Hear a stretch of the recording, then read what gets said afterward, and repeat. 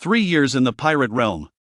From a powerless novice, you have striven to master the 3 types of haki, transforming into a formidable yet intermediate warrior. However, this is a world of pirates, where the strong abound. With such limited strength, you cannot carve out a niche in this era dominated by Roger and his ilk. Thus, you have unwittingly staked your future on Roger High, despite your inherent shortcomings. At this moment, the Roger Pirates have just been formed, and you find yourself standing before Roger. Greetings. I am Gold Roger. We are newly formed pirates. Raise your head. You lift your head and gaze at the excessively youthful Luo, feeling that life has taken on a somewhat bleak hue. Just then, Luffy appears, and you realize you have become an old man of 60. Ah, the little imp is quite enthusiastic. Roger laughed heartily as he leaped off the ship. You fixate on that, face, and a joke springs to mind, prompting you to exclaim, "May I inquire about your esteemed age?" The air was indeed tranquil. Roger gazed vacantly at the thunder, seemingly unable to comprehend your meaning. Rayleigh adjusted his glasses, as if inquiring about your age. Ah, ha ha ha. I am 19 years old this year.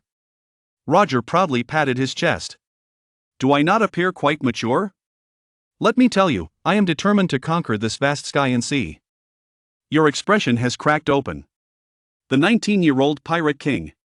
Traversing through the world of the Pirate King. But the Pirate King has only just set sail, how? I am eagerly awaiting your response. Then, this gentleman. You turn to Rayleigh. I am merely 22. And the future's Pluto instantly breaks down my defenses. Do I truly appear so youthful? That is not the case. Roger picked his nose nonchalantly, while Rayleigh paid no heed to this triviality. Yet you curiously inquired about encountering a solitary child on the island. Do you not find it peculiar to come across a lone individual on the island? Roger laughed heartily. It is not surprising, is it? The ocean is worthy of every person's voyage. Isn't that so? You pondered for a moment, contemplating your aspiration to become the king of the pirates. Roger and Rayleigh exchanged a glance, and suddenly erupted into an earth-shattering laughter. One Piece. This name is intriguing. Ha ha ha, how amusing. Roger wiped away the tears of laughter from his eyes. Then it is settled. We shall become the Pirate King. I aspire to be the freest person upon the vast ocean. Just as you were about to continue speaking, you were simultaneously interrupted by Roger and Rayleigh. Enough, Ritter. Would you care to embark on our vessel? The adventure has only just begun. Do you not find sailing alone to be rather mundane? You gaze upon the seemingly indifferent duo, truly embodying the spirit of your Roger pirate crew. The spirit of combat surges within Xiao Rue. Let us engage in a duel. You suddenly rise to your feet, your eyes sparkling with eager anticipation. Before you lies the future Pirate King. To forego a confrontation would be a disservice to this journey through time. You have already begun to embrace your beauty. Navigating the world of One Piece. Outmatching the Pirate King. You ponder the strength that lies ahead. For he possesses the power of a Logia fruit. Roger was just putting the final piece of roasted meat into his mouth. Ahem. What did you say? Rait. A mist begins to envelop the surroundings. The dealer sets the stage, which is quite reasonable, don't you think? You observe Roger still fidgeting with himself. Please, take this seriously. Veins are bulging on your forehead. I am indeed earnestly accepting this challenge. Raleigh leisurely sipped coconut juice beside him, while others had already made bold declarations. Roger suddenly realized, springing to his feet. So you wish to engage in a fight, do you? Why didn't you mention it sooner?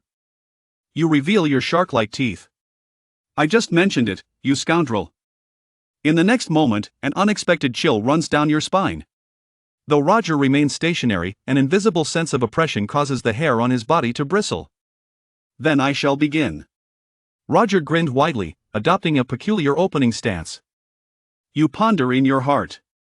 Could it be? You make your entrance with such force, my friend. Had I known of your prowess, I would have foregone the title altogether. You instantly transform, your entire being elemental. The mist is already sufficiently dense. Mist concealment, mirage. 7 avatars manifest simultaneously in various directions. Roger's eyes sparkled with delight. Then, a simple yet powerful jab strikes directly at your abdomen, bending you like a shrimp, as all illusions evaporate in an instant. Not a chance, my friend. You are Saitama, after all. You have left me feeling quite embarrassed. Let us not forget about Rait. The current power of the fog can indeed obscure the colors of perception, which only makes you appear more foolish. Ahem. How did you perceive it? You kneel on the ground, retching. Roger tilted his head. I have not seen through it. I heard it. I just feel that you should be in this position. Rayleigh explained beside him. The captain's intuition has always been remarkably accurate. Are you attuned to the voices of all things? You struggled to rise, suddenly pressing your hands to the ground. Mist prison, 1,000 needle strike. Countless mist needles erupted from the earth. Roger weaved through the needle like rain as if engaged in a dance, humming a tune that was slightly out of tune. It is my turn. He suddenly lunged forward with a swift stride, his fist slicing through the air with a whistling sound. You hastily transformed, only to hear Roger exclaim, I've caught you. The armored hand deftly grips the nape of your neck, rendering you akin to a fish one that has been salted. In an instant, life has lost its hope. So soon? All right, Roger. Then let us host a banquet. By the flickering light of the campfire at night, you have finally come to terms with reality. Roger, having feasted to his satisfaction, reclined upon the sandy shore. Suddenly, he rose and exclaimed, Rait, you truly are an intriguing individual. Would you care to join me on my vessel? He grasped your neck tightly. And now you can embark on an adventure upon the vast ocean. Rayleigh lamented that the captain set sail without even preparing the ship. Roger suddenly leaned closer to you, his eyes sparkling with excitement. And now, aboard the ship, there is an additional little pirate. Does this not make things even more interesting? Thus, our pirate crew has gained another member. Rayleigh shook his head helplessly. I believe, Roger, that you are not capable of properly caring for a child. Properly caring. Roger chuckled softly, and then smiled. However, Rait, our adventure will undoubtedly be far more intriguing than any you could embark upon alone. He suddenly rose to his feet, pointing towards the sky. This is indeed the nautical style of my brother, Gold Roger. Coo ha ha ha ha. As you gaze before you, laughing and jesting, a sudden realization dawns upon you, perhaps this era, shrouded in ignorance, holds a peculiar charm and intrigue. All right, my captain. Behold Roger. Truly the alluring enchantress of the Pirate King. Such charisma. How infuriating. The following day, regret enveloped you. Esteemed audience, you are all aware that when Roger and Rayleigh set sail, he possessed nothing but a modest sail. Even if you are now nearing 4, it remains unfeasible. What difference does it make from embarking on a voyage with a mere wooden barrel? Roger proudly patted the hull of the ship. What do you think? Impressive, isn't it? This is indeed the vessel of Rayleigh. You couldn't help but exclaim, no, can we truly set sail like this? Despair washed over you as you counted the number of people on the vessel, glancing once more at its weight capacity, leading you to a disheartening conclusion. Thus, we currently have 3 individuals aboard, yet this boat can accommodate no more than 2.5 people. Rayleigh calmly adjusted his glasses. Based on my calculations, with the current load, it can endure for approximately 6 hours in a windless state. Suddenly, you sense that he no longer harbors such a strong desire to venture out to sea? Ultimately, the 3 individuals acquiesced to the proposal. One might say that Roger, at this moment, is indeed the chosen one, destined for greatness, and thus should encounter no significant obstacles. Roger stood at the bow of the ship, exhilarated, shouting joyfully against the crashing waves, how splendid! This is the essence of the sea. Rayleigh steers the helm with one hand, yet we have veered off course. Where has it strayed? I am entirely unaware, replied Rayleigh with composure, for I do not possess the ocean of this expanse. You weakly lift your head. I say, should we not contemplate our return? As for the reason behind such frailty, it is due to the fact that you have never embarked on a boat throughout your life, resulting in your susceptibility to seasickness. Before the words had left his lips, a towering wave, 3 meters high, suddenly crashed upon us. The small boat emitted a groan. as the mooring line succumbed to the overwhelming force and snapped. The rope has snapped. Roger pointed at the swaying gardenia stalk. You instantaneously transform, crying out, "What should I do? What should I do?" The freshwater barrel was swept away. Riley gazed at it as it tumbled into the sea. Just as the hull began to disintegrate, a sudden spark of inspiration struck you. Wait a moment, I am endowed with extraordinary abilities. He valiantly endured the discomfort of seasickness, summoning all his strength to activate the powers of the mist fruit. He compressed the fog beneath the vessel, creating a floating platform amidst the misty sea. Although it cannot directly allow the vessel to soar, the mist elevates the hull, significantly alleviating its weight. The small boat instantly steadies, with its waterline rising by nearly an inch. Roger's eyes sparkled with excitement. Wow, it can be used this way too.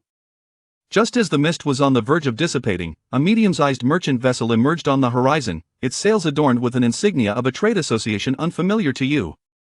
Saved at last. You exuberantly wave your hands and exclaim.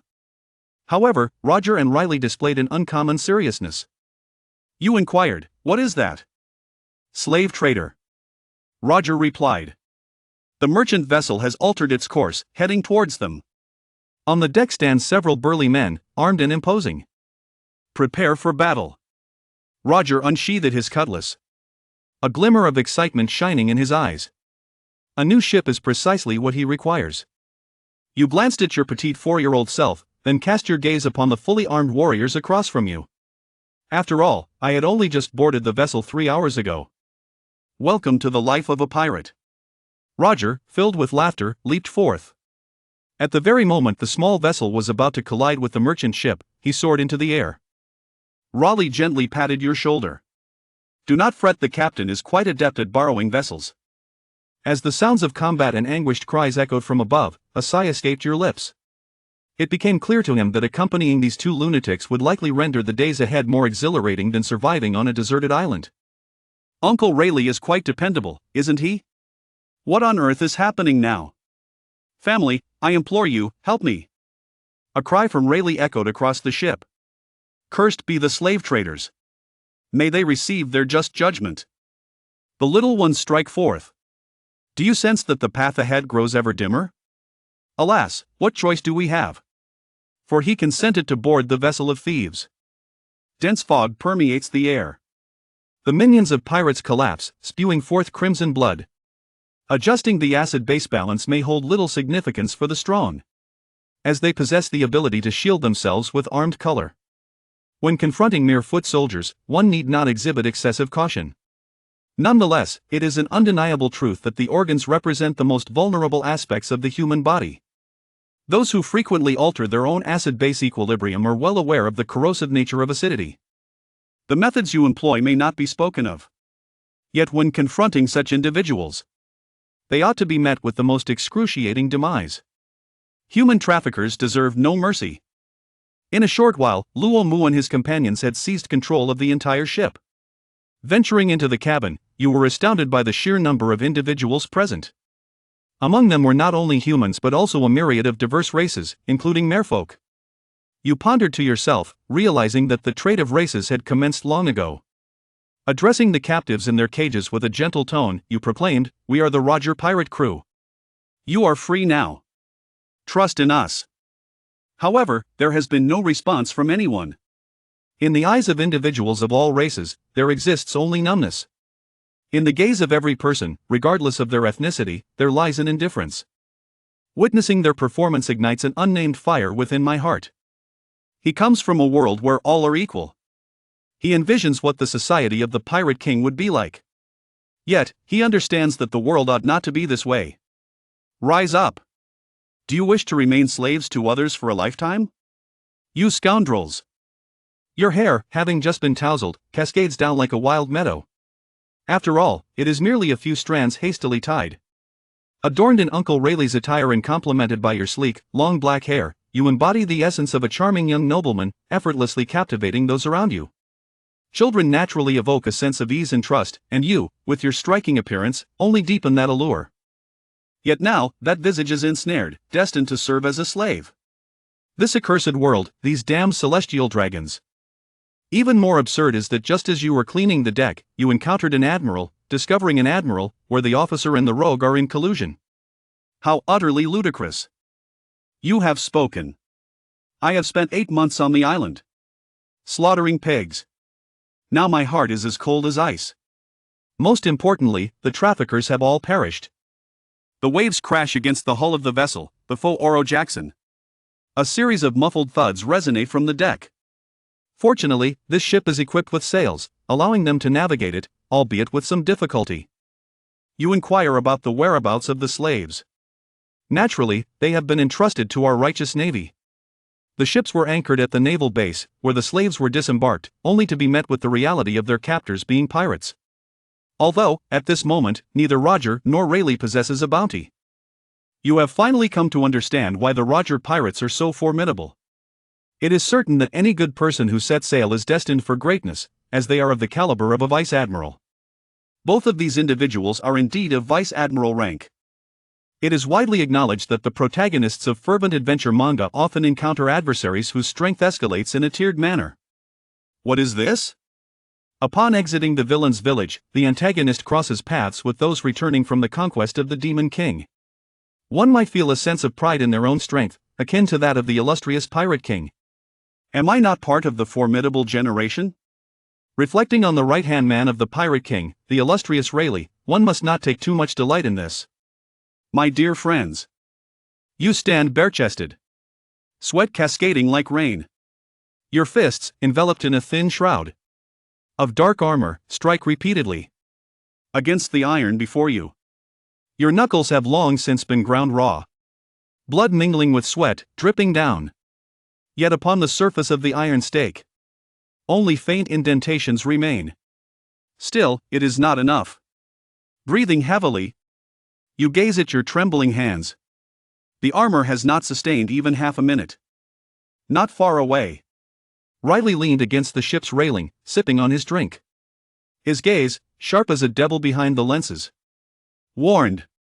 If you continue practicing like this, your hands will surely be ruined. One must persevere in practice. Grit your teeth. I certainly do not wish to find myself incapable of self-preservation when confronted by formidable adversaries in the future. Rayleigh let out a sigh, approached, and firmly pressed him down. The issue does not lie in the display of dominance, but rather in your physique. He gently squeezed your arm muscle. Your physical strength is indeed remarkable. Yet the density of your muscles and the strength of your bones are far from sufficient. Although your progress in muscle and skeletal training is truly impressive, it is akin to pouring molten iron into a bamboo tube. The vessel is simply too fragile to withstand any formidable force. You fell into silence. He recognized that Riley spoke the truth. Over the past few months, no matter how fervently he trained, his dominance remained in its infancy. Each attempt to forcibly elevate it resulted in his body succumbing first. That evening, the captain's quarters. Thus, I am destined to be but a mere fragment. You gaze at your own palm, your tone brimming with resentment. Roger sat cross-legged on the ground, a broad grin spreading across his face. What are you thinking, young one? To aspire to be the strongest in the world at just 4 years old? And now, to seek dominion over the seas? Such a bold ambition. He reached out and flicked your forehead. Your body is still developing. You are jeopardizing your own future. At the very least, I have never encountered a genius like you at the age of 4. What are you in such a hurry for? Are you racing to save the world?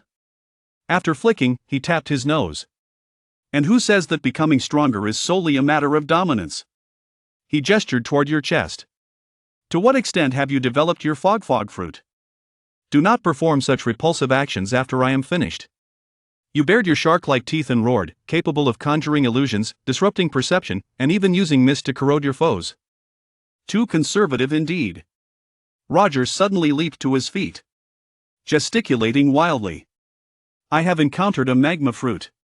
One that has the power to transform an entire island into a volcano. Not referring to a kainu. Can your mist envelop the entire ocean in fog? Can it render a person unconscious with just one breath? Or is your mist not capable of shrouding the enemy directly within its haze? Rayleigh also revealed a smile laden with significance.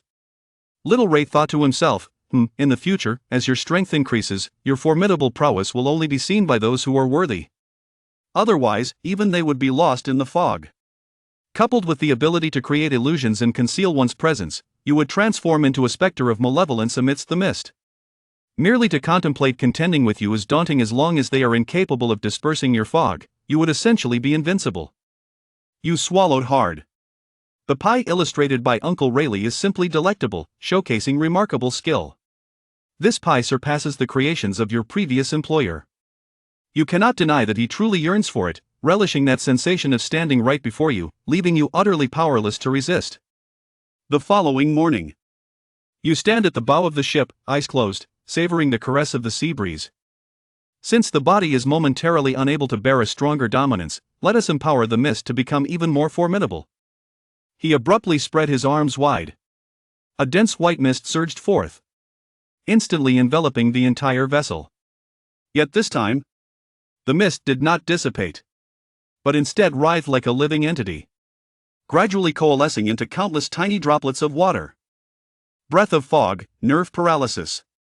A few seagulls, stealthily snatching morsels upon the deck, suddenly became rigid and plummeted to the ground with a resounding thud. Roger's eyes widened in astonishment. What have you accomplished? Adjusting the composition of the mist, you lift the corners of your mouth, allowing it to carry traces of neurotoxins. Inhalers will experience muscular paralysis. Yet it shall not prove fatal. A glimmer of brilliance flashed in Rayleigh's eyes. How intriguing! With the combination of your observation haki, you could effortlessly incapacitate your foes before they even realize it. Furthermore, as you clench your fist, the mist abruptly condenses within your palm, forming a semi-transparent manifestation, though it pales in comparison to the fortitude of armed color. The distant wooden target was instantaneously severed. You must recognize the future Roger, who, in addition to being a formidable physical powerhouse, is also a great swordsman. However, upon a fleeting glance, ha ha ha ha ha. What are you up to, little rooter? I find myself unable to tear my gaze away from the two. You rarely blush, facing Roger and Rayleigh, and exclaimed, I am merely 4 years old and have yet to learn. Is that not quite normal? What are you two rascals laughing at? Roger laughed heartily. Would you like me to teach you? Roger wiped away the tears of laughter and suddenly drew his sword. Ace unleashed a soaring slash. You appear to be utterly astonished. A single sword can indeed part the sea. This is no jest. It is merely Roger. A mere prototype of the divine evasion technique, perhaps. Roger sheathed his knife, gently massaging your head. Do not be constrained. For your mist triumphs in the ethereal and intangible.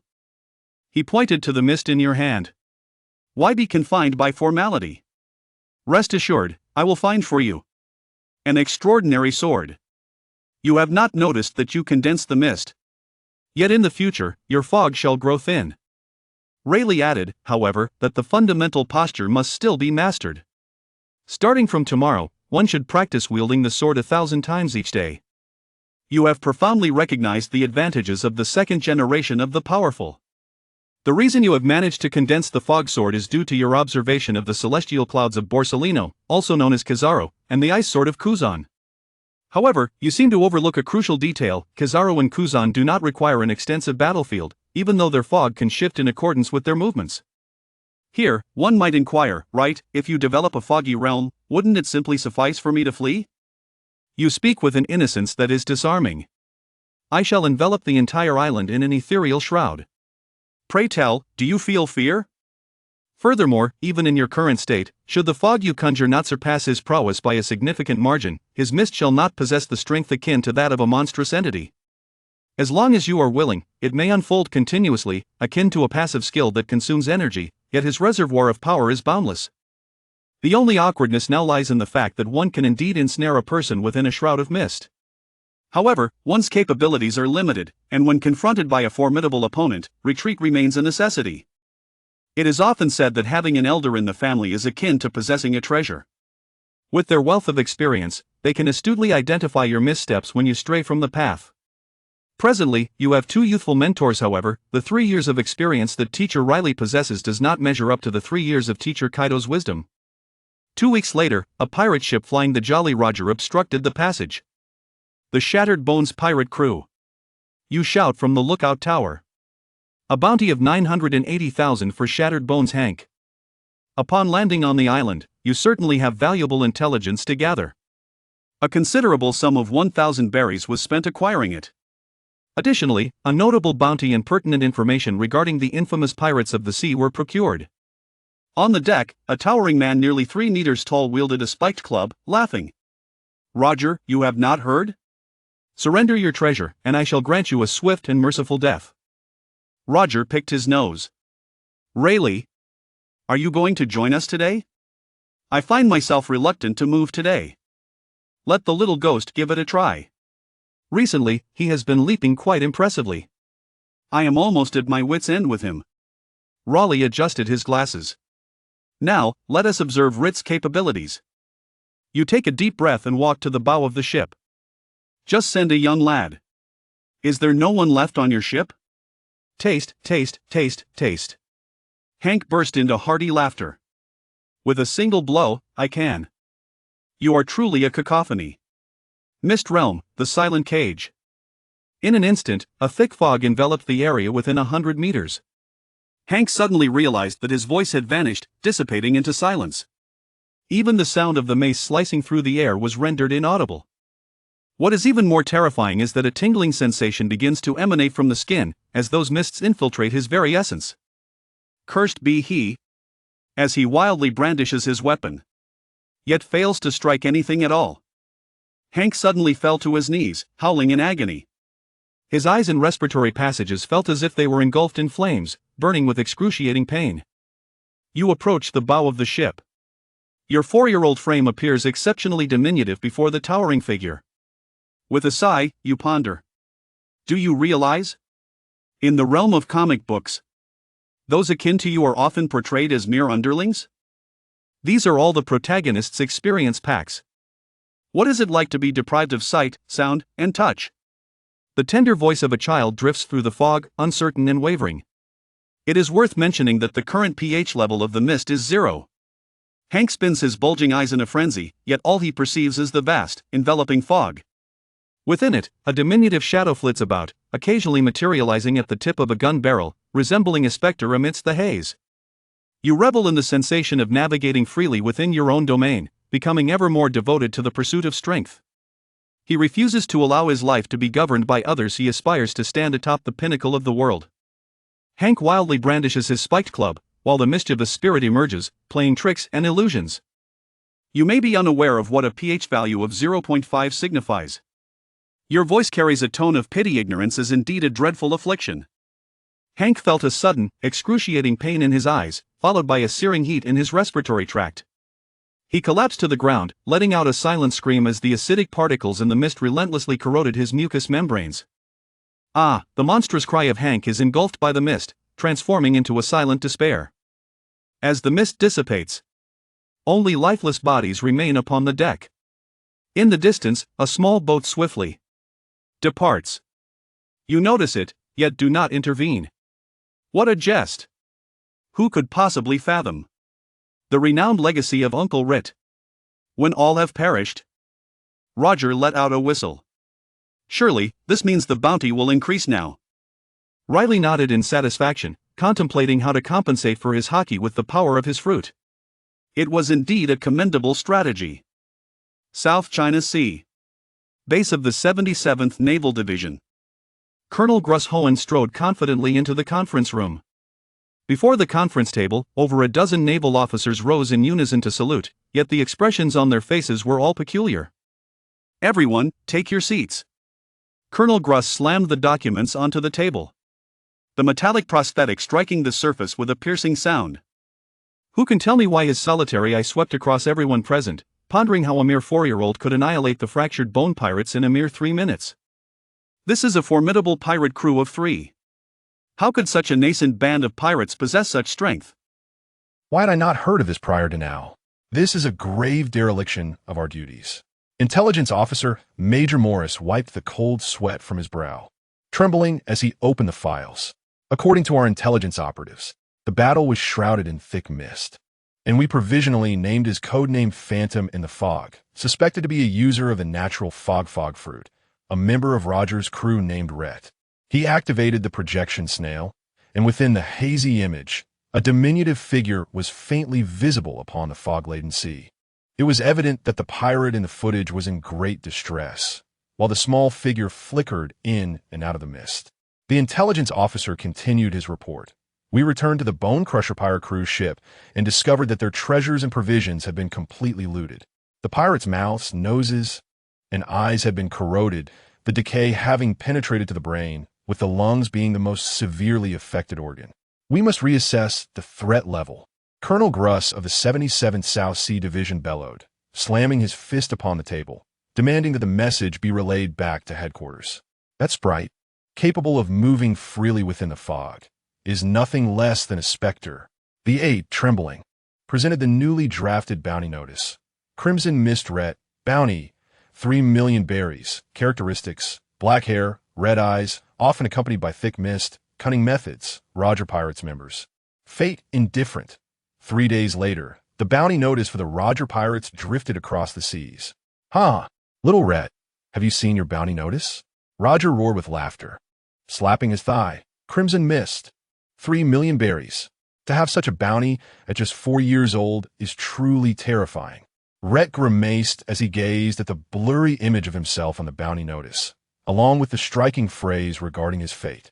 Unable to suppress a retort. "The Navy's photography skills are atrocious. I look so dashing, yet I appear like a vengeful spirit. Can't they take a clearer picture? When I walk down the street, no one even recognizes me. What good is a high bounty?" Rayleigh adjusted his glasses, his subtle smile gracing his lips. "Indeed. It sounds far more impressive than White Mist. It certainly does." Ret felt a twinge of envy. "Crimson Mist. It just has a certain flair. If the Navy ever captures me, it won't merely be a mild inconvenience." Ret glanced at Roger S. and Rayleigh S. bounties before retracting his head. One at 150 million, another at 100 million. By comparison, his 3 million seemed somewhat reasonable. Just as he began to take pride in his bounty, Roger suddenly leaned in, wrapping an arm around Ret's neck. Grinning as he asked, "Little one, why do you announce your pH level when you kill?" Ret rolled his eyes. "Don't ask, it sounds cooler when shouted. For heaven's sake, this is a shonen manga. It's not intense without shouting the technique's name."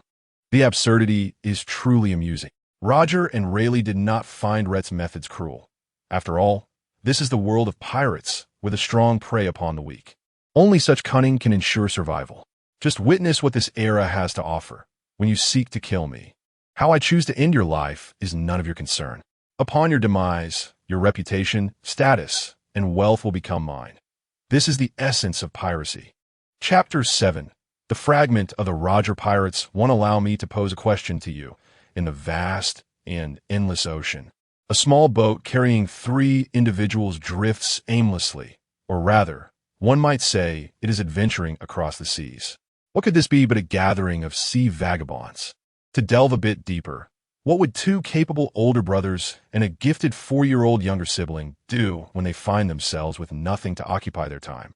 As dawn breaks, the surface of the South Sea shimmers with a gentle light, and the boat sways lightly with the waves.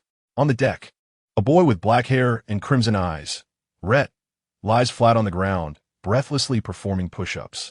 Sweat trickles down his cheeks, splattering onto the wooden planks, his arms trembling under the strain. Ret is exhausted, genuinely fatigued. He has no desire to endure the punishment of iron blocks, as the blows from Brother Rayleigh are far too painful. 199. 200. Phew. Finally finished. Just as he contemplates collapsing to rest, a large foot suddenly lands on his back. "Oh, isn't this our little Ret? Who told you to stop? Did you not proclaim yesterday your desire to roam freely across the seas?" With great difficulty, Ret raises his head and sees Rayleigh, adjusting his glasses and looking down at him from above. "Brother Rayleigh, I am but 4 years old. And what a being for? Did you not inquire of me just days ago? Am I to remain a half-hearted individual forever? Furthermore, Roger once told me that in his youth he chased wild beasts all over the place. He was a wild man. I'm a normal person. Oh, Are you implying that you are weaker than Roger? The corners of Rait's mouth twitch. A provocation. I am a youth of the new era. I have already discerned your cunning scheme. Do you look down on anyone, Rayleigh? Rayleigh twitched his lips. At just 22 years of age, he had come to understand Rait's sharp tongue well. When he needed something, it was brother Rayleigh, but when seeking trouble, it was old man Rayleigh. Very well. Let us do another 200. For you surely one tire. Begin. Old man, do look closely. Is it not merely 200? Observing Rait grimacing in exertion, Rayleigh walked away, satisfied. Finally finished. Rait lay on the deck to rest when suddenly, kuahaha. Little Rait, today I shall teach you hockey. Roger bellowed with laughter, patting Rait on the shoulder with such force that he nearly sent him crashing into the deck. Rait could no longer bear it. Are you two training police dogs? Are you simply idle, taking turns to torment me? Captain, are you certain you wish to teach now? He can hardly steady a sword. Rayleigh sighed from side. What does it matter? I believe his physical strength is sufficient. This lad can wield the 3 types of hockey. Previously, his physical prowess was inadequate to utilize it, but now he can manage it, albeit barely. Hockey must be cultivated from a young age. Rait rubbed his numb shoulders, feeling both eager and fearful, unable to fathom the grueling training that awaited him. Firstly, the armament hockey is the most direct reflection of physical strength. You must envision your fists as harder than steel. Roger demonstrated by smashing his fist into the deck, boom. A large hole shattered through the wooden planks. Rait exclaimed, "Come, give it a try." Rait tugged at Roger's trousers and shouted, "Do you know how expensive ship repairs are, you fool?" With no way to reach the necessary supplies, Rait could only muster a makeshift solution to temporarily patch the hole. Although it might not serve a significant purpose, at least it would alleviate some discomfort. Don't worry, one day we will have a ship of our own. All right, give it a try, Rait said. Taking a deep breath, he imitated Roger's movements, covering his palm with the armament color and swinging his fist with force. Smack. His hand throbbed. Ouch, ouch, ouch. Roger burst into laughter. Not bad. Do it again. Rait revealed his shark-like teeth. You think I didn't notice you using the armament color on that plank I just hit? Roger adjusted his straw hat. Oh, you caught me. Of course. Until you can break through the wooden board. Is this the training method that Carp uses on his grandson? It can't possibly be your teaching, you rascal. Compared to Roger's brutish approach, Rayleigh's training was far more systematic, albeit no less grueling. Days passed in this blend of brutality and structure. Coo. Ha. Ha. The high-quality sound effects echoed as the scorching sun beat down on the beach, and the waves crashed against the rocks. Roger stood at the bow of the ship, excitedly shouting, "Hey, Rayleigh, there's an island ahead. Let's go take a look." Rayleigh adjusted his glasses and replied calmly, "Captain, our supplies are sufficient. There's no need to waste time. Besides, we are saving to buy a new ship and cannot afford to spend recklessly." Huh, how can adventure be considered a waste of time? Roger laughed heartily and jumped off the ship. Who knows, there might be treasure on the island. If not, we can always capture some fellow travelers to exchange for a bounty. Rait lay listlessly at the ship's railing, commenting, "Captain, you said the same thing last time, and we only found a nest of biting crabs, though they were quite delicious. This time will be different," Roger asserted, thumping his chest. He then hoisted Rait under his arm. "Let us go. I'll show you what true adventure looks like." Adventure, after all, is what makes life exciting, isn't it? Rait struggled in vain, resigned to being dragged onto the island. The 3 of them traversed through dense foliage, with Roger leading the way, using his machete to clear the obstructing vines. Suddenly, he halted, sniffing the air. "I smell barbecue." Rayleigh frowned. Who could be here on such a deserted island? Rait's observation hockey faintly sensed life ahead, though the presence seemed deliberately concealed, appearing almost elusive. "Let us go take a look," Roger exclaimed eagerly, charging forward. After pushing through a thicket, they emerged into a clearing where a fire blazed, roasting an unidentified beast. Sitting beside the fire was a man with black hair, wearing sunglasses and 2 short axes at his waist. He leisurely gnawed on the roasted meat, seemingly unfazed by their arrival. "Hey, did the currents wash you here too?" The man looked up and grinned. Roger's eyes lit up. "You're a pirate too? I sense your strength is quite formidable. We might just get along splendidly." The man shrugged. "I suppose so. My name is Spinger Jabba. I initially boarded a merchant ship, But unfortunately, I encountered a shipwreck and drifted here. Rayleigh scrutinized him with keen eyes. Your demeanor hardly resembles that of a weakling. Jabba chuckled, not denying the insinuation. And what about you? You seem far from ordinary. I have yet to encounter a pirate accompanied by a child. Roger burst into hearty laughter, sitting beside the fire and seizing a piece of roasted meat to gnaw upon. I am Gold, Roger, and these are my companions, Rayleigh and Witter. We are pirates. Jabba raised an eyebrow. Pirates? Just the three of you? The sea is perilous. Witter interjected, unable to contain himself. Don't let our numbers deceive you. We are formidable. Witter, aware that Rayleigh and Jabba were destined to become the future right-hand men of the Pirate King, seldom yielded to others, yet he held a deep respect for Jabba. How old are you, little one? 4? 5? Jabba inquired with interest. Witter's forehead tensed. What of it? I may be 4, but I am Scarlet Mist. Do you not pay attention to the bounty notices? Jabba paused momentarily before bursting into laughter. Fascinating. This is my first encounter with such a young pirate. Roger, chewing on his meat, mumbled, Jabba, would you care to join us? Wiping his mouth, Jabba's eyes sparkled with intrigue. What is your objective? Roger swallowed the meat and rose, boldly pointing to the sky, to become the freest person upon these seas. Jabba fell silent for a moment, then erupted into laughter. Excellent. Based solely on your words, I shall join you. Truly, this was the essence of a spirited adventure. No benefits or pensions, only the affirmation of a shared dream. Igniting Witter's enthusiasm. Is this the legendary Gold, Roger of the Seas? Rayleigh adjusted his glasses, a smile gracing his lips. Welcome aboard. Witter gazed at the three drinking together, feeling an overwhelming sense of security. Chapter 8. Uncle Jabba's challenge. As dawn broke, golden sunlight cascaded onto the deck, intertwining with the cries of seagulls and the rhythmic crashing of waves. Rait lay sprawled on the deck, akin to a salted fish, flipping over with a groan, muttering, just 5 more minutes. Bang! A foot descended mercilessly upon his abdomen.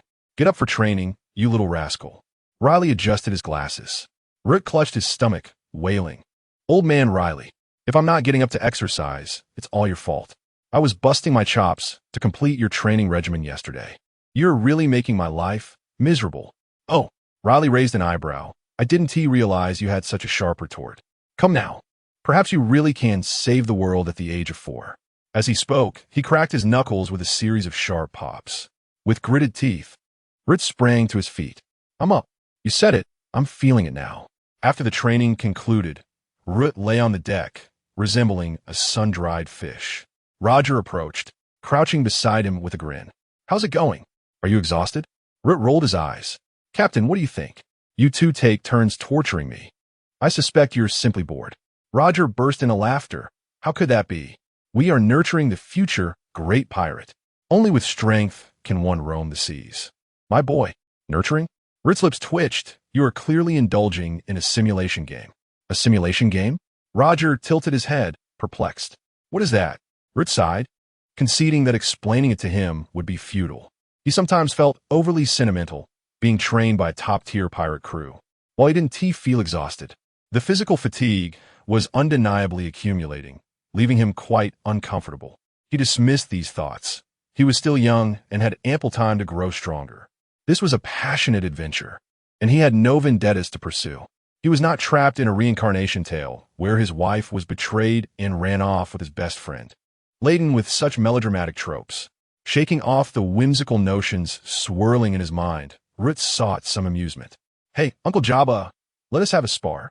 He called from the ship's stern, hands in pockets, his dark hair tousled by the sea breeze, his crimson eyes sparkling with anticipation. In his heart, Rait mused, Uncle Jabba, relinquish your left-hand position. Today, I, Rait, shall usurp it. Today left hand, tomorrow the Pirate King. Ha-ha. Jabba, polishing his twin axes, looked up and grinned broadly. Little rascal, are you certain? At such a young age, with a bounty of 3 million, I shall not go easy on you simply because you're a child. That's exactly what I want. Rait's lips curled into a smirk, eager to test out my newly developed technique. Roger, sitting cross-legged atop the mast, exclaimed excitedly, Kuahaha. Care to place a bet? Rayleigh? Who do you think will win? Rayleigh adjusted his glasses. A 3 to 7 chance, perhaps. 3 minutes, and Rait will soar 7 times. Then I bet on Jabba. Roger chuckled, tossing a peanut into his mouth. Hey, Roger, Riley, what do you mean by that? Rait exploded. I'm the one you trained. Isn't it embarrassing if I can't beat you? Indeed, it is not the case. Your inadequacies are your own concern, and they bear no relevance to me. A smile adorned Roger's face, clearly teasing Rait. Jabba rose to his feet. Are you ready, kid? The race is on. Rait seized the initiative. Sweeping his hands. Mist realm. Silent prison.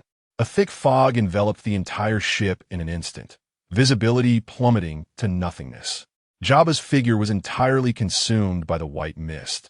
Even the sound of his footsteps absorbed, rendering the atmosphere eerily silent. Disrupting both sight and sound, Jabba remained motionless, slightly narrowing his eyes, a commendable tactic, yet ineffective against an experienced opponent. He suddenly bent low, crossing his fists in a swift motion. Clang. The sound of metal colliding echoed as Rait's sword, imbued with the color of armament, was precisely parried. What?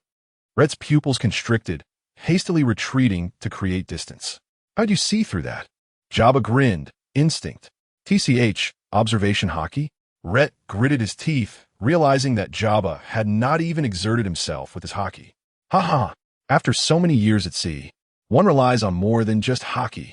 Jabba laughed heartily, suddenly charging forward with a swift step, the axe blades slicing through the air. Rait urgently transformed into an elemental form, the mist dispersing and recoalescing, narrowly evading the strike. Don't shy away, kid. Jabba pressed on relentlessly, his fists raining down like a tempest, forcing Rait to retreat repeatedly. Mist concealment, mirage, Rait shouted, suddenly splitting the fog into 7 doppelgangers, each surging towards Jabba from different directions. Jabba paused, scanning his surroundings. Illusions? Guess which one is real? The 7 Rait's voices echoed in unison. Jabba snorted disdainfully, abruptly closing his eyes, his ears subtly twitching. The third one on the left. Bang! The back of the axe struck true against the real Rait. He let out a grunt as he was sent flying, all illusions dissipating. Damn it! How did you figure that out? Rait groaned, clutching his shoulder as he rose. You're not even trying to pretend. Jabba shrugged, chuckling. The mist can obscure vision, but it cannot deceive one's breath. Who told you to be so noisy? I can't help it. If you could mask your breathing and heartbeat, that would indeed be a challenge. Rait gritted his teeth. Then let me try this move again. Mist erosion. Acid fog domain. As Jabba's skin came into contact with the fog, a subtle burning sensation immediately arose. Corrosion? Jabba frowned, quickly covering his arms with hockey. Kid, that is quite a sneaky trick. In the battlefield, no one cares about fair play. Hot flesh to green. Suddenly bringing his hands together, fog burst. High pressure cut. Swish. The mist instantly compressed into countless strands, as sharp as hair, converging toward Jabba from all directions. Jabba's eyes sharpened. Seizing his twin axes at his waist, he bellowed, frenzied axe, tornado. Boom! A violent gust of wind erupted around him, forcefully dispersing all the mist blades. The fog on the deck was entirely blown away, sunlight pouring down once more. Rait gasped for breath, kneeling on one knee. Is that even possible? Jabba approached, axe in hand, and affectionately ruffled his hair. Not bad, almost fell for it. Rait sat on the ground, pouting. In the end, the loss was rather humiliating. I should have lasted at least a few more rounds. Ha! Don't be disheartened. Roger jumped down, wrapping his arms around both of them. Jabba is a formidable opponent, capable of sparring with Rayleigh. The fact that you managed to force him to draw a weapon is impressive. Rait, of course, was not dismayed. Losing was a natural outcome. What he truly sought was to identify his shortcomings. This battle illuminated Rait's fundamental flaw. He lacked potent offensive capabilities. With a misty mirage, he could not entirely conceal his presence, and his lethality was insufficient for a clash of this magnitude. Lacking more potent toxins or corrosive methods, Rait found himself particularly strong in area of effect attacks, but weak in one-on-one confrontations. Once faced with superior mastery of hockey, he found himself at a disadvantage. At lunchtime, Jabba emerged from the sea with a few fish, expertly cleaning them before skewering them over the fire. Rait sidled over, eyes fixed on the fish. Jabba, your culinary skills are impressive. Among the three aboard the ship, none possessed any culinary talent. Merely roasting the fish was already a significant achievement. Jabba grinned, of course. Back when I was adrift at sea, I would have starved if I couldn't cook. Roger, drawn by the aroma, approached and reached out for a fish. Kuaha! Let me have a taste first. Smack! Jabba swiftly smacked Roger's hand with his chopsticks. It's not cooked yet. What's the rush? Roger, looking pitiful, withdrew his hand. Jabba, you've changed. You weren't like this before. Jabba rolled his eyes. Spare me the theatrics. We've only known each other for 2 days. I chuckled quietly, only to be lifted by Roger. You little rascal. What are you laughing at? Go fetch some wine from the storeroom. Rait struggled. I'm only 4. You want me to get wine? Shouldn't you be taking care of the little ones? Rayleigh calmly interjected. What rules do pirates abide by? As night fell, the 4 gathered on the deck beneath a dazzling starry sky. Roger, holding a bottle of wine, drunkenly proclaimed, to freedom, to adventure. Cheers! Cheers! Jabba and Rayleigh clinked their glasses in agreement. Rait, clutching a cup of juice, mumbled softly, a bunch of drunkards. Roger pulled him close, his eyes hazy with intoxication. Hey, kid, what's your dream? Rait pondered for a moment, then smiled broadly. I want to be someone who can go anywhere in the world. And wherever I go, they must show me respect.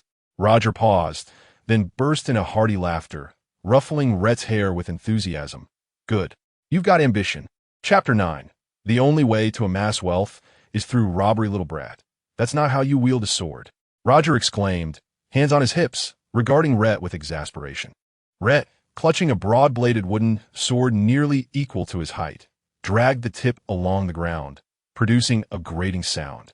But I think the great sword looks magnificent. Rait protested defiantly. With one swing, I could cleave both enemy and ship in twain. He believed that a man should wield a great sword. Roger sighed. You're only 4. Do you intend to hurl yourself with that massive sword? Rayleigh, leisurely sipping his drink nearby, chimed in, it demands exceptional physical prowess, kid. If you wish to use a heavy sword, your strength training must be doubled. Roger added. Jabba burst into laughter. Let him give it a try. If he falls, it's his own pain. Just imagine, one swing, and he might send himself flying. Ha ha ha. Rait shot a glare at Jabba. Just wait, Jabba. Once I master this, you'll be the first I chop down. All right, I'll be waiting. Jabba grinned, patting the twin axes at his waist. First, you must grip the sword steadily. Roger handed his own sword to Rait. Try this. Rait took the sword, swung it a couple of times, and frowned. It's too light. It lacks substance. Roger sighed. You can't even perform a basic swing, and you want to use a great sword? Rait pouted, but the great sword has presence. Look at those legendary swordsmen, who among them isn't wielding a massive blade, sweeping through armies? Rayleigh adjusted his glasses. The swordsmen you speak of are mostly figments of your imagination. Aren't they? Each great swordsman has their own signature blade, none of which are particularly heavy. Rait remained silent. Roger, resigned, declared, all right then, we shall start with the fundamentals, swinging the sword 1,000 times. Rait? These matters seemed trivial, and 2 years passed in such a manner. However, what truly mattered was that the 4 members of Roger's pirate crew still lacked their own ship, which was unacceptable. Rait practiced his swings with the wooden sword, and after several months, they engaged in pillaging, targeting both pirates and the Navy, leaving no survivors among the pirates. The Navy fared no better. Their treasures all but vanished. At 6 years of age, Rait volunteered for battle. Captain, that ship appears to be an ideal target for us. Leaning against the ship's railing, Rait watched the mist swirl around his fingertips, his crimson eyes scanning the distant pirate vessel flying the Skull Flag, Blood Axe Pirates, with a total bounty of 47 million berries. Roger laughed heartily, slapping the helm. Ha ha ha. Young Rait is increasingly resembling a true pirate. Rayleigh adjusted his glasses. The calculations are quite precise. This bounty would sufficiently cover our ship purchase. If we are to acquire a vessel of our own, it must be the finest. 200 million should suffice. The author believes that during that period, 200 million berries could afford a great many things. Corrections are welcome if this is inaccurate. Jabba grinned widely, the axe blade reflecting a chilling gleam. Finally, we have some worthy prey. Rait gently adjusted his cuffs, the white mist swirling around him. Shall I begin the preparations? Absolutely not. The three responded in unison. Ritter raised an eyebrow. What? On what grounds? Roger threw an arm around his shoulder. Kid, today is the day to test your swordsmanship. Rayleigh added with a smile.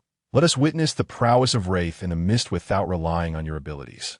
You are conscious, and without the aid of elemental transformation, let us see just how formidable you truly are without your devil fruit powers. Jabba swung his axe if your performance is lacking. Well, prepare for an additional 500 push-ups. Ritter elegantly unsheathed his large wooden sword, the armament color swirling around the blade and dissipating. Watch closely, everyone. I shall commence my display. As the small vessel drew near, the ruffians of the Blood Axe pirates erupted in laughter. 4 of you dare to attempt a robbery? And one dressed like a noble child, with long black hair and white attire. Perhaps it had something to do with the mist fruit creating a mesmerizing water vapor effect. Ritter, delighted, gracefully leaped onto the enemy's ship, his wooden sword spinning elegantly in one hand. Gentlemen, allow me to clarify 2 points. The sword tip halted mere inches from a pirate's nose. First, we are here to collect a bounty. Second, he sidestepped a swinging scimitar, his wooden sword striking precisely at the foe's throat. Being well-dressed does not imply I lack the capability to send you all to the depths of hell. The pirate's weapon clattered to the ground. Your observation hockey has improved considerably, Rayleigh commended amidst the chaos. Ritter's lips curled into a smirk, his mist-like movements gliding across the deck, each strike accompanied by a powerful gust of wind. As 3 pirates lunged simultaneously, he suddenly crouched, his wooden sword carving a crescent arc. Mist moon. 3 stars. The trio clutched their throats, collapsing to the ground. Impressive, Jabba, though your movements are rather flamboyant. You wouldn't understand. It's all about style, Ritter chuckled lightly, when suddenly his expression turned serious. The wooden sword raised defensively. Clang. He blocked a massive axe that swung from behind. The fierce visage of the Blood Axe captain loomed close. You little brat, you. Shoo. Ritter placed a finger to his lips, crimson eyes flickering with a hint of red. You are far too loud. Normally, at this point, the mist would already envelop the Blood Axe captain, beginning to erode him. Yet there was no choice, as their leader had forbidden its use. The wooden sword, imbued with armament color, struck horizontally with sheer force, a demonstration of raw power and violent aesthetics, shattering the captain's axe. As the giant fell, his body severed, Ritter had already sheathed his sword, brushing off non-existent dust. Today, Ritter felt exceptionally well, reveling in the thrill of his performance. Just imagine the future leaders of the world's greatest pirate crew watching him put on a show. It was exhilarating. Jabba counted the bounties and suddenly looked up. At last, we have enough money, hooray! While Ritter posed at the bow of the ship, upon hearing the news, he dashed over, finally able to acquire a vessel of their own. The ships they had seized were either foul-smelling or in disrepair, and Ritter could no longer endure it. Meanwhile, at the South Sea Navy branch, Colonel Gruss stared at the latest bounty notice from headquarters, veins bulging on his forehead. GOLD, Roger, with a bounty of 200 million berries. Silver's Rayleigh, with a bounty of 150 million berries. King of the Axe, Jabba, with a bounty of 98 million berries. Scarlet Mistrit, with a bounty of 50 million berries. These lunatics. Gruss slammed the bounty posters onto the table, exclaiming that in merely 3 months, the bounties had increased thrice. What on earth have they plundered from so many pirate crews and warships? The trembling officer reported, "See, Colonel, we have confirmed 17. No matter, Gruss replied. The headquarters has dispatched a brigadier general. They cannot evade us for long. Keep a close watch on them and do not lose sight. The world's largest news agency, Morgan's, with the bird fruit in the seagull form, a personal interpretation of Morgan's father, exclaimed, breaking news. Is there to be a king of the seas? Chapter 10. Rait, I shall strike in the form of shells. You can never ascertain which will arrive first, the new ship or Carp. At this moment, Carp, much like Rayleigh, is at the pinnacle of his youth, having ascended to the rank of Rear Admiral. Do not be deceived. The title of Rear Admiral does not imply weakness. This is a seasoned veteran whose strength remains formidable even in old age. Can Carp's rank of Vice Admiral be compared to that of an ordinary Vice Admiral? Look into my eyes and answer me. This is the man who once chased Roger across the vast seas. Roger stands at the bow of the commandeered battleship, docked at an island for respite, laughing heartily. Ha ha ha. Rayleigh, is this ship not magnificent? Rayleigh adjusts his glasses, replying, Captain, naval vessels are naturally superior. Jabba is busy prying open a barrel of wine with an axe, exclaiming, who cares? Let's have a feast first. Suddenly, Rait approaches with a mischievous grin. Not good. The Navy has dispatched a rear admiral to pursue us. The deck falls into an immediate hush. Roger digs into his ear, inquiring, what is the name of the rear admiral? Carp. It is said he can sink an island with a single punch. Rait can hardly contain his excitement. His comrades are buzzing with anticipation. Throughout Roger's life, Carp has been a constant presence, a relentless pursuer, an unyielding force. This encounter marks the first face-to-face meeting of the Pirate King and the Navy's hero. A swift military vessel cuts through the waves, its dog-headed figurehead glistening in the sunlight. Jabba squints, trying to discern the sight. Rait suddenly feels a chill run down his spine. Why? Does this ship exude such an overwhelming aura? The little voice within Rait's mind screams in excitement. It's happening. It's happening. The legendary meeting between the Pirate King and the Navy hero is unfolding before my eyes. Inner monologue of Rait, thoughts racing uncontrollably. Oh my goodness. It's a youthful Carp, alive and breathing. Those muscles, that dog-headed ship, the pose of digging for nose gold, the scene that even the one peace manga dared not depict is right before me. Rait suddenly envisions a scene. Carp, swirling a raisin gan in his hand, calling out to Roger, who, in turn, holds a Chidori, beckoning Carp. The secret saga of Vortex Carp and Uchiha Roger is revealed.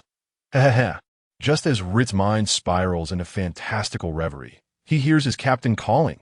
Little Rait, why are you not clamoring to board first today? This is unlike you. I might be feeling a bit unwell, Captain. You go ahead. Rait scratches his head, feigning a stomach ache. Me? Take down Carp? Are you suggesting that I, a mere child, should confront the future Navy hero at the peak of his power? Do I appear foolish to you? Ha ha ha. Little Rait has a stomach ache? Roger chuckles as he ruffles Rait's hair. You're not afraid, are you? Rait's forehead veins throb. Who, me? Afraid? I am merely strategically conserving my strength. Rayleigh adjusts his glasses. Oh, who was it that shouted, I want to take on 10 Navy vice admirals yesterday? That's not the same. Rait retorts, his frustration bubbling. That was Carp. Before he can finish, the distant sound of cannon fire pierces the air. As the four individuals simultaneously raise their heads, they beheld 3 jet-black cannonballs soaring towards them in a triangular formation. Rait recognized this as the signature technique of Carp, yet Roger abruptly lifted Rait above his head, exclaiming, Little Rait, the time has come for you to showcase your strategy. Wait, Roger, what are you Before Rait could comprehend the situation, his captain hurled him toward the incoming cannonballs as if tossing a baseball. He flailed in the air, instinctively enveloped by mist. Drawing forth his wooden sword and infusing it with hockey, he shouted, I shall slash. Boom! The 3 cannonballs detonated successively within the mist, and Rait was propelled by the shockwave, crashing onto the beach like a meteor, with only his 2 little legs twitching above the sand. Cough, cough. I despise you, you bastard Roger, grumbled a muffled voice from the mound of sand. Well done. Roger gave a thumbs up. At that moment, a warship had already docked. A robust man draped in a navy coat descended gracefully, his cloak billowing with righteousness. Gold, Roger. Carp's fist cracked ominously. I am Carp, and I shall bring you to justice. His gaze fell upon the writhing figure within the sand mound. Just as Rait emerged, struggling to free his head, he locked eyes with Carp. Silence enveloped the air. Carp's eyes widened. You're still recruiting child laborers for your pirate crew. You're the child laborer. Your entire family are child laborers. Rait, with sand adorning his head, sprang up defiantly. I am the infamous Scarlet Mist with a bounty of 50 million. You dare pursue the Roger pirates without even recognizing us? Do you look down upon me, you bastard? Carp's expression shifted from shock to confusion, ultimately settling into a peculiar excitement. Interesting. Would you like to join the Navy, kid? Room and board are included. No. Rait interjected firmly.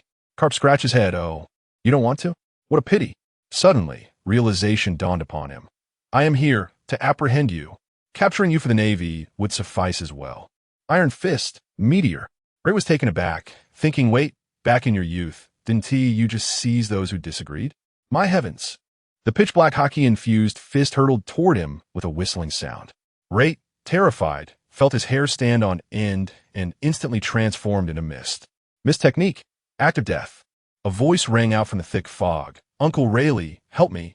This old man is serious. Rayleigh, exasperated, drew his sword to block Carp, saying, Captain, our little rascal has not lost his touch with words. Roger, however, laughed heartily, slapping his thigh. Kuaha, that's quite the spirit. Suddenly, Carp redirected his fist, aiming it at Roger, who was merely watching the spectacle. First, I'll deal with you, you miscreant who leads children astray. God's avoidance. The shockwave from their collision overturned half the beach. Seizing the opportunity, Rait rolled to Jabba's side. Jabba, quickly, use your invincible dual axes to think of a way. Jabba, calmly smoking, replied, what is there to fear? You're a Logia user. But that Carp. Rait frantically gestured. Battling him felt akin to a child's play. In his presence, it's as if he toys with me. As if to validate this statement, a hearty laughter emanated from the distance. Belonging to Garp. The little brat is indeed correct. He effortlessly grasped the sword aura unleashed by Rayleigh, casting it back into the sky towards Roger like a returning boomerang. Rait exclaimed in disbelief. Is this for real? Can sword energy actually be thrown back? Have you given up on any semblance of reality, you hack? Just look at this. He squatted down, cradling his head in despair. It's over, this old man has gone berserk. Suddenly, Jabba seized Rait by the scruff of his neck, declaring, Come, I shall take you to a splendid place. 10 minutes later, in the kitchen of a naval warship. Is this the splendid place you mentioned? Rait stared in astonishment, clutching an entire roasted turkey. Jabba had already pried open a barrel of wine. One must eat well to have the strength to make an escape. The ship suddenly rocked violently, dust cascading from the ceiling. Faintly, Garp's roar could be heard. Roger, you owe me a mast for my warship. Rait paused mid-bite, contemplating. Shouldn't we go help? Fear not, Jabba reassured him, pouring a glass of juice. Our captain cannot be so easily defeated. That makes sense. After they had eaten their fill, they proceeded to clear away the fallen Navy personnel. To clarify, Rait did not resort to lethal force. They were merely incapacitated by his conqueror's hockey. Presently, Garp's ship lacked formidable opponents, and it could be said that his combat prowess had plummeted. In the future, when Garp becomes a vice admiral and is accompanied by Bogart and the passionate youth Kazan, the battles will undoubtedly become far more challenging. Chapter 11. Gentle Master Tom having nearly finished their meal, they emptied Captain Carp's warship and set sail. Naturally, Carp noticed Roger's ship departing. However, he was promptly obstructed by both Rayleigh and Roger, understanding that sending other sailors to intervene would only result in needless sacrifice. Carp was astonished that such a nascent pirate crew possessed such formidable strength. Seizing the moment, Roger executed his move, God's avoidance, and the three of them separated. Rayleigh and Roger used the recoil to leap onto the ship, but Carp would not allow their escape so easily. Roger unleashed a second God's avoidance, parting the sea as waves surged violently, causing Carp's warship to sway precariously, threatening to capsize at any moment. The crew on deck had already been incapacitated by Ritter and Jabba. Carp promptly returned to his own deck to stabilize the warship and, seeing Roger's vessel drifting away, shouted after the receding ship, I will certainly capture you, Roger pirates. Roger laughed heartily. I await your arrival, Carp. After successfully evading Carp and sailing for a while longer, they realized that this ship, already in a dilapidated state, was further compromised by the tumultuous waters of battle. Captain, at this rate, we'll be swimming before we reach Water 7, Rayleigh remarked as he adjusted his glasses, observing the cracks on the deck through which water seeped. Roger laughed again. No worries. Ritter, lend a hand with your abilities. Ritter sighed and waved his hands. Fog sea. Floating platform. Utilizing his devil fruit powers, he filled the gaps with a goo-like substance. Thick mist billowed from the ship's hull, and with the currents now gentle under the fog's guidance, their speed surprisingly increased. Jabba whistled, Kid, that move is impressive. Ritter, with a proud lift of his chin, declared, of course. Without me, this pirate crew would surely capsize sooner or later. Who would have thought this technique I developed when I first set sail would come in handy so often? Ritter now longed for the Oro Jackson. Its sleek dark red hull, crafted with atom wood as its keel, exuding understated elegance and depth. What are you waiting for? Hurry to Water 7 and seek out Master Tom to place your order. Roger, laughing heartily, scooped him up. Koo-ha! It seems we need to find a professional for repairs. Let us head to Water 7 and try our luck. As the patched pirate ship sailed into the harbor of Water 7, the entire city was taken aback. Isn't that a naval battleship? Why are the people on deck holding a banquet? That straw-hatted figure. Could it possibly be the recently bountied Roger Worth, 200 million? Roger leaped off the ship, inhaling deeply, the scent of the shipbuilding city.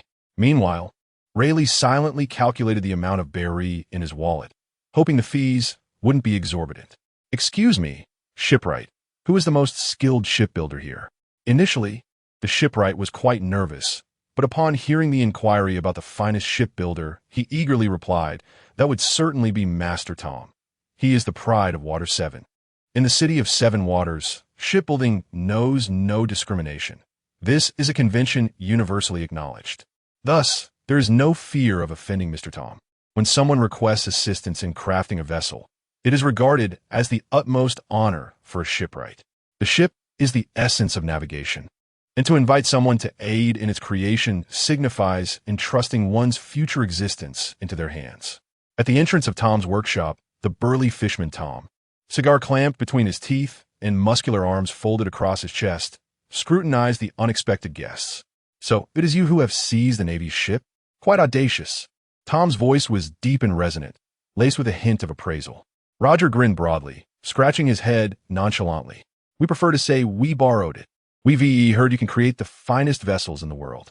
Tom narrowed his eyes, exhaling a cloud of smoke. The finest vessel? That depends on whether you possess the requisite qualifications. No sooner had he spoken than Tom unleashed a powerful punch towards Roger, the wind from his fist whistling with astonishing force. Yet, Roger merely sidestepped slightly, effortlessly evading the blow while maintaining a carefree smile. Oh, quite the reflexes. Tom smirked, revealing his sharp teeth before launching another sweeping strike. Roger erupted into laughter as he leapt aside, the two engaging in a spirited chase through the shipyard, with shavings swirling around them. The shipwrights paused their work, dumbfounded by this unexpected audition. Hey, Mr. Tom, we genuinely seek your craftsmanship. Rayleigh adjusted his glasses, sighing in exasperation. Do you think this 200 million is sufficient? Less chatter. If you want me, Tom, to build a ship, first, I want to see what you can do.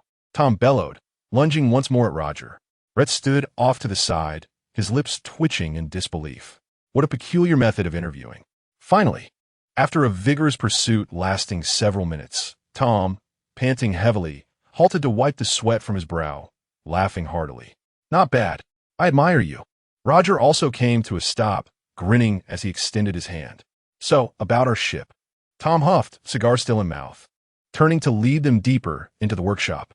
Follow me, youngsters, and I shall show you my greatest design. However, he shot a fierce glare at Roger. You want to squander it, will you, lad? Roger, now serious, assured Tom earnestly. Rest assured, I will make the name of this ship echo across the vast seas. Ha ha! This vessel is no trivial expense, but 200 million should suffice, I suppose. Within the expansive dry dock lay several unfinished ships, timber, tools, and design blueprints scattered about. Tom approached a large blueprint, pointing to the design as he spoke. This is the ship I've been conceptualizing, name yet to be determined. It shall be the sturdiest vessel in existence. Its keel will be fashioned from a single block of Adam's tree, which you must procure yourselves. Without this Adam's tree, the remaining designs will lack adequate support, rendering it unworthy of being the sturdiest ship. Rait's eyes widened in astonishment. The Oro Jackson. Internally, good heavens. ISNT that the future Pirate King's vessel. Roger leaned in with excitement, exclaiming, this is marvelous. When will the ship be completed? Tom cast a glance at him, responding, what's the rush? Shipbuilding is no trivial matter, and I still lack the necessary materials. You must find a way. If you procure what I need, I shall construct it for you at no cost. Rait's eyes widened in astonishment. Free? I know that the Oro Jackson was crafted by Tom, but I never imagined it would be done at no charge, especially with the ongoing endeavors of the sea demons. Tom burst into hearty laughter. What is there to be surprised about? Creating this ship and ensuring its renown across the seas is my aspiration. I am aware that your Roger pirates do not indiscriminately slaughter the innocent and uphold your own sense of justice. At times, you hardly resemble a band of pirates. Tom, succumbing to his old habit, tugged at Rait's collar, asking, "Do you understand, young one?" Rait swallowed nervously, replying, "I understand, Uncle Tom." Chapter 12. It truly embarrasses me to be acquainted with you. Before the Roger pirates lay two choices. One was to opt for a modest vessel at their own expense, while the other was to seek out a sufficiently large piece of atom wood to craft a keel for the Oro Jackson, free of charge. Rait was equally intrigued by how Roger and his crew had acquired such a substantial piece of atom wood. One must understand that a keel is no small matter. In the original narrative, Frankie spent a fortune to collect merely a small fragment of atom wood, highlighting its rarity. Uncle Tom brought forth a piece of news. During the current escort mission, there was a piece of atom wood large enough to serve as a keel, though it remained uncertain if the Roger pirates possessed the audacity to seize it. With resolve, they acted without hesitation. At times, Rait could not help but acknowledge the existence of an overarching fate. It is often said that the sea's weather is capricious, especially in the New World, as depicted in the original storyline. As the ship carrying the heavenly gold ventured into these waters, a thick fog suddenly enveloped them. Amidst the thick mist, the four of them held their breath. Rayleigh lowered his binoculars, the lenses reflecting the scene of a naval ship's deck, uniforms of pristine white. Yet the soldiers stood not with grim seriousness, but rather in clusters, engaged in idle chatter and watching a spectacle. A dozen battered figures huddled within an iron cage, their shackled feet grinding against the cold, hard ground, while fresh blood stained the deck.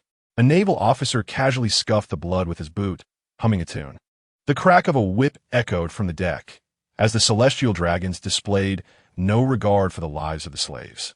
As long as a specific slave was not requested, the naval officers were indifferent to their fates. It was merely a means for some nobles to curry favor with the celestial dragons. One slave's fingers were brutally torn off by iron pincers, while a naval officer laughed as he poured salt water into the wound. Captain Rayleigh turned to Roger, suggesting that if they were to merely seize the atom wood, these individuals might yet survive. A barely concealed murderous intent flickered in his eyes. Originally, Roger and his crew had intended to seize the atom wood while preserving their reputation, intending to stealthily transport it back to the Seven Seas capital. They would draw the ire of the world government, yet those under naval protection would likely survive. However, one must consider that any naval officer with a sense of justice would hesitate to escort the heavenly gold, witnessing the anguished cries and pleas of the slaves. Undoubtedly, their sense of justice would waver. Thus, the Navy would not deploy its promising officers for such tasks. Most were as corrupt as those they had just observed, rendering them no different from pirates. As Roger beheld this scene, the shadow of the straw had obscured his eyes. 1 second, 2 seconds, 3 seconds. With a swift motion, Roger unsheathed his sword, its blade reflecting the coldness in his eyes. "Kill. Leave none alive." Rayleigh nodded slightly, the glint of determination in his lenses. "Jabba, clear the deck." "You should be capable of that." Jabba's eyes burned with suppressed fury. "I have long since been eager for this." Rait inhaled deeply, his mist gradually merging with the surrounding fog. "A wise decision, Captain." Roger gently patted Rait's head, his voice soft as a sigh. "Little one, remember, there are some evils that even the sea cannot cleanse." Strange, why has the fog suddenly thickened? A naval soldier furrowed his brow and waved his hand through the mist that enveloped him. The fog grew denser, its hue darkening ominously. Something was amiss. "This fog is toxic." Some clutched their mouths and noses, but it was too late. One by one, the soldiers collapsed, their eyelids heavy and limbs paralyzed. Those succumbing to the poison faced no escape, only the agonizing sensation of their own bodies corroding. The communication devices were consumed by the fog, rendered useless. A silent prison of mist. Rait stood on a small boat at a distance, a cold smile playing at the corners of his mouth. The ensuing battle would be beyond his involvement. He was acutely aware of his own limitations. For 8 centuries, none had dared to hijack the celestial gold, a testament to the complacency of this feeble lot. Visibility was less than 3 meters. The naval soldiers flailed about the deck like headless flies, chaotic gunfire and frantic shouts echoing around them. "Maintain formation, back to back," shouted a naval colonel, but suddenly he felt a chill at the nape of his neck. Jabba's silhouette flickered in the fog, his dual axes carving graceful arcs of death. "The first to speak shall perish." Over there, 20 gunmen fired simultaneously, their bullets piercing through shadows.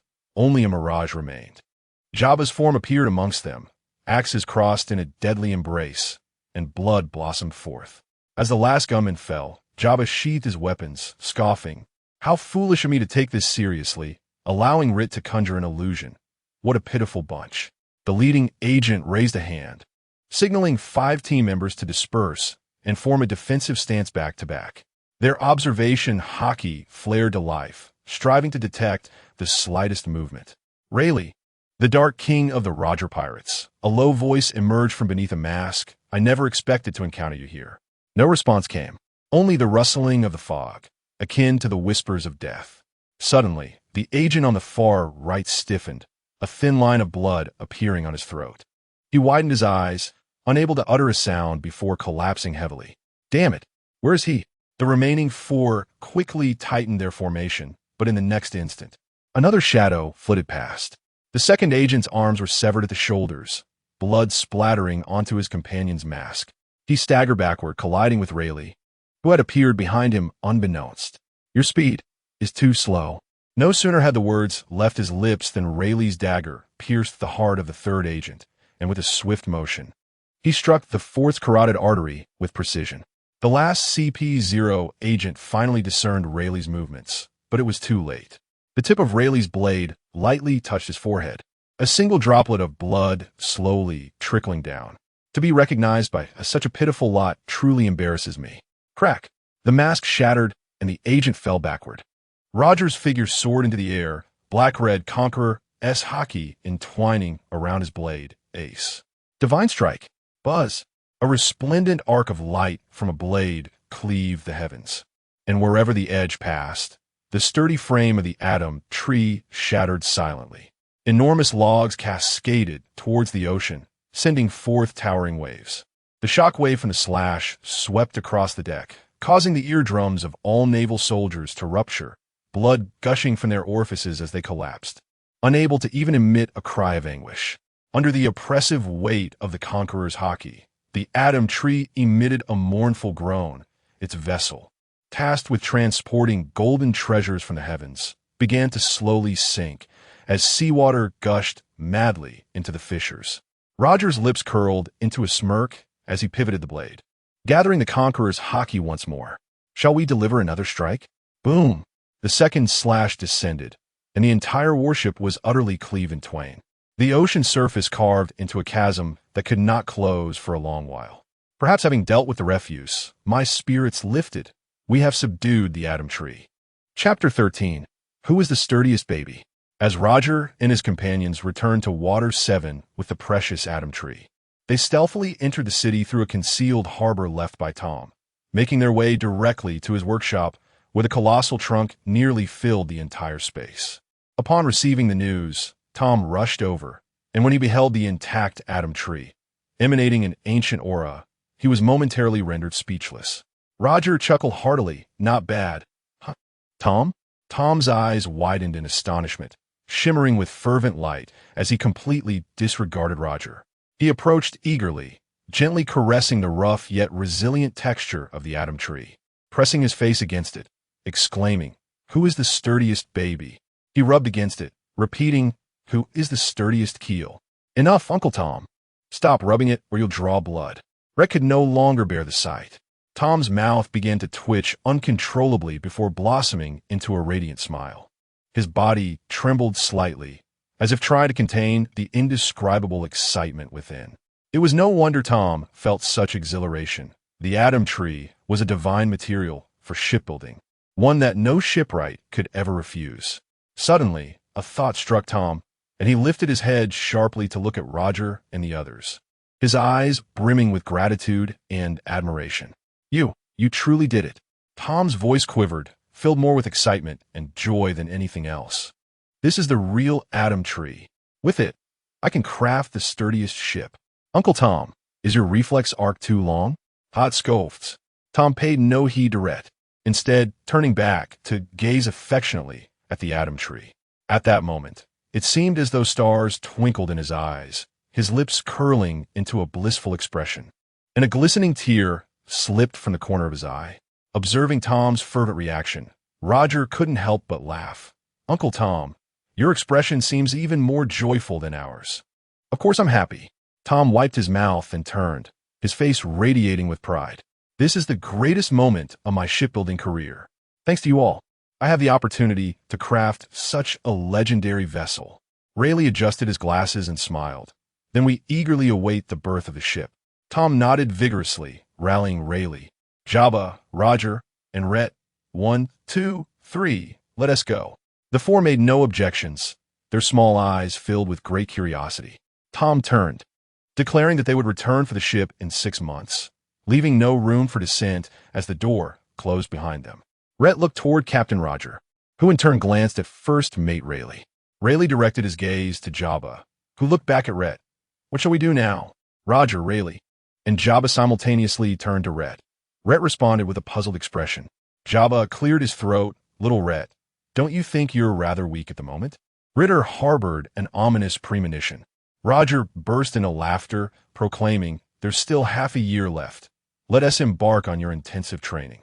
Subsequently, you shall learn the 6 styles, the mastery of the great sword, the development of your fruit abilities, and the further honing of your haki. In the calmest of tones, Rayleigh uttered the most indifferent words. Ritter exclaimed, family, the sky has fallen. While I'm undergoing joyous training, what are the elders doing? Naturally, they were convening in a small meeting. The elders were gathered amidst the power dynamics, the flickering candlelight casting a serious atmosphere akin to iron.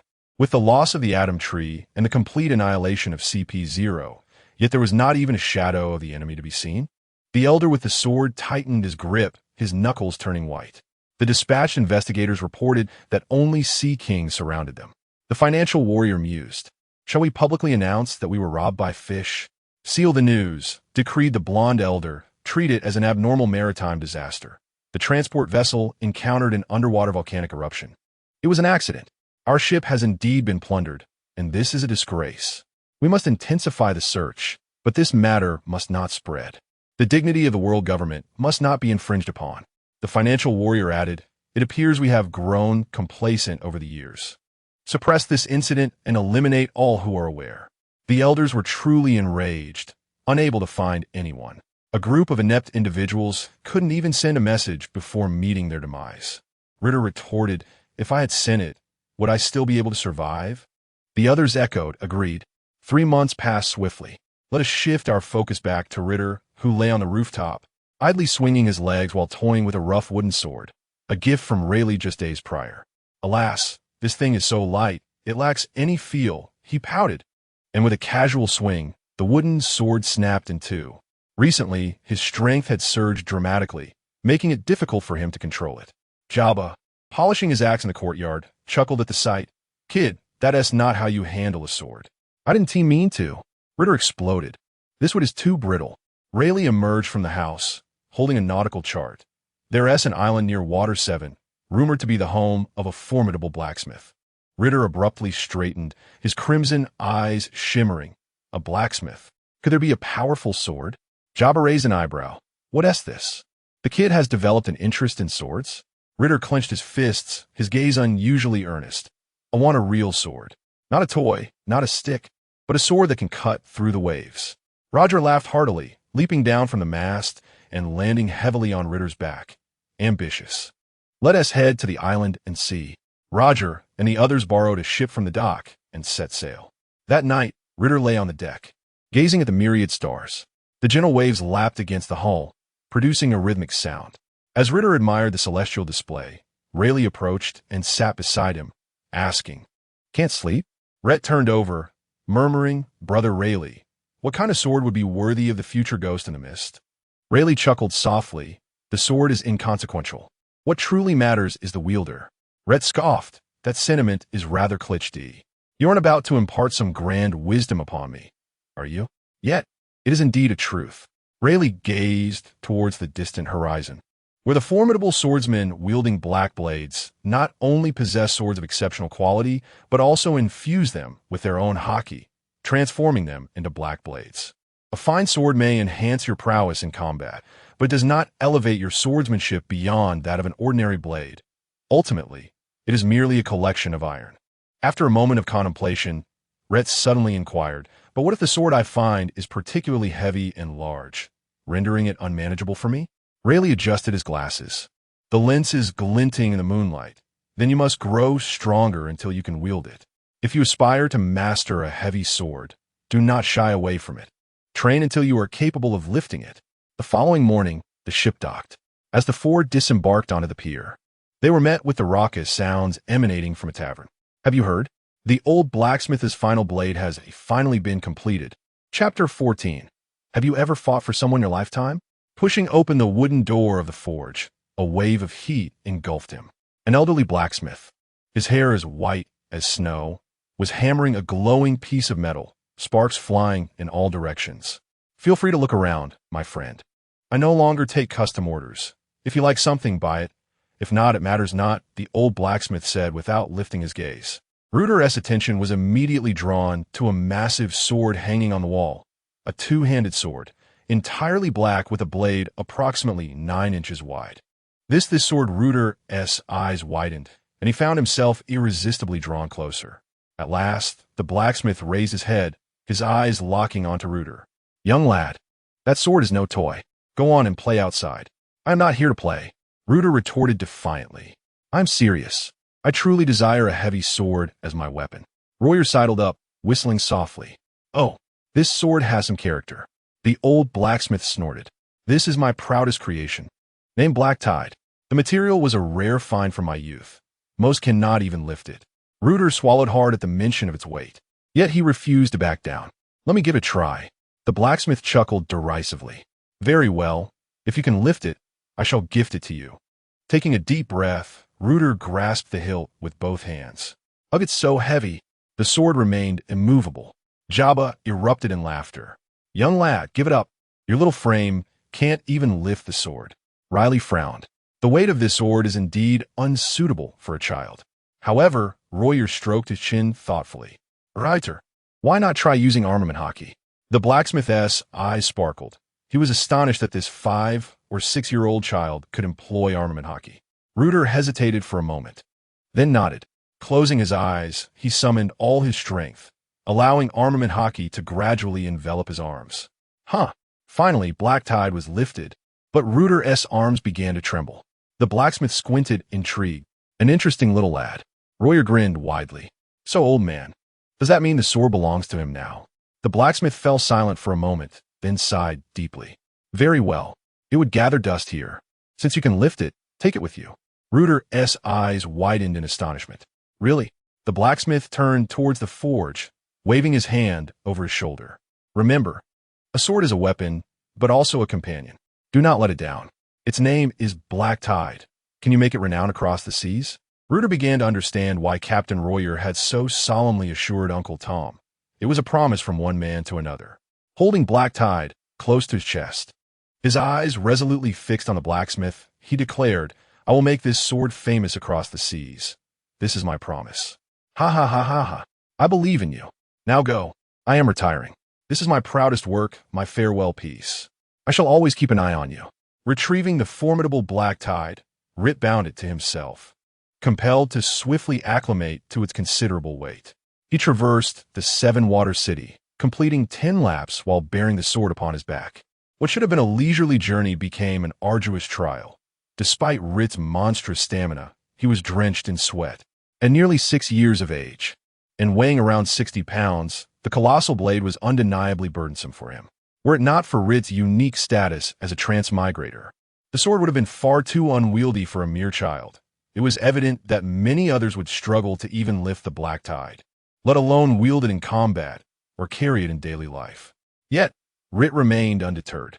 He was confident that once he mastered the black tide, his lethality would ascend to new heights. He recalled how Lola transformed Luffy into nightmarish Luffy. That weapon required the combined strength of 8 seasoned pirates to lift, and was not much heavier than a black tide.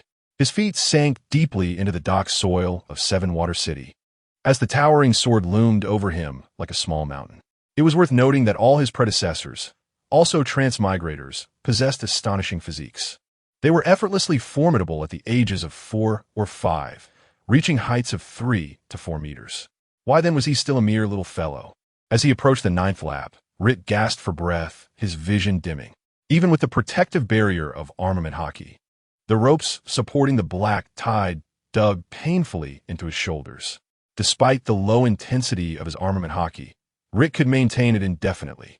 Jabba leaned against the railing, munching on an apple. "Kid, do you need a hand? You should take a break. That sword isn't going anywhere." "No. Need." Rait managed to force out between clenched teeth, propelling his leaden legs forward. "This is a promise between men," Rayleigh observed from his elevated vantage point, his gaze contemplative behind his glasses. He noted that although Rait's steps were heavy, the spacing was precise. This child was employing observation hockey to meticulously control every ounce of muscle exertion. Amused, he chuckled, with such refined control and perception. Why wield a great sword? In truth, Rait's choice of a great sword was a deliberate one.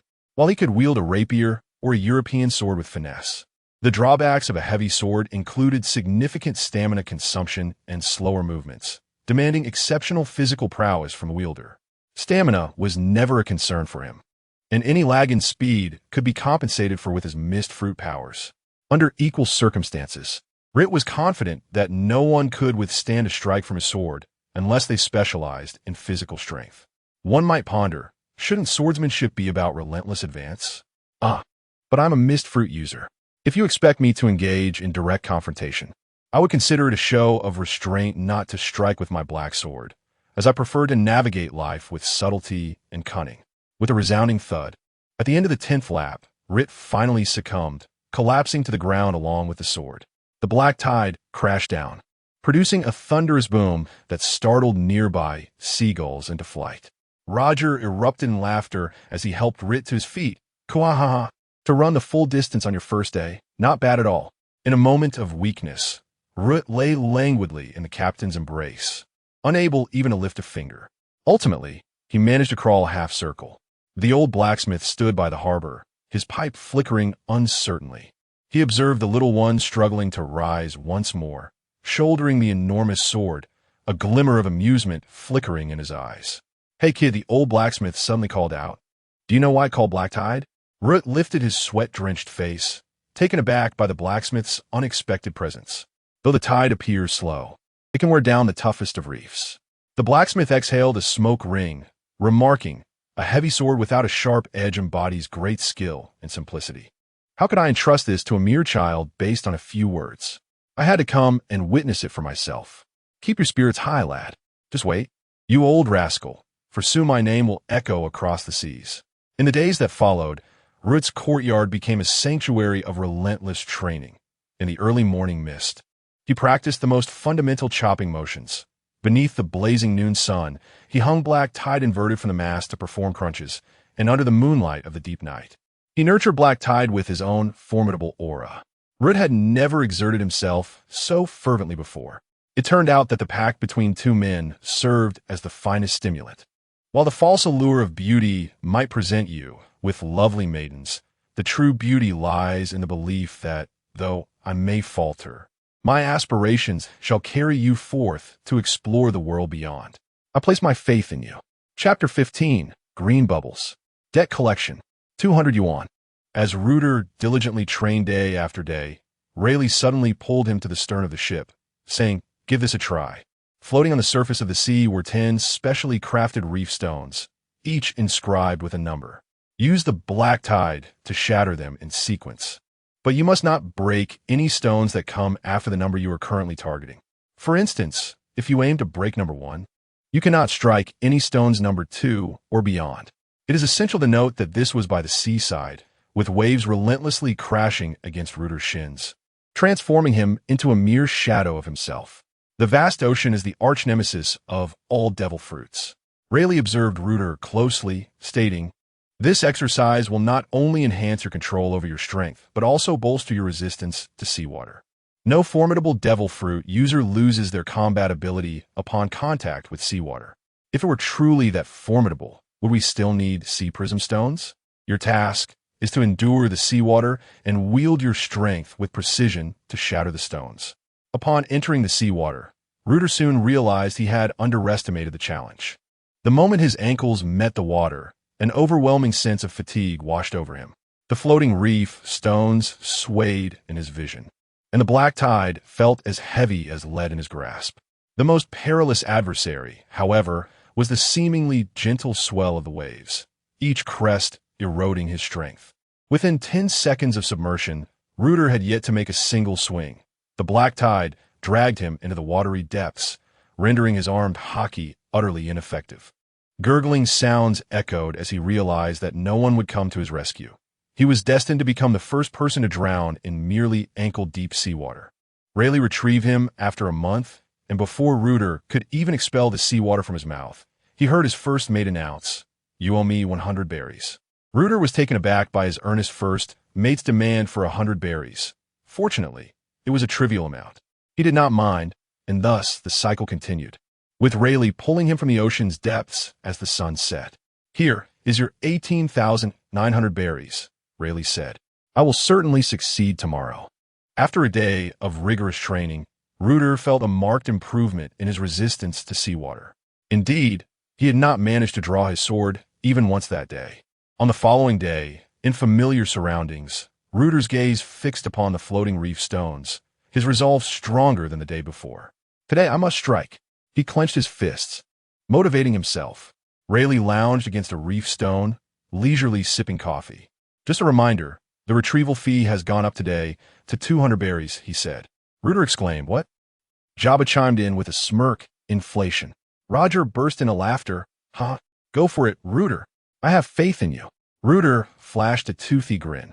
"With Uncle Rayleigh watching over my safety, are you two just here to witness my misfortune? You fools." Roger's laughter rang out incessantly, for some reason. "Watching you grow stronger brings me an inexplicable sense of accomplishment, almost like—" Jabba interjected, "like watching your son grow up and succeed." "How foolish, Jabba. I arrived on this ship before you. I am your senior." Jabba waved his hand dismissively. "I have never seen a senior who is outdone by a junior. Come on, Rooter. We are counting on you for protection." This remark left Rooter's face flushed with anger, yet he silently encouraged himself to impress this group. He had learned from his past failures and had devised a clever strategy this time. Before entering the water, he activated his haki to envelop his entire body, effectively mitigating the corrosive effects of the seawater, at least preventing immediate weakness. Following that, he wrapped himself in a layer of compressed mist. Though it would be instantly dispersed by the ocean, it provided him with a crucial half-second to adjust to the transition from air to water. The most vital aspect was holding his breath to avoid being overwhelmed by the waves. Rooter distinctly felt he could remain under the water longer now. All right, time to shatter the reef and astonish those old-timers outside. Let them witness the prowess of Lord Rooter. The resistance posed by the black tide in the water was immense, compounded by its own weight. What a joke! I am the future king, Rooter the ghost of the mist. He gripped the black tide firmly and swung forward with all his might. Splash! The moment the blade touched the water, he was thrust forward by the weight of the black tide, his face splashing directly into the sea. Bubbles formed as he surfaced, 200 berries for the account. Rooter returned to his quarters, reflecting, "Today I spent 20,000 berries. What a fruitful day." Through relentless efforts and transactions, Rooter finally discovered the secret to his success. He no longer fought the waves with brute force, but instead adjusted his posture in harmony with the currents. Concentrating his haki in his wrists and utilizing observation haki for assistance, he amplified his explosive power while minimizing sustained energy expenditure. Bang! This time, the tip of the black tide finally shattered the first reef, sending shockwaves that obliterated the second, third, and fourth reefs. The momentum was so great that Rooter could not halt his advance. Rayleigh nodded slightly. "Not bad. Keep it up." Rooter collapsed on the deck, drenched yet grinning, tomorrow. I will definitely shatter it. Thus, 3 months later, with a dramatic sound effect, mist soared, black tide. Rooter unleashed his full strength, and the blade of the black tide accurately cleaved through the first reef, the residual force abruptly halting before the second. Rayleigh remarked, satisfactory. Rooter joyfully raised the black tide, only to have it sink once more. 3,000 berries, please. Rooter scratched his head. Rayleigh, could you let me owe you for now?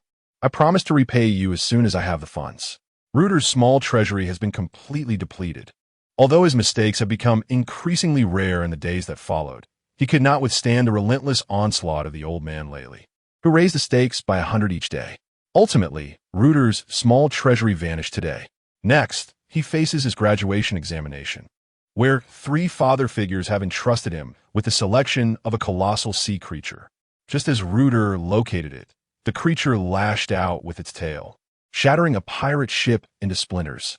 Had this occurred 3 or 4 months prior, Rooter would have been utterly powerless against such a formidable beast. For the reason was simple.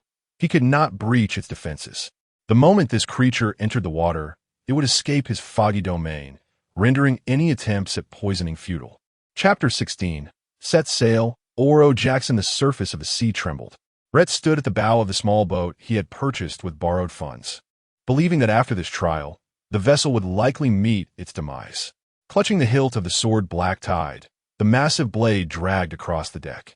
Little brat, it's not too late to turn back now, Rayleigh calmly inquired from the other small boat behind him, standing in support of Rait. Rait offered no reply. His knuckles trembled slightly with excitement. Suddenly, the waves erupted. A massive sea king leapt from the water, sending torrents crashing down upon the deck like a deluge.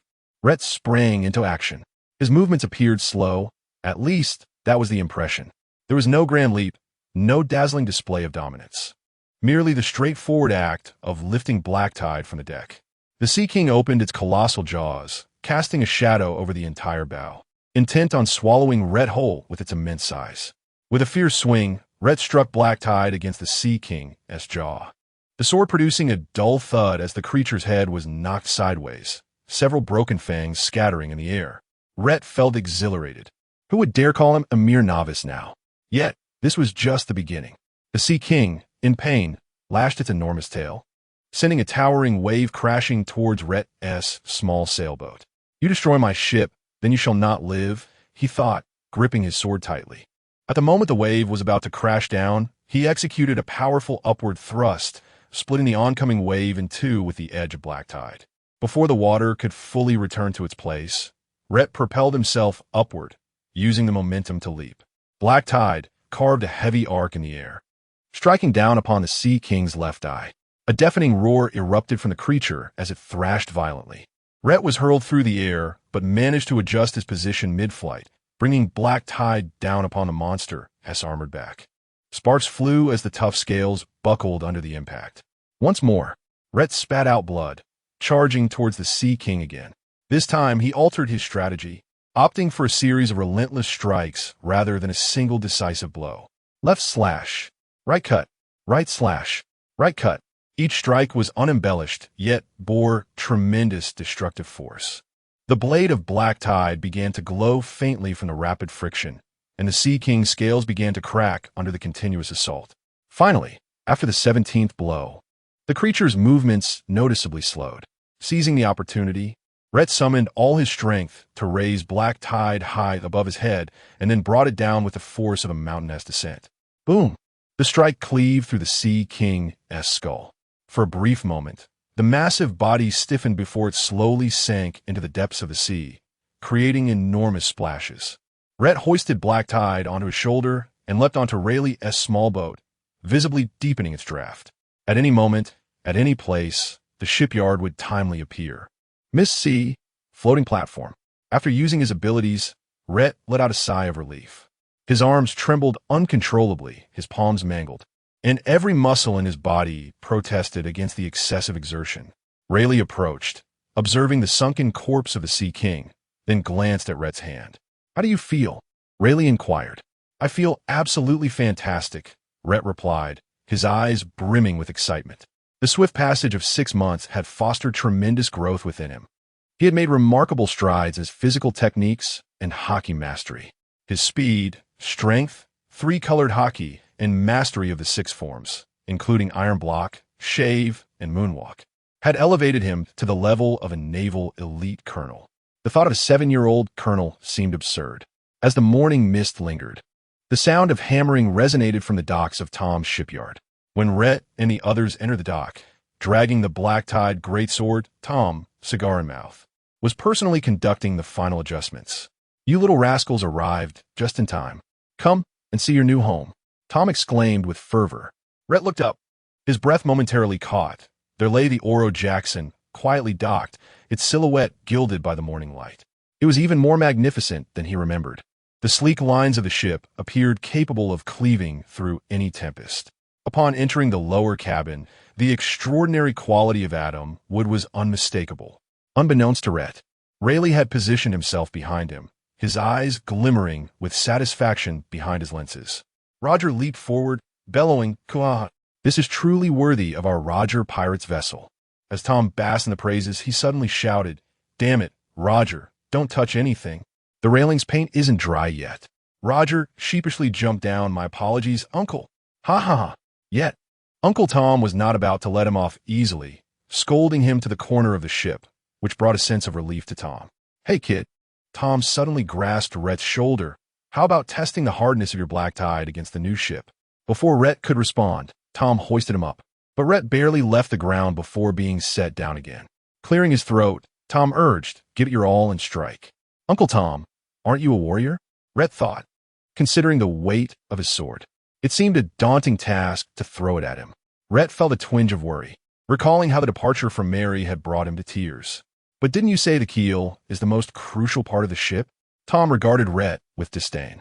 "Do you underestimate the Adam Wood, hailed as the strongest timber, or are you overestimating your own strength? When faced with the sea's calamities, tsunamis, or whirlwinds, what could possibly be weaker than you?" Reflecting on Tom's words, Rait conceded. If he could easily sever Adam Wood with a single strike, he would have already dominated the seas.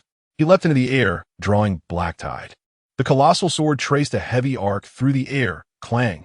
Despite its wooden appearance, it produced a deafening metallic clash. Black tide was deflected, and no mark could be found on the keel. "How was that?" Tom smugly stroked his beard.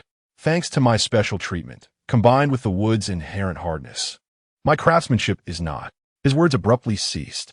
As Rait caressed the ship's hull, he suddenly discovered a line of small inscriptions etched onto the keel. "To the future pirate king and his crew, Tom." "Hey, who told you to read that aloud?" Tom's face flushed as he chased after Rait. Roger stood at the bow, laughing heartily, the sea breeze billowing his crimson cloak. "Set sail, mates. Let the world hear our voice." Under the watchful eyes of the residents of Water 7, the Oro Jackson slowly departed from the dock. Sunlight pierced through the morning mist, adorning the dark hull with a shimmering golden edge. Rait stood at the stern, gazing at the diminishing island, suddenly reminded of himself 6 months prior, crawling along the beach with the black tide. "What are you thinking about?" Jabba patted his shoulder. Rait smiled, shouldering the black tide. "I was wondering if I could split the waves with a single sword strike when I next encounter a sea king." Rayleigh appeared behind them, unexpectedly. "First, settle the shipbuilding fees you owe." That ship was shattered by a sea king. You should go find it." "Shut up, kid. Practice your swordsmanship 3,000 more times." "Yes." Chapter 17, Newgate. Do you know where home is? With a flourish of advanced transition sound effects, the past decade has flown by joyfully amid the cat-and-mouse game between Carp and myself. Rait has transformed into a dashing young man. For the sake of balance, I have slightly enhanced the strengths of Roger and his crew, including the legendary Whitebeard, without affecting the future developments of the story. Allow me to update the bounties. Roger at 1. 5 billion, Rayleigh at 1. 2 billion, Jabba at 1. 1 billion, and Rait at 900 million. These figures are reflective of a time when the Roger pirates had not yet committed any earth-shattering deeds, and bounties, in general, were relatively modest. Undoubtedly, both Roger and Rayleigh possess the prowess of an admiral, and Rait feels that Roger's capabilities far exceed even that, as his captain can engage Carp in a vigorous exchange. As their powers grew, the stakes escalated, and Rait mastered the advanced applications of the 3 types of hockey. With Conqueror's haki entwined and the skill of flowing Sakura, he has honed his abilities through practice. Rait has ascended to the strength of an admiral himself, feeling a sense of shame for not living up to the legendary figures from his past life. Other time travelers would have reached their conclusions long ago. However, Rait lacks the extraordinary gifts bestowed upon him by the river god, and the innate talent that allows one to grasp concepts at a mere glance eludes him. Currently, it is no exaggeration to say that in a one-on-one confrontation with an admiral, Rait could outlast them due to his monstrous stamina, which seems almost like a glitch in the fabric of reality. As his strength continues to rise, he finds himself increasingly unfazed by fatigue. In his youth, he feared muscle strains that might affect his future potential. Now, such worries have vanished. Notably, his devil fruit has yet to awaken after all this time. As Rait plays with the crimson mist in his hands, though it could be of various hues, he simply finds red to be the most striking.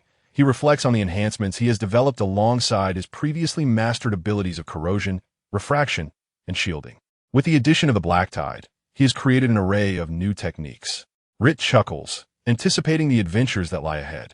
Rait maintains his signature long, straight black hair and always wears a warm, jade-like smile.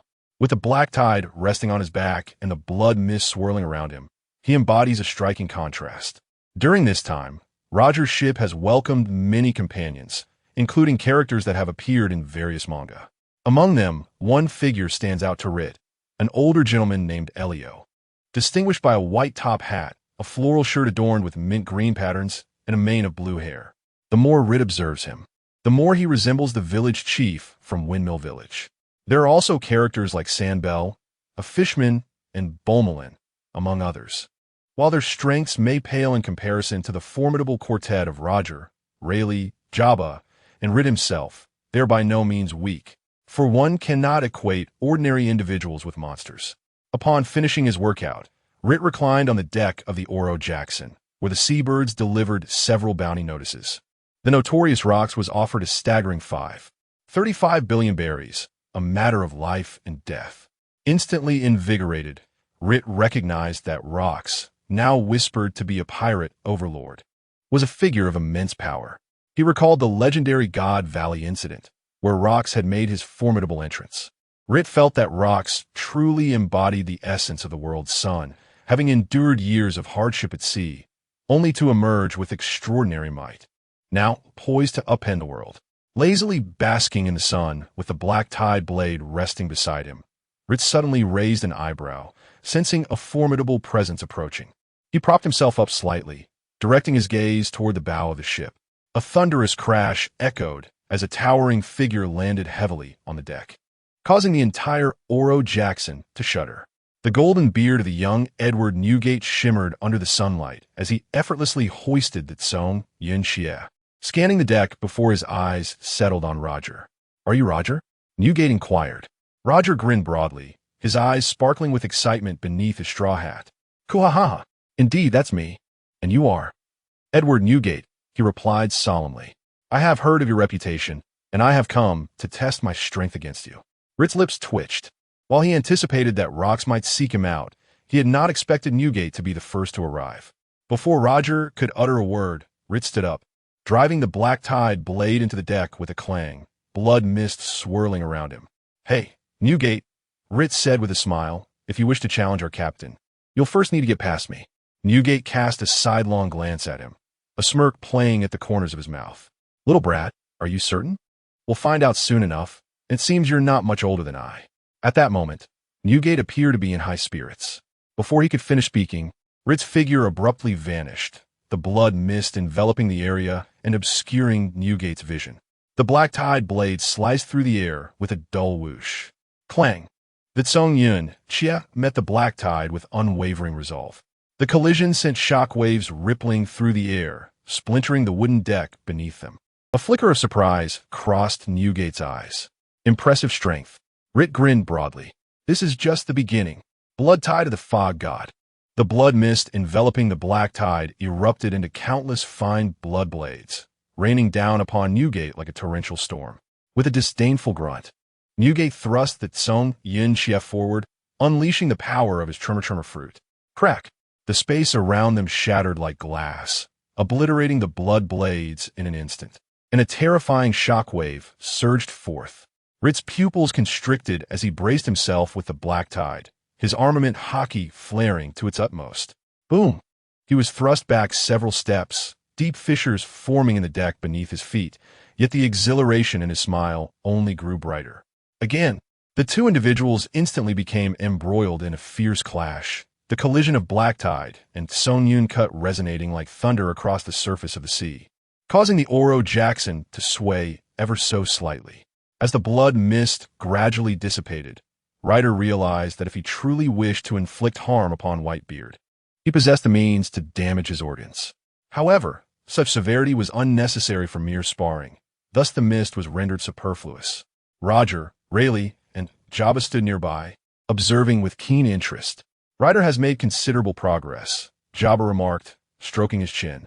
It is difficult to say. Both are still holding back, Rayleigh commented, adjusting his glasses. Their devil fruit abilities have yet to be fully unleashed. As anticipated, after a fierce exchange lasting over 10 minutes, Whitebeard suddenly trembled. The tremor of the quake fruit entwined with Songyun cut erupting forth. Airquake. Boom! Rait's black tide was forcefully repelled, sending him hurtling through the air, performing a somersault before landing gracefully on his feet. He shook his numbed arm and chuckled. Impressive, I concede defeat. Whitebeard sheathed Songyun cut, responding calmly. You are quite remarkable as well, Scarlet Mist Rider, though not shrouded in mist. I have heard whispers of your elusive fog. Roger approached with a hearty laugh. Kuahaha. Whitebeard, would you care to join my pirate crew? Whitebeard glanced at him and shook his head. No, I have my own ambitions. Oh, Roger raised an eyebrow. What ambitions? A home, Whitebeard replied with tranquility. During my time at sea, I have yet to find a place that truly feels like home. I do not even know what home truly is. Roger paused momentarily before bursting into hearty laughter. Fascinating. Then when we meet again, we shall be rivals. A slight smile graced Whitebeard's lips. When that time comes, do not lose too embarrassingly. With that, he leaped back onto his small vessel and sailed away with purpose. Jabba approached the edge of the ship, gazing at Whitebeard's receding figure, murmuring, that fellow will undoubtedly become a formidable force in the future. Roger clapped him on the shoulder. Kuaha. Now, that is what makes it interesting. Wouldn't you agree? Ryder smiled and nodded. Indeed, Captain. As the sea breeze swept across, the Oro Jackson continued its voyage. Ryder gazed at the distant horizon, a fierce determination igniting within him. Rocks, Whitebeard. This era is becoming increasingly intriguing. Chapter 18, a resounding thunder echoed through the sky as Carp made his dazzling entrance. It was yet another splendid day when suddenly, a sharp sound pierced the tranquility of the sea. An enemy attack. It was Carp's warship, shouted a lookout from the crow's nest. Rait, too lazy to even open his eyes, merely waved his hand dismissively. A crimson mist rose automatically, forming a thin barrier at the ship's stern. Sizzle, Carp's specially crafted cannonball, upon contact with the blood mist, corroded and shed its metallic shell at a visibly rapid pace. The gunpowder within had yet to ignite before it transformed into rust powder, scattering across the sea with the wind. Ha ha ha. Carp, you're in trouble now. Jabba laughed heartily at the ship's railing. In the distance, Carp aboard his warship paid little heed. You little brat. Thus, Roger fled ahead while Carp's vessel pursued closely behind. Upon reaching an island, the Oro Jackson came to a halt, and Carp's ship also docked. Carp strode purposefully towards Roger. Rait, a newcomer to Carp's crew, trembled with his gun in hand. Having long idolized the vice admiral, this was his first voyage with Carp, and he yearned to prove his worth. However, just as he disembarked to charge alongside Carp, an old soldier pulled him back. Rait felt a surge of anger. If Carp was charging forward, why were they cowering behind? He felt shamed to be associated with such cowardice. The veteran shook his head, gesturing towards the opposite side, where Roger's crew was gambling. How long do you think the captain will fight this time? 3 days. I bet on 3 days. I think it'll be at least half a month. Rait noticed the Marines watching them, and, holding the betting board, he approached the Navy. Rait, filled with indignation, exclaimed, You scoundrel! Are you insulting the Navy? This is an affront to my sense of justice. 500 berries for 3 days. 1,000. I reckon 5 days. Looking at the seniors who had cared for him during this time, Rait was filled with disbelief. They were pirates who had killed Marines. How could they behave in such a manner? The seasoned soldier shot him a glance. Sometimes, it's best not to believe your own lies. The ordinary Marines might be oblivious, but you, an elite Marine, cannot fail to recognize that Roger's crew are nothing but scum who have slain Marines. Besides, if Mr. Carp hasn't determined the victor yet, do you truly believe you can end this battle? With a pat on his shoulder, he continued, Didn't you see that Roger's crew, moving? Our involvement in this battle is inconsequential. It is only after Mr. Carp defeats Roger that we shall make our move. This was a tacitly accepted rule between Roger and Carp. Otherwise, with Carp's relentless pursuit of Roger, far too many lives would be lost among the Navy and Roger's crew. They were not a band of heinous pirates. Such a cost was entirely unnecessary.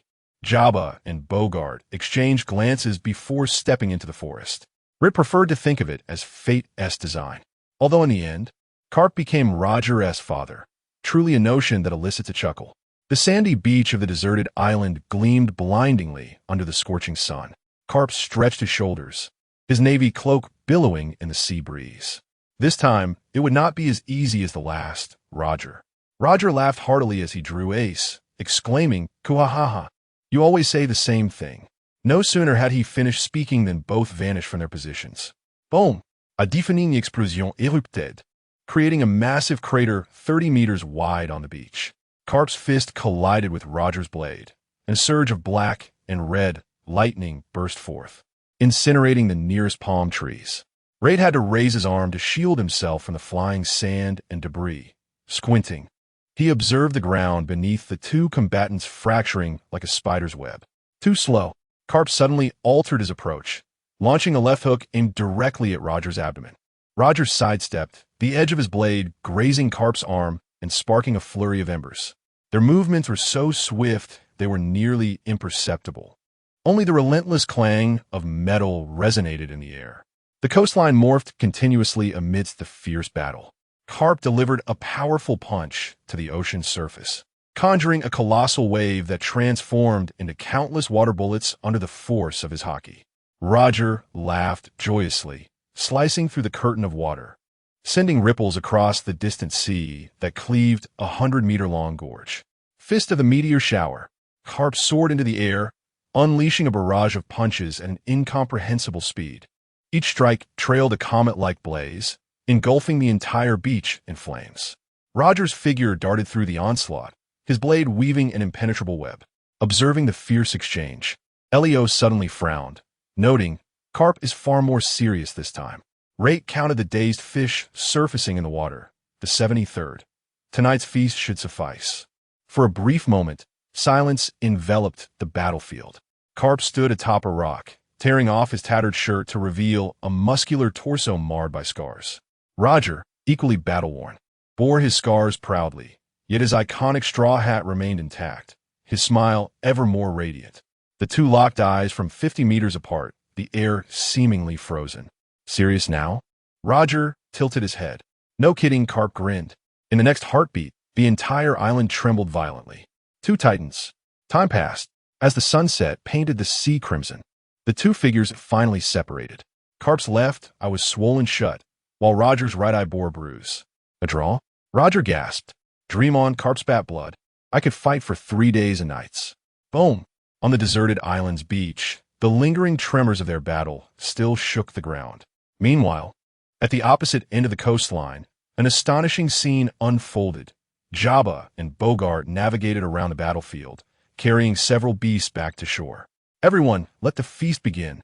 Navy soldiers and members of Roger's pirate crew gathered joyously around a bonfire, the air thick with the aroma of roasting meat. Hey, Navy guy, this piece of meat is ready. You try it first, Jabba grinned, handing a skewer of grilled fish to a nearby soldier. Thank you. The young Navy soldier accepted it, taking a bite, his eyes instantly lighting up. Wow, this is our ship's secret sauce. You won't find anything like it. Jabba proudly shook the bottle of seasoning. Not far off, Rayleigh was seated on a flat rock, playing chess with a Navy strategist. The pieces on the chessboard remained steadfast, firmly held by the imposing presence of the two players, impervious to the howling sea breeze. General Rayleigh adjusted his glasses, a subtle smile gracing his lips. The naval officer, fixated on the board, felt beads of cold sweat forming on his forehead. Wait, that move doesn't count. I didn't see it clearly. Rayleigh chuckled lightly. Very well. I shall grant you a chance to reconsider. Then I shall move here. General, I wager 100 berries. Chapter 19. The boss fights to the death. What does that have to do with us lowly soldiers? Meanwhile, Raider was constructing a rudimentary outdoor kitchen with blood mist, assisted by a naval cook. Previously, Raider had been the one assisting, but it appeared that the Pirate King's culinary skills were limited to barbecuing, which led Raider to reach his breaking point. He presented delicacies from the Great Dragon Kingdom, swiftly establishing his position as the head chef. The crimson mist danced adeptly in his hands, allowing him to control the heat with precision. Mr. Raider, is this red mist really non-toxic? A cautious new naval cook inquired. He had heard rumors that Raider's mist could dissolve a person. Is it truly safe? Raider smiled reassuringly and waved his hand. Don't worry, it merely appears red, but is harmless. As he spoke, he flicked his fingers, and the blood mist enveloped a handful of spices, evenly sprinkling them over the meat, releasing an enticing aroma. Wow! The naval soldiers exclaimed in unison. Sam Bell and a few sailors emerged from the sea, clutching several lively fish. Today's catch is impressive. Watching the fishermen effortlessly leap ashore and skillfully prepare the seafood, he grinned. Care for some sashimi from the fisherman tribe? I guarantee its freshness. The sailors naturally gathered around, having already experienced Sam Bell's exceptional knife skills. Indeed, when I crave sashimi back home, I find it impossible to match the taste of what Sam Bell prepares. I am truly honored. Rest assured, we caught plenty of fish today to make sushi for everyone. Hooray! Elio sat nearby, plucking the strings of his instrument as melodious music echoed along the beach. A few young naval soldiers instinctively nodded to the rhythm, with some even humming softly. Hey, you are part of the Navy. Lieutenant Rait blushed, feeling somewhat embarrassed after feasting on the pirates' barbecue. What does it matter? Jabba laughed heartily, patting his shoulder. Music knows no boundaries of justice or evil. On the other side of the beach, several naval soldiers gathered around Brumelin, curiously examining her peculiar equipment. What is this? One soldier pointed at the device at her waist. Oh, this? Brumelin smiled as she explained. It's a climate regulator I've modified myself, capable of controlling wind direction in a limited area. That's incredible. The naval soldiers marveled. Raider observed this absurd yet harmonious scene, shaking his head with a light chuckle. If the world government were to see this, they would surely be driven mad. At some point, Rayleigh had approached him, holding a cup of sake. Kapu's unit has always been like this. They pursue us not out of hatred, but simply due to differing stances. Just then, a tremendous explosion echoed from afar. The aftermath of the battle between Roger and Kapu had caused another cliff to collapse. The crowd glanced up momentarily, then tacitly resumed their activities. Raider chuckled, shaking his head as he turned back to prepare the ingredients. Mr. Rait, a tender voice echoed. Rait glanced down and beheld a naval cadet, seemingly no older than 7. Technically, he could not be called a sailor, as there are age restrictions in the Navy. Perhaps he was a prodigious youth discovered by Carp. Indeed, Carp seemed to have turned the pursuit of Roger into a practical lesson for the Navy. The young sailor gazed longingly at the grilled meat in Rait's hand. Do you wish to have some? Rait raised an eyebrow.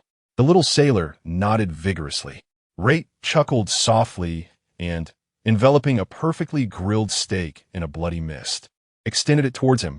Be cautious, it is hot. Thank you. The young sailor eagerly accepted the steak and took a bite, his eyes squinting with delight. Rayleigh observed this scene and remarked softly, Sometimes I ponder what the world would be like without opposing stances. Rait turned his gaze towards the distant clash of battle, and then back to the peculiar scene of tranquility before him, replying quietly, perhaps it would resemble this moment. 6 days later, the sea was tinted with gold. The food on the grill rotated in endless cycles, and barrels of sake were emptied one after another. As the last rays of sunlight slipped beneath the horizon, the distant sounds of battle finally ceased. Bruised and battered, Roger and Carp returned, draped in wounds, yet wearing satisfied smiles. I'm starving, Roger shouted as he dashed toward the grill. Carp, however, seized a freshly roasted leg of lamb from the Navy's cooking team. This is mine. After the feast, Carp stood at the ship's gangway, casting a fierce glance back at Roger, who was gnawing on a fish bone, and gritted his teeth. Next time, I will surely throw you into impel down. With his mouth full, Roger laughed boisterously. That's what you've said many times before. Carp clicked his tongue in annoyance, turning to leave, but suddenly halted. Reaching into his pocket, his expression shifted dramatically. Roger, he whirled around, shouting furiously, "Where's my sunbae?" Roger blinked innocently, hands raised in a gesture of feigned ignorance. What's sunbae? I have no idea. Perhaps you left it on the ship, ha ha ha. Yet the bulging package in his clothing betrayed him entirely. Carp's forehead pulsed with veins, his fists cracking ominously, but ultimately, he merely huffed heavily and leaped onto the ship. Set sail, he ordered, fuming. The naval soldiers scrambled to stow the anchor, and the ship gradually departed. Rait stood by the rail, watching the vessel recede into the distance when he suddenly noticed the naval soldiers on deck were surreptitiously waving at them. The young naval cadet even shouted with teary eyes, "Mr. Rait, next time, I will treat you to the Navy's special barbecue sauce." Rait could not help but smile and raised a hand to wave back, though he did not respond. Rayleigh stood beside him, gazing at the departing ship, softly commenting, "Carp soldiers are indeed cut from the same cloth. One must admit, this is quintessential Carp, ha ha ha." Sam Bell was meticulously counting today's spoils, several sets of naval uniforms intended for use as rags, a box of seasonings acquired through thievery. Ilias strummed the strings of his instrument, humming an impromptu tune. Naval men and pirates alike, grilling fish, tomorrow's newspaper, a comical headline. Snow Leopard, be silent. Rait was unconcerned, for he had eradicated all the seagulls near the island, which explained why the world government had remained oblivious for so many years. After all, the battles were genuine, and the injuries were real. Roger approached with a cheerful grin, pulling out half a pack of sunbae. Come, come, everyone shares. It was rather stingy of Carp to ask me for a portion of the half-pack. Rait gazed at the joyful crowd. This was how it ought to be in this damned world, cursed by the celestial dragons. Chapter 20. The young lion arrives to clock and an unidentified fleet emerged ahead. The flag bore a golden lion's head? Roger leaned out from the cabin, his straw hat askew. A new pirate crew? Rayleigh set down the newspaper in his hands, a slight frown gracing his brow. I've not heard of them. Jabba, hefting his axe, approached the bow, squinting into the distance. They seemed to be looking for trouble. On the distant horizon, 5 warships formed a formation. At the helm of the flagship stood a golden-haired man, proudly positioned with his dual swords crossed over his shoulder, his wild grin betraying unbridled ambition. His laughter echoed across the waves. Ha ha ha. That dilapidated vessel ahead must be the so-called Roger Pirates, right? Ritter rose to his feet. A lover captured a solitary venture into the enemy's stronghold guarded by multitudes. Confronting the pinnacle of malevolence alone, and after exhausting all efforts in vain, sealed away in despair. He severed his own legs to break the seal and ventured forth into the sea, all to fulfill a long-held wish. It's you, isn't it, Haji Lion? Roger, unfazed, waved enthusiastically. Hey, a newcomer. Perhaps we should host a banquet? The Golden Lion, Shiki, at this moment not yet a member of the Rocks Pirates, was merely a freshly minted supernova, already renowned across the South Seas. He stood atop the ship's railing, looking down upon Roger. Stop with the theatrics. I'm here today to step on your head and let the world know I, Golden Lion Shiki, shall be the new king of the pirate world. Roger blinked. The new king? You think so, but I'm not stopping you. Kuahaha. Jabba laughed heartily. Captain, this guy is quite the egotist. Rayleigh adjusted his glasses. A bounty of 280 million, a user of the float fruit, recently destroyed 3 Navy branches. He possesses quite the capability. Ritter observed the Golden Lion's menacing approach, thinking, let us see, he has expected to prepare us a feast, but can he compare to Whitebeard? Didn't he go all out against Whitebeard? Crimson mist enveloped the area, swiftly consuming the entire enemy ship. The pirates on deck were horrified to find their voices had vanished. It was not that they could not hear, but rather that their throats could produce no sound at all. The mist slithered into their nostrils, coiling around their skin like countless tiny venomous serpents. slowly eroding their flesh and shattering their will. Ugh! A pirate officer with a bounty of 70 million stared wide-eyed as he watched his palm decay in the mist, flesh and blood peeling away to reveal stark white bones. He wished to scream, but could only cough up blood. Ritter's figure materialized through the fog, the black tide, great sword trailing behind him, its tip scraping the deck with a nauseating sound. His movements were deliberate, so slow that every enemy could see his steps. Witness the graceful arc of his long black hair dancing in the mist, and discern the gentle smile gracing his lips. Yet, curiously, no one could touch him. A sniper squeezed the trigger, an insidious act, merely a display of trickery. Take this bullet. Indeed, the projectile struck Rait, yet it merely penetrated the ethereal remnants of mist. This was Rait's wicked whim. He left behind phantoms in his wake, the real self no longer present.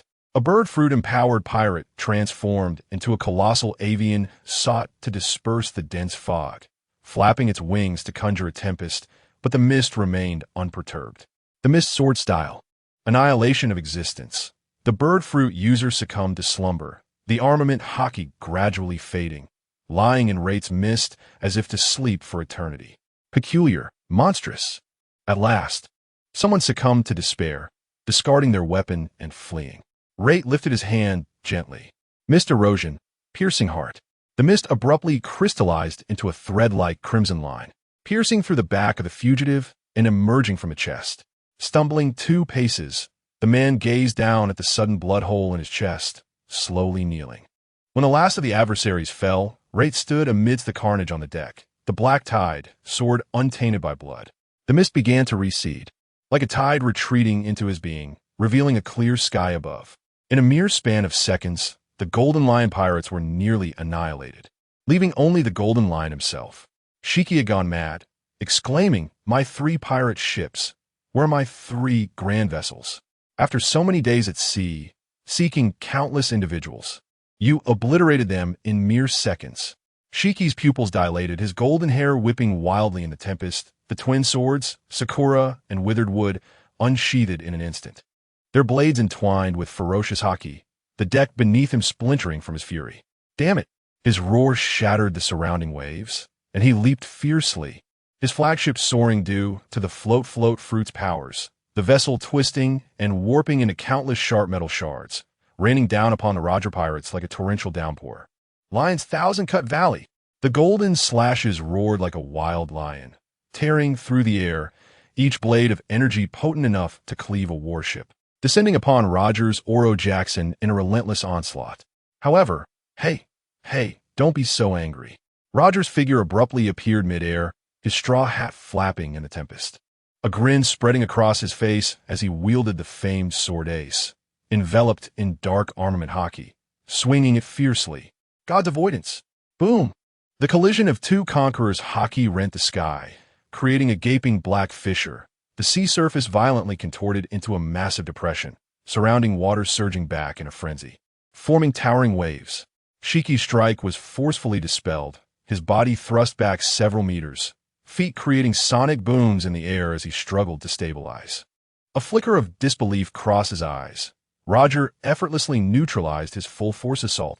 "Ha, fascinating." Shiki cackled, though madness tinged his smile. "Roger, you are indeed not just a name of renown." Ritter returned to the ship and beheld the scene. The wheels of destiny began to turn. One must admit, our captain possesses an undeniable charm, captivating the young men for a lifetime. Roger descended back onto the deck, still wearing a cheerful smile. Yet his gaze had taken on a serious demeanor. "Shiki, your ambition is commendable, but do not rush towards your demise." Demise? Shiki's fury reignited, and he raised his hand fiercely, summoning the remaining 2 ships to soar into the air, crashing down upon the Oro Jackson. "Today, I shall make you aware of who the true king is." Just as Shiki prepared to launch his next assault, Roger's figure appeared behind him like a specter. "Young man, do not be overly arrogant." Shiki turned abruptly, but it was too late. Suddenly, blood splattered as a deep wound was carved into his chest, exposing bone. He let out a muffled groan, his body hurtling towards the sea like a cannonball, creating a colossal splash. As the ocean gradually calmed, only the remnants of the shattered ships, and the unconscious golden lion remained. Roger sighed and scratched his head. Oh dear, perhaps I was a tad too forceful? Ritter stood at the stern, gazing at the drifting golden lion in the distance, a smirk playing at the corners of his mouth. Oh dear, has he truly lost? What shall become of his standing in the family? Roger laughed heartily and waved. Let us continue our adventure.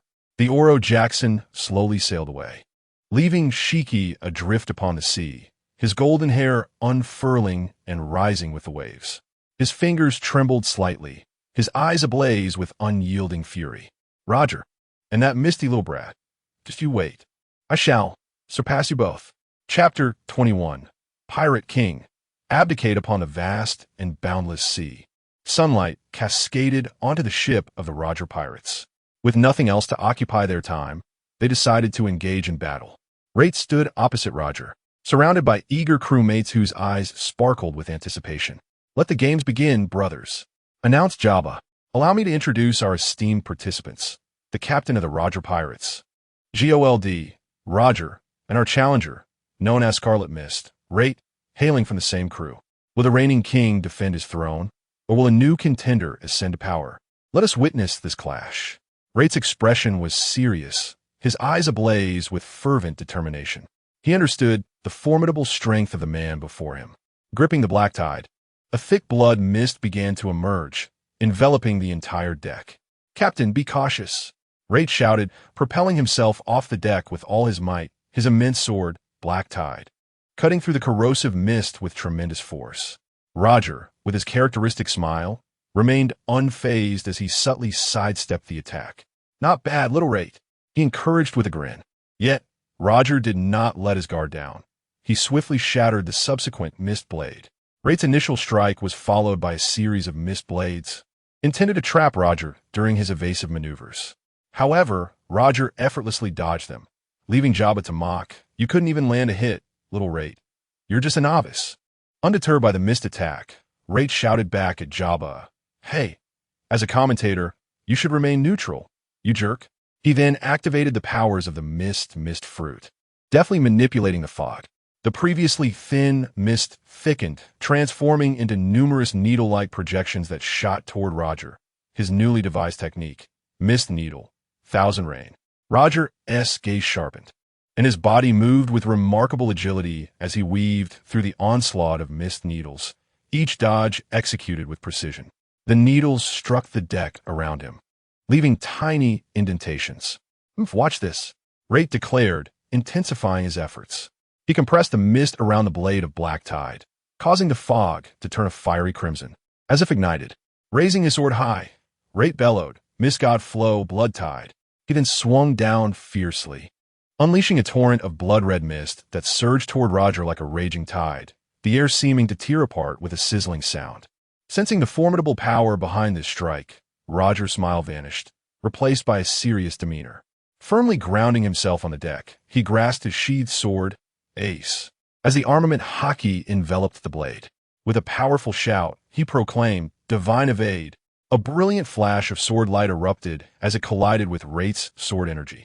The resulting explosion echoed like thunder, the clash of their immense powers creating shockwaves that swept across the deck. Crew members were forced back by the force, some losing their footing and tumbling to the ground. Surrounded by a veil of white mist, Jabba could clearly perceive the unfolding battle. He mused, what outcome can arise from such formidable strikes? As the mist dispersed, the silhouettes of the two combatants emerged. Rait, shaken by the force of the impact, stumbled backward, leaving deep gouges on the deck, his arms trembling slightly, blood seeping from his palms. Yet, his gaze remained resolute, showing no sign of retreat. Rait did not falter, evidently. He had made significant progress. What are you waiting for? Push forward, he urged. This is far from over. Gritting his teeth, Rait charged once more at Roger. Roger, observing Rait's renewed assault, felt a flicker of admiration and raised his sword in preparation to meet the oncoming attack. As Rait approached, wielding his great sword with fierce momentum, he varied his strikes, sometimes cleaving downwards, at other times slashing sideways, each blow infused with his full strength. Realizing that a direct confrontation with his captain was futile, Rait decided to employ his most cunning tactic. Gradually retreating into the mist, He executed a strategy reminiscent of his earlier, more mischievous methods, an excellent tactical maneuver, as Jabba disdainfully noted, having been on the receiving end of such trickery before. His figure flickered in and out of visibility within the fog, known only as the Crimson Mist, an ephemeral specter. Seizing the opportune moment, he suddenly materialized behind Roger, his obsidian sword slicing through the mist with great force. Rather than concentrating all his power into a single blow for maximum lethality, Rait preferred to divide his strength, following the initial strike with a swift follow-up attack inspired by the combat styles of the reckless Wawa and the slippered fighter. Roger, quick to react, spun around to parry the blow with his sword, remaining vigilant as he scanned his surroundings for Rait's next appearance.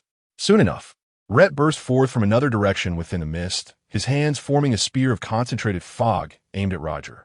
As the spear lunged towards him, the black tide of Rait's sword swept in from the opposite side. Roger deftly evaded, allowing Rait to once again vanish into the obscurity of the mist.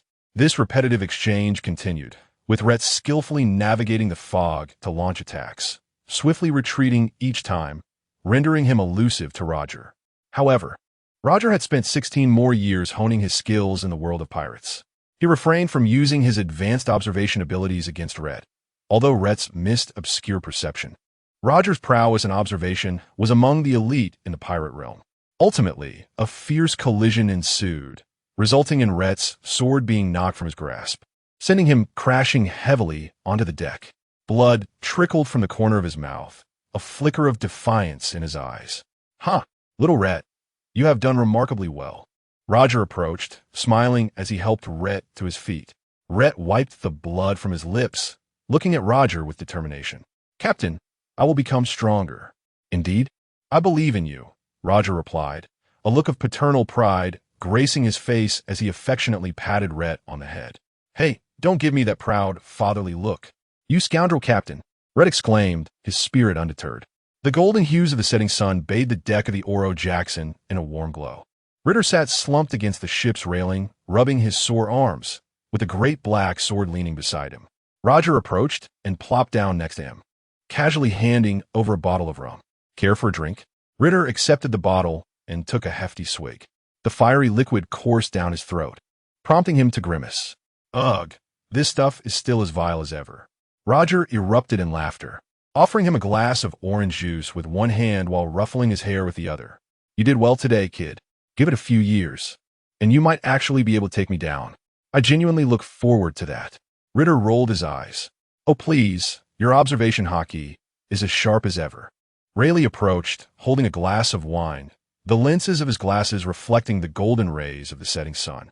"Don't be disheartened, Ritter. At just 19, holding your ground against Roger to this extent is already quite extraordinary." Jabba chimed in from the side, teasing exactly. "Next time, strive to make the captain sweat a little more." As Ritter absorbed the comforting words of his companions, he caught Jabba's remark. "You scoundrel, Jabba. What nonsense are you spouting? I want a one-on-one with you." Laughter erupted among them, and the atmosphere was delightfully relaxed. Chapter 22.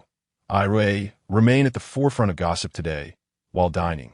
Rait noticed a headline in the newspaper. "Newgate, did you truly believe that strength would be your sanctuary upon setting sail?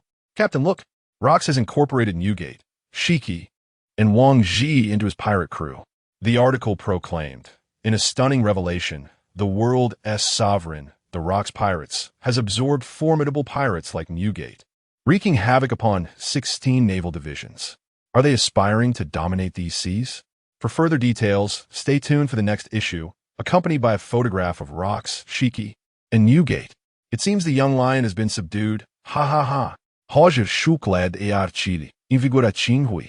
If no one else is spreading the word, I shall start a rumor, he continued. The trio has captured Shiki's attention. Indeed, Hachijia, your influence is commendable. Is this what they call a response? The Roger pirates docked at a bustling trade island for respite, with crew members dispersing in small groups. Some went to procure supplies while others sought relaxation in taverns. Meanwhile, Rayleigh sat in the open-air section of a CF, leisurely savoring his coffee, exuding an air of refinement. At that moment, a tall woman with dark hair, slightly curled at the edges, approached him. She wore a wide-brimmed hat, a hint of a smile playing at her lips. "Ah, sir, how dreary it must be to drink coffee alone," she remarked, pulling out a chair and sitting opposite Rayleigh without hesitation. Rayleigh glanced up, his expression shifting momentarily to one of surprise before returning to calm. "Do we know each other, miss?" "Not until now," she replied, resting her chin on one hand, her smile deepening. "I am Shaki, an information broker." Rayleigh raised an eyebrow. "An information broker? Are you here to sell information or to purchase it?"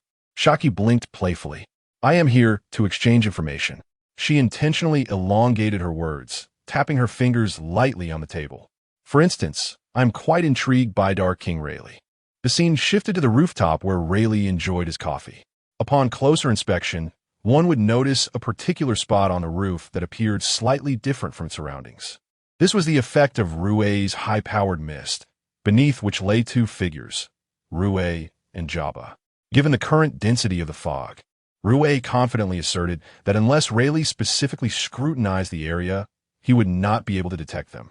Rue nudged Jabba. "See, I told you there's a story here." Jabba nodded fervently. "It's been worth our while to follow him since we landed on this island. About 16 islands now, and we've finally caught up to him." Rue quickly shushed Jabba. "Hush, we can't be discovered." Rayleigh cleared his throat, lifting his coffee to mask his unease. "Oh, what could possibly pique your interest about me?" "Quite a lot." Shaki leaned in closer, lowering her voice. "For example, you are undeniably a pirate. Yet why do you always wear glasses? Is it to appear refined?" Rayleigh nearly choked on his coffee. "That is merely a personal habit." "Oh," Shaki teased, her eyes glinting mischievously. "And what about your captain, Roger? Is it true, as the rumors say, that he laughs 3 times before a fight?" With a resigned gesture, Rayleigh pressed his forehead, questioning whether he was here to gather intelligence or indulge in gossip. "Both," Xiachi replied with a cheerful smile, pulling out a small notebook and earnestly noting. Rayleigh displayed a resigned expression when asked about Roger, seemingly harboring some discontent towards the captain, further speculating that he might covet the captain's position. Rayleigh retorted, "Hey, this isn't intelligence gathering, it's slander." "Not far away," Ritter whispered. "Jabba, Uncle Rayleigh is blushing." "Did you see that?" Jabba, stifling laughter, remarked. What a rarity to witness Rayleigh in such a predicament. "Who is this woman?" Xiachi seemed to notice their gaze and turned to wink at them, causing the two to quickly retreat. Ritter hurriedly pushed Jabba's head back into the mist, cautioning, "Jabba, don't stick your head out. Do you want to get us both in trouble?" To avoid drawing attention, Ritter merely enveloped themselves in a thin layer of dense fog, close enough that they could easily emerge. He couldn't help but marvel at the keen perception of the young Xiachi, having collected sufficient intelligence. Xiachi closed her notebook, rising to look down at Rayleigh, a playful smile gracing her lips. "Next time we meet, I hope you'll treat me to a drink, rather than coffee." Rayleigh opened his mouth to respond, but before he could utter a word, Xiachi had already turned and left, leaving behind a faint trace of her perfume. "Come on out. How long are you two going to hide?" Ritter and Jabba, thick-skinned as ever, approached with eager curiosity. "Uncle Rayleigh, who is she?" Rayleigh adjusted his glasses, feigning composure. "Just a troublesome woman." Ritter smirked, "But she seems rather interested in you."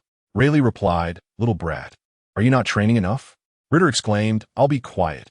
Days later, as the Roger pirates prepared to set sail, Ritter was crouched on the deck, counting supplies when Jabba suddenly yanked him, whispering, "Hey kid, look over there." Following his gaze, Ritter spotted Rayleigh cornered by Xiachi at the tavern entrance by the port. Ritter was frantic, wishing he had a camera to capture this moment. It was unbearable not to document this scene of the unexpected pairing.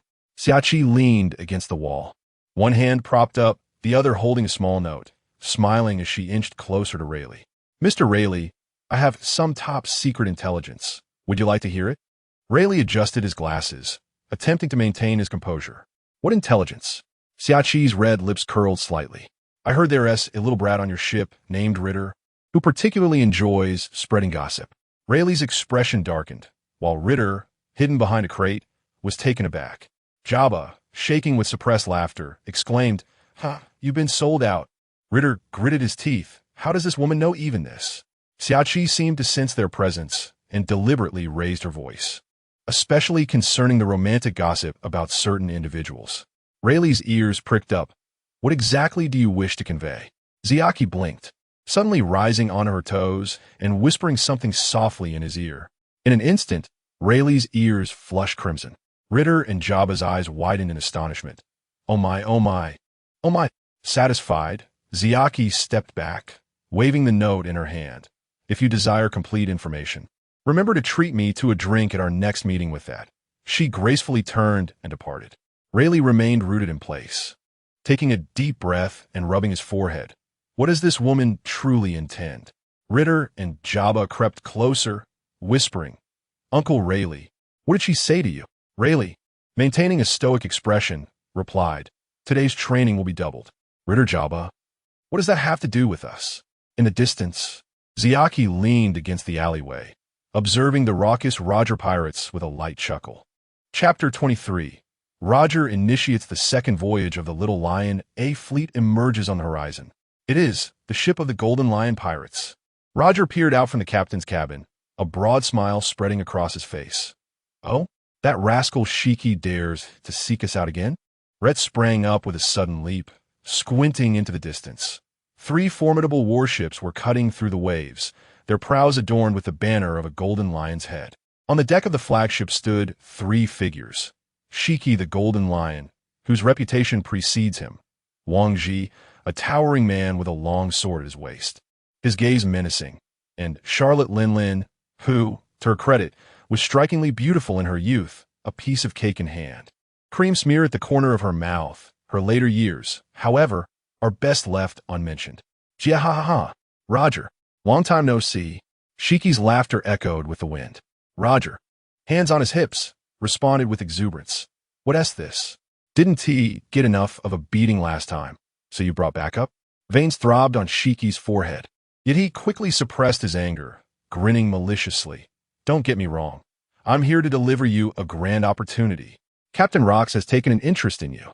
Wang Ji coldly interjected, join us, and this sea will inevitably belong to us. Rait grimaced, muttering under his breath, goodness, the pyramid scheme Master Rox is starting to recruit. This wave of recruitment has finally reached our ship. Jabba, wielding his axe, scoffed. Will you even, Rox pirates?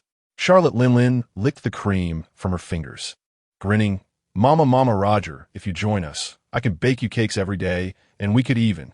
With that, she cast a flirtatious glance at Roger. But who was Roger? He stood there, oblivious to the implications. Rayleigh adjusted his glasses, calmly remarking, Captain, it seems they are resorting to seduction tactics. Roger burst into hearty laughter, patting his straw hat. Coo ha ha ha. Thanks, but I have no interest in being someone else's subordinate. Shiki's expression turned icy, ambition flickering in his eyes as he spoke. Roger, don't be ungrateful. Captain Rox aims to become the king of the world. Rait picked up on this, sensing that Shiki was not genuinely submissive, but rather scheming. He deliberately raised his voice. What? King of the world? Has he consulted the Navy headquarters, the world government, or our captain's opinion? Wang Ji huffed disdainfully. Kid, this is not your place to speak. Roger's smile remained, yet his eyes sharpened gradually. Go back and tell Rox. Rait taunted. Stop dreaming. You think you can recruit our captain? I spit on that. The sea breeze suddenly tensed. Both sides poised for confrontation. Shiki grinned wickedly. Then there's no other choice. He abruptly raised his hand. Lion's might, sea fury. The surface of the sea erupted violently, colossal waves transforming into roaring lions, charging towards the Oro Jackson. Drawing his sword, Roger's conqueror's haki enveloped the blade as he laughed heartily. Men, let the battle commence. The sea breeze howled as 2 figures stood silently facing each other on the deck of the Oro Jackson. Rayleigh adjusted his glasses, the lenses reflecting a cold glimmer. Wang Ji slowly drew his long blade, its edge shimmering ominously, his voice low. The Dark King Rayleigh. I hear your observation haki can foresee all?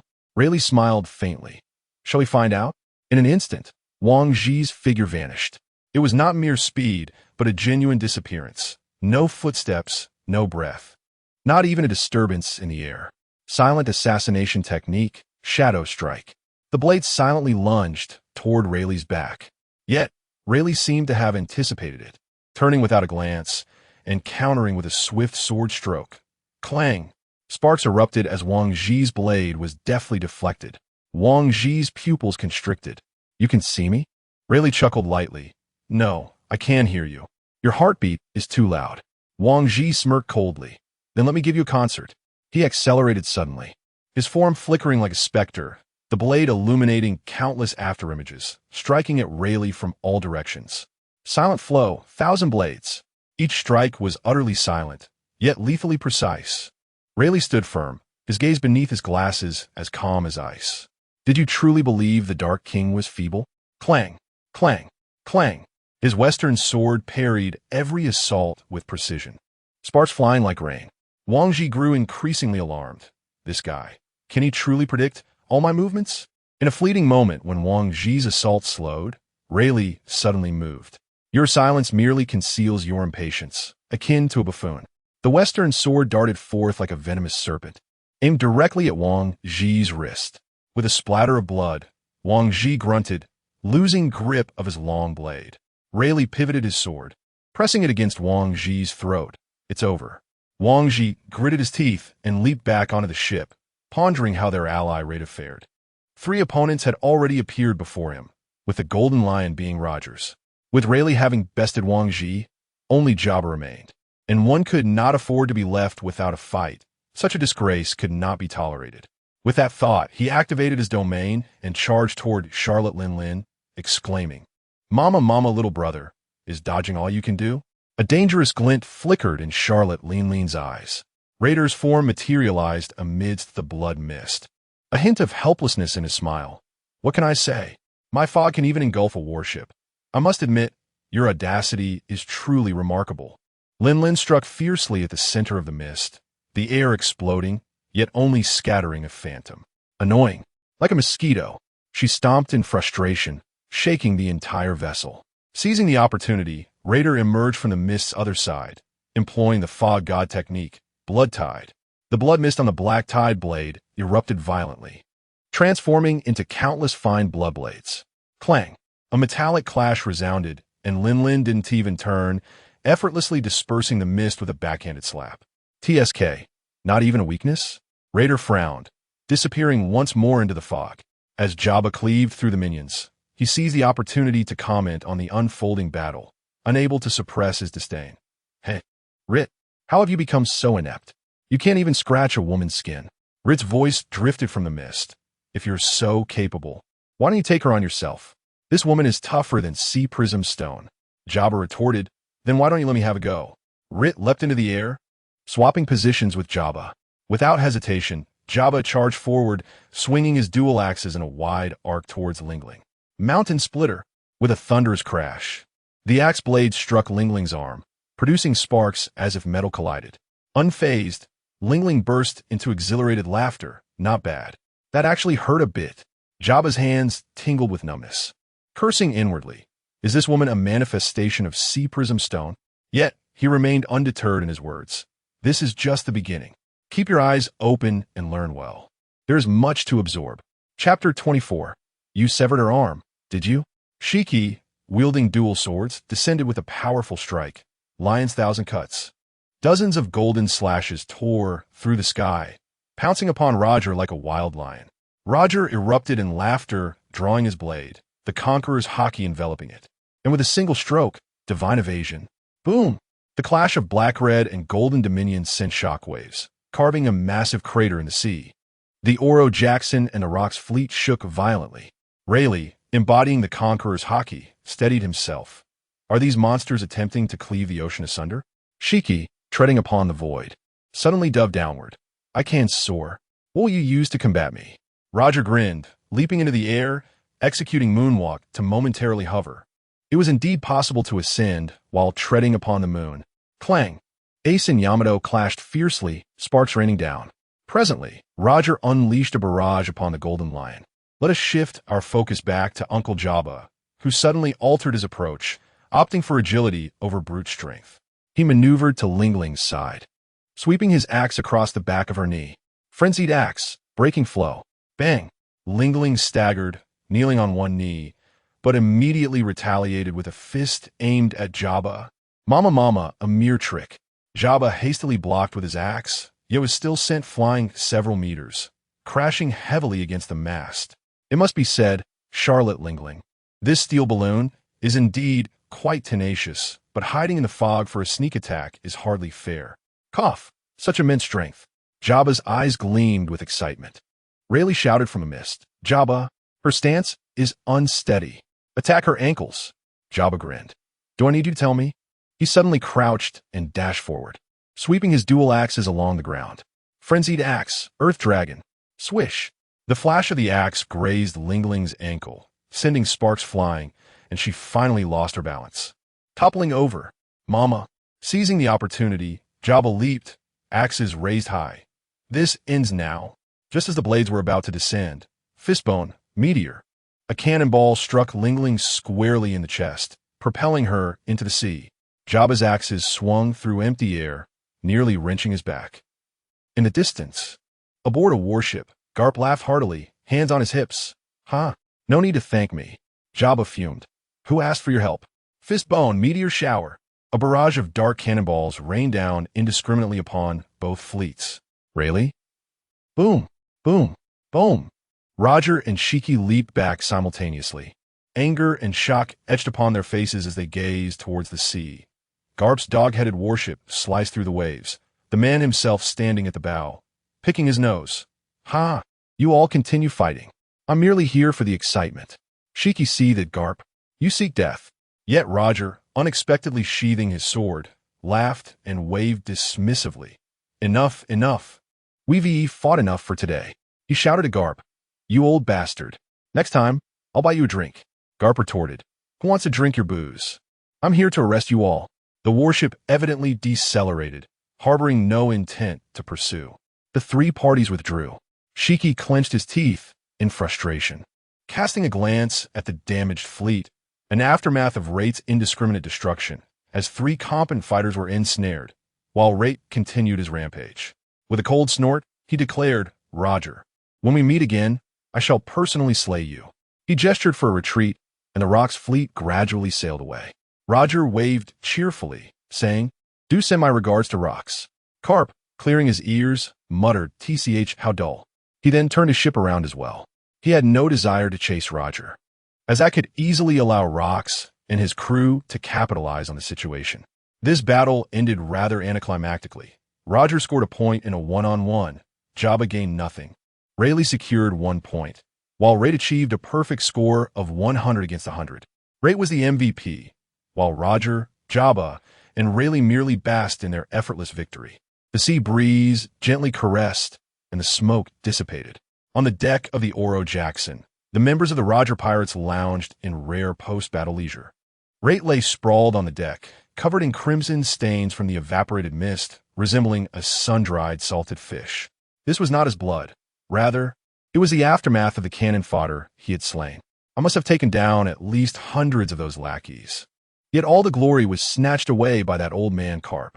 Jabba rolled his eyes while pouring liquor into his mouth. And you dare complain?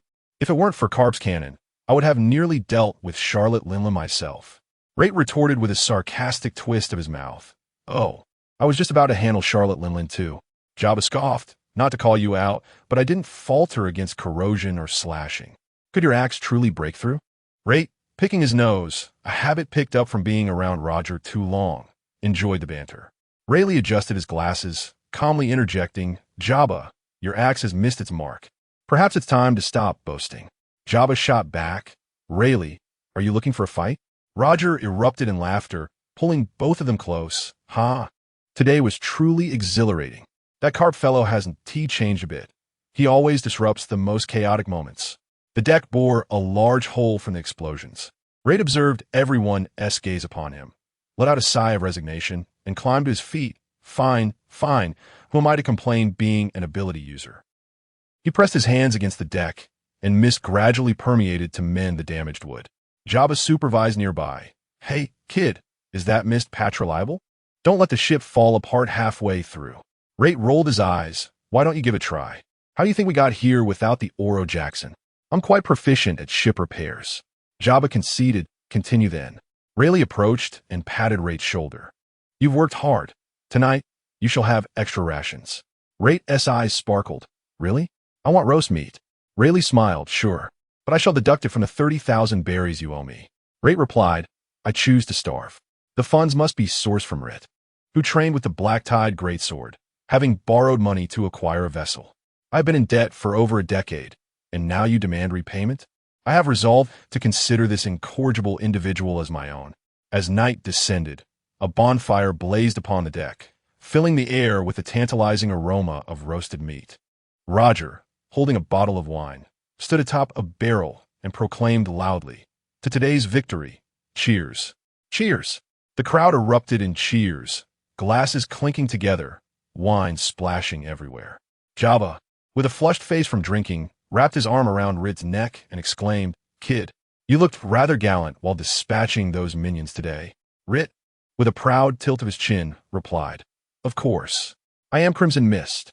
Jabba countered, but compared to how I was in my day. Rait interrupted, Stop. Brother Jabba, you always boast when you're drunk. I'm utterly tired of it. And if you bring up that useless old joke again, I swear I'll make you regret it. Jabba, infuriated, retorted, You insolent brat. Everything I say is the truth. Do you not understand the importance of respecting your elders? Rayleigh, calmly sipping his drink, interjected, For instance, that time you challenged the Sea Kings and ended up being pursued for 3 days and nights? Jabba responded, Rayleigh, be silent. Chapter 25. The invitation before the Battle of God Valley in the year 1484 of the Sea Circle calendar. Rox had long sought to recruit Roger. Yet perhaps it was the will of the world that he never encountered the Roger pirates during his expeditions. Without Rox, none of his crew could hope to subdue Roger's formidable band. Astonishingly, Charlotte Linlin, a cadre of the Rox pirates, declared on Hashinu Island that if Roger, Jabba, and Ryder were willing, they could produce remarkably powerful offspring. Ha ha ha. Little did they expect that Ryder's first confession would be directed at Charlotte Linlin. In comparison to her, the diminutive Ryder appeared almost comical, a giant alongside a small being, eliciting hearty laughter from Jabba, who found himself doubled over in mirth. Ryder did not retort this time, for when it came to the giants, Jabba truly had a voice worth heeding. Days slipped by, and as the seagulls delivered bounty notices, Rox emerged as a master of pirate recruitment. Today he had subdued Kaido. Tomorrow he would shatter another pirate dojo, heralding the imminent arrival of the Battle of God Valley. Ryder felt indifferent. Whether Rox triumphed or Carp emerged victorious mattered little to him. You might argue that if Rox became the king of the world, chaos would ensue. When the target of rebellion is no longer the lofty deity, but a mere pirate, the inviolable belief cultivated over 8 centuries would shatter. Why could he ascend while I could not? At the very least, he afforded the world a sliver of resistance. Though the Navy currently upheld the justice of the seas, the Navy was the Navy, and the Celestial Dragons were the Celestial Dragons. Ryder would never attribute the Navy's achievements to the Dragons, who deserved their demise. As Rox gathered his pirates, Carp approached Roger and his crew. A lookout shouted from a mast, A naval warship ahead. It's Carp's dog-headed ship.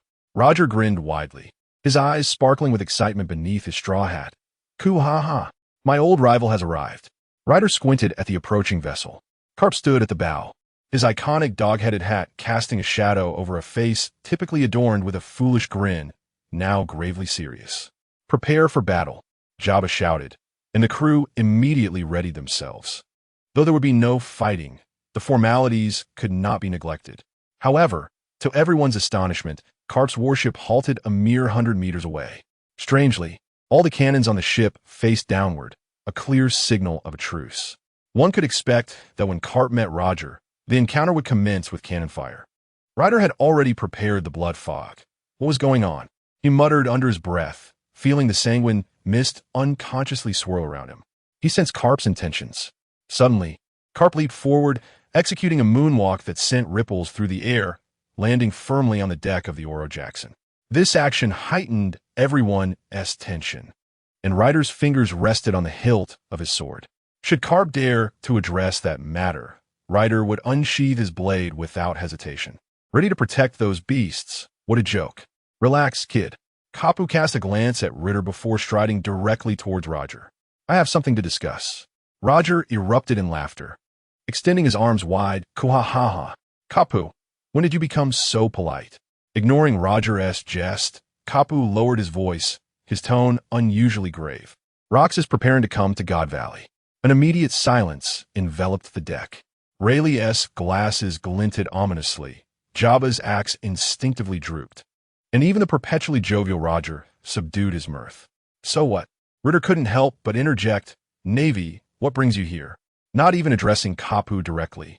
Ritter's boldness drew the sharp gaze of Kapu, whose eyes seemed to pierce through all facades. "Kid, do you know what God Valley signifies?" Ritter's body subtly stiffened. Yet he nodded. Roger, along with Rayleigh and Jabba, quietly approached Ritter, fully aware of his ability to glimpse the future. The unusual display of emotion from Ritter, regardless of their amicable ties with Kapu, compelled them to stand resolutely behind him. "I don't know what you're talking about. Get off or ship." Ritter unleashed the black tide, and Kapu, blocking the onslaught, stepped back, retreating from Ritter's range of attack. "Stop feigning ignorance. I trust my instincts." Kapu pulled out a crumpled piece of paper and tossed it onto the deck. "Take a look." Ritter bent down to retrieve the paper, discovering it was a list of slaves. Under the special exhibit section, it glaringly stated a total of approximately 100,000 slaves, with children constituting about 16%. Ritter's hands began to tremble, the paper rustling faintly in his grasp. "Kapu." Roger's voice dropped. "What exactly are you trying to convey?" Kapu took a deep breath. "Rox intends to seize the celestial dragon's treasures and devil fruits, but those beasts." He gestured towards the direction of God Valley, but fell silent, leaving uncertain whether he referred to Rox or the celestial dragons. Rayleigh suddenly interjected, "So, you are here to rescue the slaves? I thought you would flaunt the might of the Navy, ensuring the slaves do not escape, allowing you to revel under the celestial dragons." "Nonsense." Kapu slammed his fist against the ship's railing, splintering the wood. "I am here to kill Rox. But those children..." His voice wavered for the first time. "They do not deserve to die." Silence descended upon the deck, the sea breeze carrying distant cries that felt like a dull blade scraping against each heart. Ritter suddenly let out a cold laugh. What a touching speech. "But how can you assure us this isn't a trap? To have us serve as cannon fodder while the Navy reaps the benefits? Moreover, aren't those slaves also products of your protection?" Kapu did not respond immediately, instead stepping closer to Ritter, close enough to smell the blood on him. Lowering his voice to a whisper audible only to Ritter, he said, "The third cave beneath the west cliff. The guards are already asleep." Ritter's pupils contracted sharply. "You." His voice faltered in his throat. Kapu took a step back, restoring his carefree demeanor. "What do you think, Roger? Shall we join forces for a grand endeavor?" Roger stroked his chin, his gaze flitting between Kapu and Rayleigh. Suddenly, he burst into laughter. "Coo ha ha ha. How amusing. Rayleigh, what is your perspective?" Rayleigh adjusted his glasses thoughtfully. From a strategic standpoint, a temporary alliance is indeed the optimal choice. However, he cast a significant glance at Kapu. "We require certain assurances." Kapu grinned widely, retrieving a map densely marked with annotations from his coat and tossing it to Rayleigh. "This is the Navy's deployment chart for God Valley, indicating the positions of the celestial dragons and potential hiding spots in case of danger. This is data I gathered while clearing God Valley. It demonstrates my sincerity. Does it not?" Ryder's eyes fixated on the map, his internal scale wavering. He was reluctant to protect the so-called celestial dragons, but could not ignore the cries of the children. What troubled him further was the implication in Kapu's demeanor. "Ryder." Roger suddenly placed a hand on his shoulder. "What are your thoughts?" All eyes turned to Ryder. He slowly articulated, "The celestial dragons have turned God Valley into a hunting arena, capturing slaves, including humans, fishmen, and giants, and exiling them to the island, where they are pursued by weapons or ferocious beasts for entertainment. Those celestial dragons who excel in the hunt are even rewarded by the elders, as a demonstration of their so-called noble lineage and combat prowess." After speaking, Ryder closed his eyes. Roger remained silent for a long while before finally speaking. "We can assist you in battling Rox. Kapu, I trust you, but I do not trust the Navy. We must determine the timing of our actions ourselves." Kapu laughed heartily. "That suffices, Roger." He turned towards the ship's railing, glancing back at Ryder before departing. "Remember, when the fog is thick enough, even God cannot discern the truth. I am indifferent to the chaos of pirates, nor do I care for the fate of the celestial dragons, but the children must not perish. It will undoubtedly be chaotic then.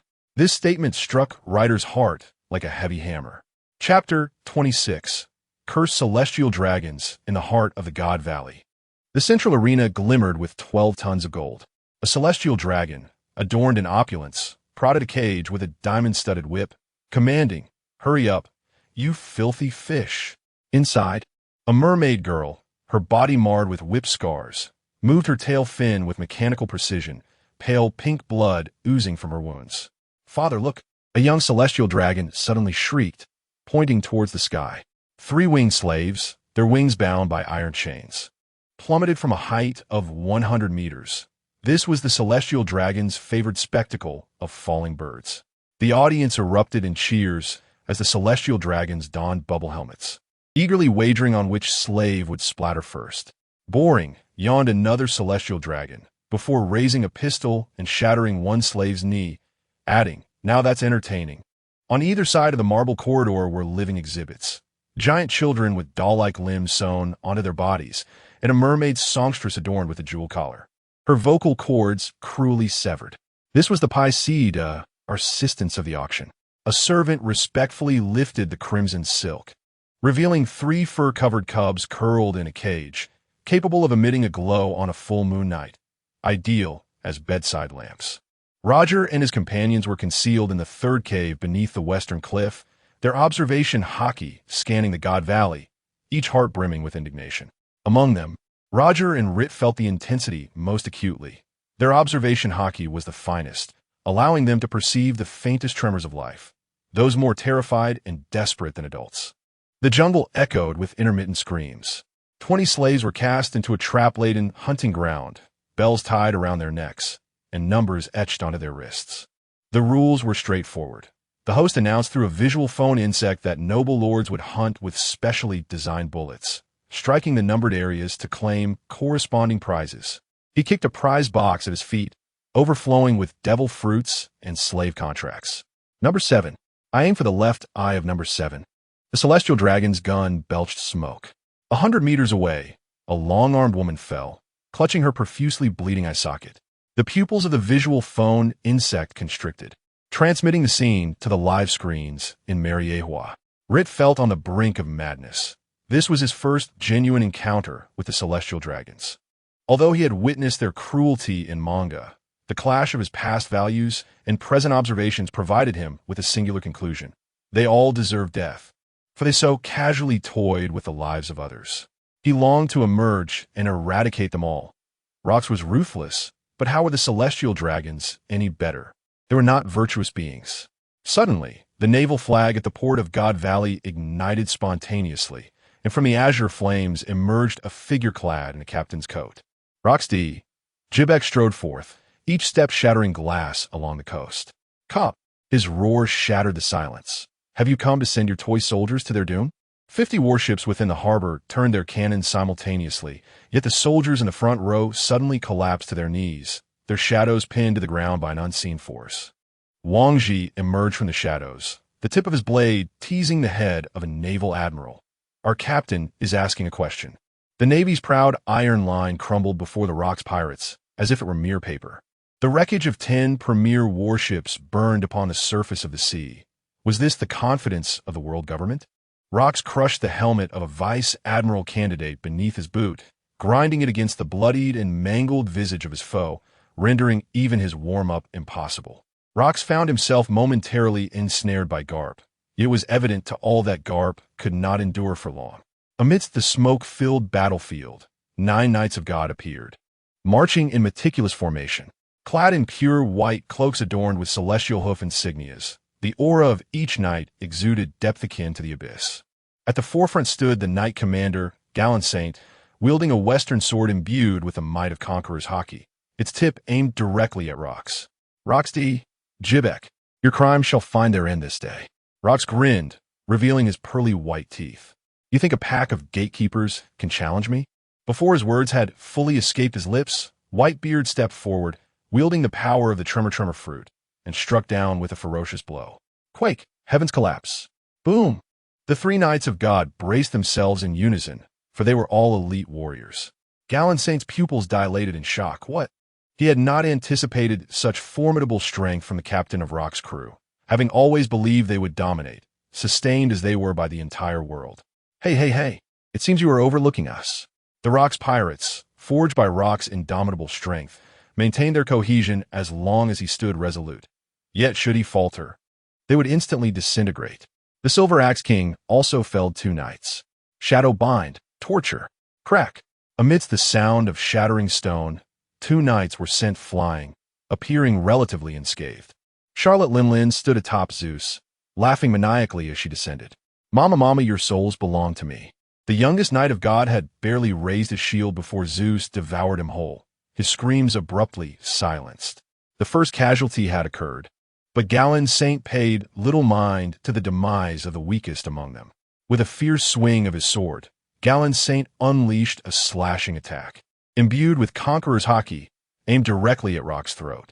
Rox did not flinch or evade. Instead, he seized the blade with one hand, crimson-black lightning exploding in his palm. Too slow. Crack! The weapon was crushed between his fingers. Before Gallon, Saint could react, Rock's other hand had gripped his throat, lifting him high into the air. The so-called Knights of God. Rock sneered as he tightened his grip. Merely dogs raised by the celestial dragons. With a resounding thud, Gallon Saint was slammed into the ground. Spiderweb-like cracks radiating out for hundreds of meters. Garp paid no heed to the Knights of God. His sole opponent was Rox, and he would not concern himself with any who approached seeking their own demise. The remaining seasoned knights found themselves locked in a stalemate against the officers of the Rox pirates. For a brief moment, the battlefield descended into an eerie calm. It was evident that compelling the Rox pirates to exert themselves was a futile endeavor. As Rox unleashed a powerful punch that sent Carp flying and turned his gaze towards the auction venue, he was met with a gratifying sight. The pirates had breached the Navy's defenses, despite the knights attempting to slay them. The horde of pirates surged forth like a swarm of locusts towards the observation platform of the celestial dragons. Those once exalted beings now scurried about like headless flies in a desperate bid for escape. How amusing. Rox licked the blood from the corner of his mouth and contemplated bringing these deities down from their pedestals. Seizing the opportunity, Carp delivered a fierce punch to Rock's face, only to have his wrist caught in a vice-like grip. "Carp, you are distracted," Rox taunted. With a resounding thud, Rock's knee struck Carp's abdomen, causing the naval hero to sputter blood. Chapter 27. The diligent master Ray collects fertilizer in the underground passage. A fish girl carried an injured child from the fur tribe, followed closely by a dozen slaves of various races. Suddenly, at the end of the passage, a silver-haired youth appeared, Don Quixote hominis. "Step aside." The fish girl bared her sharp teeth. Yet the boy silently extended a set of keys, his voice trembling. "There's a ship at the eastern dock. You can escape." The mist of Rue coalesced into a finger, pointing toward another direction. "There's also an exit over there." As the last slave vanished into the passage, Rue turned to face the main battlefield. Lux was gripping Gallon-S neck, while Carp had risen once more, his armed haki gleaming darkly. It must come to an end. The blood mist on the great sword of Black Tide surged dramatically. This time, Rue did not envelop the area in mist, but concentrated it around himself, refracting light to conceal his presence. Rue refrained from rushing into the fray, thinking, "You treat people as mere objects, celestial dragons. Your father has arrived, Captain Roger." Jabba anxiously glanced at the still inert Roger. "Rue? Let him be." Roger's straw had obscured his eyes, indicating that some battles must be chosen by oneself. In the heart of God Valley, chaos had long since erupted. "Since you enjoy hunting." His voice drifted through the air, its source untraceable. "Then now, I shall be the hunter." The celestial dragon, Saint of Waste, frantically commanded his guards, "Hurry, escort me away from this wretched place." The guards, nervously scanning their surroundings, were met only with a sea of crimson mist. "My lord, we cannot locate the enemy." "Useless fools." Suddenly, the voice of the celestial dragon was silenced. A fine line of blood appeared on his throat, unbeknownst to him. The guards watched in horror as his head slowly slid off, blood gushing forth. The first. From the moment he resolved to slay the celestial dragons to his first successful strike, Rue felt an exhilarating clarity. The bottleneck that had constrained his powers vanished. He sensed the awakening of his fruit's ability. The mist he had previously termed blood mist now truly earned its name, for its hue was authentic. If you disregard life, then I shall regard your lives as mere fertilizer. It matters not. Rayleigh perceived the awakening of his abilities, enhancing the quality of the mist in every aspect. Moreover, within his mist, Rayleigh could extract life force from any being at his will, replenishing himself. After vanquishing the celestial dragons, he felt a profound sense of clarity. The golden fruit of the river god flowed forth, affirming that in the world of the pirate king, everything was indeed idealistic. The celestial dragon, saint of vegetables, and the saint of grass cowered behind a golden statue, trembling. Damnable commoners, how dare they attack us? The celestial dragon, saint of vegetables, howled hysterically. When a navy arrives, I shall capture their families and enslave them all. Shh, don't make a sound. The celestial dragon, saint of grass, covered his mouth. That guy can't hear us. Suddenly, the celestial dragon, Saint Kai, violently shoved aside the grass saint and drew a gem-encrusted pistol. How dare you, a mere slave, sully your filthy hands by touching the noble one? He exclaimed, bewildered. How could you be here, Bang? The bullet pierced the brow of the celestial dragon, Saint Grass. Saint Kai stared blankly at his own hand. I didn't mean to, Bang. The chest of Saint Grass erupted in a spray of crimson. They gazed at one another, their fingers still on the triggers, confusion evident in their eyes, for they had just seen a slave. In the instant he fell, he caught a glimpse of a pair of icy crimson eyes amidst the mist. How delightful it is when dogs bite dogs, indeed. The celestial dragon, dragging his corpulent form towards the golden carriage, had his ugly face smeared with snot and tears. Help me. I am a descendant of the Creator. You commoners must. The mists of decay, life siphon. With a subtle flick of Rait's finger, the fog enveloping the celestial dragon constricted violently. Ugh! The obese celestial dragon suddenly froze, his skin visibly shriveling, as the essence of his flesh and blood was drawn away by the mist, transforming into streams of scarlet energy that flowed back into Rait. In a mere 3 seconds, a desiccated corpse collapsed to the ground, and with a gust of wind, it turned to ash. Rait clenched his fist, feeling the burgeoning vitality within him, his strength restored, and even his haki more solidified. So this is the sensation of life being plundered. No wonder it is so addictive for you lot, though you are too feeble to perceive it. The remaining 5 celestial dragons huddled together, backs pressed against one another, trembling as they raised their cups. See, come out, you demon. Rait's voice echoed from all directions. Do you not relish the hunt? Now, it is your turn to be the prey. Mist domain, life withering. The crimson fog swiftly enveloped all 5 celestial dragons. Ah, my arm, help, my skin is melting. Where have those slaves gone? Navy, save me. Their screams gradually faded as the essence of their flesh was frantically extracted by the mist, flowing into Rait in 5 streams of sanguine energy. Thud! 5 desiccated corpses collapsed simultaneously, while Rait's aura surged to unprecedented heights. Truly, a nauseating sweetness. He gazed down at his hands, a flicker of struggle passing through his eyes, only to be swiftly replaced by a chilling resolve. Yet, dealing with you is just right. The mermaid girl and the fleeing slaves had reached the dock, but pursuers were close behind. Stop them. Let not a single one escape. The naval colonel, accompanied by dozens of soldiers, charged forth, bullets raining down upon the unarmed slaves. Suddenly, crimson mist rose from the ground, forming a barrier that deflected all attacks. What is this? The mermaid girl stood in bewilderment. From the mist came Rait's voice. Run, do not look back. In the next moment, the mist wall suddenly expanded, engulfing all the pursuers. Mist healing, life's gift. The wounds of these children are gradually healing, while the strength of the Navy is waning. Indeed, offering one's life as a gift to others is a noble act. The act of giving life is entirely reasonable. We are grateful for the endowments of the celestial dragons, allowing Rait to thoroughly experiment with his fruit abilities. They are all dedicated to the cause of scientific research. Let's express our respect with a few spittings. 2A. Observing the increasingly weakened Navy, Rait wears a sardonic expression. Is this not the Navy that upholds justice?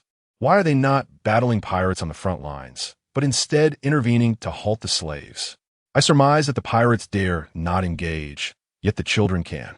Is that the case? Rait dispels the mist from his face. Rait, are you not afraid of retaliation from the world government?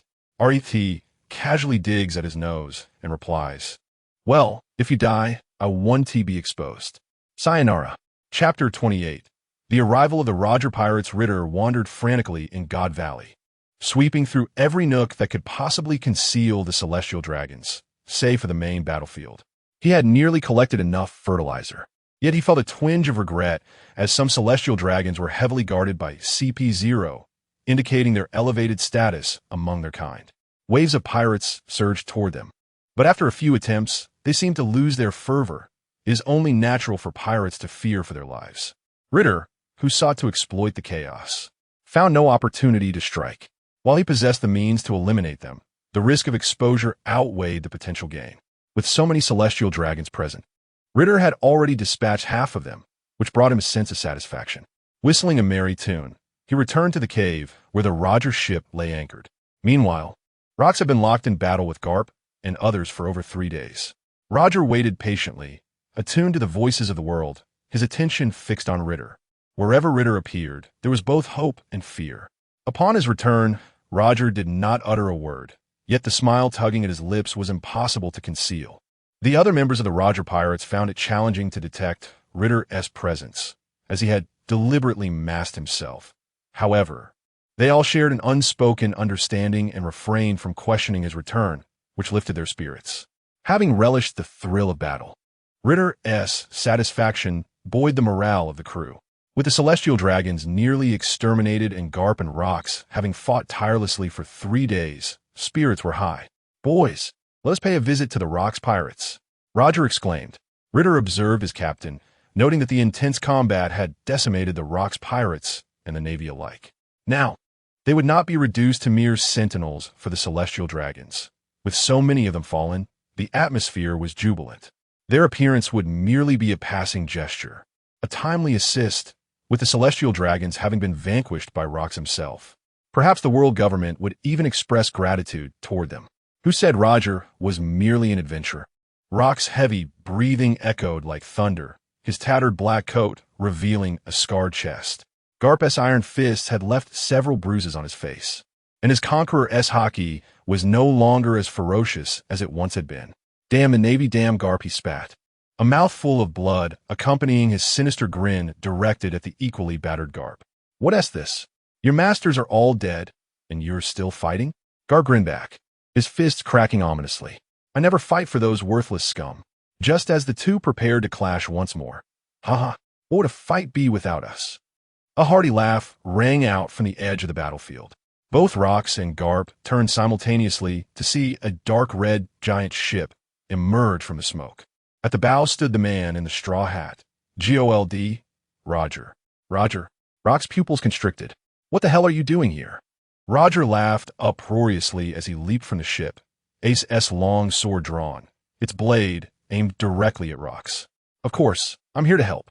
Garp's lips twitched as he emerged after 3 days of battle. Roger inquired, need assistance? Who do we assist? Roger blinked and replied, of course. We aid the side of justice. Rayleigh adjusted his glasses and calmly added, we merely passed by, witnessing the Navy's arduous struggle, and came to offer our support.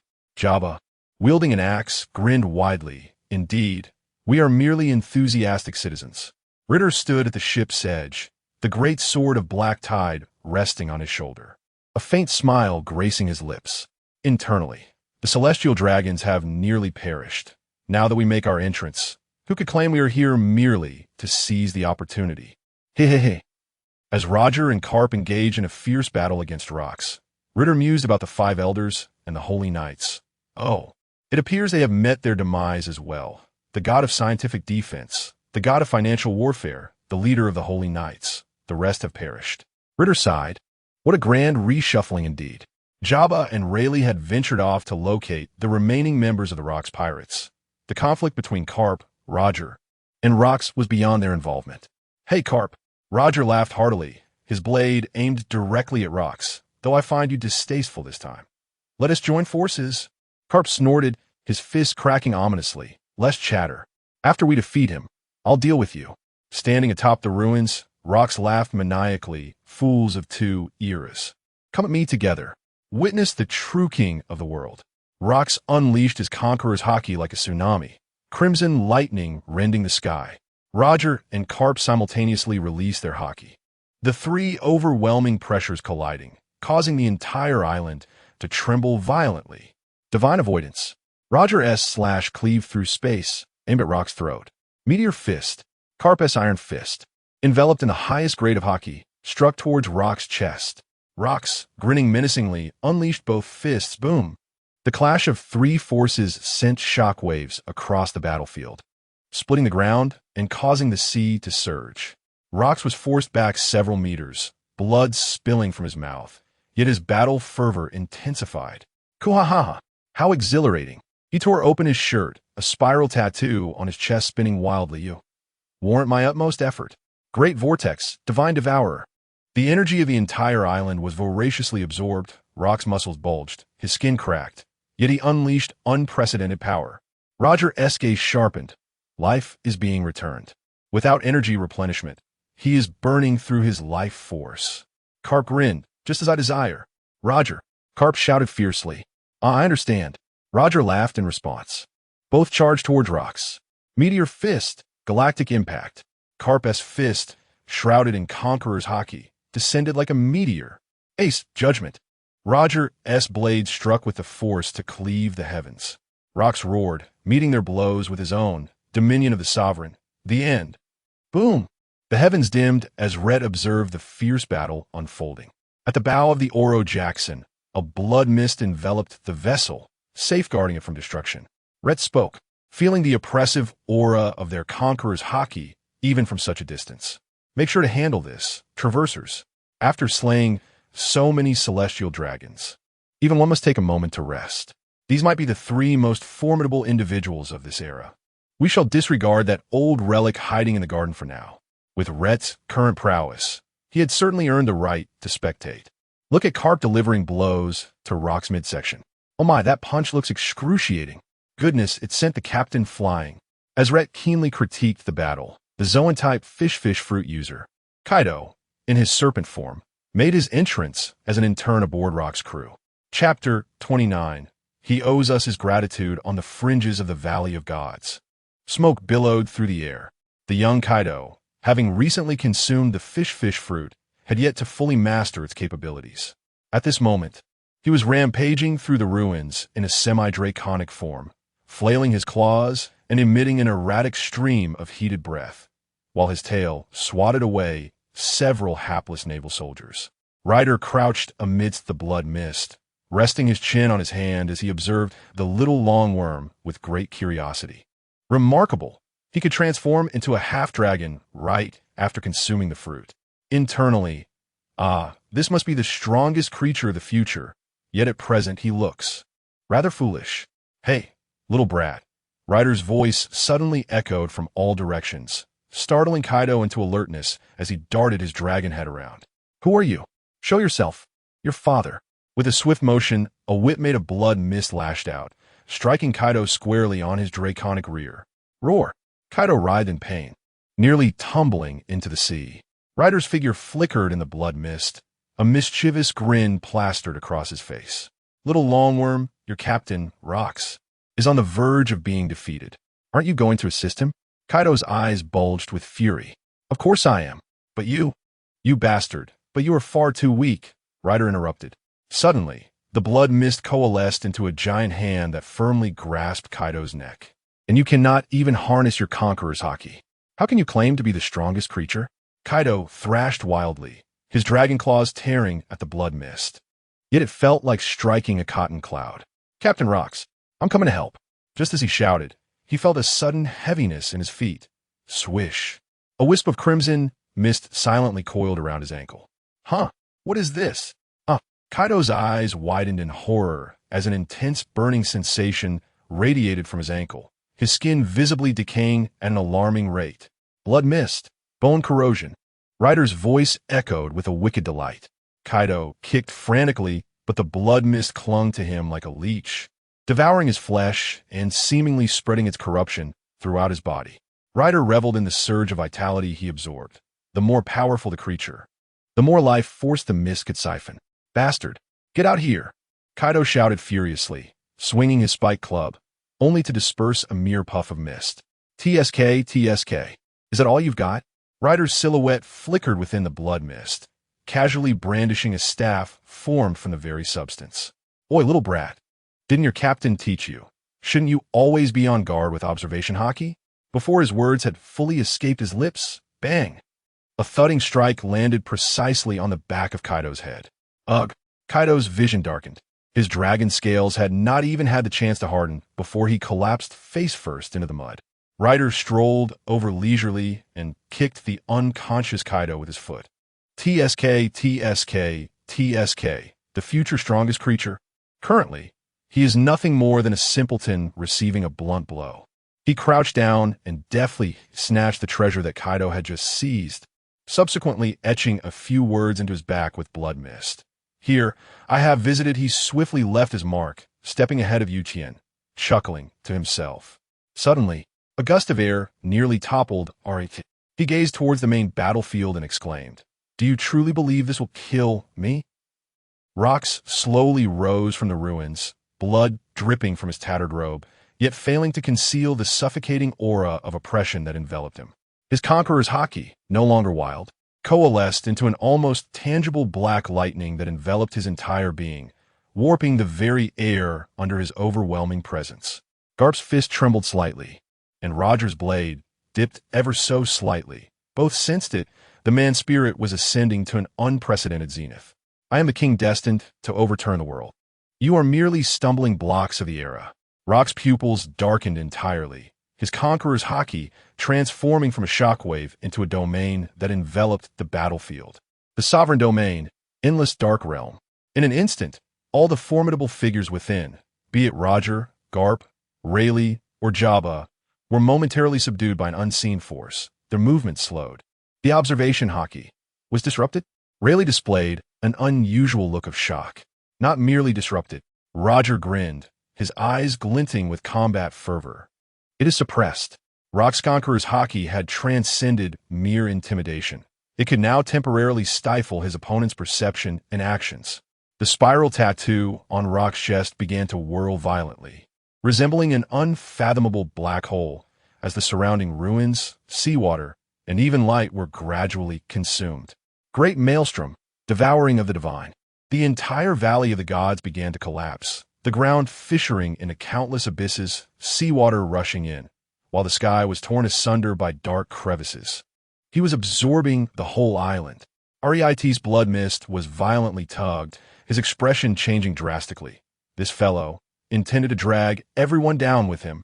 Rock's body began to disintegrate, yet his laughter grew increasingly maniacal. Ku-ha-ha. Roger, Garp, do you think you have won?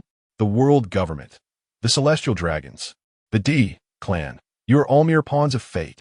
My will shall never vanish.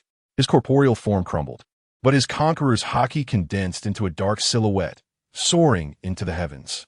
One day, someone will inherit my ambition to overturn this world. Witnessing this, Rait turned and fled, exclaiming, "Ah!" A treasure chest was conveniently taken away, and the crew of the Oro Jackson hastily retreated. The mist condensed as Rait was consumed by it, frantically drawn towards the black hole. Yet, Rait dared not halt. Pausing could result in the destruction of Jackson. Outside the ship, he compressed the mist into a shield, convinced that the physical exertion of 3 days paled in comparison to this return. The crew unleashed their conqueror's haki to withstand the overwhelming force of destruction, but their vessel remained firmly embedded in the vicinity of God Valley. For their captain was still inside, making retreat impossible. As the first wave of impact subsided, Rayleigh and Rait surged toward God Valley, while Jabba continued to resist the onslaught aboard the ship. Now, divine avoidance, Roger bellowed, and Ace, with his long sword entwined in Conqueror's haki, struck a decisive blow at Rock's throat. Fistbone, galaxy impact. Garp's fist rocketed forward, compressing the air into a vacuum. King of the underworld, blade of the end. Rayleigh's sword light cleaved through the darkness. Mist god technique, eternal night.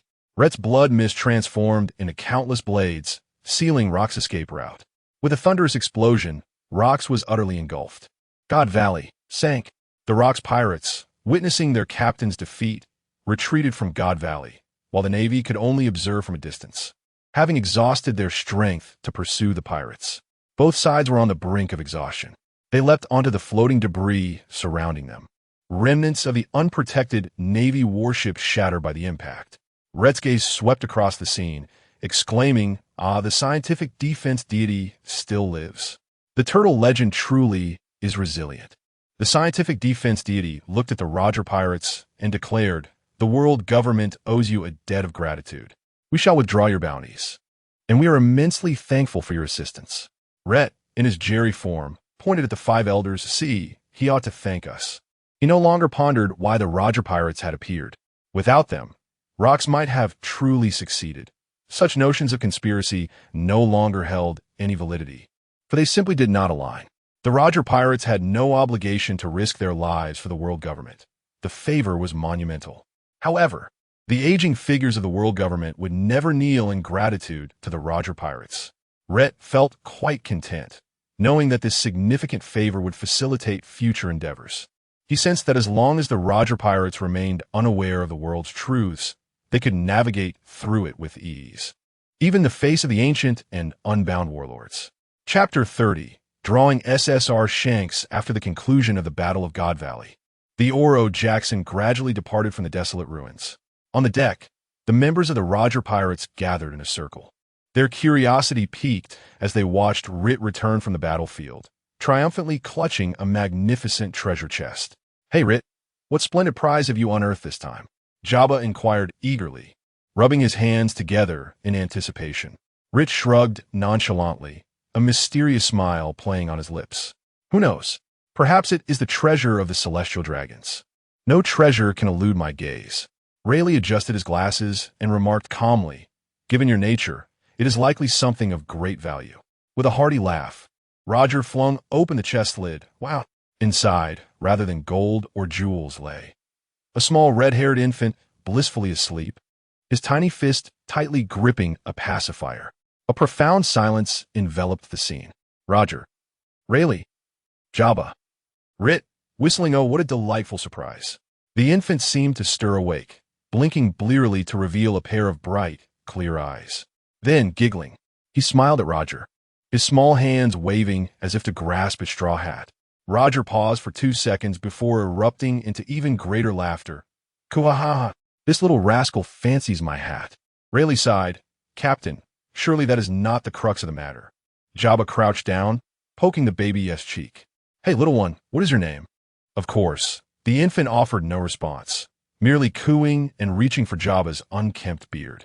Rait stroked his chin thoughtfully. "I found him in the celestial dragon's treasury." My word.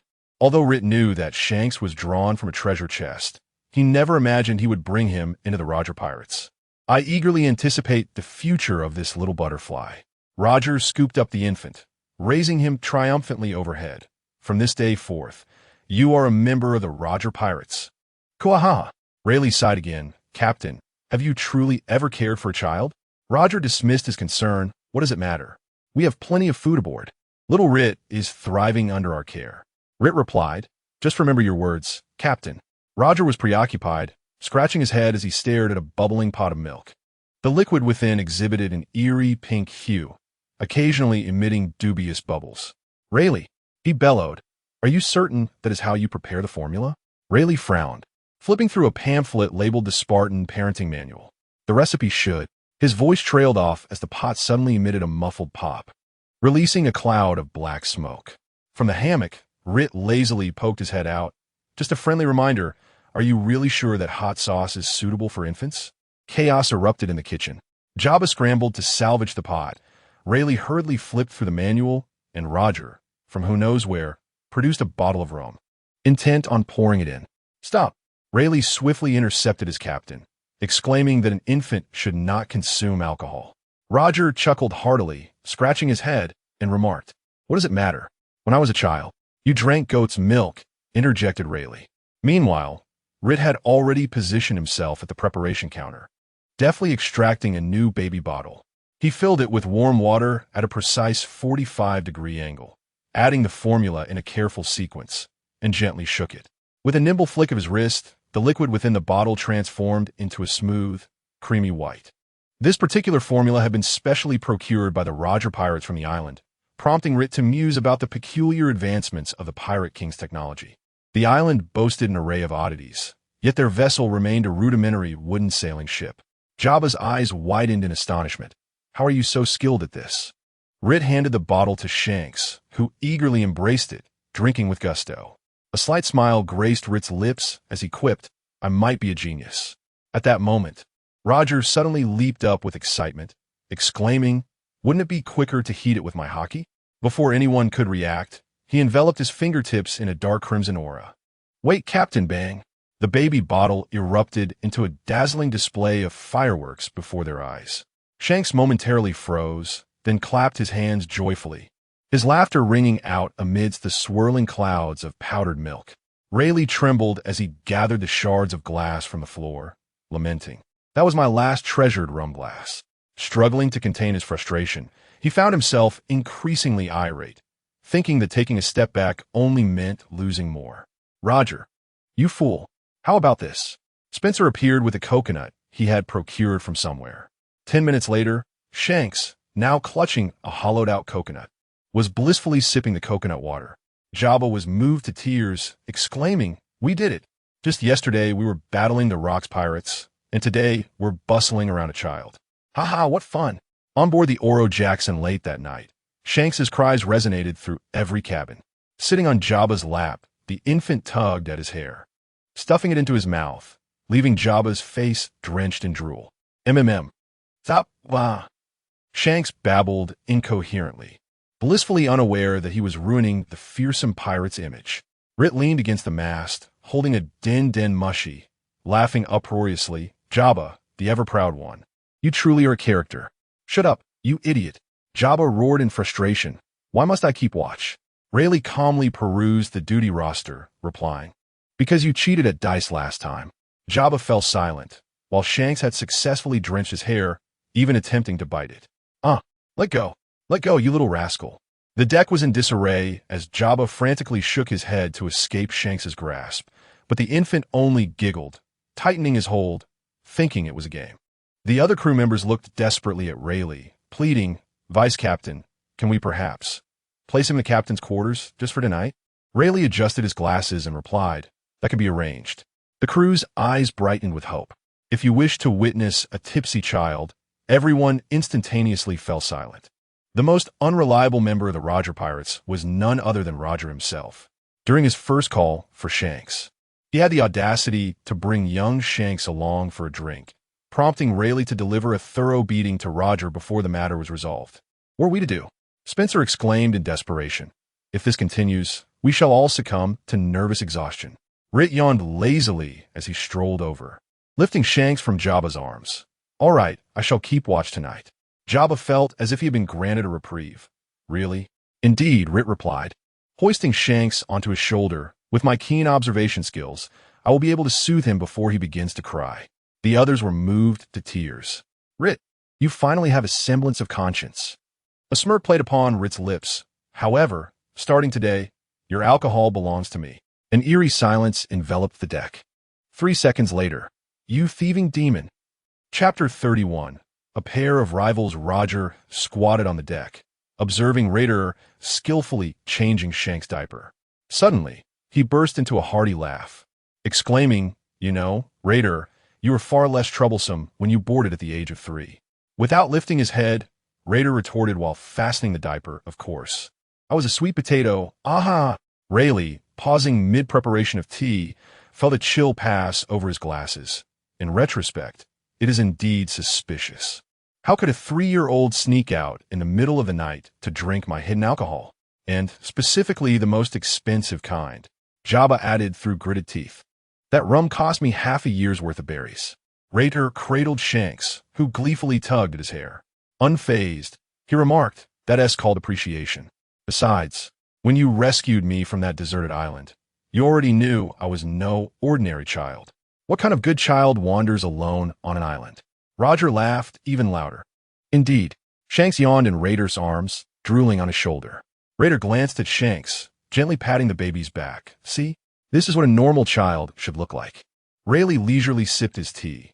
So, you admit you were pretending to be adorable to get on the ship? What do you mean pretending to be adorable? Without me, the Roger pirates would have floundered eventually. Raider placed the sleeping Shanks into Roger's arms, adding, "Now it's your turn to experience the joy of caring for a real child, dear Captain." Roger fumbled to catch Shanks when Raider's observation Hockey sensed something bobbing in the waves. Wait, there's something in that barrel. It was a fateful encounter as Raider fished it out. Roger laughed heartily. Could it possibly be another baby? The wooden barrel thudded against the ship's hull, its lid suddenly popping open. Inside sat a small baby with a red nose, holding half a gnawed carrot and joyfully waving at them. Another one. Jabba's jaw nearly dropped to the deck. The baby, spotting the group, excitedly squealed, the sun glinting off his shiny red nose. He clumsily attempted to climb out of the barrel, only to tumble headfirst into the freshly aired diaper Raider had just set aside. Rayleigh adjusted his glasses. Roger, already laughing, hoisted the red-nosed baby into the air. Kuahaha. Look at his nose. How adorable. Shanks seemed to sense something, suddenly waking up in Roger's arms. The moment their eyes met, wow. Shanks excitedly reached out to grasp the red nose of Buggy. Buggy unceremoniously bit Shanks' finger. Hey. What you two doing? You should be loving each other as little friends.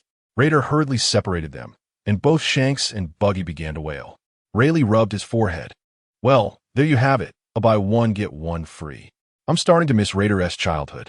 Raider, holding one baby in each arm, suddenly revealed a devilish grin. Captain, I have a brilliant idea. Roger leaned in with curiosity.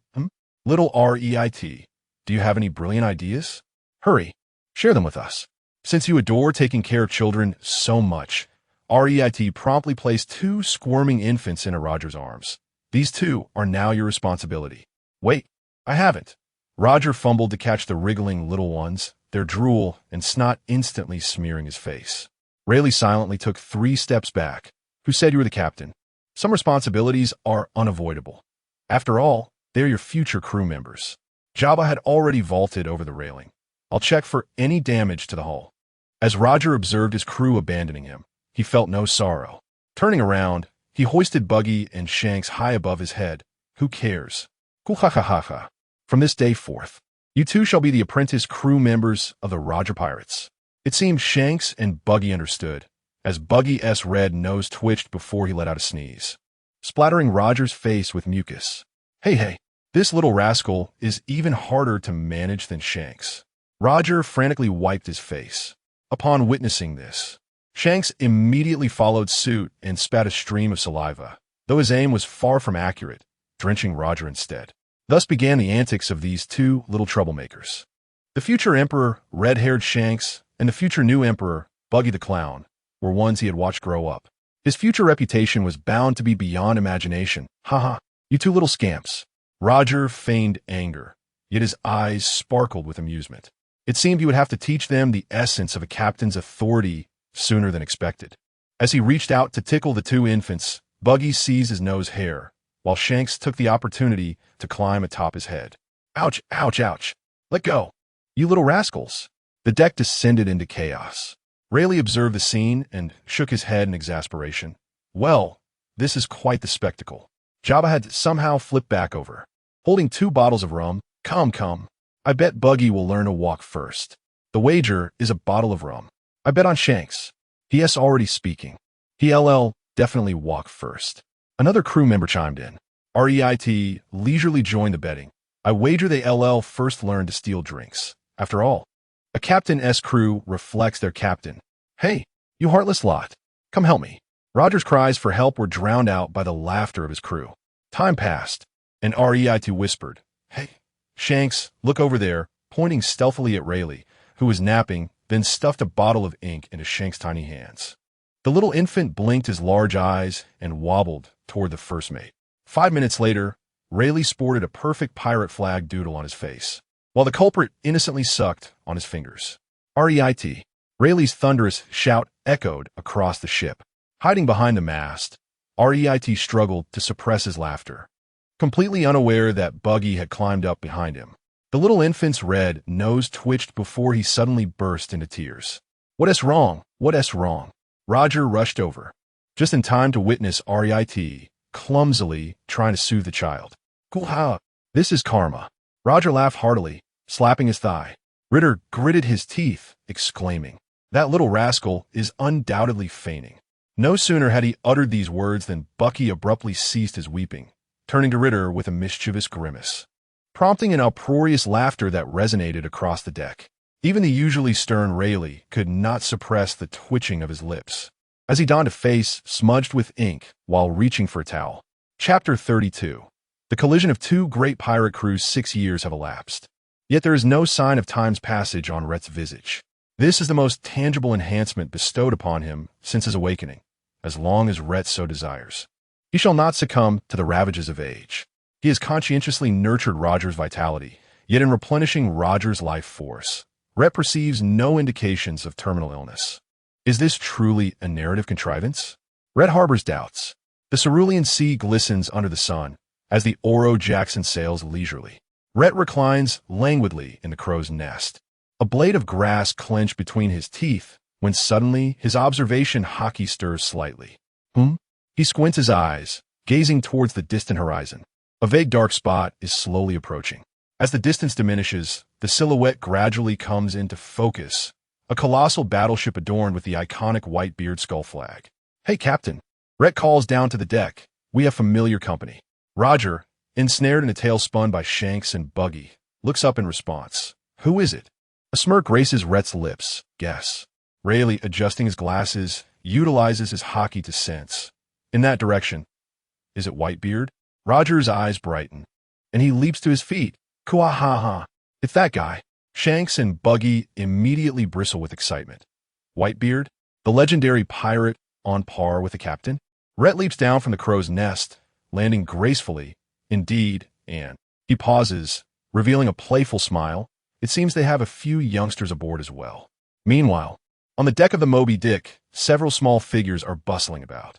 12-year-old Marco trails behind his siblings, ensuring they do not stumble. The maternal figure is indeed working tirelessly. 9-year-old Jozu, his body glimmering with a faint diamond sheen, struggles to transport wooden barrels. 14-year-olds Bista and Sachi crouch in a corner, engaged in mock duels with wooden swords and spatulas. "Take that, Rose Sword Dance." Witness my delicious slash. Whitebeard sits upon an oversized, specially crafted chair, observing the raucous little ones with a blend of exasperation and affection. "Old man, a ship has been sighted ahead," a crew member reports loudly. Whitebeard raises his gaze, his eyes traversing the sea until they rest upon the familiar dark red pirate vessel. "Garur." He chuckles deeply. "It's that rascal Roger." Marco immediately soars over, his eyes alight with excitement. "The Roger Pirates? The legendary pirate of your renown?"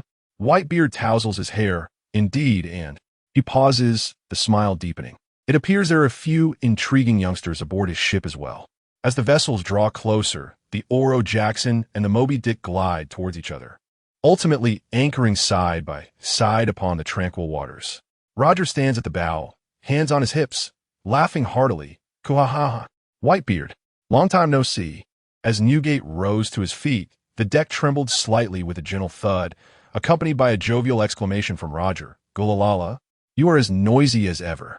The crew members of both ships exchanged glances, and when their eyes fell upon the little ones aboard each vessel, the atmosphere grew subtly charged. Shanks and Buggy leaned over the railing, curiously observing Marco and his companions on the opposing ship. "Hey, Red Nose, look at that guy with the blue flames," Shanks exclaimed, pointing excitedly at Marco. "Don't call me Red Nose," Buggy retorted angrily, but soon his attention was diverted to Jozu's diamond-like skin. "Wow, that guy must be worth a fortune." Across the way, Marco shot back defiantly. "What are you staring at?" Jozu scratched his head innocently. "They have kids on their ship too." Bista and Sachi had already assumed combat stances, knowing that taking on 2 children would be a piece of cake. They specifically grabbed wooden swords and spatulas, their childhood weapons, and aimed them at Shanks and Buggy. "Do you want to fight?" Roger and Newgate exchanged knowing glances, both wearing mischievous smiles. "You little ones," they called out in unison, "seize their treasure." "Oh!" The 6 little ones, filled with fervor, charged forward in an instant. Marco unfurled his blue flame wings. Though still unsteady in flight, he exuded an impressive presence. I am a reserve member of the Whitebeard Pirates 1st Division. Shanks brandished his toy wooden sword, grinning broadly. I am destined to become the Pirate King. With a crash, they collided. Marco flapped his fiery wings while Shanks nimbly rolled away, occasionally poking Marco in the rear with his wooden sword. The battle of the little ones commenced, as Rait sat nearby munching on sunflower seeds. Shanks, attack his lower half. Whitebeard raised an eyebrow. Marco, use your claw strike. In a surprising twist, they both executed their moves simultaneously. Wow. Shanks was knocked backward. Ouch. Marco yelped, clutching his rear and leaping up. At that moment, Rait couldn't help but marvel at the youngest of the 4 emperors, already showcasing his combat prowess. Drawl, shouted Shanks, as Joseph shimmered with a faint diamond glow. Though he couldn't fully harden yet, his fists were as solid as rock. Take this. Buggy's red nose twitched, and suddenly he burst into tears. You're bullying me. Joseph paused.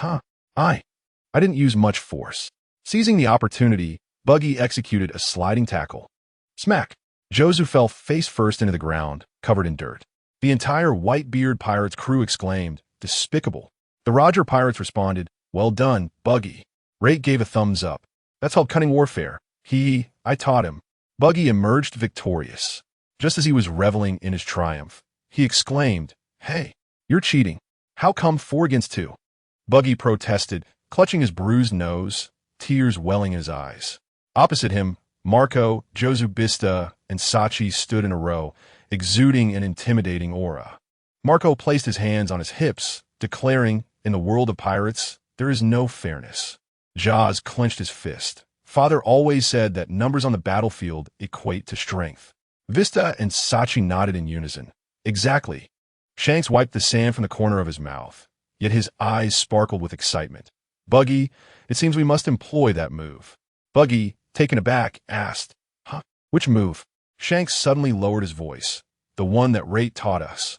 In an instant, Shanks charged towards Marco, shouting, take this.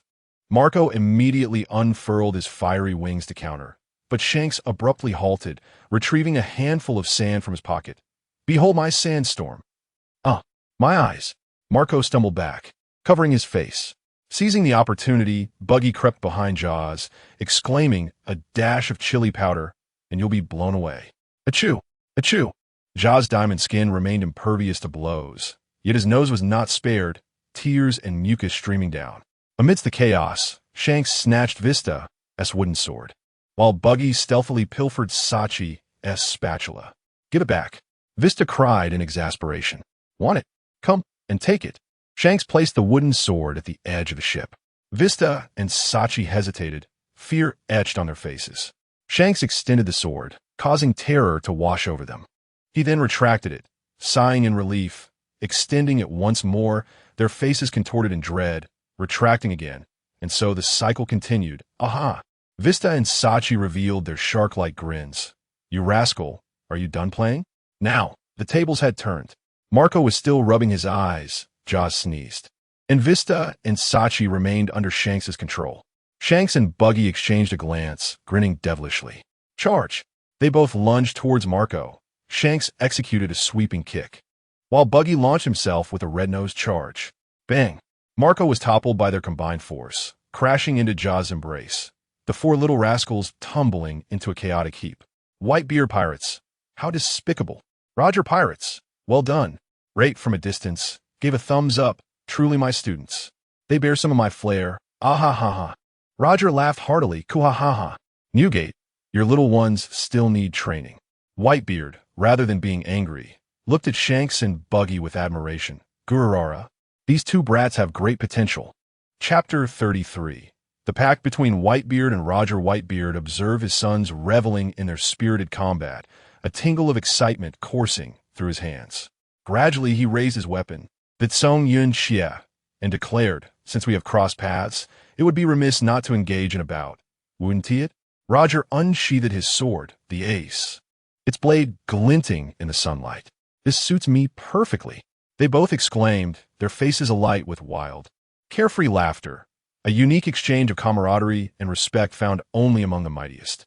Shanks and Buggy, too, dispersed from one another.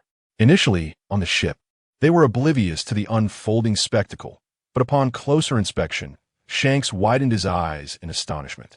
"Is that Whitebeard?" He asked massive. Rayleigh adjusted his glasses, his tone calm. "Stay put. When those two titans clash, it will not be a mere jest." Rait leaned against the mast, a smirk gracing his lips. "Fear not.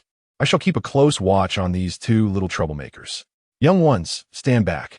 Before the words had fully left his lips, two overwhelming waves of Conqueror's haki collided with a thunderous roar. The entire island trembled violently, debris from the beach lifted into the air, and monstrous waves surged from the distant sea. The onlooking youngsters were knocked off their feet, their expressions a blend of awe and shock. Whitebeard was the first to strike. Wielding the Tsong Yun Xie with the destructive force of the Tremor fruit, aiming a devastating blow at Roger. Heaven's rift. The air seemed to tear apart, unleashing a terrifying shockwave. Roger laughed heartily, advancing rather than retreating, his fist enveloped in Conqueror's haki, launching a counterattack. God evade. The collision of their powers sent shockwaves through the heart of the island, creating a massive crater, uprooting trees within a 100-meter radius. The young onlookers were sent sprawling in all directions. Jozu, awestruck, exclaimed, "This is astonishing." Bista, gripping his wooden sword tightly, declared, "I want to be that strong one day." This is the mark of a great swordsman.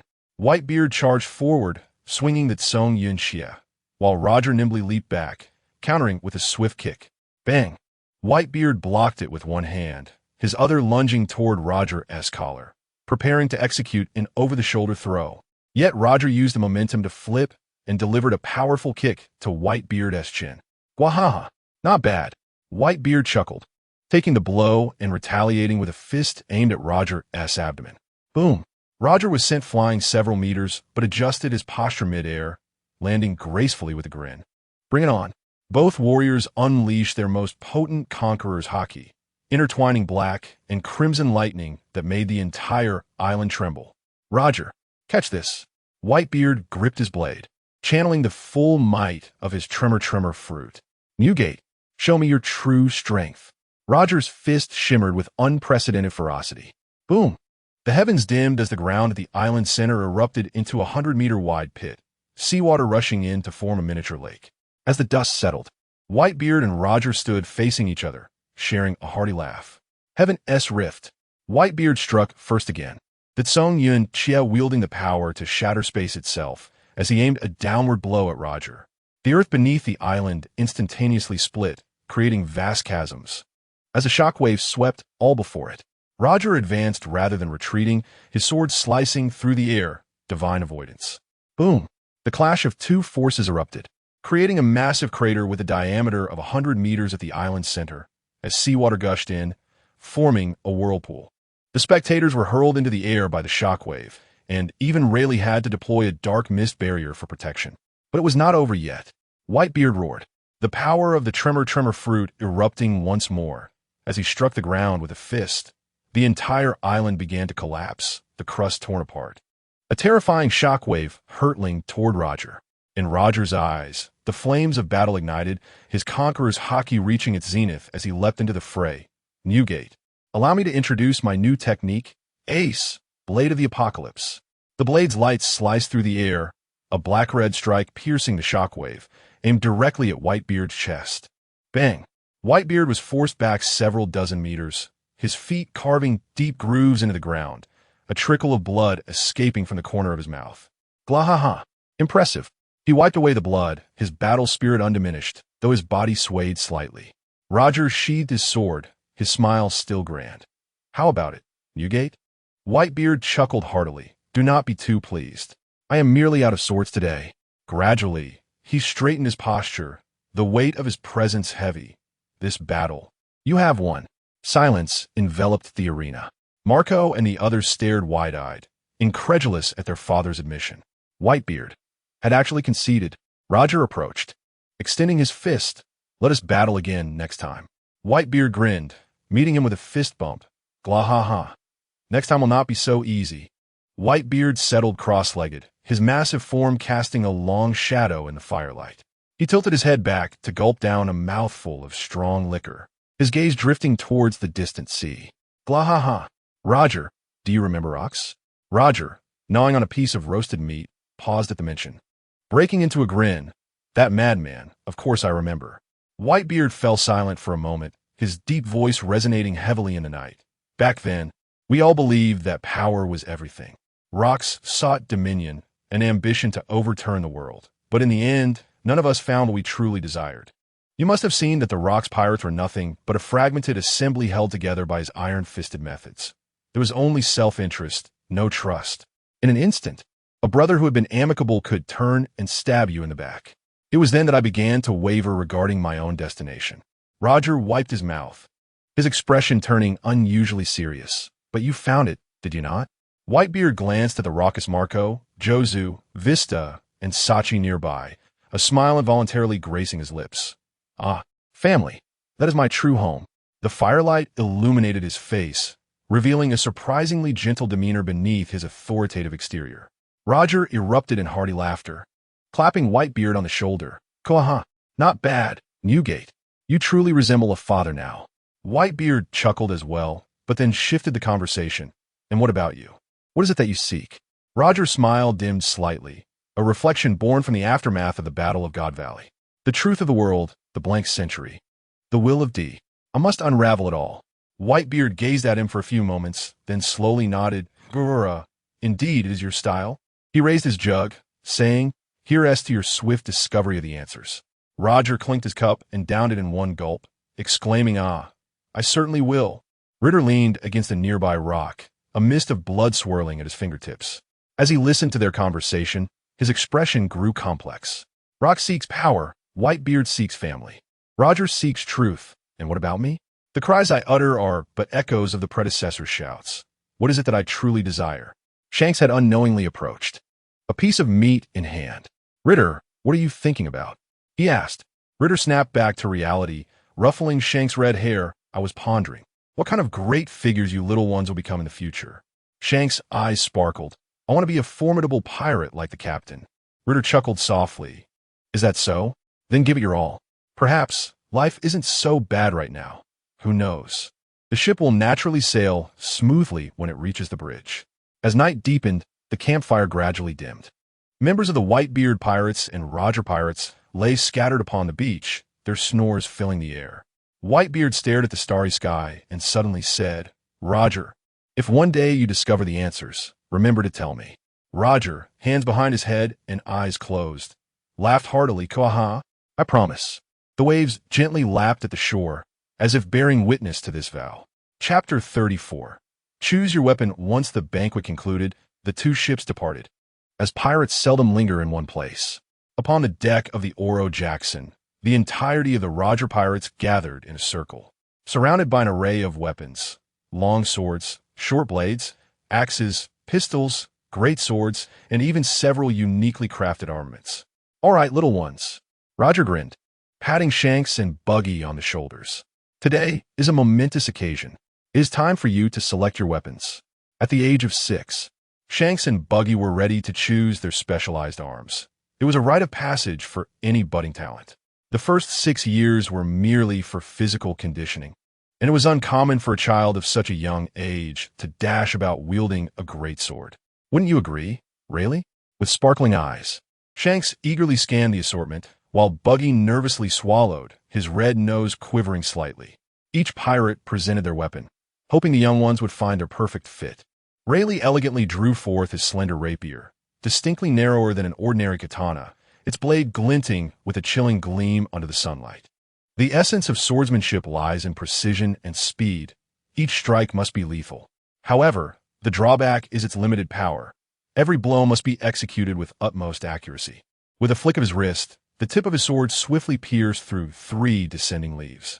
Shanks and Buggy were captivated. This is. Jabba dramatically unsheathed 2 short-handled battle axes, their blades heavy and sharp. A harmonious blend of strength and skill. Chopping, throwing, blocking, axes embody a man's romance. This is a weapon of both offense and defense, though the techniques are intricate, requiring keen tactical thinking to master. He swung an axe down toward a wooden barrel, cleaving it effortlessly in 2 with a mirror-like cut. Shanks's eyes widened in admiration. This is amazing. Spencer nonchalantly twirled his long-barreled flintlock pistol, its surface adorned with exquisite engravings.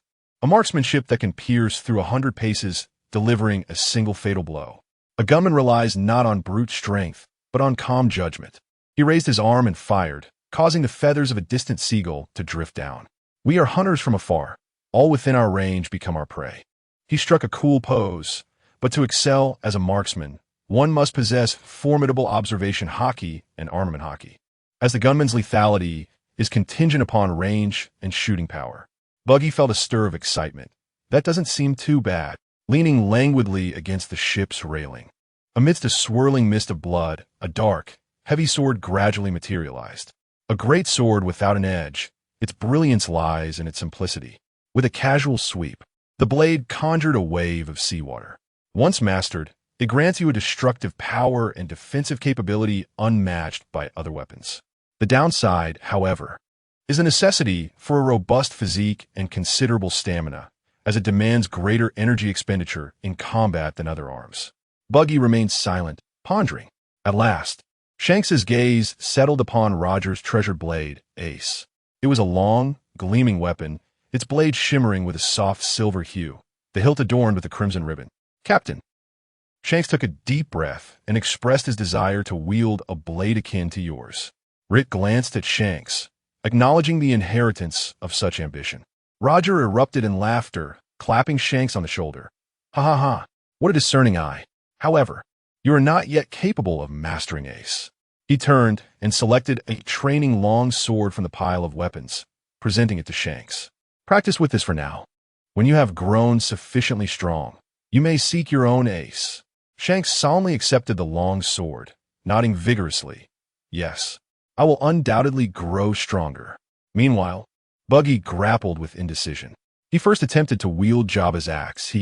As Buggy's left and right brains clashed, it was evident that he struggled to maneuver it. The axe demanded precise strikes, and, after a futile attempt, he reluctantly abandoned it, sensing an innate incompatibility with such weaponry. Next, he picked up Rayleigh's rapier, which appeared somewhat suitable, yet Buggy clearly lacked the precision to target effectively, rendering its lethality quite limited. This is far too difficult. Ultimately, Buggy set his sights on Rait's great sword, eager to try. Bro, I want to use that. He thought to himself. A great sword is undeniably impressive. Previously, witnessing Rait cleave an entire pirate ship in twain with a single stroke left me awestruck, parting the sea like a majestic divide. However, unbeknownst to Buggy, nearly every great swordsman could achieve such feats. The true hallmark of a great swordsman lies in their ability to dominate in combat, wielding enough weight to gain a decisive advantage. Buggy mused about Rait's prowess with the black sword, oblivious to the fact that he had merely pilfered the black sword's techniques, granting him the capacity for a swift kill. Rait raised an eyebrow. Are you certain? Buggy puffed out his chest. Of course. Very well then, let us see how you fare with the weight of my sword. Rait was genuinely curious about Buggy's prowess with a greatsword. Thud! As soon as Buggy grasped the great sword, he was unceremoniously toppled to the ground, the blade pinning him down and rendering him immobile. Help, help! Buggy's nose turned pale with fright. Laughter erupted around him. Yet, once freed, Buggy developed an extraordinary obsession with the great sword, training relentlessly to lift Rait's blade. Day after day, he labored for over a month, yet the sword remained steadfast, impervious to his utmost efforts. Roger crouched beside Buggy, observing him straining to lift the black-tied great sword, and gently ruffled his hair. Ha ha ha, Buggy, a heavy sword is simply not suited for you. From the very first selection by Roger, it was evident that Buggy's physique was ill-suited for wielding a great sword. The reason Rait could handle such a weapon was due to his monstrous stamina, which alleviated half the difficulty associated with using a great sword. Furthermore, his bone density and muscle strength had increased exponentially during his training. Clearly, Buggy lacked such a physical foundation. As for why it took so long for this to be conveyed, no one can dismiss another's potential before they have even begun. Moreover, the past month of training was not in vain. However, stating this now is a matter of responsibility toward a crew member. Buggy muttered in discontent, but the great sword looks so cool. Roger blinked, replying, a weapon need not be the largest or heaviest. What truly matters is its suitability for the individual. Besides, Rait's great sword is among the finest of its kind.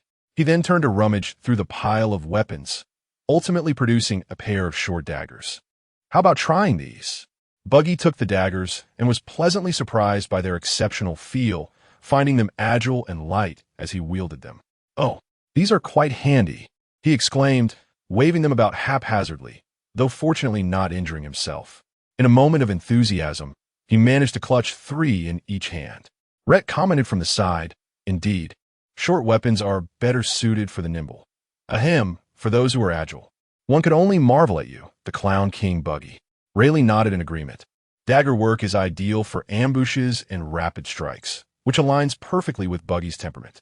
Chapter 35. The hollow shell of the Fishman Island, the Oro Jackson, was enveloped in a mesmerizing iridescent bubble as it gracefully descended into the enigmatic depths of the sea. On board, Shanks and Buggy were brimming with excitement, racing around with uncontainable joy. This marked their inaugural visit to Fishman Island, as well as the first expedition for the Roger Pirates, who had been serendipitously seeking the historical text for 6 long years. Enormous sea kings, akin to colossal titans of the deep, glided leisurely past, their immense forms parting the waters and sending ripples that gently rocked the vessel, leaving Shanks and Buggy in awe. However, none of the sea kings displayed any inclination to attack the Oro Jackson. They seemed to regard the ship with indifference. "Do I look like a fool?" one sea king mused, noticing the crew's lack of subtlety. Buggy, filled with exuberance, exclaimed, "Wow, glowing fish. Look, Shanks." Shanks, momentarily speechless from the breathtaking scenery, finally managed to utter, "It's so beautiful." The Oro Jackson docked at the periphery of Fishman Island, where the atmosphere was thick with tension, almost palpable enough to squeeze water from it. The inhabitants observed from a distance, their gazes a mix of wariness, disdain, and fear. A group of soldiers from the Ryugu kingdom brandished tridents, coldly obstructing the ship's path. "Human pirates, leave at once," the lead Fishman soldier barked. "Fishman Island does not welcome you." Shanks and Buggy leaned over the ship's railing, curiously scrutinizing the unfamiliar Fishman race. Buggy muttered under his breath, "Why are they so fierce?" Rayleigh adjusted his glasses and replied softly, "The Fishmen have long suffered under human oppression. Their hostility is not unfounded." Roger, however, remained unperturbed, grinning widely as he strode forward confidently. "Ha ha ha, no need to be tense. We're merely passing through, seeking a bit of fresh water and provisions." The Fishman soldiers exchanged skeptical glances, clearly unconvinced. One of them retorted coldly, "Humans cannot be trusted. Who knows if you are slave traders?" Rait, exuding a hint of conqueror's haki, observed the soldiers trembling yet. Remarkably, they did not retreat. Instead, they advanced a step, aware that their kin lay behind them, leaving them no option to withdraw. A flicker of admiration appeared in Rait's eyes. They possessed the courage to stand their ground. Meanwhile, within Ryugu Castle, the atmosphere was similarly oppressive.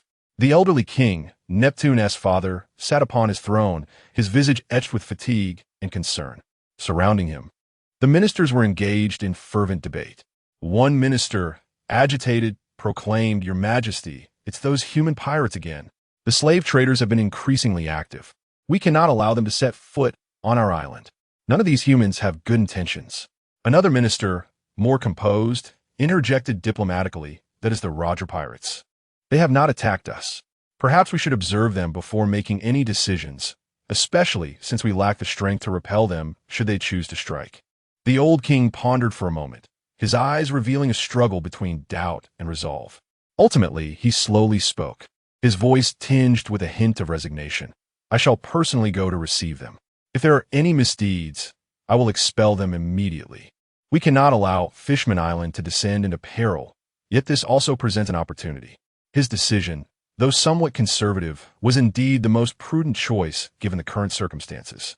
Meanwhile, in the shadowy corners of Fishman Street, the young fisher tiger, aged 24, stood with his fists clenched, seething with rage.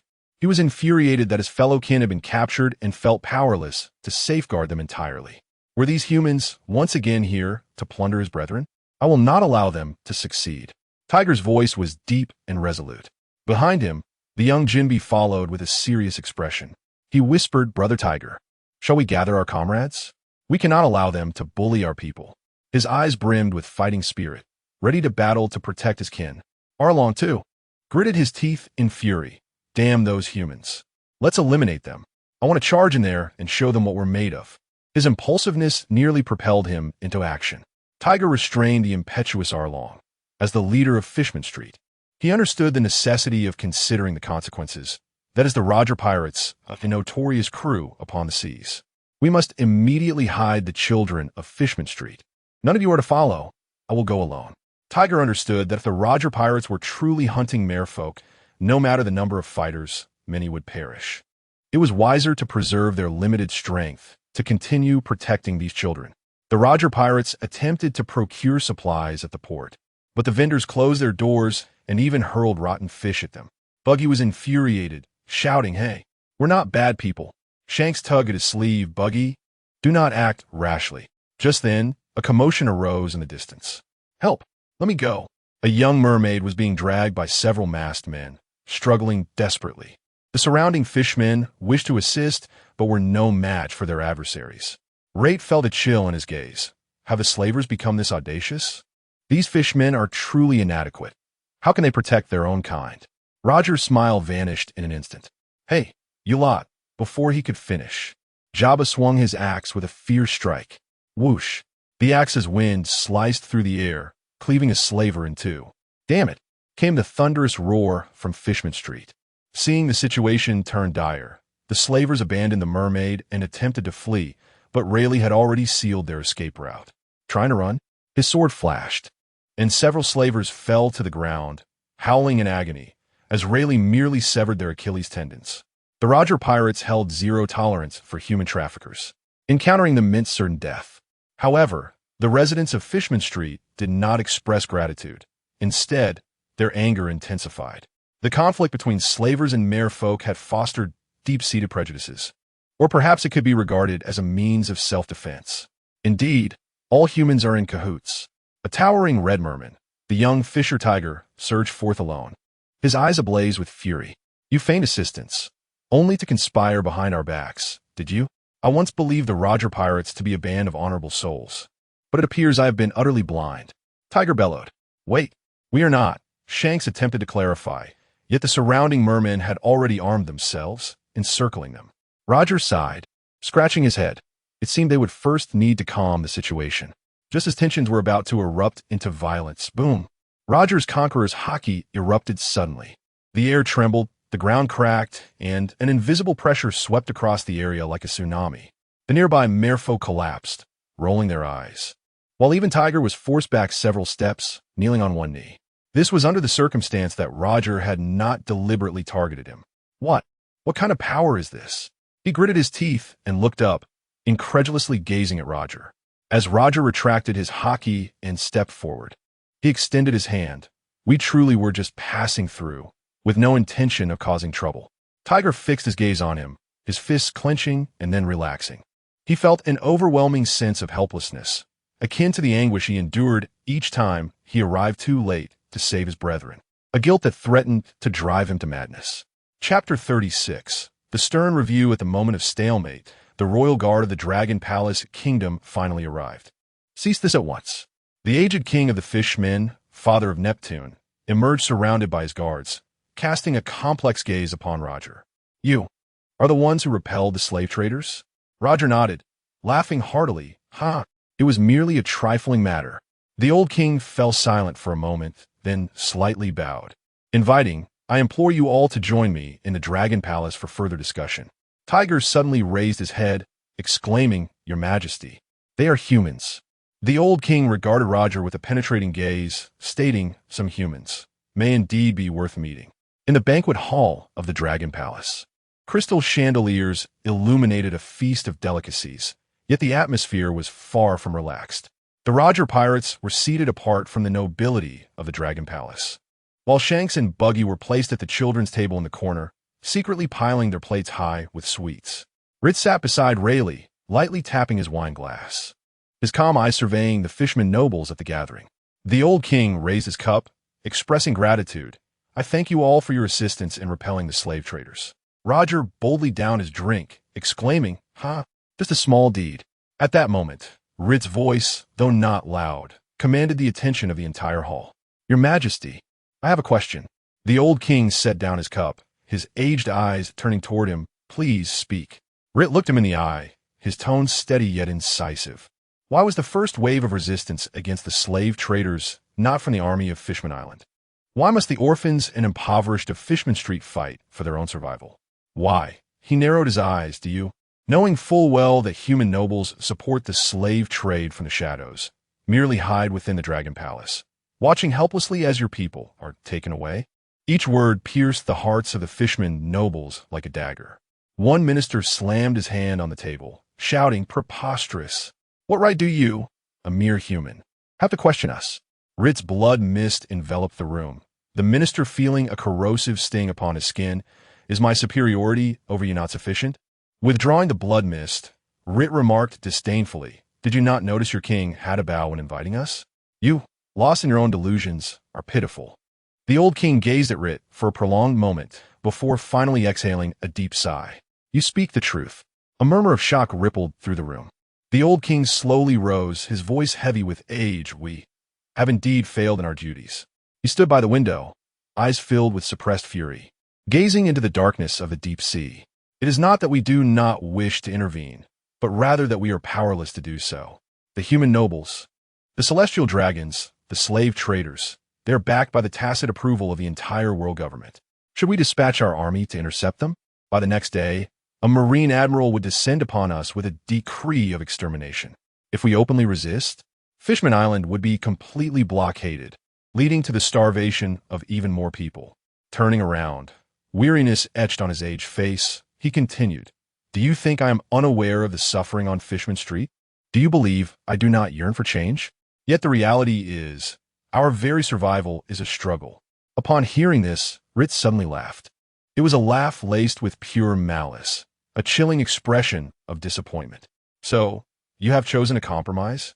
To allow Fishman Street to wither away, to permit the traffickers to run rampant, merely to ensure a fragile peace in Dragon Palace City?" The old king clenched his fist, only to release it helplessly. "Young man, you do not understand.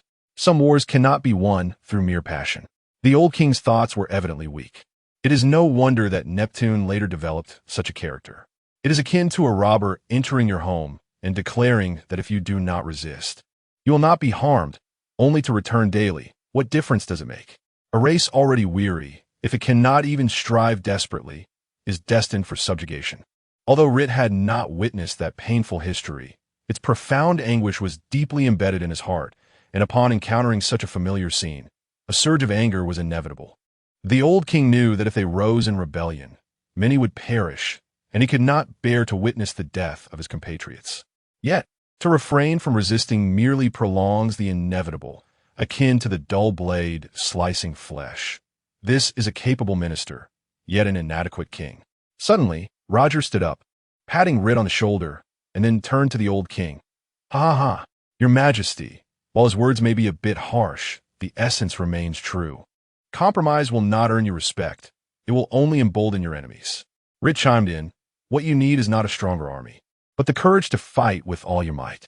You cannot expect others to fight for your race." The old king bowed his head. Initially, he indeed harbored thoughts of seeking refuge with the Roger pirates. Likewise, Fishman Island desperately needed a moment of respite. However, the Roger pirates had not offered protection. Ultimately, Fishman Island must always be their own home.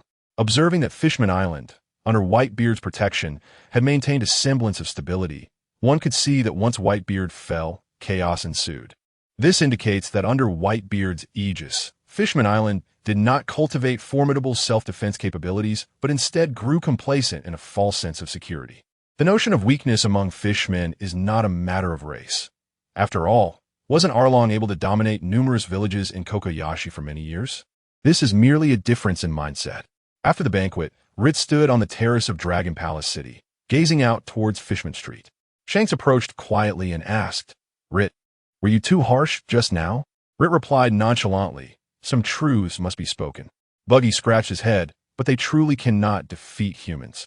Rait scoffed. "Inability to prevail does not equate to resignation. Fishmen are inherently stronger than ordinary humans. Just look at the fishermen soldiers who stopped us at the port. They are not lacking in vigor. It seems that the recent kings of Fishman Island have not been very competent. Upon beholding Mermaid Island, Rait could hardly suppress his irritation. The devil fruit users were rendered powerless by the vast ocean. To set foot on Mermaid Island, one must don a protective coating, underscoring the island's strategically pivotal location. It is perplexing how he could endure such humiliation. If you refuse to grant me peace, then let none of us find solace. Roger approached, extending a bottle of wina. You certainly laid into that king today. Rait accepted the bottle, chuckling softly. I merely spoke the truth. Rayleigh leaned against the ship's railing, lost in thought. Do you believe they will change? Rait took a sip of his drink. Tiger will. That red-skinned fishman. There's a fire in his eyes. This evening is destined to be one of wakefulness. As for who shall remain awake, that remains uncertain. Chapter 37. That is more like it. After the banquet concluded, Fisher Tiger stood alone on the coral reef outside Ryugu Palace, lost in contemplative thought. Rait's words etched themselves into his heart like a blade. What you need is not a mightier army, but a desperate courage. You cannot rely on others to fight for your race. These words relentlessly echoed within Tiger's mind. Undoubtedly, he held deep respect for the king, believing that the benevolent ruler could usher in a better life for his people. Brother Tiger, the young Jinbei, emerged from the shadows, flanked by Arlong and other companions from Fishman Street. We all heard it. Jinbei spoke softly. Is what that human said true? Tiger remained silent for a long while. He is not wrong. He finally responded. Yet, Jinbei furrowed his brow. But can we truly defeat an admiral? This could lead to the death of many of our kin. Taking a deep breath, Tiger slowly rose to his feet. If we cannot fight, then shall we not fight at all? He gazed into the depths of the ocean, his voice low yet resolute. If we lack even the courage to fight desperately, then we deserve to be enslaved. Meanwhile, within the council hall of Ryugu Palace, the old king sat wearily upon his throne, facing a cacophony of bickering ministers. Your Majesty, that pirate has gone too far, one exclaimed. But he speaks the truth. We have indeed been evading our responsibilities. Are we to send our fishmen to their deaths? The old king slammed his hand on the table, shouting enough. The hall fell silent in an instant. His aged voice resonated with unprecedented determination. From this day forth, the Ryugu Palace Army must protect every single citizen. Intensify the patrols in Fishman Street. For all slave traders, we shall no longer offer warnings. Kill without mercy. The ministers gazed at the king in shock, as though seeing him for the first time. The old king turned to his son, Neptune. I am a failed king. Do not follow in your father's footsteps, allowing weakness to bring harm to our kin. I have long lacked the courage to resist.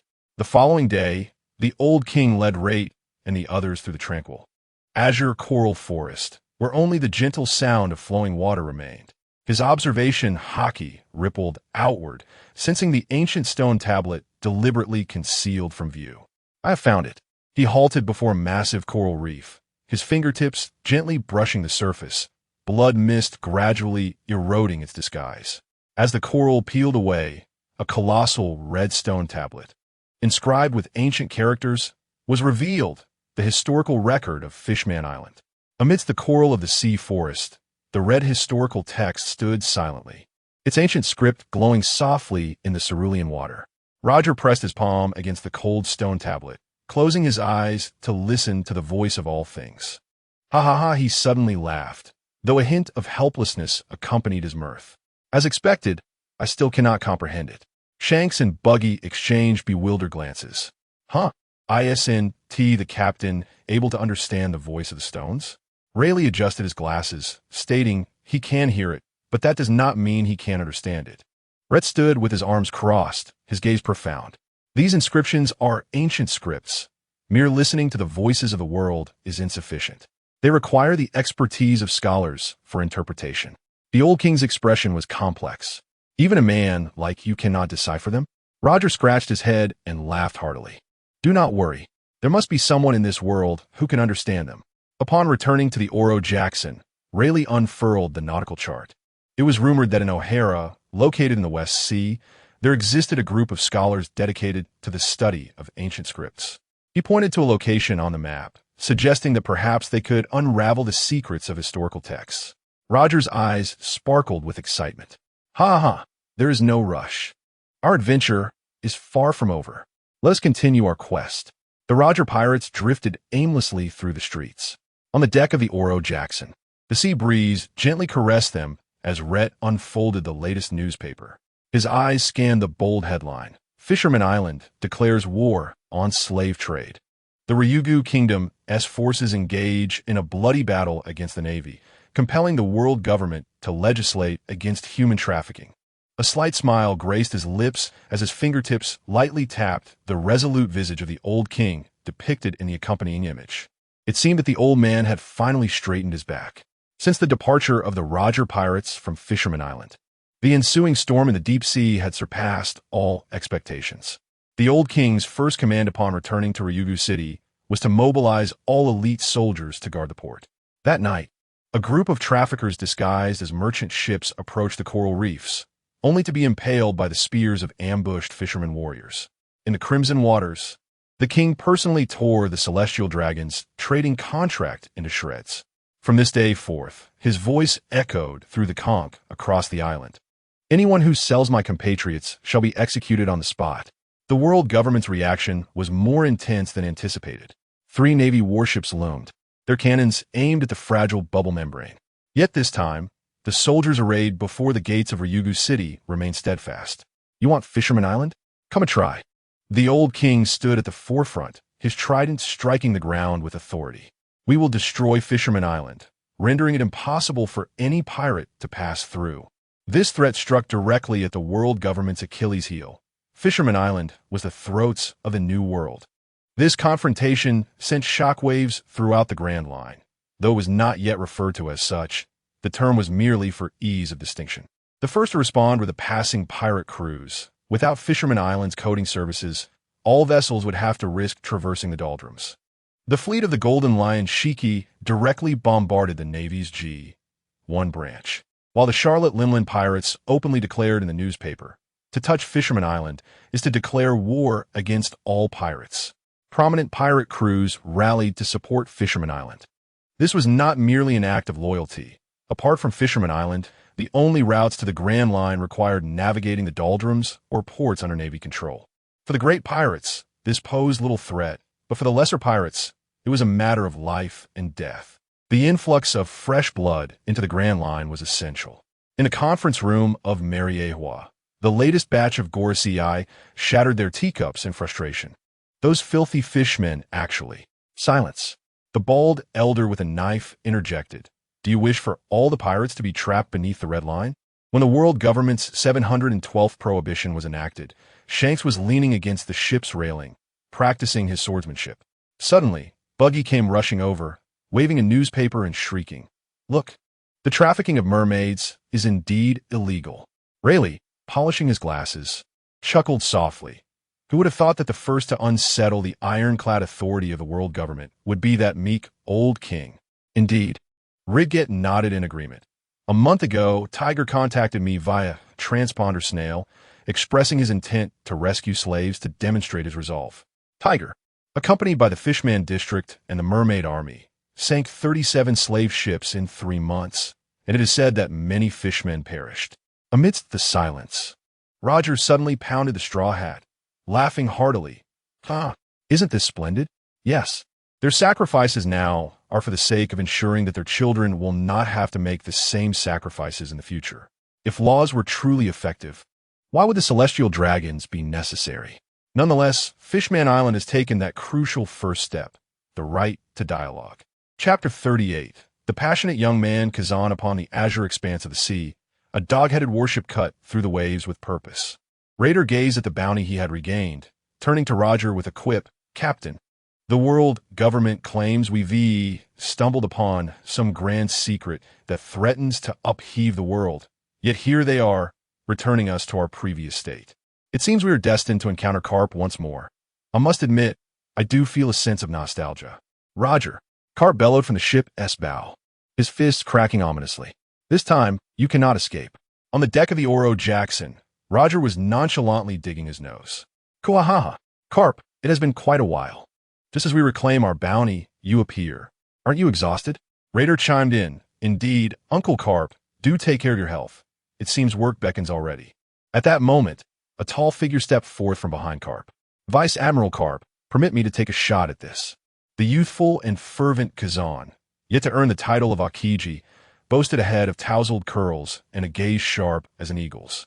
With one hand in his pocket and the other pointing directly at Roger pirate crew, he declared, that blood-mist-wreathed fellow over there. I challenge you to a duel. Rait, leaning against the mast with a drink in hand, raised an eyebrow. Oh, is the Navy's newcomer so audacious? Kazan, brimming with zeal, shouted at Rait. Kazan, 19 years old, a graduate of the Navy training camp. I shall uphold the justice of the seas. Shanks and Buggy squeezed excitedly to the ship's bow. Rait, go teach him a lesson. With a sigh, Rait handed the bottle to Buggy. Hold this for me. He leapt forward, blood mist coalescing beneath his feet into a platform, allowing him to stride across the sea and land firmly on the warship's deck. Truly a grand display. Could he soar over? Certainly. Yet Rait relished the gradual approach, unlike other villains who could easily flash before the protagonist and eliminate them in one fell swoop. He preferred the slow march forward. After the skirmish, the lad might even address him as senpai. He chuckled inwardly. Kid, you possess considerable courage, Rait remarked, tilting his head. Yet courage and folly often dance on the same razor's edge. As Kazan prepared for another strike, Rait mused to himself, in the presence of the future admirals. How many other traversers enjoy such treatment? In an instant, Kazan vanished, reappearing behind Rait, delivering a sweeping kick. Bang! Rait blocked with one hand, as blood mist coiled around Kazan's leg like a living entity. Within the confines of the law, Kazan, the Navy's 6 styles? Quite impressive. Adopting the form of the yellow monkey, Kazan leveraged the momentum to flip backward, supporting himself on his hands. Moonwalk. Do not be too arrogant. He executed a series of rapid steps in midair before diving down. Ice Spear. 10 strikes. Rait, unperturbed, did not evade. Instead, his chest transformed into a cloud of blood mist, causing Kazan's strikes to miss entirely. What? It is now my turn. Rait's form suddenly dissipated, reappearing to deliver a solid knee strike to Kazan's abdomen. Cough. Kazan was sent flying, but adeptly adjusted his posture mid-air, landing gracefully. Carp, munching on rice crackers nearby, urged Kazan, utilize your haki. Kazan's arms were instantly enveloped in a dark hue of armament haki as he charged once more. Rait finally became serious. Ah, how surprising, Kuzan. You possess the power of haki. A resounding clash akin to metal colliding reverberated, causing the Navy personnel to cover their ears. The two remained locked in a stalemate. When Kuzan abruptly changed tactics, raging foot, a sharp wave of slashing energy grazed Rait's cheek, leaving a streak of blood. It was an illusion. Rait's phantom vanished, and he exclaimed, "Huh, got you. It was merely a trick of the mind." Suddenly, a torrent of blood mist surged forth, transforming into countless spikes that assailed Kuzan from all directions. Iron block. Kuzan hardened his entire body, sparks flying as the blood mist spikes scraped against his skin. At that critical moment, Carp suddenly intervened, delivering a punch that struck between them, insisting they take their fight to the deserted island. My ship is nearly falling apart. Rait materialized from the mist, retorting, Hey, Uncle Carp, we've been fighting for so long. Your punch doesn't even compare. As a lump formed on Rait's head, he complained, You little brat. Show some respect when speaking to your elders. Our passionate young Kuzan can endure this, but here comes the blood tide binding. Whoosh! In an instant, a multitude of blood mist erupted from the deck, ensnaring Kuzan's limbs like living creatures. Kuzan's pupils contracted. What? He attempted to escape using the shave technique, but discovered his strength rapidly dwindling, even his haki unable to fully resist. Carp furrowed his brow. Hey, this is not good. Leaning against the mast, Rait touched the bump on his head and simply snapped his fingers. Sink. Boom. Kuzan was forcefully driven into the deck by the blood mist, causing the wooden floor of the warship to splinter instantly. He struggled to rise, but found even a single finger immobile. Rait tilted his head. Shall we continue? Kuzan gritted his teeth, veins bulging on his forehead, yet he couldn't utter a sound. Carp, unable to watch any longer, strode over. All right, enough of this. Is it amusing to bully newcomers? With a punch, he dispersed the blood mist and lifted Kuzan effortlessly. Kuzan set aside his rebellious demeanor, addressing Ritter with respect. "Senior Ritter, I have heard you are a formidable swordsman. Please bestow your teachings upon me." Observing the now compliant Kuzan, Ritter remarked, "I prefer the audacious version of you just moments ago. Could you revert to that, please? Look, those who traverse through time before us cannot even fathom this feeling of seniority, hee, or else they would be chased across the sea by Luffy's crew." Meanwhile, on the warship's deck, Kuzan, wielding a standard military knife, gazed intently at Ritter. Ritter felt that this fervent young man was proving to be more troublesome than the indifferent and lethargic fellow. Raising an eyebrow, Ritter leisurely drew the black-tied greatsword, its tip lazily trailing along the deck. "Are you certain?" Kuzan initiated the shave and lunged forward, aiming the military knife at Ritter's throat. Clang. Ritter swung the black-tied with one hand, akin to a baseball bat, sending both the knife and Kuzan soaring. Off you go. Kuzan tumbled through the air, completing 3.5 rotations before crashing into the mast. Ritter playfully tousled his hair and posted a question. What strength does it take to lift Admiral Kazan into the air for 3.5 rotations? For Ritter, time had become the least precious commodity. In your childhood, I snatched your baby bottle. In your youth, I delivered a fierce assault. And when you grow old, I shall dance upon your grave. Ahem. He spat out the splinters in his mouth, exclaiming, "How heavy is this sword?" Ritter hoisted the great sword onto his shoulder. "It's not too heavy, perhaps a mere 2,000 pounds. While it did not seem excessively heavy, it was indeed considered formidable among weapons. Karp chuckled. "Kazan, I've long advised against measuring strength with monsters." Unwilling to concede, Kazan ascended with a moonwalk, his blade transforming into an afterimage. "Yamabuki." Ritter sighed and suddenly vanished. Where'd he go? In a moment, Kazan was momentarily dazed. The blade gently tapped the back of his head. Bang. He fell face first onto the deck, and Ritter's voice echoed in his ears. "What happened to your observation hockey? Have you forgotten your 6 styles?" With a bruised visage, Kazan charged again, this time having learned from his previous encounter, enveloping himself in armament hockey. Ritter's eyes lit up. Now, this resembles something worthwhile. He then plunged the black-tied great sword into the deck and, having swiped a dining knife from Rayleigh, said, "I'll grant you 3 strikes. My apologies, but I possess no smaller blade than this. Adjust your stance and come at me." Ritter, resembling an eagle-eyed mentor, bore a serious expression, patiently awaiting Kazan to prepare himself. Kazan closed his eyes, regulating his breathing to achieve optimal readiness. Fully aware that defeating Ritter was nearly an insurmountable task, he needed to summon all his strength to respond to Ritter. Just as he closed his eyes, bang, Ritter appeared behind him with a cheeky grin, wielding a dark stick. "Young man, I'm a pirate after all. It seems you've never been struck with a black stick, have you?" Kazan retorted, "Curse you." Chapter 39, Buggy, I am willing upon the cerulean sea. The Oro Jackson had just concluded a rather effortless battle. The deck was strewn with spoils pilfered from an unfortunate pirate crew, gold, silver, precious jewels, exquisite wines, and an oddly shaped devil fruit adorned with spiral patterns. Raider squinted, a sly smile curving his lips. "Ah, is that not the fabled split fruit?" He pondered whether Buggy would choose to hide it away for profit. Jabba approached with an air of disdain, scrutinizing the fruit. "What is this? It doesn't sound particularly impressive." Rayleigh adjusted his glasses. "It grants the ability to split one's body, theoretically rendering one immune to slashes, but..."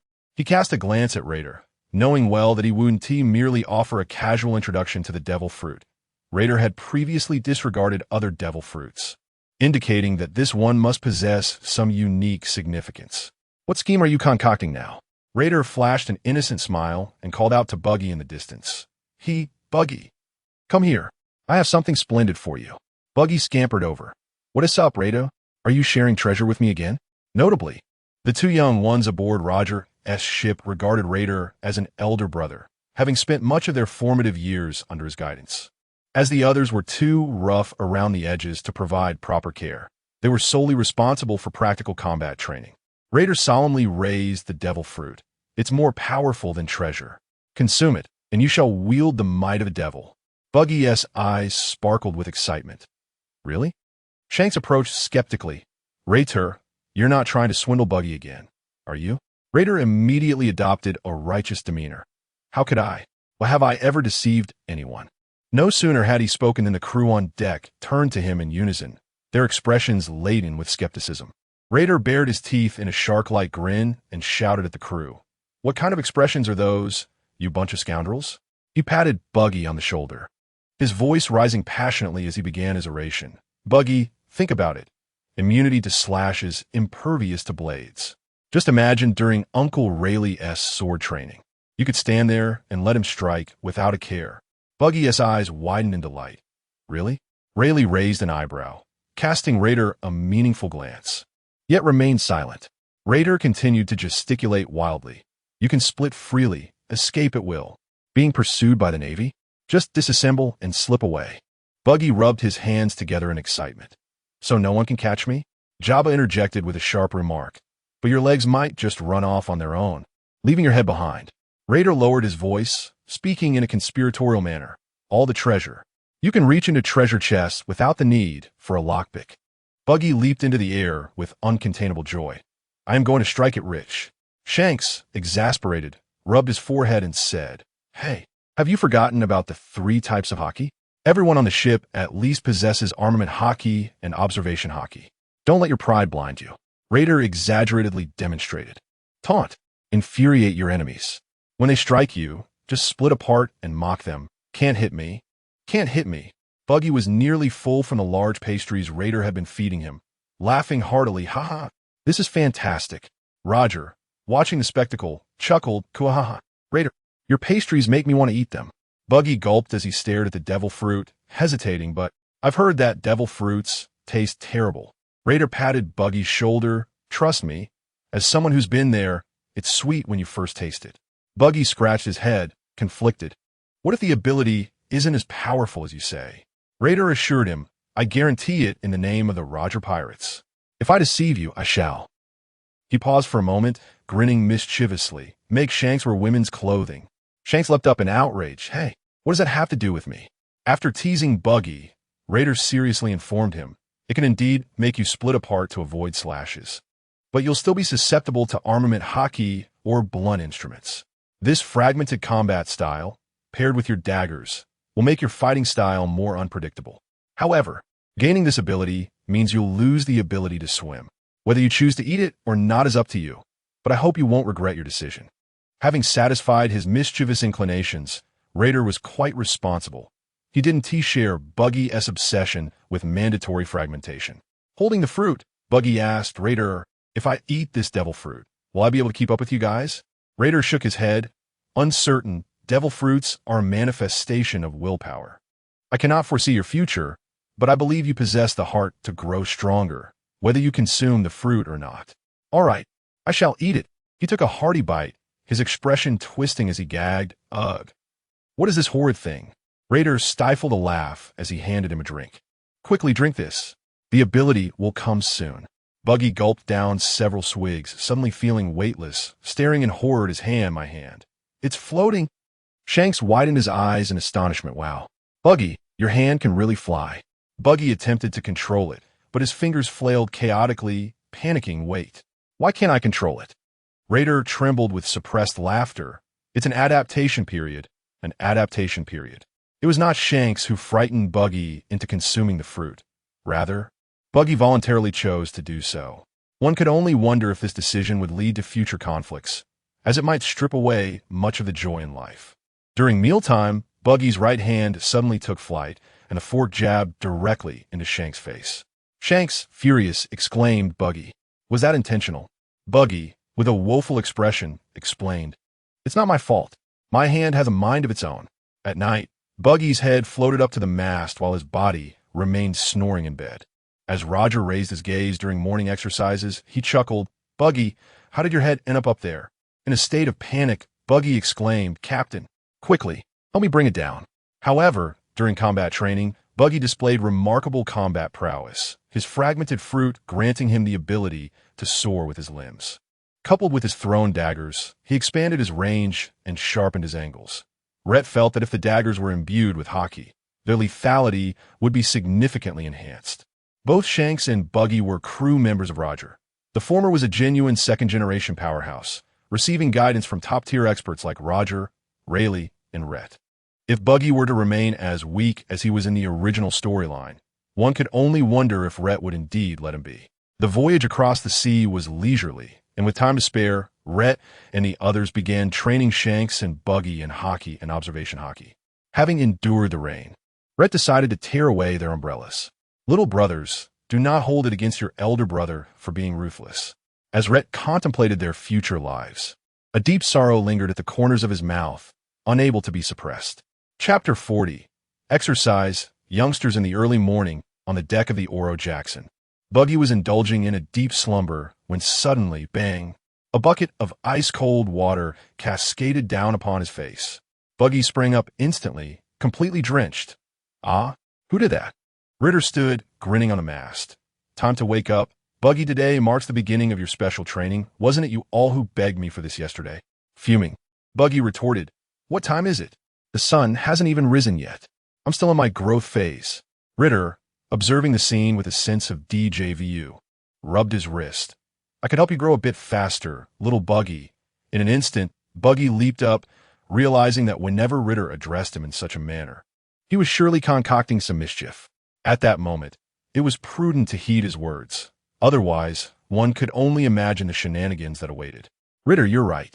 I'm getting up. On the training ground, Buggy and Shanks lined up, while Ritter wielded a dark wooden stick, his demeanor amiable. Taking a deep breath, Ritter exclaimed, what's this? The air feels remarkably fresh today. Now, I will teach you about armament hockey. It's quite simple. All you need to do is concentrate your power on your skin eagerly, Buggy replied. I'll master it in no time. Ritter nodded. Excellent. I didn't intend to delve into theory anyway, so let us commence with some hands-on practice in the next moment. Ritter swung the stick, striking Buggy squarely on the backside. Buggy shrieked, ow. What was that for? Ritter feigned innocence. This armament hockey is about your physical strength. I have a brilliant idea. I'll strike you, and you must run for your lives. The more you get hit, the stronger you'll become, and naturally, you will acquire armament hockey. Shanks took a step back. I suddenly remembered I have something to do. Ritter seized him. Don't run. You're included too. Slap. Slap. The deck echoed with a cacophony of anguished cries. Rayleigh happened to pass by, shaking his head. The children are indeed brimming with vitality. Shanks shouted at Ritter. Ritter, if you keep this up, we might just fight back. Ritter gazed at Shanks with a smirk. Come on. I'm ready for anything.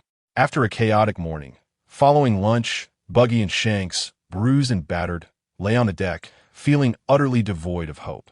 The afternoon brought training for observation hockey, and Ritter devised yet another ingenious plan. With a gleeful expression, he looked at the colorful-faced duo. From now on, you shall blindfold yourselves. I will attack randomly, and you must predict and evade. Buggy, brimming with confidence, seemed unaffected by the morning's thrashing. This will be a piece of cake. However, Ritter did not produce a wooden stick, but rather a peculiar shell that emitted a foul odor upon impact. Buggy staggered, gasping, ugh. Ritter, you're cheating.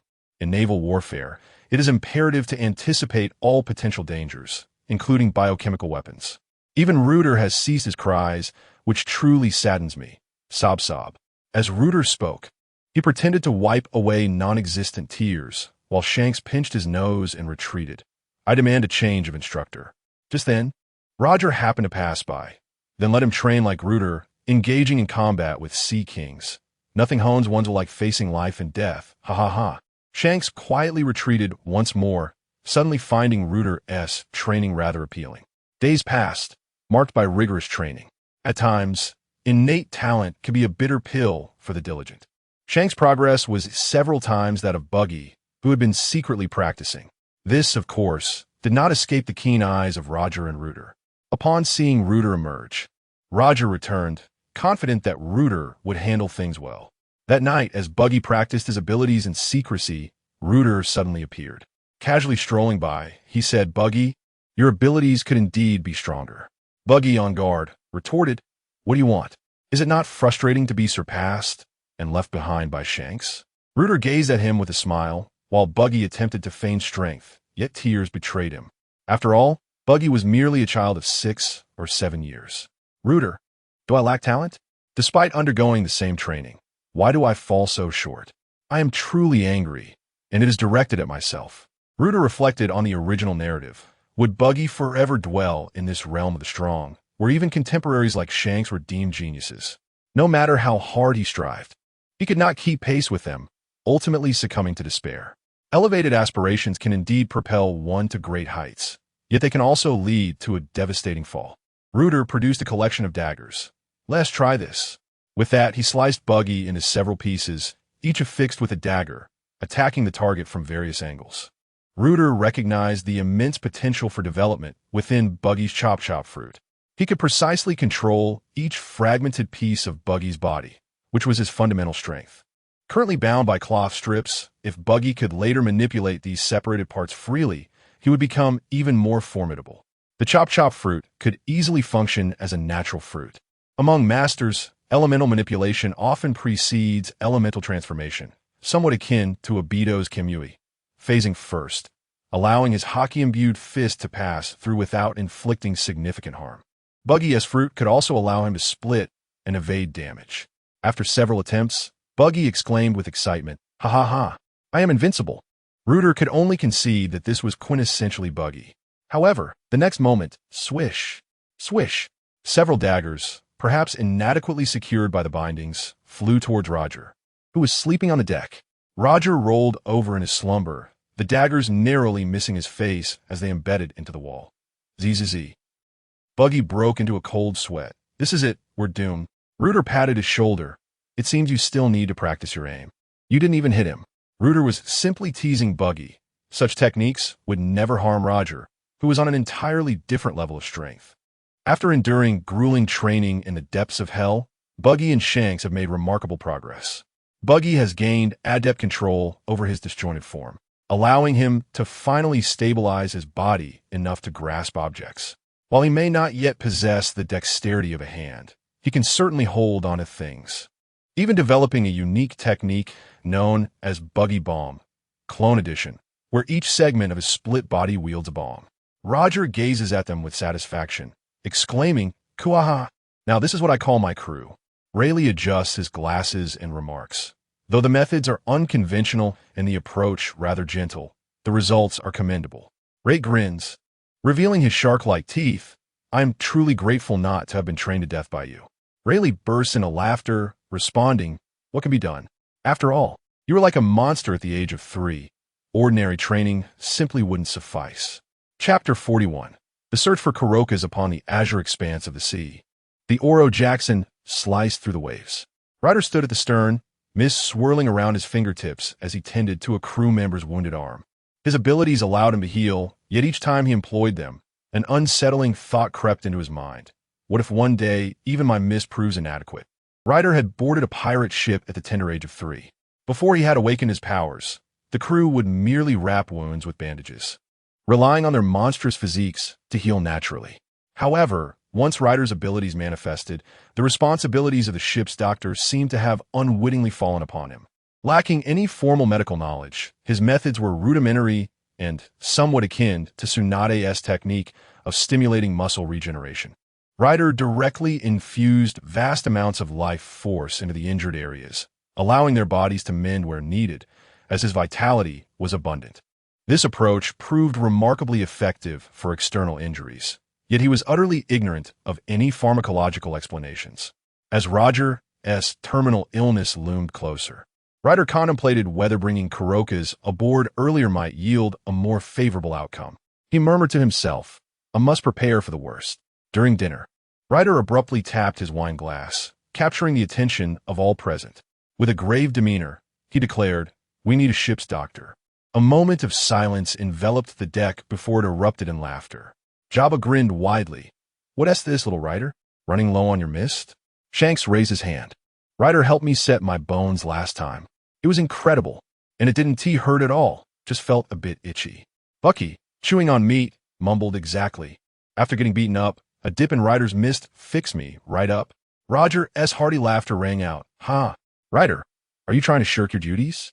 The crew's laughter was not born of misunderstanding, but rather a deep-seated trust in Ryder, who had never let them down.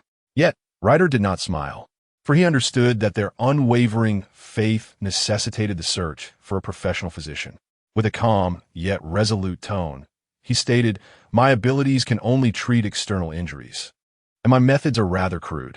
For your well-being and to secure your family's futures, we must find a qualified ship's doctor." "Who do you look down upon, Ryder?" Jabba exclaimed, unable to contain himself.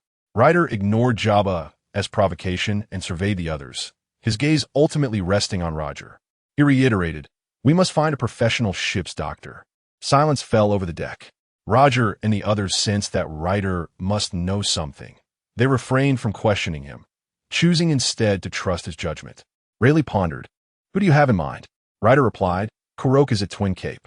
The Oro Jackson gradually approached the lighthouse at Twin Cape, the gentle waves caressing the ship's hull. Ryder stood at the bow, his dark hair tousled by the sea breeze, crimson eyes fixed upon the solitary lighthouse, and the man beneath it clad in glasses, exuding an air of indifference. "Dr. Kuroka's," Ryder called out, his voice ringing clear amid the ocean winds. Kurakasu remained engrossed in his medical notes, dismissively stating, "Pirates? I have no interest." Jabba crossed his arms and grinned. "Hey, old man, we come with sincerity." Kurakasu scoffed. "The sincerity of pirates?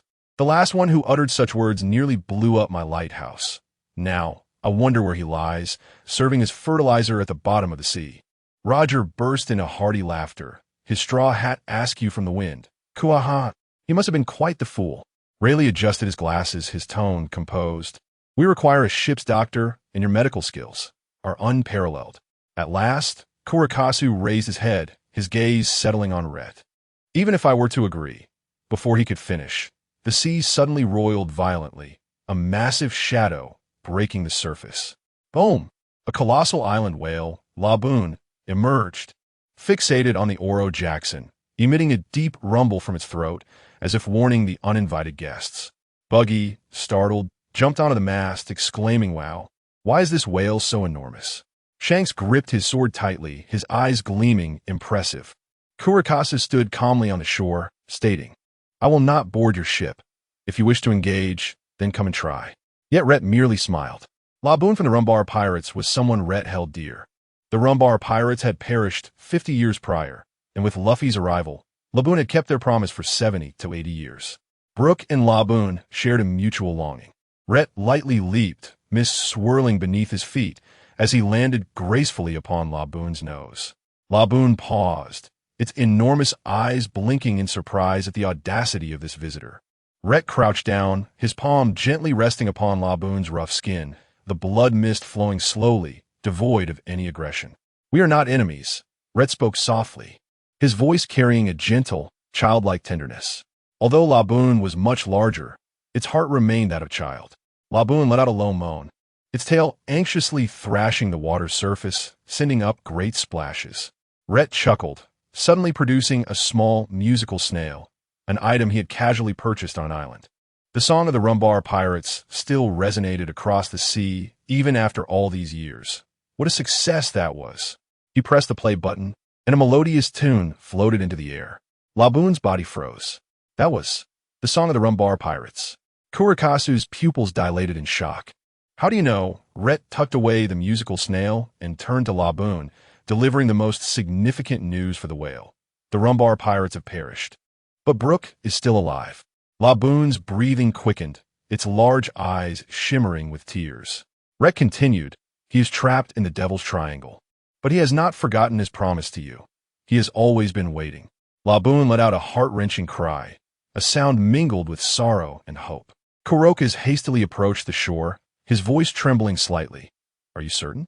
I have been searching for them. How can you assure us that you're not deceiving us?"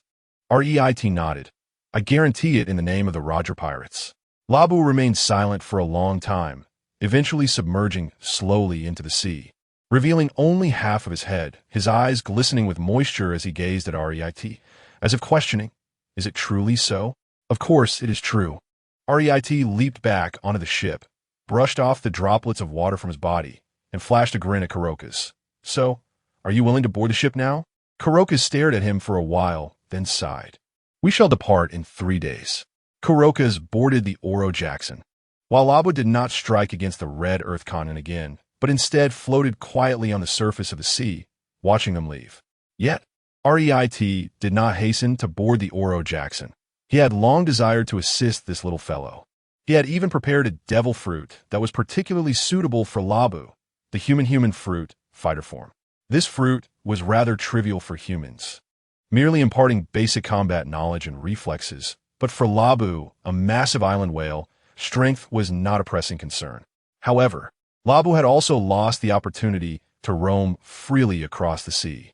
Rait contemplated a makeshift remedy, enveloping Labu in his blood mist, allowing him to swim in the sea for a few days without issue, as the density and quality of Rait's mist were no longer easily dispersed by seawater. Ultimately, it would all depend on Labu's own choice. Chapter 42. Labu's aspiration to become a fighter. Rait stood at the stern of the ship, cradling the devil fruit of the fighter form in his hands, his gaze calm as he regarded Labu. Labu, the choice lies with you. His voice, though soft, resonated clearly in Labu's ears. When it came to coaxing children, Rait was exceptionally adept. After all, Shanks and Buggy had grown plump under his care. Labu's enormous eyes were fixed on the fruit, as if deep in contemplation. Rait had explained that consuming it would grant him newfound powers, yet at the cost of his freedom to roam the seas. However, if he could act in human form, perhaps he could locate Brook more swiftly. It was a profound dilemma for the whale. Kuroka stood nearby, his expression a mixture of concern and curiosity. Rait, are you truly certain about this? Rait smiled faintly. I am merely offering him a chance to choose. With a low growl, Labu suddenly opened his massive mouth, and a powerful suction drew the devil fruit into his maw. The minuscule fruit seemed insignificant against Labu's size, and the moment it entered his belly, his form erupted in a radiant glow. His body began to shrink rapidly. The blue skin grew increasingly smooth, and the muscle contours became more defined. A high-pitched cry escaped Labu, no longer the deep resonance of a whale, but imbued with a hint of human tone. As the light faded, a small blue whale appeared on the deck, slightly smaller than Shanks, its tail more agile, capable even of standing upright like a human. This form bore a resemblance to a kung fu manatee, though Rait found the small whale far more endearing. Before Labu could fully acclimate to his new body, a look of intense discomfort crossed his face, sending waves of panic through the onlookers. Rait had not anticipated this reaction. Sensing the rising alarm, Labu managed to utter a syllable, fruit, hard. With a mastery of infantile language, Rait quickly deduced the issue. Labu, you mean to say that the devil fruit is difficult to consume, correct? Labu nodded, his large, tear-filled eyes gazing intently at Rait, as if to accuse him of deceiving a child. Wow, Labu has transformed into a small whale human. Buggy exclaimed, his eyes wide, nearly dislodging his jaw from shock. Shanks eagerly approached. Incredible. Labu, can you understand us? Labu blinked and nodded vigorously, producing a muffled yet clear sound from his throat. Bro. Brook. Rait chuckled. It seems the fruit has taken effect. Although he cannot yet speak fluently, he is able to convey meaning. Kuroka's adjusted his glasses, revealing a rare smile. Truly remarkable. Labu attempted to take a few steps, though somewhat clumsy, he managed to stand steadily. He glanced down at his new form and then up at Rait, his eyes brimming with gratitude. Suddenly, he lunged towards Rait, nuzzling his head against Rait's chest, as if to express his heartfelt thanks. With a resounding thud, Rait was sent flying, utterly unprepared, although Labu was still quite young by the standards of the island whale. As the saying goes, the essence is often found in the concentrated. Rait felt as though he had been struck by a massive truck. The force he experienced was nearly at the level of a brigadier general. Rugeburst into Hartilauter. Ah, it seems we have gained another intriguing companion aboard our ship. Rayleigh nodded with a smile. With this, Labu can join us on our voyage. However, Rait rose from a splintered wood and turned serious as he addressed Labu. You cannot swim just yet, but my blood mist can help counteract the erosion of seawater, allowing you to move in the ocean for a short time. But remember, until you develop sufficient resistance to seawater, if you become fully submerged, you will lose your strength. Labu nodded vigorously in understanding, though his eyes were still filled with guilt. Now, Rait extended his hand, and the blood mist slowly coalesced, forming a faint red halo around Labu. Welcome to the Roger Pirates, Labu. Labu excitedly waved his tiny fists, emitting joyous chirps, and high-fived Rait. Once again, Rait was sent flying, leaving the others in stunned silence. Labu froze, tears welling in his large eyes. Woo. I didn't mean to. Shanks and Buggy hurried over, attempting to pry Rait from the wall. Buggy poked Rait. Hey, are you still alive? Rait calmly shook his head. He could withstand the punches of Old Man Garp, let alone Labu's raw strength, which was insufficient to break his defense. I'm alive, but it might take a while to extricate myself. Feeling guilty, Labu rushed over to help. But in his eagerness, his fins swept out, causing a loud crack as a whole plank broke loose, sending Rait tumbling to the ground. Little Labu panicked, running around Rait, but hesitating to reach out with his fin. Roger roared with laughter. Little Labu, it seems you must learn to control your strength. On the Roger Pirates, Shanks and Buggy rarely encountered anyone younger than themselves, so the sudden arrival of the little Labu instilled in them a sense of big brotherly responsibility. Hey, Shanks. Labu clearly prefers playing with me. Buggy stood proudly on the deck, hands on his hips, with Labu adorned in an exaggerated captain's hat and a necklace of sparkling glass beads, which Buggy insisted were priceless gems, sporting a matching red nose. Huh, what are you talking about, Buggy? Shanks sat cross-legged on the mast, grinning as he waved his wooden sword. Labu practiced swordplay with me yesterday. He clearly admires me more. Besides, that red nose of Buggy's looked so conspicuous on little blue Labu. Brat, are you looking down on your esteemed Buggy? Woo. Labu tilted his head, glancing between the two, utterly bewildered by their quarrel. Rayleigh sat calmly beside, sipping his coffee, casting a glance. Here we go again. Labu is eager to speak. Roger laughed heartily. The youth truly possesses an abundance of vitality. Rait, among the trio, prodded. By the way, among you three, who shares a closer bond with little Labu? Look at our Captain Roger. He has so many crew members. Do you not aspire to possess your own pirate ship in the future? Labu's combat prowess is quite formidable. Imagine Labu Benjamin Rayleigh or Labu or Evanretable. It is certainly within the realm of possibility. Buggy and Shanks are aware. When confronted by troublesome pirates, Captain Roger does not intervene. Rayleigh, Jabba, and Rait stand as the three formidable mountains for the pirates. Envision yourself sailing upon a pirate ship across the vast ocean, facing a challenge from another pirate vessel. With Labu standing before you, his voice deep and indifferent. You insignificant fools are not worthy to stand before my captain. Shanks and Buggy chuckled, their expressions gradually contorting in amusement. Chapter 43. Who is the boss of Labu? Buggy, brimming with confidence, called out, Labu, come here. Obediently, Labu approached, and Buggy immediately produced a piece of meat, exclaiming, Behold, this is my specially crafted barbecue. Only I can create something this delectable. Labu's eyes sparkled with excitement as he reached out with his fin. Unable to control his strength, he inadvertently sent the meat flying, which landed squarely on Spencer's face. Expressionless, Spencer wiped the meat off, muttering, Should I be grateful it wasn't Labu that flew over? Buggy's allowance was halved. Spencer managed all the financial matters aboard the pirate ship. Without his prudent management, the Roger pirates would often find themselves starving, as they seldom saved money. Only Rait had the sense to do so. This encapsulated the reality of pirates at sea. No one knew if their treasures would last until the next island. Returning to the matter at hand, Buggy scratched his head awkwardly. Ahem. That was purely accidental. Seizing the moment, Shanks waved at Labu. Labu, come over here. Labu scampered over, and Shanks raised a wooden sword. Here, give it a try. This wooden sword is yours now, Labu. Ecstatic, Labu took the sword and mimicked Shanks' movement. Snap. The wooden sword shattered into two pieces, the tip spinning off and precisely embedding itself into Buggy's backside. Buggy yelped, Ouch. Shanks, you did that on purpose. Shanks stifled laughter. Not my fault. Labu swung at himself. Labu looked down at his fin, feeling dejected. Observing Labu's pitiful expression, Buggy's heart softened. He turned to Shanks, knowing what Buggy was about to say, pulled out 100 berries.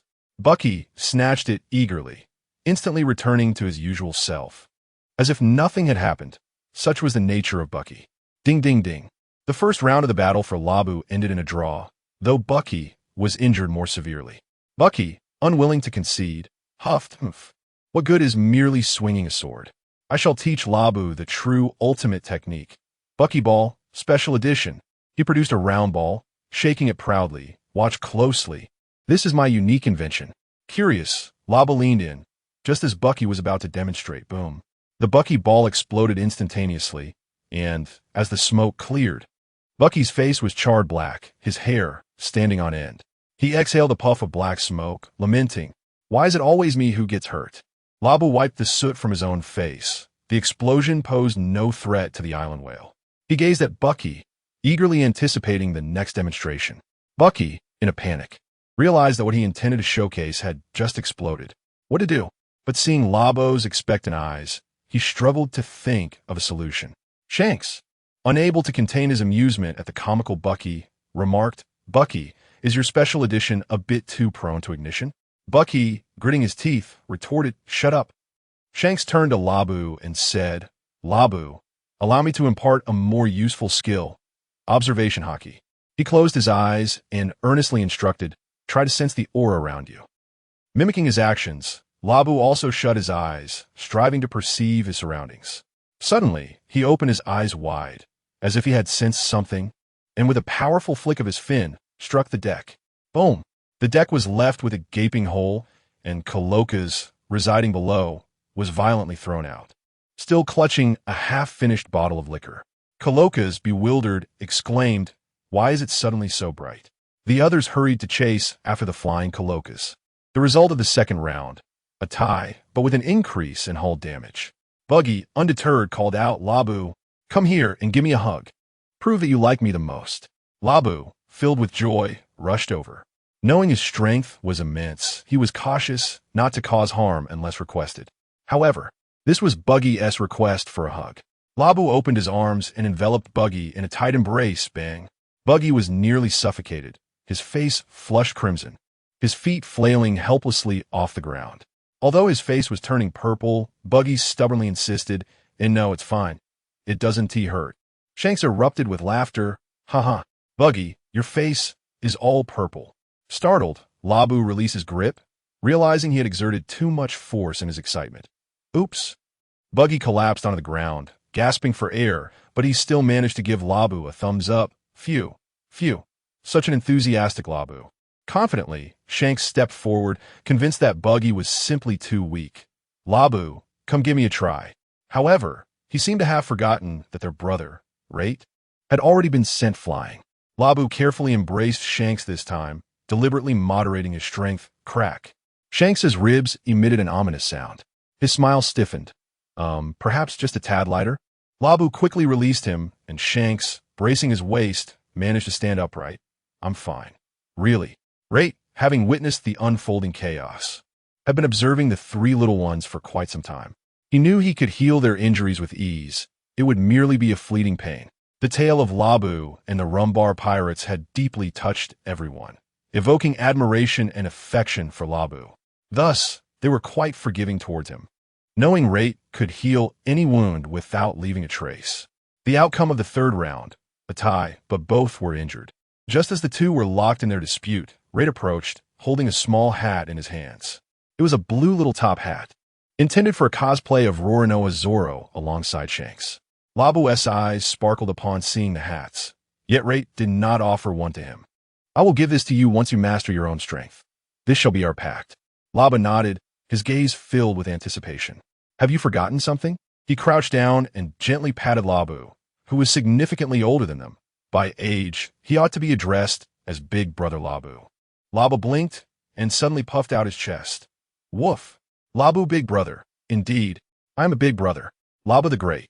Bucky and Shanks were momentarily stunned. Huh.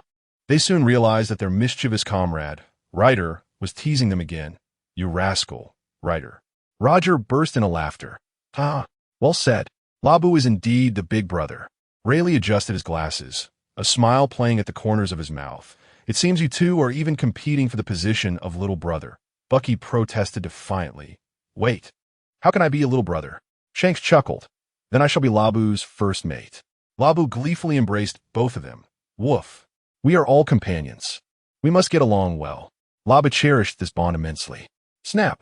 Bucky and Shanks' bones simultaneously emitted a mournful cry. The group fell silent. Ryder sighed, a cloud of foreboding hanging over the three.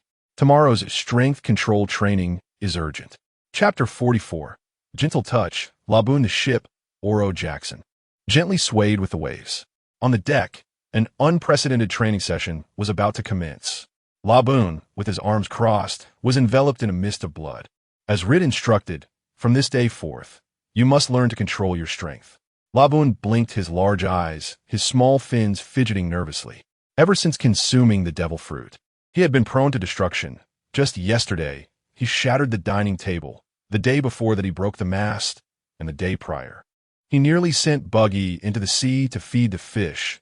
Just yesterday, he had even accidentally broken Shanks' bones while embracing him. To begin, Rait magically produced a delicate teacup, attempting to lift it. The teacup shimmered under the sunlight, translucent and ethereal.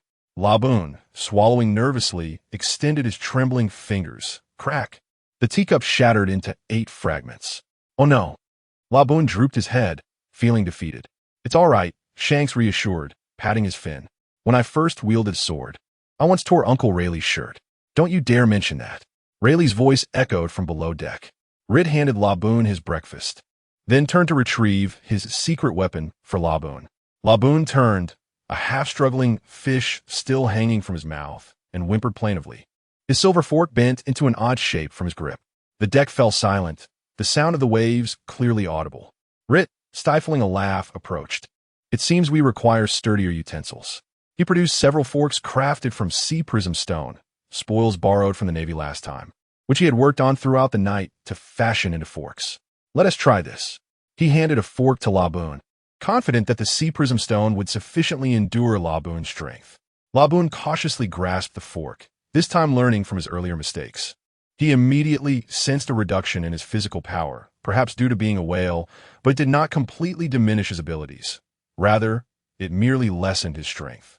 He gently prodded a piece of fish.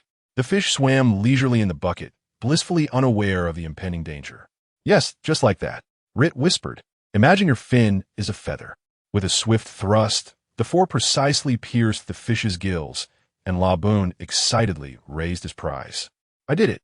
Rait felt like a genius. The sea prism stone had suppressed part of the fruit's powers, allowing Laboon to accurately control the remaining strength. However, in a moment of exhilaration, Laboon exerted too much force, sending the fish flinging towards Shanks, who was watching from the side. Hey! Shanks exclaimed, wiping the fishy residue from his face. What am I to do about this? Naturally, he chose to forgive. At least this time Laboon hadn't launched a harpoon. Good job, Laboon. Since the sea prism stone proved reliable, Rait then produced a feather he had fortuitously acquired. Listen, little Laboon. What you must do now is use your small arms to fan the feather, keeping it suspended in the air without allowing it to fly away or touch the ground. Lab curled up cautiously in the center, clutching a feather with both hands, its tail raised upwards, clearly straining with all its might. Remember, Rait sat cross-legged before it, maintaining a strength as steady as breath. Lab nodded, inhaled deeply, and gently waved the tips of its fins whoosh. The feather instantly transformed into a beam of white light, striking the main mast with a sharp sound, its tail still quivering. Bucky stared in astonishment. What the? Silence. Rait shot him a glare, walked over, and removed the feather again. Fine beads of sweat formed on Lab's forehead as it carefully used the slightest tip of its fingers to cradle the feather. Excellent, now. Little Lab's gaze momentarily crossed as the feather was lifted by the airflow, drifting unsteadily toward the ship's railing. Lab panicked and reached out to grasp it. Wait! Don't boom! Rait enveloped the feather in a mist of blood, infusing it with a trace of sea stone powder. The feather immediately gleamed with a subtle metallic luster. This way, it won't flutter about uncontrollably. Even if it does escape, I can bring it back, he explained. This will suppress your power while still allowing you some control. Lab curiously accepted the specially crafted feather and instantly sensed the difference. It felt as though it was wearing heavy gloves while attempting to grasp something. Its strength confined within a manageable limit. This is good. It gently flapped its fin tips, and the feather slowly rose, although it fluctuated. It managed to hover in the air. Success! Shanks cheered. Rait gradually retracted the surrounding mist, and the feather soared away. The crowd was about to voice their encouragement, but the words caught in their throats, leaving them in an uncomfortable limbo. Days passed in this manner, with the 3 little ones diligently pursuing their training. Kuroka's meticulously examined the physical data of the Roger pirates, discovering that everyone was quite healthy and their hidden injuries were largely healing. thanks to Rait's vital energy supply. However, for Rait, this did not seem to be good news. He believed that all terminal illnesses had discernible causes. Could this be a plot twist? The original story did not clarify how Roger fell ill, which left Rait feeling somewhat agitated. He approached Kuroka's, hoping for a thorough examination of the captain. "Little Rait, they told me you know something about the future, and you're the one who invited me aboard. I suspect Roger might eventually succumb to an illness that even you cannot cure." Rait nodded, intending to describe the symptoms Roger would exhibit after falling ill. But he suddenly realized that the script did not provide him with any details. He only knew that Roger would contract a terminal illness. Kuroka's patted Rait on the shoulder. "Having practiced medicine for many years, I have witnessed too many farewells. I assure you, I will do everything in my power to treat the captain as a way to repay you for helping me locate the lumber pirates. Healing the sick and saving lives is the duty of us physicians, not something for warriors like you to ponder. However, if you wish to embark on the journey of medicine alongside me, I would be more than willing to impart my knowledge." Ruder bowed deeply to him, saying, "Then I shall rely on you." Chapter 45. The initial experience of battle perhaps influenced by Buggy, the moonlight cascaded upon the deck of the Oro Jackson, while the gentle sound of waves enveloped the vessel in a serene slumber. Rait pushed open the cabin door and discovered Laboon and Buggy. In the distance, Buggy practiced with his dagger, while Laboon sat at the center of the deck, a pristine feather floating before him. Cautiously, he extended the tip of his fin. Gently making contact, the feather was lifted by the breeze, twirling before it landed on the ground. Unfazed, Laboon picked up the feather and attempted once more. Still awake? Rait leaned against the ship's railing, a smile gracing his lips. Laboon turned his head, emitting a low hum, his gaze resolute. Rait chuckled. "Then let us add some practice. Fetch me the rum bottle." He retrieved a bottle of rum from his pocket and gently placed it on the deck. Laboon inhaled deeply, slowly extending his fin, his fingertips delicately encircling the bottle, steady as a rock. Not a single drop was spilled. Laboon, brimming with excitement, shook the bottle, his eyes sparkling like stars. Rait affectionately ruffled his head. "Well done." Then, Roger and the others emerged from the cabin. Rait glanced at them, wondering if they had all been awake. It seemed absurd. The tranquility beneath the moonlight was abruptly shattered. Numerous underwhelming pirate crews sought to ride the coattails of the Roger pirates' fame. Buggy's shrill scream pierced the night. Enemy attack. They are approaching. This was precisely why Roger and the others had come out. In an instant, the deck of the Oro Jackson was ablaze with light. Laboon, retreat. Shanks unsheathed his weapon, his gaze sharp. Buggy, hiding behind the mast, peeked out with his red nose. "How dare these scoundrels ambush us? I'll show them what for." Rait quipped Buggy. "You'd be more convincing if you emerged from behind there." At this moment, Buggy was likely capable of handling these pirates, but perhaps due to his character, his first instinct was always to flee, which often left Rait exasperated. Rait remained still, quietly observing Laboon. "Are you prepared?" Laboon lowered his head, gazing at his fin, before lifting his gaze to the approaching enemy ship, a pirate vessel flying the flag of Iron Hook, its deck crowded with menacing pirates. At the forefront, the captain grinned wickedly, brandishing a massive iron hook. "Roger pirates? Tonight shall mark your demise." However, Rait wore a look of incredulity. "Not quite, my friend. You're here to ambush us. Why the grand proclamation?" Laboon's expression shifted from confusion to determination. He inhaled deeply and took a step forward. "Roar. I can do it." Rait smiled. "Then go ahead. Unleash your full strength." The battle was imminent. Crew members of the Iron Hook pirates leapt aboard the Oro Jackson, brandishing their weapons as they charged forward. Laboon stood at the forefront, instinctively raising his fin to confront the first assailant. Bang! The pirate was sent flying like a cannonball, crashing through the mast of their own ship. Silence enveloped the scene. Laboon stared blankly at his fin, seemingly astonished by the power of his strike. What monster? Captain Hook's face turned pale, but soon twisted into a menacing grimace. "Altogether, let us vanquish that wretched whale." The pirates surged forward. Laboon felt a twinge of panic, but quickly regained composure. Closing its eyes, it attuned itself to the power within, seamlessly integrating its combat techniques. In an instant, with a swift motion, it vanished from sight, only to reappear before a pirate, flicking its fin lightly. Thud! The pirate crumpled to the ground, clutching his abdomen, unconscious. Labu's movements grew increasingly fluid. It ceased relying on brute strength, instead executing each action with the precision taught by Rait. It darted between enemies, each strike perfectly measured to incapacitate without claiming lives. Buggy watched in astonishment. This Labu is incredible. Shanks excitedly waved his iron sword, exclaiming, "Remarkable, Labu!" Seeing the tide turn, Captain Hook roared in anger, lunging toward Labu with his iron hook. "Die Monster!" Rather than retreating, Labu stood firm. As the hook neared, it raised its fin, effortlessly deflecting the blow. Snap. The hook shattered, halting the captain's assault. Labu's gaze sharpened. For the first time, it sensed the rhythm of battle. Rather than press the attack, it held the tip of its fin to the captain's throat, producing a deep, resonant growl. "Leave. Now." Captain Hook's legs buckled, and he collapsed to the ground. We shall leave at once." The battle concluded more swiftly than anticipated. The crew of the Hook pirates fled in disarray, and no one pursued them. On the deck of the Oro Jackson, Labu stood still, gazing at its fin, seemingly in disbelief. Red approached, patting it on the shoulder. "Well done, Labu." Labu turned, its eyes sparkling, emitting a joyful sound. "Woo. I did it." Roger laughed heartily, coming over to ruffle Labu's head. It appears our little Labu has become a competent warrior." Rayleigh adjusted his glasses, a slight smile gracing his lips. "Indeed, your control has significantly improved." Shanks and Buggy rushed over, embracing Labu from either side. "You were amazing, Labu. From now on, you shall be our trump card." Labu, slightly bashful from the praise, radiated confidence. Rait stepped forward, producing his blue top hat and gently placing it atop Labu's head. "Well done, Labu, aspiring crew member of the Roger Pirates. You have successfully completed your training. Congratulations."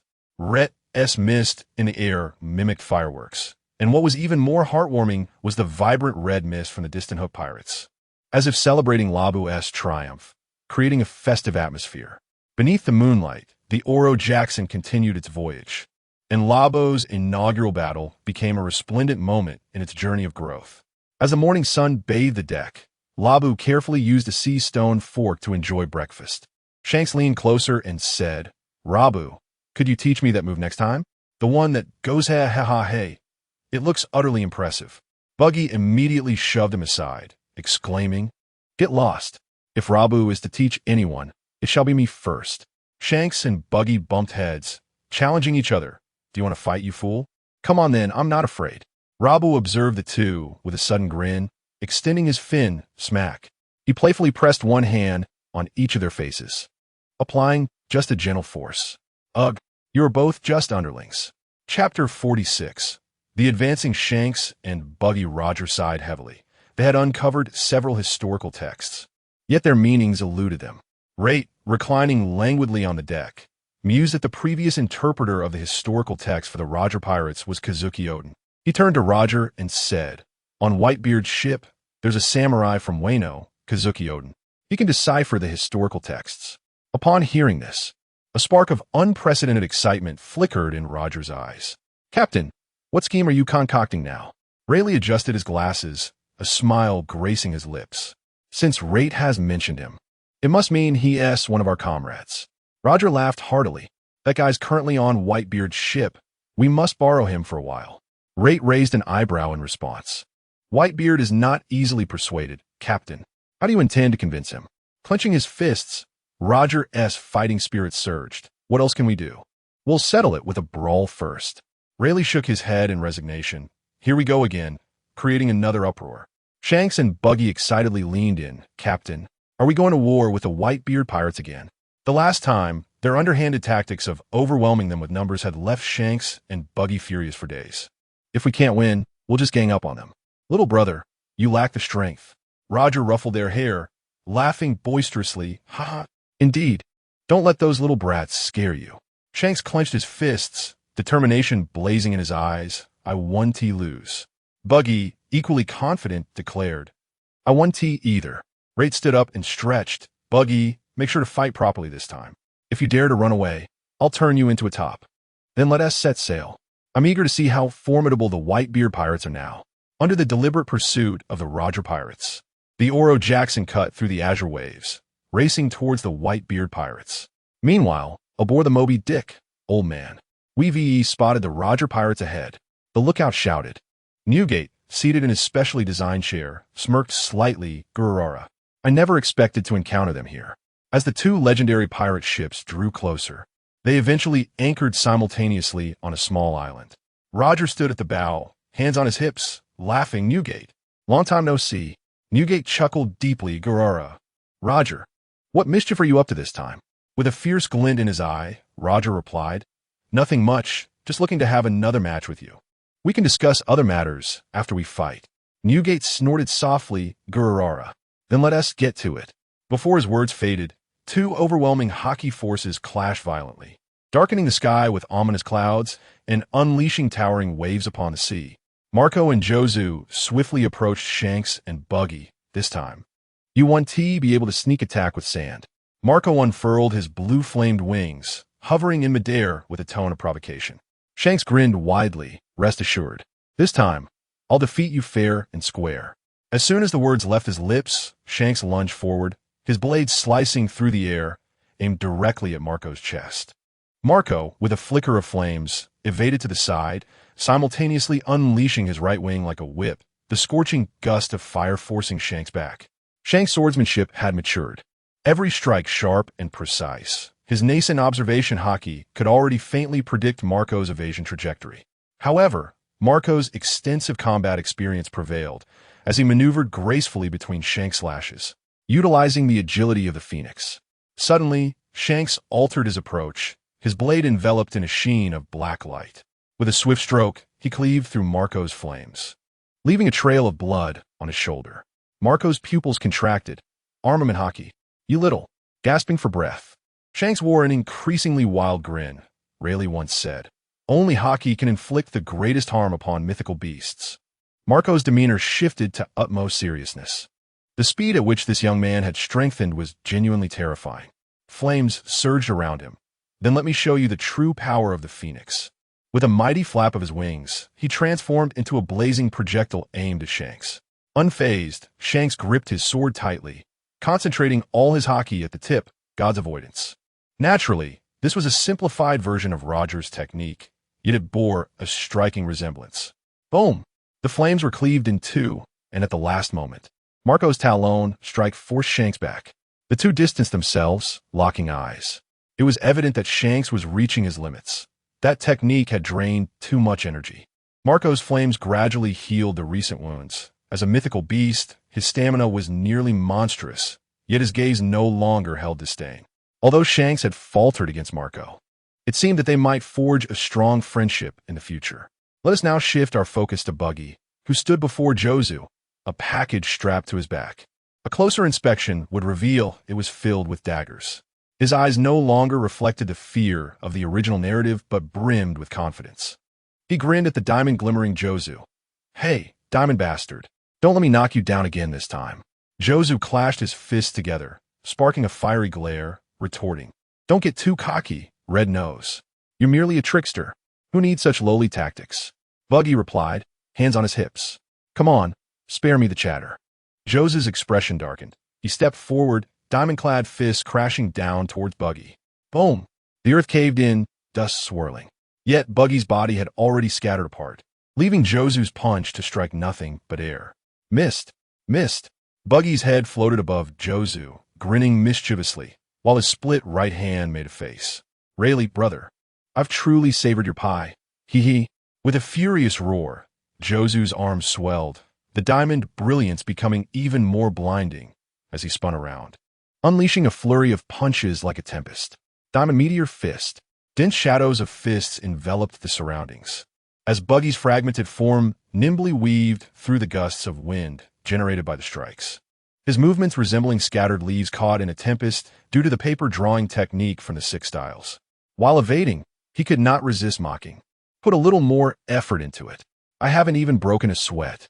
Jozu's forehead bulged with veins as he suddenly altered his strategy, delivering a powerful punch to the ground. Boom. Stones erupted around him, radiating outward from Jozu's position, forcing Buggy's fragmented body to coalesce. Seizing the opportunity, Jozu swung his diamond-coated right arm. This time, you can't escape. At that critical moment, however, a cunning smile curled at the corners of Buggy's mouth. His body abruptly disintegrated, and each severed limb brandished a dagger, lunging towards Jozu from all directions. Swish, swish, swish. The keen blades grazed Jozu's diamond skin, leaving behind a network of fine cracks. Jozu winced in pain, his momentum faltering, while Buggy's right hand stealthily circled behind him, delivering a forceful shove. Get out of here. Jozu stumbled a few steps, nearly toppling over. Stabilizing himself, he turned back in disbelief. You can actually injure me? Buggy's head floated in midair, brimming with pride. What do you think? Each dagger is imbued with armament haki. Do you have any idea how many months I've trained for this? Jozu's expression grew serious. He inhaled deeply, the diamond luster enveloping his entire being, and growled. Then let us see how this fares. He charged at Buggy, this time. His fists were not merely flailing blindly, but surged forward like a tank. Buggy's ability to disassemble made him adept at countering such power-driven opponents. Blunt force was no longer a concern. Buggy, split as you wish. However, Buggy was eager to test the new fruit ability he had developed with Rait. Extending his hand to touch Jozu's diamond arm, disassemble. A bizarre phenomenon unfolded. The surface of Jozu's diamond fist was suddenly adorned with intricate fissures, as if an invisible force was forcibly dismantling it. Though it lasted but a fleeting moment, it was sufficient for Buggy's dagger to pierce through the crevice. Thud! Blood gushed forth. Jozu grunted, quickly retreating, astonished as he gazed at the wound on his arm. You can even affect my abilities? Buggy retrieved his dagger, wiping the blood away with a handkerchief, and grinned. So, what do you think? Care for another round? Rait had once pondered, since Buggy could disassemble himself. Was it possible for him to disassemble the attacks of others as well?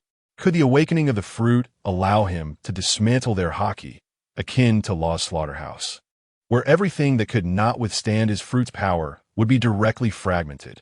This notion held significant potential, for the split fruit never claimed it could only divide its own form. Jozu gritted his teeth, ready to engage once more, when suddenly, boom, a bomb exploded between them. Amidst the thick smoke, Buggy's disassembled left hand clutched a Buggy bomb, shaking it playfully. Damn it, just a little more, and I would have succeeded. Next time, I need to prepare a quieter Buggy bomb. The fighting style of Baki is indeed insidious, fragmenting into so many pieces that one might wonder who would care if a few were lost in the midst of battle. As the smoke dissipated, Jaws knelt on the ground, his diamond skin marred by scorch marks. However, the explosion had not inflicted any substantial harm upon him. Yet, it remained a fact that he was at a loss against Baki. He glared upwards, only to find his opponent restored to his full form, laughing heartily with hands on his hips. The outcome was clear, a resounding victory for me. After a moment of silence, Jaws suddenly joined in the laughter, finding it amusing. Next time, I shall not be defeated again. Baki waved his hand and turned to his companions. I'm always ready for a rematch. Baki was ecstatic, thinking to himself, my family, we have succeeded. Chapter 47. Rait refuses to accept Roger's surrender. Rait immediately sought out Yutian. As the Whitebeard pirates were still in their developmental phase, with only a few capable fighters available, boredom set in as they were left to watch without a worthy opponent. Their battles were determined by fate, and observing them for days on end was tiresome.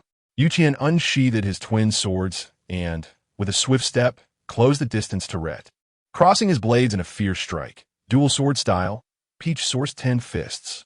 Rait remained steadfast, blocking with his black-tied greatsword clang.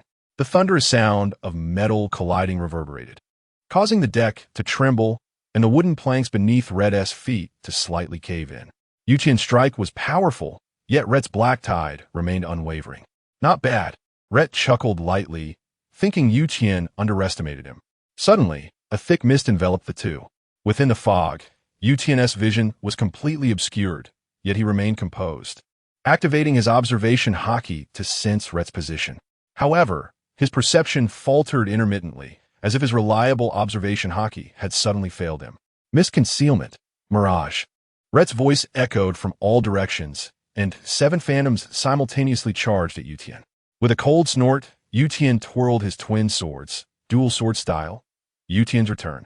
Rait was taken aback. Return? Big brother?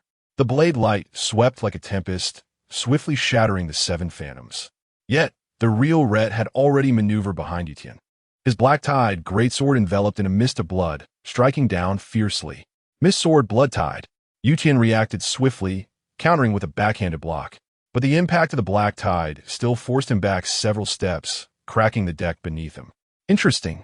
Yuqian laughed heartily, unleashing his conqueror's haki. Black-red lightning coiling around his blades. Rait raised an eyebrow. Conqueror's haki entwined? It resembles Conqueror's cherry blossom more. So let us see how we compare. Boom! The two forces of Conqueror's haki collided, dark clouds swirling in the sky, and the sea erupted in towering waves. The crew on deck retreated, and even Roger and Newgate displayed expressions of surprise. The kid's haki. Impressive. Roger grinned widely. Yuqian, with his blades entwined in haki. Leap high, dual sword style, peach source white waterfall. Rait, undeterred, coated his black tide greatsword with armament haki, retaliating with a powerful strike. Black tide, sea severing. Boom! The clash of swords unleashed a shockwave, tearing the deck apart and sending surrounding waters soaring skyward.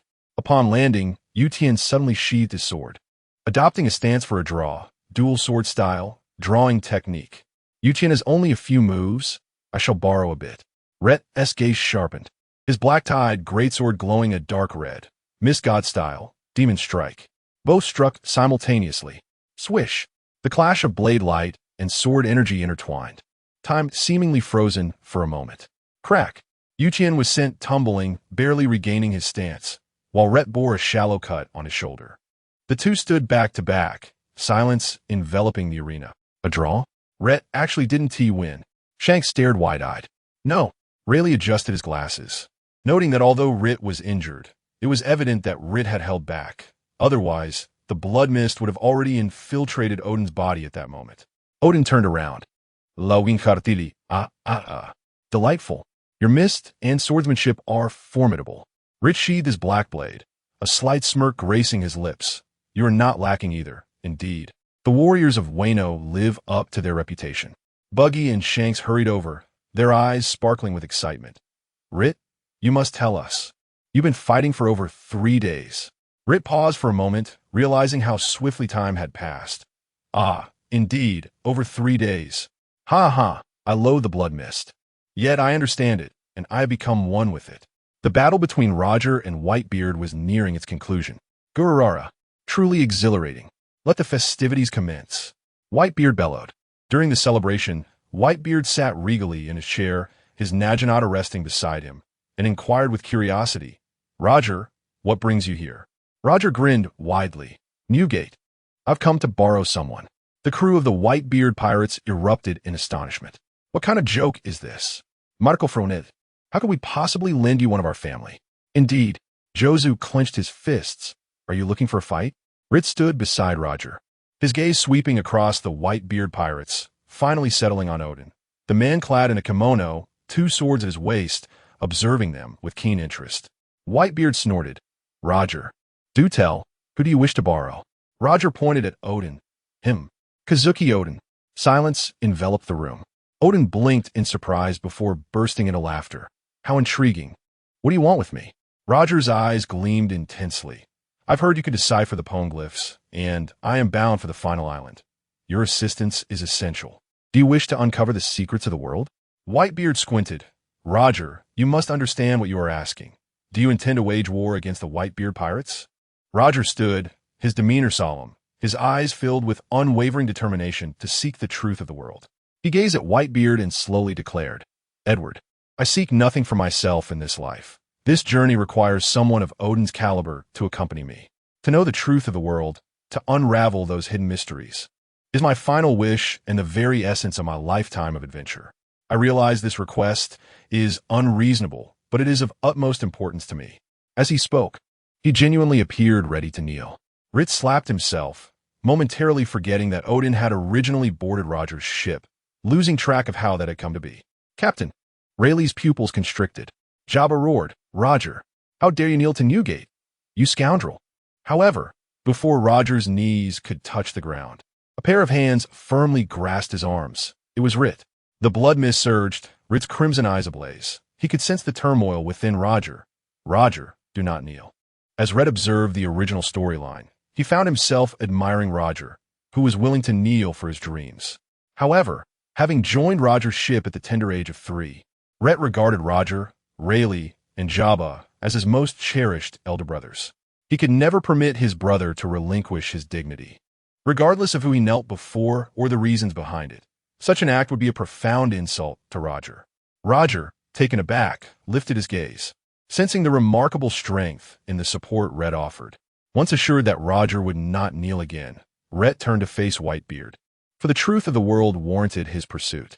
He advanced slowly, a mist of blood swirling around him, and his crimson eyes locked onto Whitebeard's, unwavering in resolve. Whitebeard narrowed his eyes, questioning, "You dare instruct me on how to treat family?" Rait replied softly, yet with clarity that resonated with all present. "I am merely conveying that Odin has the right to choose his own path. If he possesses the ability to interpret the historical text, he surely desires to uncover the secrets of this world." At that moment, Odin stepped forward with purpose, gripping his twin swords tightly, a complex glint illuminating his eyes. Captain Whitebeard regarded him in silence. "I wish to see it." Odin's voice trembled, yet remained resolute. "I am the one who can comprehend the historical text, and I have longed to witness the truths of this world." Marco could not contain himself, exclaiming, "Brother Odin, are you aware of what you're saying?" Marco understood the difficulties Odin faced in boarding the ship. Odin then turned to his former comrades, bowing deeply. "I apologize, everyone, but I must embark on this journey." Whitebeard's expression finally shifted as he scrutinized Odin for an extended moment before bursting into hearty laughter. "Gururara, excellent. Very well." The impact of his polearm struck the deck, reverberating throughout. "Since this is your choice, go forth." Rait quietly exhaled, the blood mist dissipating. He had not anticipated the proceedings to unfold so smoothly. Odin's resolve and Whitebeard's magnanimity surpassed his expectations. "I owe you a debt of gratitude, Whitebeard," Roger exclaimed joyfully as he stepped forward. "Thank you, Newgate. I promise to return him unscathed." Whitebeard snorted, "If even a single hair is lost, I shall dismantle your ship." Odin's eyes glistened with unshed tears, yet he beamed radiantly. "When I return, I shall bring the finest wine." Thus, the meeting between Roger's crew and Whitebeard's crew ended abruptly without a feast, as the Oro Jackson slowly departed. Marco approached Whitebeard, saying, "Dad." Brother Odin Whitebeard gazed at the receding ship, a smile curling at the corners of his mouth. "Rait is right. Everyone has the right to choose their own path. It is precisely because we are family that we must support him." The sea breeze carried Odin's final exclamation, "I will surely return." Under the setting sun, the two legendary pirate ships sailed in opposite directions, each charting its own destiny. Chapter 48. Why steal when one can confront? The Oro Jackson sailed across the vast ocean, with Odin engrossed in deciphering the ancient texts of history.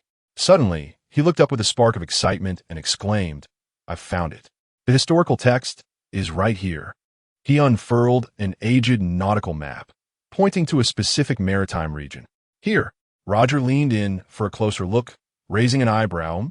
"It seems this area has recently been claimed by Charlotte Linlin." Rayleigh adjusted his glasses, his tone calm, yet tinged with gravity. "If the information is accurate, this is indeed the territory of Charlotte Linlin." A moment of silence enveloped the deck. "Charlotte Linlin," Jabba whistled.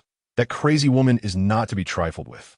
Shanks and Buggy exchanged glances, whispering, "Who is Big Mom?" Ritter languidly leaned against the ship's railing, blood mist swirling around his fingertips, a monster with a penchant for sweets. "Her abilities are quite troublesome." Jabba perked up, addressing the younger trio. "That was before you boarded the ship, your Ritter brother. He was unstoppable back then." At that time, Charlotte Linlin was still a member of Rock's crew. "When she tried to recruit us, was your Ritter brother going to let that slide?" He charged in with a massive sword, delivering a blow that could shake the heavens and weep for the earth. Shanks and Buggy's eyes sparkled with excitement. So it really was that long of a battle without even scratching her surface. "Ultimately, I had to step in, descending like a deity to rescue Ritter from peril." Ritter hurled his cup at Jabba. "Shut up, you jerk. You didn't break her defenses either, so what are you barking about?" Jabba wriggled like seaweed. "Oh, it seems someone is quite flustered. Let us duel, you scoundrel." Ritter charged at Jabba wielding Black Tide. After the ensuing chaos, the entire Roger pirates gathered on the deck to strategize. Uncle Rayleigh, as reliable as ever, suggested, Charlotte Leanlean's territory is heavily fortified, but if we stealthily infiltrate, we may be able to slip in, locate the stone tablet, and swiftly depart, thus minimizing unnecessary troubles. Jabba expressed his skepticism. The issue is, she's also a formidable opponent with observation haki that is no less powerful. If we are discovered, we will be besieged by the entirety of Tato Land's pirates. Ritter lazily remarked, moreover, her homies are ubiquitous. Sneaking in quietly is quite the challenge. Spencer, after some contemplation, proposed, we possess some rare navigational data and treasures. Perhaps we could trade with her? Roger shook his head with a hearty laugh. Ha ha ha. We've just made enemies at God Valley. That madwoman would never part with anything easily. Odin raised his hand to speak, then let us simply seize it. There is no room for cowardice in a samurai's lexicon. Roger felt a surge of excitement. Thanks to Ritter's intervention, he had not succumbed to despair. It is worth noting that Roger was still at the pinnacle of his power, fearless in the face of adversity. Let us charge in, take what we need, and flee. It's rather exhilarating, wouldn't you agree? With a resigned shake of his head, Rayleigh remarked, Captain, her influence is expanding, and she commands numerous formidable allies. The risk of a direct assault is considerable. Roger exhibited a slight reaction upon hearing this, while Rit listened to Rayleigh's explanation and observed Roger's response. It became apparent that the previous narrative involved Roger engaging with Big Mom while already afflicted by a terminal illness, his strength beginning to wane. However, with Rit's intervention, Roger had not succumbed to such an ailment, suggesting that Big Mom's storyline might be hastened. Yet, Rit felt it unnecessary. With Roger, Rayleigh, Jabba, and the forthcoming Odin, defeating an undeveloped nation like Wano seemed trivial. It was akin to the situation at God Valley. As long as Charlotte Linlin did not impede any of them, it would result in indiscriminate slaughter. Those few sons of hers would scarcely suffice against them. Rit casually proposed, I believe we could directly confront them and gradually expand our influence. Jabba grinned widely. Besides, when has the Roger pirates ever feared a tough battle? Roger decisively proclaimed, Kuwaita! It's settled. We'll storm in, seize the poneglyph, and make our escape. In this jubilant atmosphere, it was determined that Roger, Rayleigh, and Jabba would directly confront Charlotte Linlin and her main cadre, while Odin would take advantage of the chaos to search for the poneglyph and make impressions. As for Rit, he would shroud the battlefield in blood mist, exerting extensive control over the area. Shanks, Buggy, and the rest of the crew would remain aboard to prevent any pirates from boarding. After all, having too many participants was futile. Numbers held no sway before Rit. Anyone who could not breach his blood mist was unworthy of stepping onto the battlefield. Rayleigh ultimately affirmed, remember, our goal is the poneglyph, not a brawl. We retrieve the item and withdraw immediately. This would surely infuriate Charlotte Linlin. Rit harbored lingering frustration over his inability to breach her defenses. Roger laughed heartily and called out, understood. Everyone, prepare for battle. The crew responded with a resounding, oh. As the Oro Jackson sailed towards Cake Island, it cut through the waves, heading into Charlotte Lean's territory. Shanks and Buggy were perched at the bow, both anxious and exhilarated. Buggy swallowed hard and inquired, hey Shanks, do you think we can win this time? I heard that Charlotte Linlin is a notorious pirate like our captain. Shanks nonchalantly cradled his head, of course. With the captain aboard and Brother Rit, Uncle Rayleigh, and Uncle Jabba, we're bound to succeed. Rit stood at the stern, the blood mist gradually enveloping the ship, his gaze sharp. Charlotte Linlin, let me see if your Wano can withstand my mist. Damn, why can't I breach her defenses? This is infuriating. The Oro Jackson tore through the mist, the bow slicing through the calm sea. From the lookout tower, Shanks excitedly waved a straw hat. I see the island. Full speed ahead. Roger stood at the prow, his red coat billowing, ready to show Charlotte's minions what a true pirate embodies. Enemy attack. The lookout's voice from the coastal watchtower changed pitch. It's the Roger pirates. All hands on deck. The alarm bells resonated throughout the island. Charlotte Lingling, abruptly awakened from her slumber, felt sweet cream trickle from the corner of her mouth. Mama, that madman Roger? Proceed as planned. Rayleigh adjusted his glasses and soared into the air with a moonwalk. Rit was the last to disembark. Dragging the black tide soared through the sand, carving deep trenches. Odin, the historical narrative is entrusted to you. Leave it to me. Odin unsheathed his twin swords, the Amaterasu gleaming coldly under the sun. Fog realm, blood prison. Rait formed hand seals, and scarlet mist surged across the beach like a tidal wave. The assembled rice soldiers suddenly screamed in agony. My eyes hurt so much. I can't breathe. I can't breathe. It's poisonous mist. Retreat. In truth, the Conqueror's haki could achieve a similar effect, albeit it was a one-time use, while Rait's mist could linger indefinitely. A few small ones gazed at the impressive scene with sparkling eyes, as Rait, with a touch of flamboyance, adjusted his attire, embodying the essence of coolness. Chapter 49. The Plan in Motion. Roger. How dare you intrude upon my domain? The furious roar of Charlotte Lingling reverberated through the skies as Zeus carried her forth from the crumbling gates of the castle. Napoleon's colossal sword entwined with tempestuous violet lightning. Ha ha! Long time no see, Lingling. No need to be so incensed. It will only lead to wrinkles. Roger slowly unsheathed his famed blade. Ace. I'll just take a copy of the historical text and be on my way. How does that sound? Go to hell. You scoundrel, Roger. Lingling raised her colossal sword high above her head. Elbaf spear, mighty nation, divine avoidance. With a swift motion, Lingling's giant sword descended with a force capable of cleaving islands in two, aimed directly at Roger. In the moment of collision between their two formidable powers, boom! Cake Island trembled violently, the ground fracturing like a spider's web, while the sky was rent asunder, forming a massive vortex of clouds. Amidst this clash, Roger remained steadfast, while Lingling was forced to retreat 3 steps as the earth beneath her crumbled with a thunderous roar. With a wicked grin, she taunted, Roger, you truly know how to infuriate me. But if you would consider having a child with me, perhaps we could come to a different understanding. Apologies, but I am not contemplating settling down at the moment. Amidst this earth-shattering battle, seizing the opportunity amidst chaos is the true romance of a man.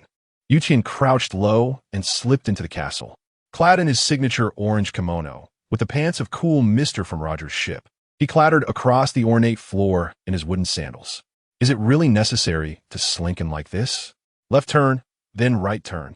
As he scurried, muttering to himself, his observation haki flared to life, vividly conjuring the map of the historical text location in his mind.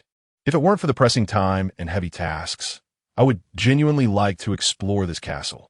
Yuchien pouted, casually snatching a piece of chocolate cake from a dessert table in the corridor and popping it into his mouth. Delicious, truly deserving of its international acclaim. Suddenly, an alarm sounded. Intruder detected. A furious shout erupted from around the corner as Charlotte Oven, radiating scorching steam like a human steamer, charged forth. Waves of heat crashing down upon him. Wow, so hot, so hot. Yuchien exclaimed dramatically, yet his hands moved with unwavering speed. Dual sword style, 10 fists of paradise. Swish, swish, swish. The blades shimmered like cherry blossoms in bloom, and in an instant, the armor on Oven's chest shattered, leaving 2 intersecting gashes across his robust torso. Why do I suddenly feel a bit cooler? Oven glanced down, realizing he was left clad only in his underpants. Hey, where's my armor? Sorry, little boy, but I'm in a hurry. Yuchien chuckled, waving goodbye. He truly had no desire to engage with someone so young, and continued to sprint. Oven stood frozen, processing the situation. Wait, how can this be? But Yuchien had already dashed away, leaving behind a trail of joyous laughter. Haha, thanks, Oven. You've got quite the physique. Oven. Internally devastated, intruders shall perish. Smuggy raised his 10-meter-long giant sword with fierce intent, its sheer size lifting the very floor beneath it. Wow, what an enormous sword. Yuchien's eyes widened, yet he remained unfazed, crossing his twin blades to form cross. Clear the way, clear the way. I am pressed for time. With a resounding crash, the two forces collided, shattering the tiles beneath Yuchien's feet and causing him to sink half a meter into the ground. Quite a formidable strength. A grin spread across his face as inspiration struck him. Now was the moment. He abruptly withdrew his force, utilizing the inertia from Smuggy's sword strike to roll into the room, casually patting Smuggy's shoulder as he passed. Thanks. Smuggy, bewildered, followed him into the room only to be met with darkness as he fainted. Unbeknownst to him, Yuchien stood behind him, raising his black fist. Youth is indeed a blessing. I can sleep without a care. No need for thanks. At the center of the room stood a historical stone tablet, emanating an ancient and mysterious aura. Wow, I finally found it, Yuchin exclaimed, rubbing his hands together as he retrieved a piece of imprinting paper from his pocket. With a few crisp sounds, he achieved a perfect imprint. Done. He nodded in satisfaction, but before the ink could dry, Smuggy's massive sword, fueled by rage, came crashing down. You're awake so soon, Yuchin replied, not bothering to look back. Executing a backflip, the imprinting paper traced a graceful arc through the air, which he deftly caught. Got it. Smuggy, in frustration, stomped his foot. Damn it. Stop. Farewell. Do treat me to a drink next time. Yuchin laughed heartily and swiftly disappeared from sight.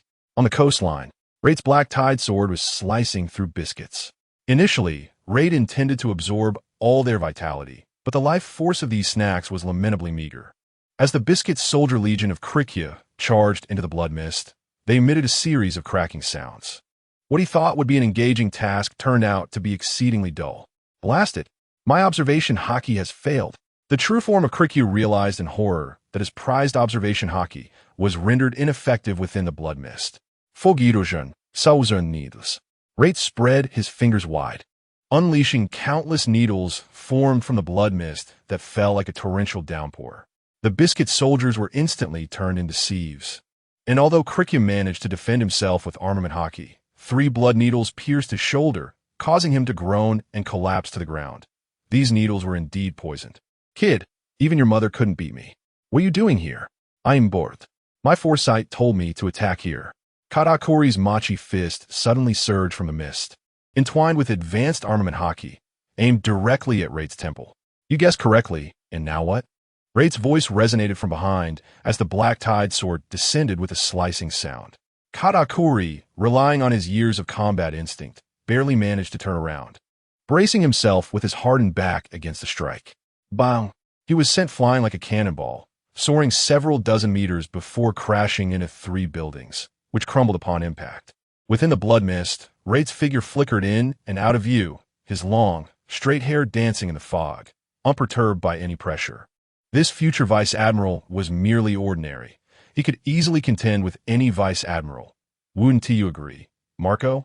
Rait, with unrestrained audacity, surveyed the myriad of individuals before him with the power of observation haki. Such impudence was indeed remarkable. He had lost all pretense. Suddenly, his gaze fell upon an intriguing figure. What brought them to this place? Could it be the ripple effects of his own butterfly's flutter? Ah, how delightful! A colossal azure dragon coiled amidst the clouds. Kaido, once a mere serpent, now bore the faint title of the world's mightiest creature.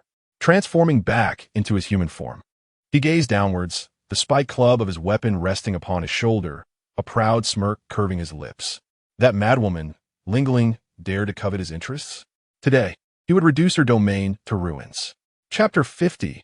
Embrace the darkness.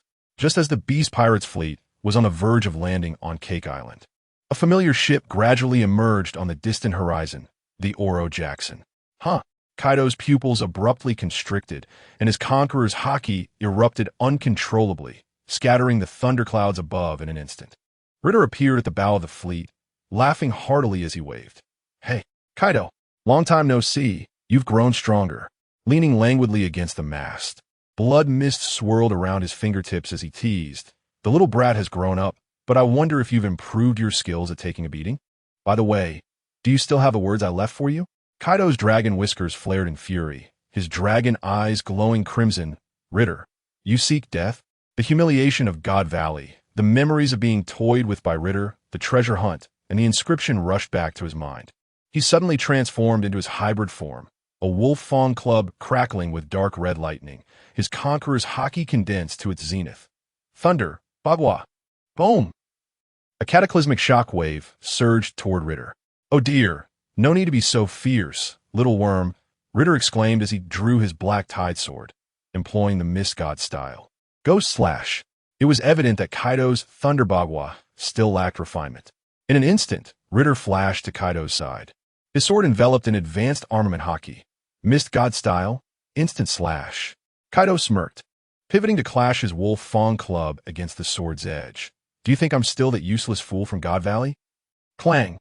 The metallic collision resonated, shattering the clouds. Ritter raised an eyebrow. you've indeed become considerably stronger. Ritter's figure appeared like a wraith behind Kaido, blood mist coalescing into a massive hand, aiming to strike Kaido's dark neck. Your observation haki has improved, but unfortunately, Kaido whipped around, his dragon mouth agape. Heat breath? Scorching dragon flames erupted, instantly vaporizing Ritter's blood mist. TSK, your temper has certainly grown, Ritter remarked, clicking his tongue.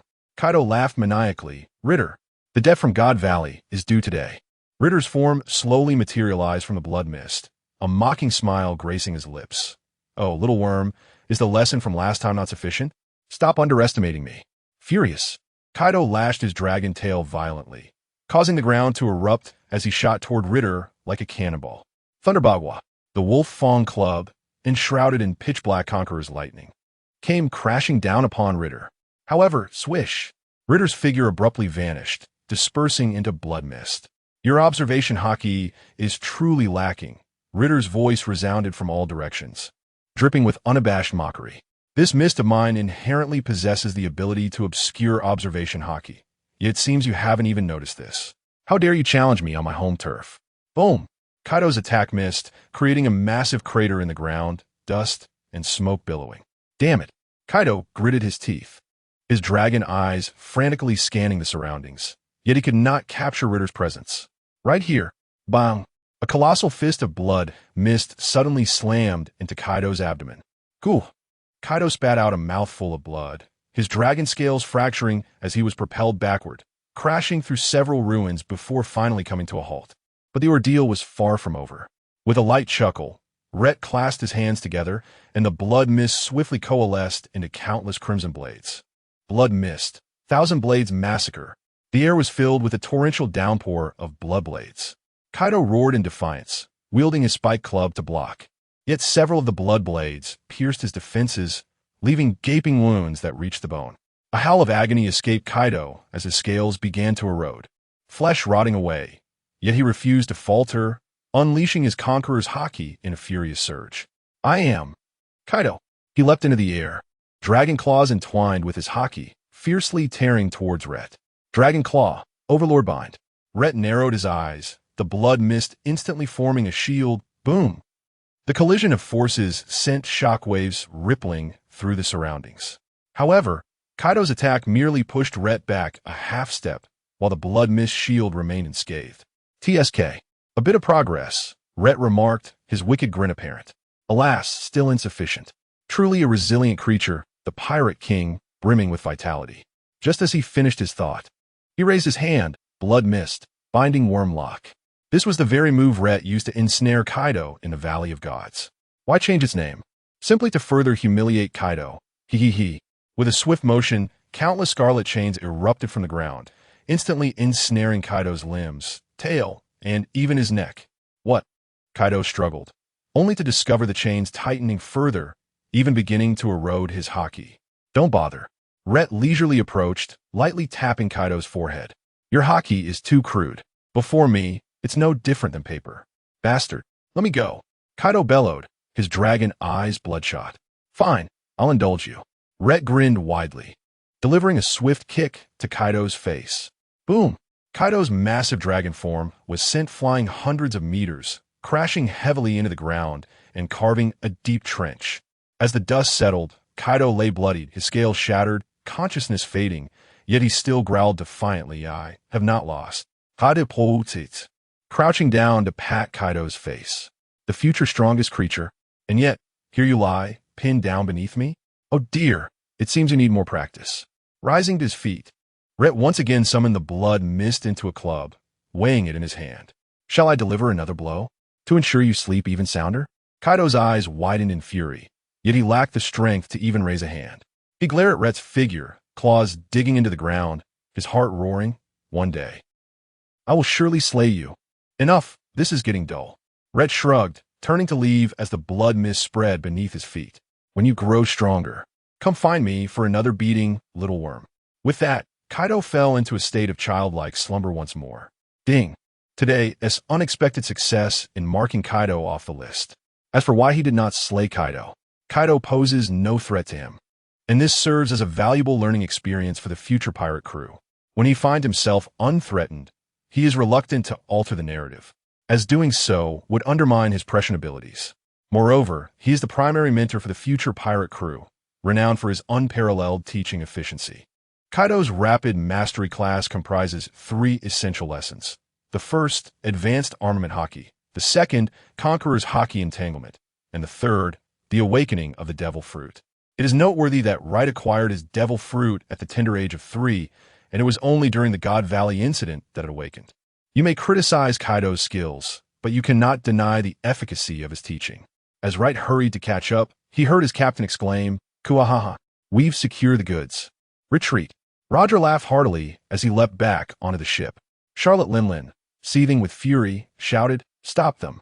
However, the blood mist had completely enveloped the sea, and the Oro Jackson sailed smoothly onward. Mama Rojiv. I shall remember this grudge. Linlin's roar echoed throughout Cake Island. Meanwhile, aboard the Roger Pirate's ship, Yuta raised the collected information triumphantly. Now we have everything. We are one step closer to the truth. Roger laughed uproariously. Kuahaha. Well done. Let's hold a banquet to celebrate. Chapter 51. The Art of Bravado takes flight. The Battle of Eatver in the year 1496 of the Sea Circle. The azure sky stretched endlessly, and the sea lay tranquil, mirroring the heavens above. The Oro Jackson sailed gently. While members of the Roger Pirates busied themselves on deck, Shanks and Buggy exchanging playful banter in a corner, Laboon meticulously polishing his little top hat, and Rait leaning against the ship's railing, lost in contemplation. Suddenly, a crew member at the lookout sprang to his feet, his voice tinged with urgency. "Captain, there's something amiss in the sky." The crew gazed upward, eyes widening as they beheld 5 colossal pirate ships hovering in the distance, their golden lion-headed flags fluttering ominously in the wind. Another encounter with the Golden Lion? Rayleigh adjusted his glasses, his brow furrowing in concern.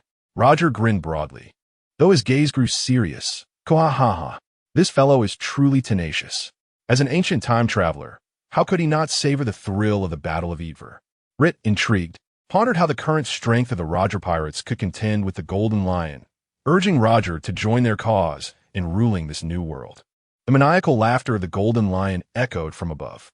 After the defeat of Rox, the Rox pirates had splintered, their power divided among many. Whitebeard sought his family. Charlotte yearned for progeny, and Kaido harbored ambition. Yet what allure could the remnants of Rock's crew possess? Thus, the Golden Lion and his cohorts carved out their dominion. Their influence swelling in recent years, buoyed by their aerial mobility and the indiscriminate recruitment of crew members. The fleet of the Golden Lion commenced its assault. The 5 warships descended like a swarm of locusts, their cannons trained squarely on the Oro Jackson. Roger laughed heartily. "Apologies, Shiki, but I seek the freedom of the open seas. Ruling the world sounds dreadfully tedious. How about you come down for a drink and let us pass?" Jabba tightened his grip on his axe, snorting derisively. "Haven't you suffered enough from our last encounter, and now you dare to fly above us? Fire!" The maniacal laughter of the Golden Lion reverberated through the air. Boom, boom, boom. Cannonballs rained down like a torrential storm, erupting the sea into columns of water. The deck of the Oro Jackson trembled violently, splinters flying in all directions. "All hands to defensive positions," Roger shouted, and the crew sprang into action. Yet they found themselves ensnared in an unprecedented predicament. Rait unleashed his blood mist domain, cursing under his breath. "Damn it, these cannonballs are laced with sea stone powder. Does the Golden Lion have wealth to burn? One must understand, sea stone powder is no trifling expense. Each cannonade costs a fortune." Although Rait's mist had corroded the projectiles, rendering them largely ineffective, the inherent hardness of the sea stone was sufficient to dent the Oro Jackson. With cannonballs raining down relentlessly, although the keel would not break, the ship was riddled with holes, raising the peril of sinking. "Damn it! If I leap aboard, their pirate ship will ascend." Jabba roared as he cleaved a falling cannonball in 2 with his axe. Rayleigh, sword in hand, blocked the strike. His expression grave. "We cannot act recklessly. Should the hull sustain damage, our very ability to navigate would be jeopardized." The mightiest weapon of the Roger Pirates lay in close combat. Yet the Golden Lion offered them no opportunity to engage. Truly, the Golden Lion was a formidable rogue of his era, resorting to any means necessary to achieve his aims. Unable to overcome them directly, he resorted to underhanded tactics. It is worth noting that due to Rait's presence, the Golden Lion had troubled the Roger pirates on 2 occasions, each time returning alone, with none of his crew surviving. The sea stone cannonballs were evidently tailored for Rait, a lavish expenditure aimed at removing him, an obstacle on the sweet path between him and Roger. His fleet retreated in a single strike, swiftly ascending into the sky, rendering the Roger pirates' counterattack futile. Subsequently, they dove from another angle, continuing their bombardment. "How infuriating!" Buggy exclaimed, hopping in frustration. "This scoundrel is utterly despicable. If he has the audacity, let him come down and fight." Shanks clenched his long blade, his eyes filled with reluctance. If only we could soar up there. Lava transformed, expanding his massive form to shield Buggy and Shanks in the center of the deck, yet his might proved futile against the long-range bombardment. Rait squinted at the audacious Golden Lion in the sky, his mind racing with strategies. "Captain, we cannot remain passive and simply endure this assault." He spoke in a low voice, prompting Roger to furrow his brow in rare contemplation. Rait's eyes narrowed as he gazed at the boastful Golden Lion above, suddenly breaking into a knowing smile. "Since he delights in flying, let us ensure he cannot ascend." He turned to Roger. "Captain, I require a moment to prepare." Roger, understanding, let out a hearty laugh. "Kuha-ha-ha. Leave it to you, Rait." In the ensuing battle, the Roger pirates adopted a defensive stance. They deflected cannon fire while awaiting the implementation of Rait's plan. The Golden Lion, seeing this, became even more arrogant. "Join us, Roger. Your strength ought not to be squandered on this modest vessel. Agree to collaborate, and we can govern this world together." The Golden Lion's words were bold, yet his attacks grew increasingly reckless. However, he failed to notice that Rait had not intervened since that moment. Until now, at the instant the Golden Lion's fleet dove down, Rait suddenly opened his eyes, a glint of sharpness flashing in his crimson irises. He clasped his hands together with fervor, and a blood mist erupted forth, surging skyward at an astonishing velocity. Blood mist, heavenly lock. The mist rapidly expanded. While its concentration could not compare to that surrounding Rait, it sufficed. A dense fog enveloped the Golden Lion's fleet and the vast ocean, transforming into countless scarlet chains that erupted from the sea to the heavens, instantly ensnaring every vessel in the Golden Lion's armada. The corrosive force affixed to the chains began to dismantle the structural integrity of the ships, while the powers of the float fruit were gradually suppressed. "What?" The Golden Lion was taken aback, attempting to maneuver his ship free, only to discover that his abilities were severely hampered. "Shiki, you enjoy flying, do you not? Do you truly believe that you alone have grown stronger?" Came Rait's mocking voice from below. "Now it is time to descend." As the chains tightened, the warship began to tremble violently, ultimately losing its balance and plummeting from the heights. Boom! The vessel crashed into the sea, sending towering waves surging. Crew members of the Golden Lion were thrown into the water, creating a scene of utter chaos. The Golden Lion steadied himself, floating in the air, his expression dark as a storm cloud. Rait's strike, though seemingly formidable, merely disrupted the Golden Lion's control over the ship, coupled with the pull of the mist. It had hurled the vessel directly into the ocean. He looked down at the Oro Jackson and roared, "Roger. Rait, you scoundrels." Rait collapsed to the ground, aware that in an instant he had dispersed the mist over dozens, even hundreds of miles, and had forcibly yanked the Golden Lion's locust-like ship from the clutches of the Golden Lion's floating fruit abilities. He had not drained himself completely, thanks to his monstrous stamina. The river god's moment of glory had served him well. Now, even the slightest movement felt arduous for Rait. This was the first time he truly experienced fatigue. As he watched the crew of the Golden Lion pirate crew emerge from the sea, he realized that the true battle was only just beginning. Chapter 52. The first encounter with a large-scale battle Ritter collapsed onto the deck of the Oro Jackson, suddenly feeling himself being lifted. The trio carried him to a corner, with Shanks and Buggy giving him a thumbs up. "Just watch us, Ritter." While Shanks brandished his sword, enveloped in a faint hue of hockey, he expertly parried a descending long blade. "Who is hiding?" Buggy retorted defiantly, even as his dagger trembled in his grasp. He ducked just in time to evade a sweeping mace, his mind racing with thoughts of bravery. "Just because I'm cautious now doesn't mean I'm weak." The two youths stood back to back on the floating remnants of a ship, surrounded by dozens of minions from the Golden Lion pirates. The briny scent of the sea mingled with the metallic tang of blood, causing their breaths to quicken. Unlike their previous skirmishes with Garp or Whitebeard, this battle was on an entirely different scale. The sea was stained crimson. A stark contrast to their past encounters where even the complete annihilation of minor pirates didn't lead to such carnage. Just these two kids?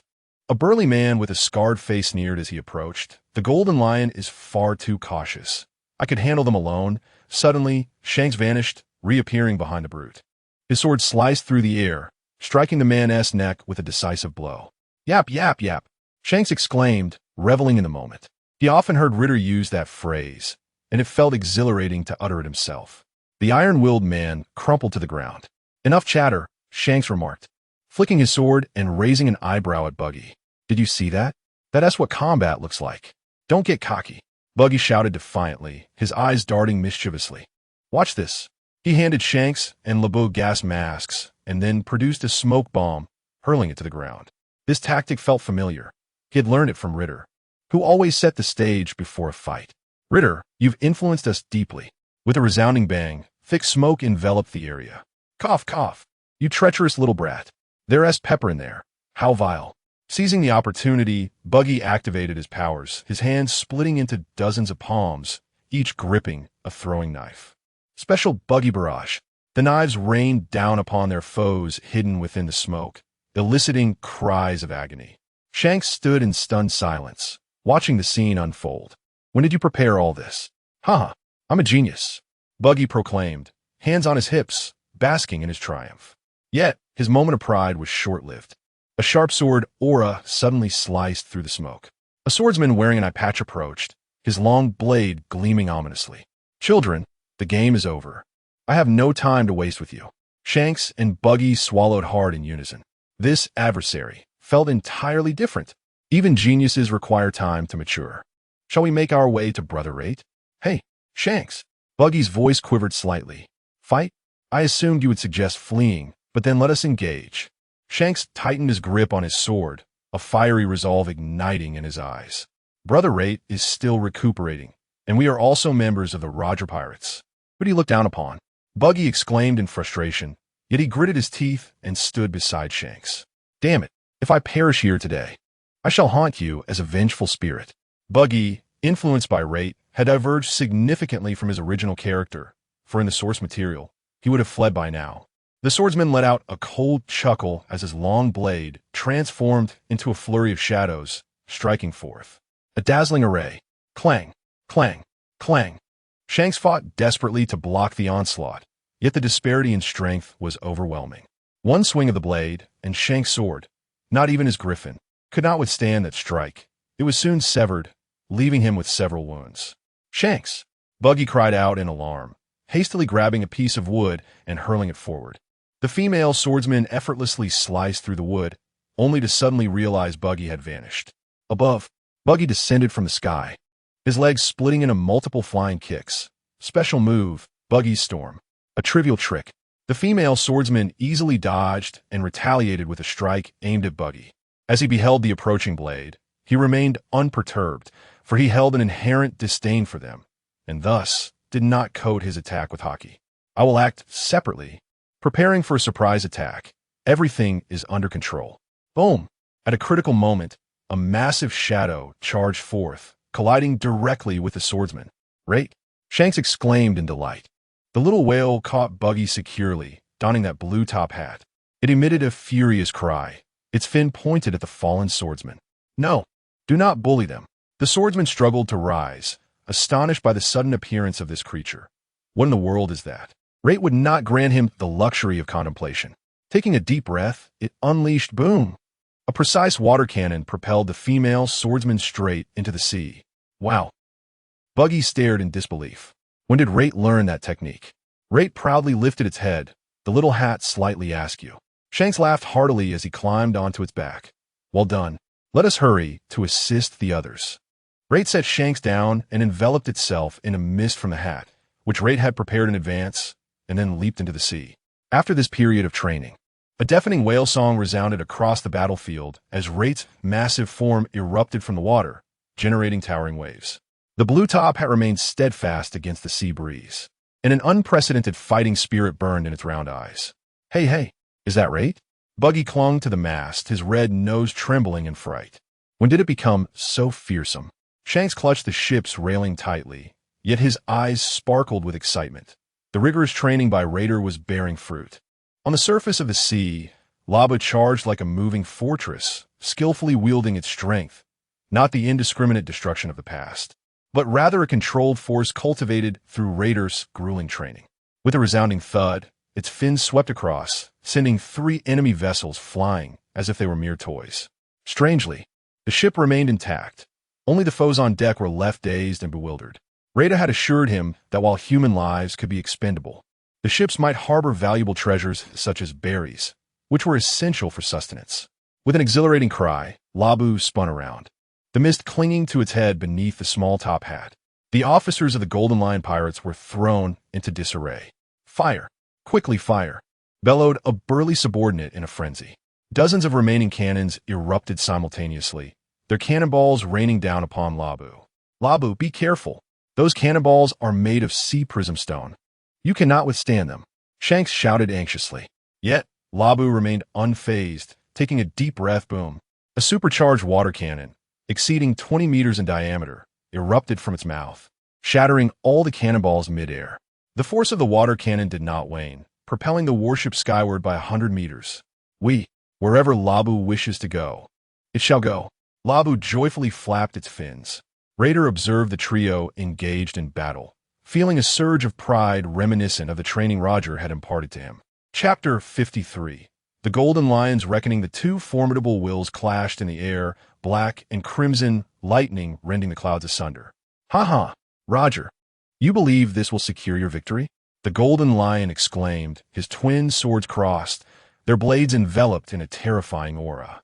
Roger grinned, his gaze fixed on Shiki. "There is no need for you to linger with me. I do not obstruct your dominion over the seas." Before his words could fully dissipate, both warriors struck with fervor. "Divine of aid! Lion's thousand-cut valley!" In the instant their blades met, a shockwave radiated outward from their epicenter. Then boom! A deafening explosion shattered the tranquil sea, cleaving a chasm several hundred meters long, with the waters on either side rising like sheer cliffs. Rait leaned against the wall, observing the tumult aboard his vessel. Goodness, the Golden Lion has grown remarkably strong. Can he truly contend with the captain now? None of those relics from the old era are weak. Shiki was managing to hold his ground against Roger despite being at a disadvantage. He would not be dispatched in an instant. Rait recalled the special edition he had watched, where those veterans displayed immense prowess, each one seemingly possessing the strength of a vice admiral. How remarkable to maintain peace in these waters under such conditions. Steelbone, the airborne country, is indeed a character of note.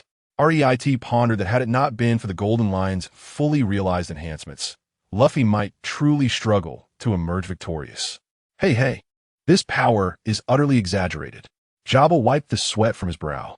In the heart of the battlefield, Roger and the Golden Lion were locked in a fierce confrontation. Their figures flickered in the air, each clash reverberating like thunder. "Roger, join me. Together we can rule these seas." "Ha!" Roger laughed heartily, parrying the onslaught. The sea is not meant for domination. Suddenly, a glint of malice flashed in the Golden Lion's eyes. He swiftly retreated, his left sword, Sakura, hurtling from his grip. Lion's might, lions blowing snow. Roger's pupils constricted as he hastily evaded, the blade grazing his cheek and leaving a crimson mark. "Got you." The Golden Lion cackled, thrusting his right sword towards Roger's chest. In a critical moment, Roger's blade pivoted unexpectedly. Clang! The Golden Lion's eyes widened in disbelief as Roger deftly blocked his lethal strike with the hilt of his sword. "What? Ha! Did you think I was unprepared for that move?" Roger retorted, his left fist, shrouded in obsidian haki, crashing into the Golden Lion's abdomen with tremendous force. Boom!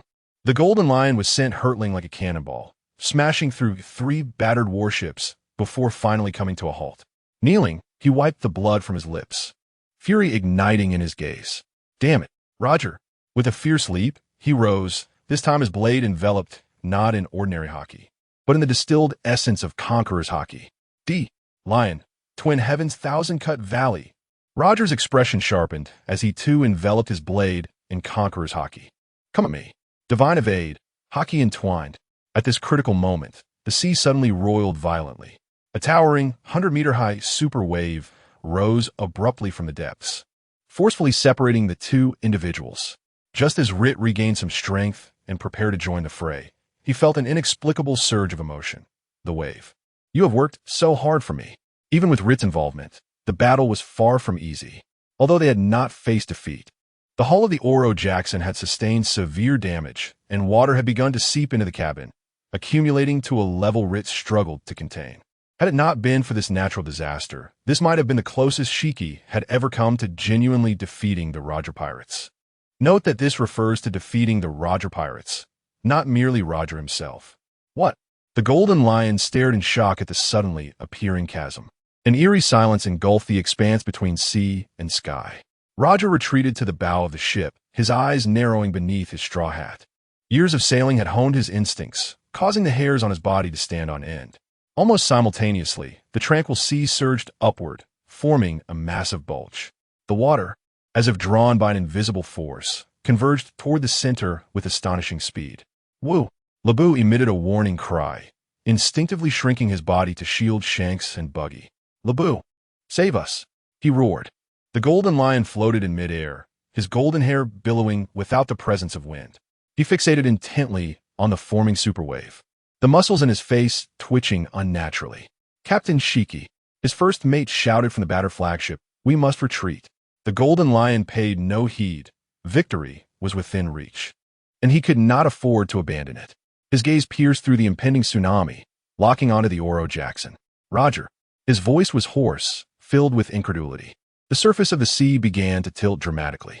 The water was whipped by the hurricane, a devastating tornado ravaging everything in its path. The Oro Jackson had begun to ascend along the water wall. Yet the vessel remained remarkably stable. Rait marveled. Is this the fate of the Chosen One? Rayleigh clung tightly to the ship's rail, the lenses of his glasses reflecting the towering waves that loomed ever closer. It's coming. In this critical juncture, Rait, please, Roger suddenly shouted. Rait, who had been slumped on the deck, abruptly opened his eyes. He bit down on his tongue, forcibly extracting the last vestiges of his strength. Even if he returned swiftly, he could not endure this strain. Crimson mist seeped from every pore of his body, and he harnessed the residual blood fog around him to form a massive crimson sail at the ship's stern. Rait struggled to speak. I told you, this ship would capsize without me. Blood mist, wings of fury. Boom! The super wave finally took its complete form, empowered by the blood mist sail. The Oro Jackson surged upward along the water wall. The hull groaned under the immense burden, yet the keel remained steadfast. This was the moment of glory for the Atom Tree. The Golden Lion finally sprang into action. He charged madly towards the ascending Oro Jackson, his dual swords entwined with the last vestiges of his dominion. You won't escape, Roger. Sayonara. As Ski, Roger, and Rayleigh combined their strength, they deftly struck the Golden Lion, driving the immense rudder squarely into the crown of its head. The Golden Lion's classic attire received a substantial enhancement. My apologies, Ski, Rait murmured weakly, a smile gracing his lips this time. Victory is ours. Rait found himself admiring the original storyline Roger and his companions, realizing their remarkable ability to escape. No! In a furious roar, the Golden Lion was violently hurled backward. In the next instant, a tumultuous wave surged forth, completely isolating the two groups. The Oro Jackson, propelled by the force of the raging tide, settled steadily upon the distant sea. Behind the ship lay the tempestuous maelstrom. Ahead stretched an unbounded realm of freedom, cleaving the ocean into two distinctly defined sections. Truly, there was no pretense left in this dreadful weather.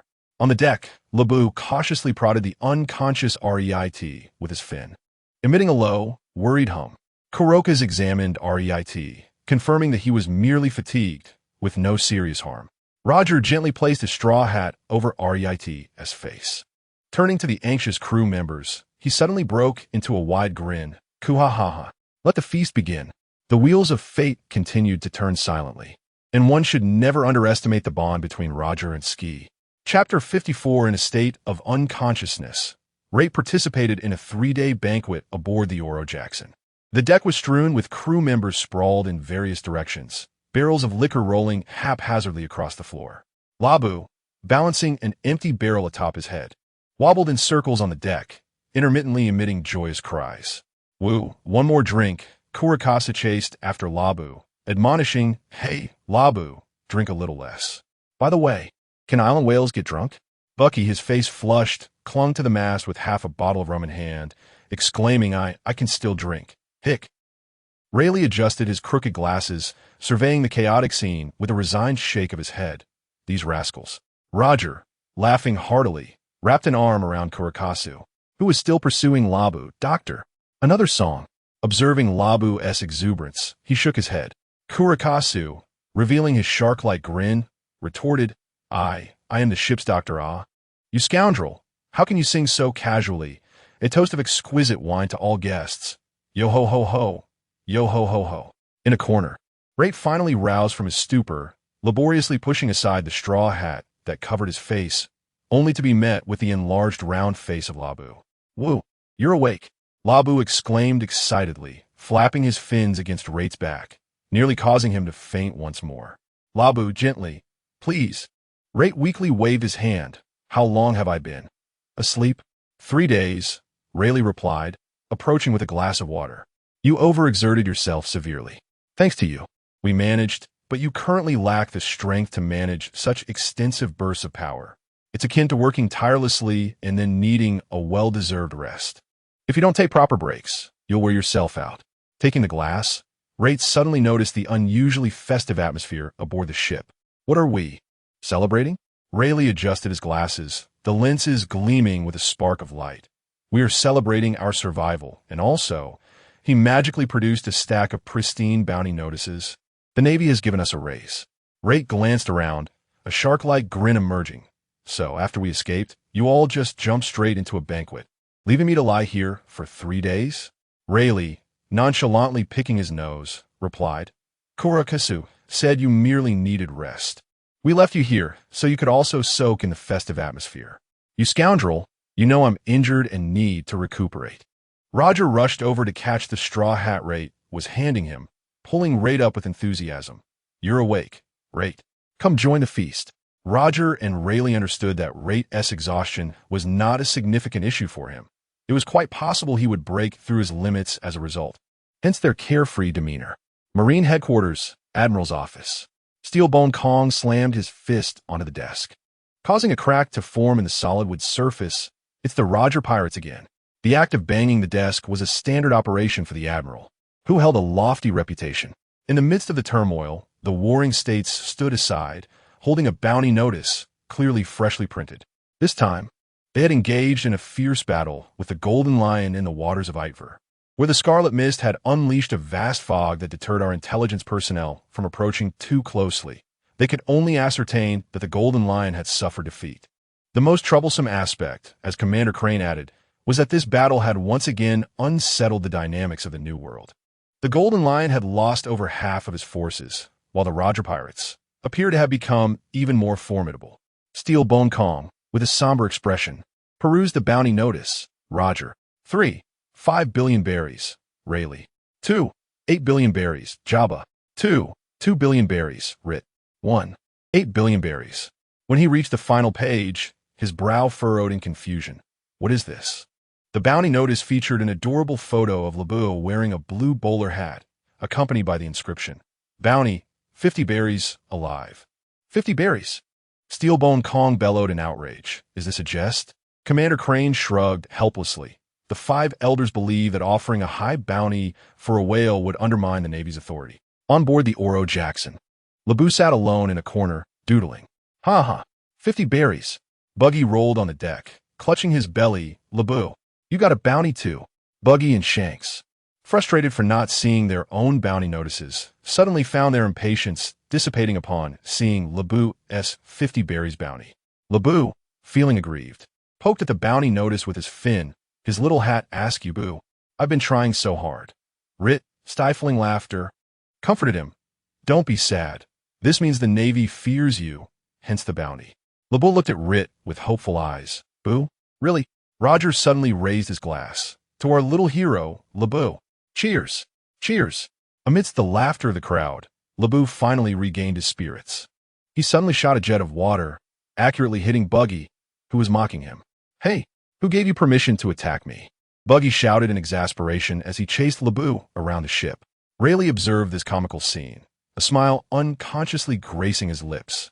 He turned his gaze toward the tranquil sea in the distance and murmured, "It seems we are about to embark on a new adventure." Rait approached him, gazing out at the ocean as well. "Indeed, but before that," he pointed to the crew, now in a raucous commotion. "We must first find a way to repair this battered ship." The Oro Jackson gently swayed in the evening sun, its scars bearing witness to the thrilling battle. Master Tom's children are truly exceptional. This is the Oro Jackson, after all. Any other ship would have sunk by now. Rait couldn't help but marvel at Uncle Tom's unmatched prowess. The crew busied themselves patching the damaged hull. "Hey, Rait, we're running low on fog. Get some more." Roger called out to Rait, who retaliated by throwing a plank at him. "Idiot, you use planks for repairs. Do you even know how to fix a ship?" "Hey, Buggy, pass me that plank." Shanks stood atop the mast, bellowing, "Why should I heed your commands?" Despite his complaints, Buggy obediently handed over the wooden plank. Laboon swam around in the sea, nudging the timber with his head, having tucked away his little top hat to keep it pristine, aspiring to wear it daily like his captain. Rait leaned against a tree by the shore, purchasing a newspaper in his spare time. As he perused its contents, a frown creased his brow. The Navy has been quite active of late. Rayleigh approached, offering him a cup of coffee. "What troubles you?" Rait pointed at the newspaper. "The Navy has established 3 new G branches in the New World, intending to penetrate its depths. They have dispatched even more warships for patrol. It seems our clash with the Golden Lion has stirred the world government into action. It won't be easy for the Navy to launch a large-scale incursion into the New World. I wonder how long these branches can endure. It appears we must trouble Master Tom once more. Set sail from Water 7, lads." Meanwhile, in a secluded corner of the New World, the Golden Lion, his head wrapped in bandages, gazed at the latest bounty notice, cackling, "Ha ha ha. Roger, we shall meet again soon." Chapter 55. Uncle Tom's second check-in the shipyard of the city of Seven Waters. The clanging of metal suddenly ceased. Tom set down his hammer and squinted towards the harbor, where the familiar red warship was slowly approaching, bearing the scars of battle. "Master?" The young iceberg looked up in confusion. That was. Tom's cigar fell to the ground with a thud, veins bulging on his forehead. "Roger." This furious roar startled Frankie, who was sipping cola, causing him to spray it everywhere. "Super. The master is furious." The Roger pirates were no pushovers. Hearing the commotion, Rait turned and headed indoors, recalling how, in his youth, Uncle Tom had once admonished him by the scruff of his neck. Now, he felt that Uncle Tom was indeed a force to be reckoned with. "Let go of me, you scoundrel captain." Roger clung to Rait's leg, preventing him from retreating. "Little Rait, help me out here. Can you bear to let me face the wrath alone?" Rait shuddered at the thought of Uncle Tom's fists. "Get off me. I must go inside." "Not a chance, unless you knock me down." As the Oro Jackson docked, Tom had already seized a thick wooden stick and awaited at the pier. The moment Roger's head appeared, the stick whistled through the air. "Ouch, Uncle Tom." Roger shielded his head. "Watch it, old man." Tom's furious shout startled the seagulls into flight. "My masterpiece, my labor of love, and you've let it fall into such disrepair." Hiding behind Rayleigh, Rait timidly defended. "Well, we endured quite a severe battle. You've heard of the Golden Lion, right? We had a fierce skirmish." "Skirmish?" Tom grasped Rait by the collar, lifting him off the ground. "And a skirmish could inflict this kind of damage? Look at these wounds. Look at these dents. Not far away in the shipyard." Iceberg and Frankie stared in disbelief at the unfolding scene. "Is that the legendary Roger pirates?" Iceberg adjusted his glasses, noting how they had turned his master's proud creation into such a state. They were doomed. An enraged master was truly terrifying. Frankie's eyes sparkled with excitement. "Super cool. Is that one in the red cape the super pirate?" As Tom's fury gradually subsided during the repair process, it was replaced by unmistakable pride. "See this?" He pointed to a grotesque scar on the ship's hull, addressing his 2 disciples. "This is a direct hit from the Golden Lion's Thousand Cuts Valley. Ordinary vessels would have snapped in 2, but my ship has merely lost a layer of paint. This vessel can carry the Roger pirates anywhere." Frankie leaned in, eager to inspect. "Master, this scar is super special." Iceberg, however, Notice the numerous bullet marks along the ship's side. These are sea prism stone cannonballs? Indeed, Tom said, stroking his beard with satisfaction. Little Rait informed me that the Golden Lion specially prepared sea prism stone cannonballs to deal with them. And what was the outcome? My ship still floats. It is truly unimaginable what kind of fierce battles they must have endured to sustain such injuries. Frankie gazed at the scarred, yet still magnificent Oro Jackson, his eyes shimmering with a yearning light. At that moment, Frankie resolved to construct the greatest ship, one that would surpass his master. In the dead of night, Tom toiled alone in the shipyard. Rait quietly approached and discovered that he was repairing the Oro Jackson, utilizing sea prism stone fibers. Without lifting his head, Tom remarked that although the keel of Oro Jackson was made from atom wood, which he had chosen for its sturdiness, it could not compare to the strength of sea prism stone. Rait was taken aback. Are you planning to? Tom interrupted. Spencer has given me ample berries. Enough to upgrade Oro Jackson. Lighting a new cigar, Tom added, less chatter. If my ship is damaged like this again. He pointed to an unfinished figurehead sculpture in the corner. I'll turn you into this. Rait chuckled, realizing the humor. Uncle, that cold joke is quite chilly. Next time, let Roger handle it. I'm just a small fry, hee. After some time, the repairs to Oro Jackson were completed, and it looked revitalized. Before departure, Tom called Roger aside. Listen, next time you encounter the Golden Lion. He lowered his voice, ram him with the figurehead. I've reinforced it with a special alloy, wrapped it in sea prism stone, ensuring that bastard knows the price of damaging my ship. Roger laughed heartily. Haha, I will certainly comply. Under the watchful eyes of the residents of Water 7, the Oro Jackson set sail once more. Frankie waved desperately from the dock. Super. You must become the Pirate King. Off they went, worthy of my masterpiece, the pirates. Rait and Rob did not board the Oro Jackson, but remained in Water 7. Today, Rait was departing to fulfill his promise to Rob, venturing into the Devil's Triangle to find Brooke. He assured Rob that this was merely an attempt, for no one knew where Brooke might be drifting in the Devil's Triangle. Accompanied by Rob, they embarked on the small boat prepared by Uncle Tom. Initially, they intended to take Kuroka's along, but Kuroka's declined, stating that as the ship's doctor, he had a duty to fulfill. Rait could clearly sense that Kuroka's had discovered something. Thus, he had no choice but to trust him. The Roger pirates had initially planned to search together, but Rait had declined. Kuroka's did not express it directly, yet Rait trusted his instincts. Forget those unhappy thoughts. Let them continue their search, he mused. Sitting by the dock, Rait and Rob watched the Oro Jackson fade into the horizon. Do you miss them? Rait gently ruffled Rob's large head. Rob nodded, then shook his head, drawing a musical note in the sand with his fin. Don't worry, Rait whispered, we will undoubtedly find Brooke. Even if we do not succeed this time, there will come a day. Labu suddenly nudged Rhett's hand with his nose and pointed towards the sea. Are we setting sail now? Rhett was somewhat taken aback. The Bermuda Triangle is indeed eerie. Don't be afraid. Labu donned his top hat, his gaze resolute. Rhett chuckled. Very well. Let us embark at once. The small boat gently departed from the city of Seven Waters, heading towards the next destination, the Bermuda Triangle. Hoo-hoo-hoo, Labu. Why have you been so fond of making those sounds lately? You should try speaking. Labu intended to articulate an entire sentence, but only a single word escaped his lips, prompting laughter. Such is the consequence of infrequent speech. Onward we go. Chapter 56. The search for Brooke in the Devil's Triangle. A dense fog enveloped the region, reducing visibility to less than 10 meters. However, for Rhett, this place felt like home. During his previous visits, he would conjure thick fog, a task that drained considerable stamina. It is not an exaggeration to say that, given the right circumstances and the vitality of the monsters, he could, with ample time, assimilate the entire Devil's Triangle. A low, anxious murmur escaped from Labu, whose small top hat had become damp, drooping over his head. Do not fear, Rhett gently reassured, stroking Labu's head as the blood fog gradually began to assimilate the mist of the Devil's Triangle. We shall search slowly. Rhett, unable to determine Brooke's exact location, relied on the blood fog for gradual perception. Days passed in this manner, and Rhett contemplated returning with Labu when suddenly an eerie melody wafted through the fog. Labu perked up, excitement evident in his response. Brooke? Rhett stood alert, gripping his sword, the black tide. Gradually, a ghostly ship emerged from the mist.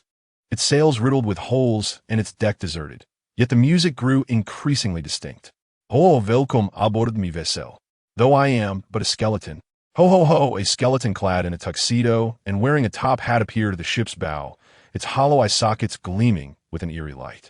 Labu, startled, immediately retreated behind Rait, his little hat askew. Brook? Had inquired cautiously. The skeletal musician seemed momentarily taken aback. You know me? Rait sighed in relief, sheathing the black tide. We have come to find you. To be precise, Labu wishes to meet you. Labu timidly peeked out from behind Rait, curiously observing the skeleton. Upon seeing Labu, Brook trembled with excitement. Labu? Woof! Labu yelped joyfully, nearly capsizing the small boat in his exuberance. Brook knelt on the deck, his voice choked with emotion. Labu, you must not have taken care of yourself properly. You have grown so small. Had? Labu? On the deck of the ghost ship, Brook played a familiar melody on his old violin, the Wine of Guests. Labu swayed gently to the music, occasionally emitting cheerful barks. Ah, I see, the devil fruit. Brook reflected after hearing Rait's explanation. You came all this way to find me. I am truly grateful. Without you, I would have no idea how long I would drift here, lost. I consumed the Yomi Yomi no Mi, but my soul returned too late, and my body had already turned to bone. Ho ho ho. Rait shook his head. It is Labu who has kept you in his heart. He has awaited your reunion every day. Brook tenderly stroked Labu's head. I am sorry, Labu, for making you wait so long. Labu affectionately nuzzled Brook, his little top hat glistening in the moonlight. The cheerful boat song resonated across the sea as Labu excitedly circled around Brook. When Brook reached the climax of his melody, Labu suddenly opened his mouth. Brook, welcome. Brook was taken aback. You can talk. Rait taught me. Labu proudly raised his head, droplets of water on his little hat sparkling in the moonlight. It struggled to organize its words. It's been a long time. No regrets. The hat was a gift from Rait. I really like it. Brook's skeletal frame trembled slightly. He set down his violin and solemnly knelt by the edge of the ship, removing his tattered top hat and gently placing it beside Labu's blue hat. Look, a double hat. Rait turned her face away, feigning interest in the density of the fog. Brook mused, You truly are remarkable, old Rait. How did you manage to get crocodile's eyes? As Brook played the final note on his violin, a brief silence enveloped the fog. Labu affectionately nudged Brook's bony hand with its nose, emitting a contented hum. It was a feeling of having found family once more. Oh, just now I sensed a powerful presence. I thought I was going to die. Though as a skeleton, I wonder if I can die. Brook looked at Rait, saying, Dear miss, you're truly impressive. The entire fog is red. I mean, I've been lonely here for far too long, and it has been ages since I spoke with someone. I hope you don't mind. Labu, small yet adorable, chimed in. How did you know I was here? Brook, not waiting for Rait's response, continued. Indeed, although Brook is a skeleton, he is undeniably a person. All these years without losing his sanity is thanks to Brook's optimistic nature. Rait, foreseeing the future, told Labu, Damn it, I'm a real man. Oh, my apologies, I didn't see you clearly, though I don't have eyes. Brook chuckled. Rait observed this poignant reunion spanning half a century and suddenly spoke. Brook, do you know? In the distant future, even if I do not appear, you will encounter another group of extraordinary companions. Brook lifted his head, hope glimmering in his eye sockets. Oh, how delightful. This young man speaks so interestingly. Can a skeleton like me truly meet new companions? Is it real? Can you tell me about them? Brook leaned closer to Rait, nearly pressing his entire skeletal form against her. Rait could no longer contain herself and kicked Brook over, fearing he might ask, Could you show me? Not only will you meet them, Rait's voice resonated with undeniable certainty. They will become your most cherished family. You shall embark on splendid adventures together. Brook's bony fingers gently stroked the strings of his violin. That sounds like marvelous companions, but I already have wonderful family now. As he spoke, he embraced Labu tightly, exclaiming, Of course, while adjusting his two hats. However, before that, Rait stepped forward, suggesting, Why not sail with us first? This would not usurp any member of the main cast. It is merely a temporary arrangement, and I believe this approach is the most rational and enthusiastic author stacking layers of armor. The Roger Pirates are unraveling history. Rait's voice echoed through the thick fog. Witnessing this era firsthand will undoubtedly aid your future adventures. Moreover, he glanced at Laboon. This way, you will have more time to be by Laboon's side. Instantly, Laboon gazed at Brook with eager eyes, a silent plea. Brook, observing Rait's invitation, bowed with a gentlemanly gesture. I am honored to partake in the forthcoming journey. Huzzah! Then let us return to the Oro Jackson and depart from the Devil's Triangle. Rait took out the paper of life, momentarily bewildered, and ascended into the sky. They truly did ascend to the Sky Island. Chapter 57. Brook embarks as he gazed at the life paper, still fluttering in the sky. Rait sighed, realizing that they would not be descending anytime soon.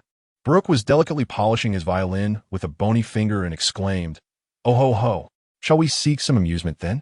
In an instant, Labo nudged forth a crumpled flyer proclaiming the Water 7 Carnival annual celebration. Hooray! Brook's eyes sparkled with delight as he looked at Rait, leaving one to ponder how a skeleton could express such emotion. Is this the realm of anime? The streets of Water 7 were adorned with colorful lights, and fountains danced to the rhythm of music. Labu sported 2 top hats, attracting countless astonished gazes. Look, a talking whale, a child shouted. It even wears 2 hats. How adorable. With an elegant bow, Brook addressed the ladies. Might I be so bold as to inquire about the view beneath your skirts?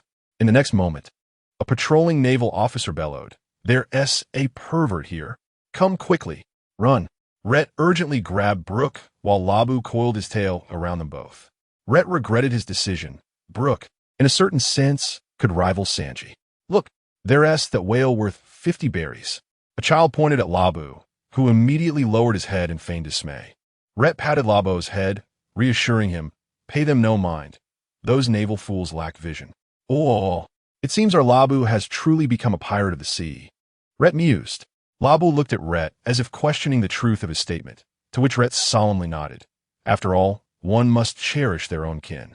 At a fruit stall, the proprietor warmly called out, would our little whale care for some apples? Labu's eyes lit up as he carefully took an apple with his fin. He inhaled deeply and, with the gentlest of touches, placed the apple atop his nose, spinning joyfully. Hey, don't block the way, a coarse voice shouted from behind. A few ruffians elbowed through the crowd, barking, keep your pets out of our way. Rait's gaze hardened. These individuals were utterly unrecognizable, and he pondered how such riffraff could dare to roam the streets, especially when his own past was well known throughout the alleys. It was a wonder any pirate would dare to disrespect him, regardless of Roger's esteemed reputation. Just as he was about to retaliate, Labu acted first. Bad guys. He puffed out his cheeks and unleashed a fine jet of water, capable of demolishing a warship. The stream struck the lead ruffian squarely in the groin. Aya! The thug yelped, clutching himself in shock. Rait and Brook both felt a chill at that moment. Rait hadn't taught Labu such tactics. It appeared he would need to have a serious talk with Buggy and Shanks when they returned. The onlookers erupted in laughter, while the vendors raised their thumbs in approval, exclaiming, well done, little whale. Those scoundrels come here daily to collect protection fees. 50 berries is far too low a valuation for you. With his head held high in pride, Labu basked in a moment, while Rait stifled his laughter, hastily guiding him away from the scene of chaos. Thus, Rait, accompanied by a skeleton and a small whale, indulged in feasting on the island. When the life paper finally pointed towards the sea, the 3 were seated at the pinnacle of Water 7, sharing ice cream. Brook watched as the melting ice cream trickled down between his ribs. Oh, what a marvelous experience. Suddenly, Labu pointed into the distance. A ship. Oro Jackson. Rait rose, stating, it is time to return home, my friends. Rait, along with Labu, leapt onto the Oro Jackson. Ha ha! Rait, Labu, he bellowed, waving enthusiastically, only to be momentarily stunned. Wait, is that a skeleton? The entire crew gathered at the ship's railing, astonished by this talking, violin-playing skeleton. Brook elegantly bowed. Pleased to meet you, I am Brook, invited by Mr. Rait and Labu. I have come for a visit. Rayleigh adjusted his glasses. This is rather unexpected. Coloca's curiously approached to inspect. Mr. Brook, how remarkable. No muscle tissue, yet you can still move and speak. Truly astonishing. Long time no see, Mr. Coloca's. You seem quite spirited as well, Brook replied. Coloca's, with tears of joy. proudly remarked to Brook. I have fulfilled my promise. Look how well Labu has grown. It should be noted that Labu's scar on his head had vanished after shrinking. Oh, Mr. Colokas, you are becoming quite the old man. Labu eagerly pulled Brook into the crowd, proudly gesturing at him with his fin. Friend. Labu can speak now. Both Buggy and Shanks exclaimed in unison. Roger, laughing heartily, leapt off the ship and embraced Brook. Welcome to the Roger Pirates. We were in need of a musician. The blue light in Brook's eyes shimmered. It is my honor, Captain. However, he suddenly lowered his voice. May I inquire to see your undergarments? Bam! Rayleigh sent Brook flying with a punch. This perverted skeleton should be tossed back into the sea. Wait, Roger intervened. Every pirate crew needs a bit of character. Rait was bewildered. What is happening with you, Brook? Has the legendary demon Roger unleashed his power? Thus, Brook officially became a member of the Roger Pirates. At the evening feast, the sound of his violin resonated for the first time aboard this legendary pirate ship. Labu nestled beside Brook, occasionally humming along to the newly learned lyrics. Observing this scene, Rait couldn't help but smile. What are you thinking? Rayleigh inquired as he approached. I am pondering. Rait softly replied that some encounters are destined. Brook will one day meet another group of companions, but for now he is our companion. Roger, having appeared behind them, raised his cup in celebration of new adventures. Cheers! The entire crew echoed in unison. Shanks and Buggy hurried over, embracing Laboon and leading him to enjoy some fruit wine. The azure glow in Brook's eyes was warm and radiant as he observed the trio reveling in their camaraderie. Laboon had indeed found a new friend. He understood that a brand new journey was unfolding, and this time he would not be alone. Just as Shanks and Buggy were boasting about their drinking prowess in front of Laboon, a chilling sensation crept from their heels to the crown of their heads. The two stiffened and turned to see their dear brother, Rait, smiling at them. This smile, though undeniably warm, was perceived by them as thick with malevolence. May I ask you too, who taught Laboon to fight like that? Shanks and Buggy exchanged a glance, fully aware they had been exposed. Simultaneously, they pointed at each other, declaring it was Shanks, Buggy, who taught him. Oh, Rait, we were wrong. Snap! Rait, we shall never dare again. Snap, snap, snap. There they were, Shanks and Buggy, suspended at the stern of the ship, ensnared by mist above the ocean. Below, small sea creatures leapt from the water, eager to sample their saltiness. Yet their positioning was quite fortuitous, allowing them to dodge with minimal effort. As the sea creatures continued to jump, Shanks and Buggy found themselves in a relentless dance of evasion, while Rait watched their earnest training with a satisfied smile. Chapter 58. So it was little bok choy on the cerulean surface of the sea. The Oro Jackson sailed at a remarkable speed. Suddenly, a shout erupted from the lookout tower. Captain, there's a warship ahead. No, it's the wreckage of a warship. At this exclamation, everyone rose to gaze into the distance. They beheld a shattered warship floating upon the waves, its hull marred with fist imprints and cracks. At the heart of the wreckage stood a tall figure, arms crossed, his golden short hair glinting in the sunlight, and an intense, beast-like combat spirit gleaming in his eyes. It was Douglas Barrett. Rait squinted, recognizing the identity of the individual. Wasn't he supposed to be picked up by Roger? Why has he come here himself? The young Barrett stood atop the debris, his gaze fixated on Roger, his voice low and laced with provocation. Roger. Let us have a duel. Roger dug in his ear and grinned widely. Koo-ha! The young man is quite fiery. However, before Roger could respond, Rait had already leaped into the air amidst a mist of blood, surveying Barrett from above with a playful smirk. Hey, you wish to challenge her, Captain? Ha! Even the stuttering duo could have some fun with this. Barrett frowned and coldly replied, Who are you? I have no interest in wasting time with a mere lackey. Upon hearing this, Rait not only remained unperturbed, but instead smiled even brighter. The three young ones watched Rait smile and felt a chill run down their spines. They recognized this as a sign that Rait was angry. The blood mist below him coalesced into a crimson throne, where he languidly reclined, resting his chin on one hand. A mere lackey? How amusing. Then how about this? Before his words could fully fade, a wave of blood mist enveloped the area, and Barrett suddenly felt a sharp pain in his abdomen. Bang! He was sent flying backward, crashing heavily into the ruins of the warship. He quickly flipped onto his feet, his pupils constricting as he fixed his gaze on the unmoving Rait. Now, do you have interest? Rait tilted his head, a glimmer of mockery in his eyes. Barrett wiped the blood from the corner of his mouth, a fervent smile spreading across his face. Very well. You are strong. Fusion, giant god soldier. In an instant, the surrounding wreckage of the warship began to writhe as if alive. Metals, wood, and cannon barrels adhered to Barrett, and soon, a towering steel giant, several dozen meters high, rose from the ground, its crimson eyes locking onto Rait, and it swung a massive fist downward. Boom! The sea was thrust into tumultuous waves by the force of the punch, causing the Oro Jackson to sway violently. Shanks and Buggy nonchalantly picked their noses, seemingly unfazed, pondering whether this tin could withstand Rait's might for even a moment. Damn it! Rait's combat style is so cool. I want to learn it, Buggy exclaimed, biting his handkerchief as he gazed enviously at Rait, who sat unfazed amidst the chaos. As the smoke cleared, Rait remained seated, not even the hem of his garment disturbed. He looked up at the steel giant and sighed. Flashy. But is it effective? Corroding mist. Life severance. The crimson mist swiftly spread, completely enveloping the steel giant. Barrett was suddenly overcome by a wave of weakness, as the metallic amalgamation that enveloped him began to decay and flake away, as if his vitality was being forcibly siphoned off. What? He stared in shock at his hands, the once indomitable fused form now disintegrating. Rait quietly observed, as parts of the Gundam fell away, and remarked with a hint of sarcasm, "Could you perhaps muster a bit of enthusiasm?" Boom! A mist of blood coalesced, delivering yet another punch, and Barrett was sent hurtling into the sea. Rait found himself in a rather awkward position.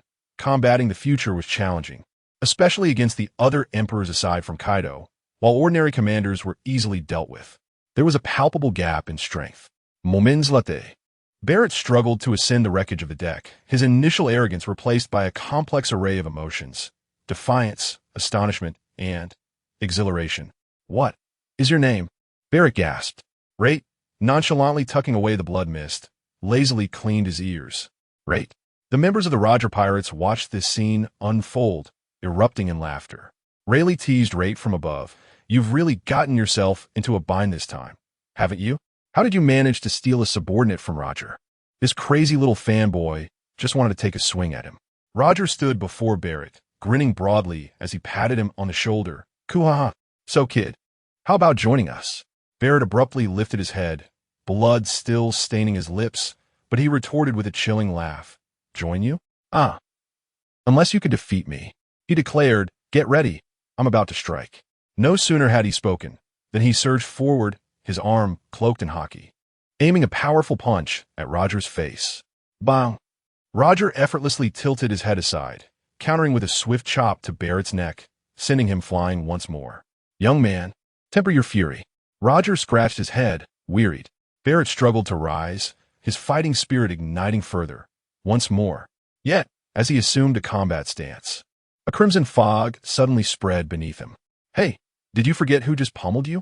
Rait's languid voice floated from behind, and Barrett turned sharply, finding Rait already back on the deck of the Otto Jackson, tossing an apple playfully, his eyes glinting with mischief. Barrett's pupils constricted, but he quickly broke into a grin. Perfect. We haven't finished that last bout. Fusion. Ultra-colossal armament. What a ludicrous transformation. He slammed his fist onto the deck, and the wooden and metallic materials of the ship instantaneously adhered to him. In the blink of an eye, a colossal figure rose, its crimson eyes gazing down upon Rait. Hey, why are you evolving into something so towering and grand already? The Pirate King's theorem states that an unorthodox approach weakens one by 7 parts. If the Golden Lion could reduce Roger to such a state, what would happen in his old age? Retirement to pet care? Barrett was also delving into the realm of Gundam, which had been thoroughly dismantled by the protagonist's crew. If they continued to refine their mastery of haki and the development of their physical abilities and devil fruit powers, victory was by no means guaranteed.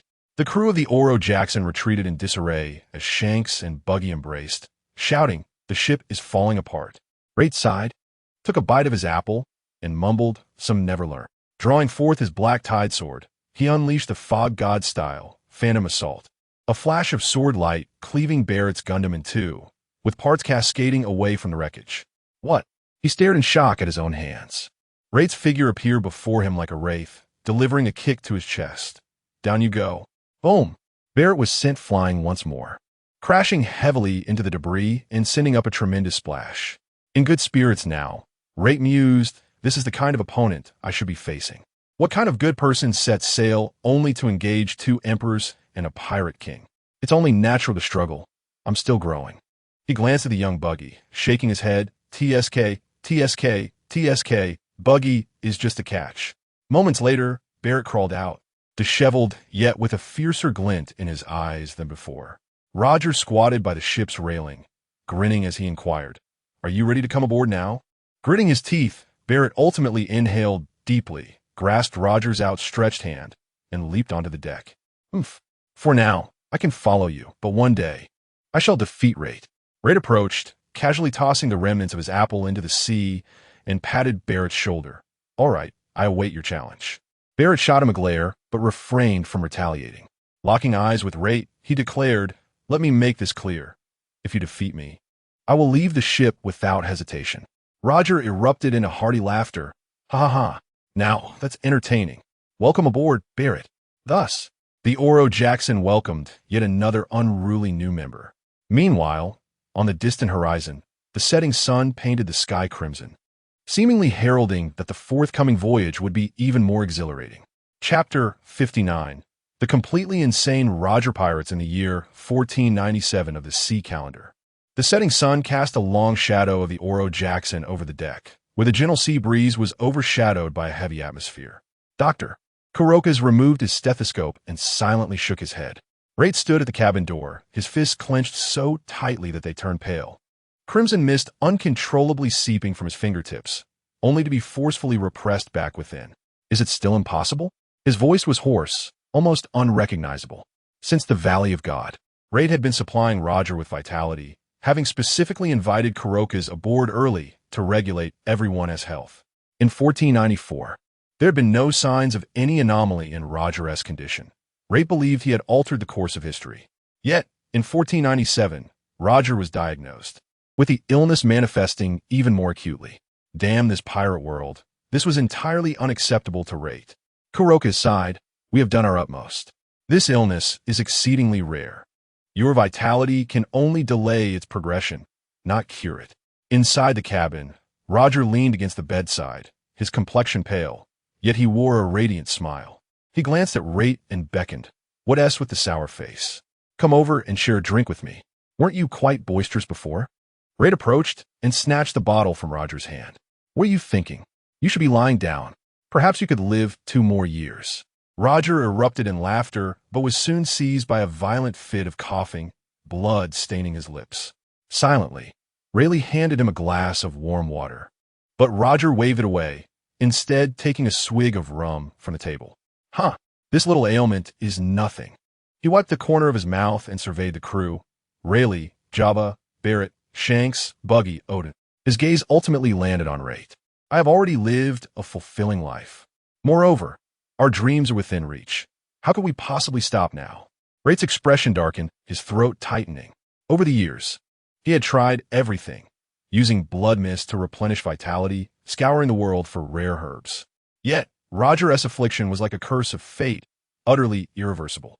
Rait had never felt so powerless, that suffocating sense of exerting every effort yet being unable to change anything. "Hey, Rait." Roger suddenly placed a hand on his shoulder. "Do you remember when we first met? You were in tatters, asking me if I would become the Pirate King." Rait scoffed. "Wasn't it you who was so arrogant? Whatever I said, you believed. Wasn't it you who shouted about becoming the Pirate King?" Roger's laughter grew louder, but he quickly succumbed to another bout of coughing. After a moment, he spoke softly, but I truly heard it. "At the end of the world, there is an answer waiting for us. We might truly become what we have spoken of, the Pirate King." Silence enveloped the cabin. Barrett, arms crossed and leaning against the wall, suddenly spoke. "So, are you going to give up?" In this narrative, Barrett does not, as per the original storyline, withdraw from the pirate crew due to a decline in strength upon learning of Roger's terminal illness. His current ambition is to defeat Rait. And as long as Rait's prowess remains superior, the likelihood of Barrett abandoning ship is virtually non-existent. His tone remains defiant, yet the clenched fists betray his true emotions. He cannot fathom why Rait would endorse such a frail captain.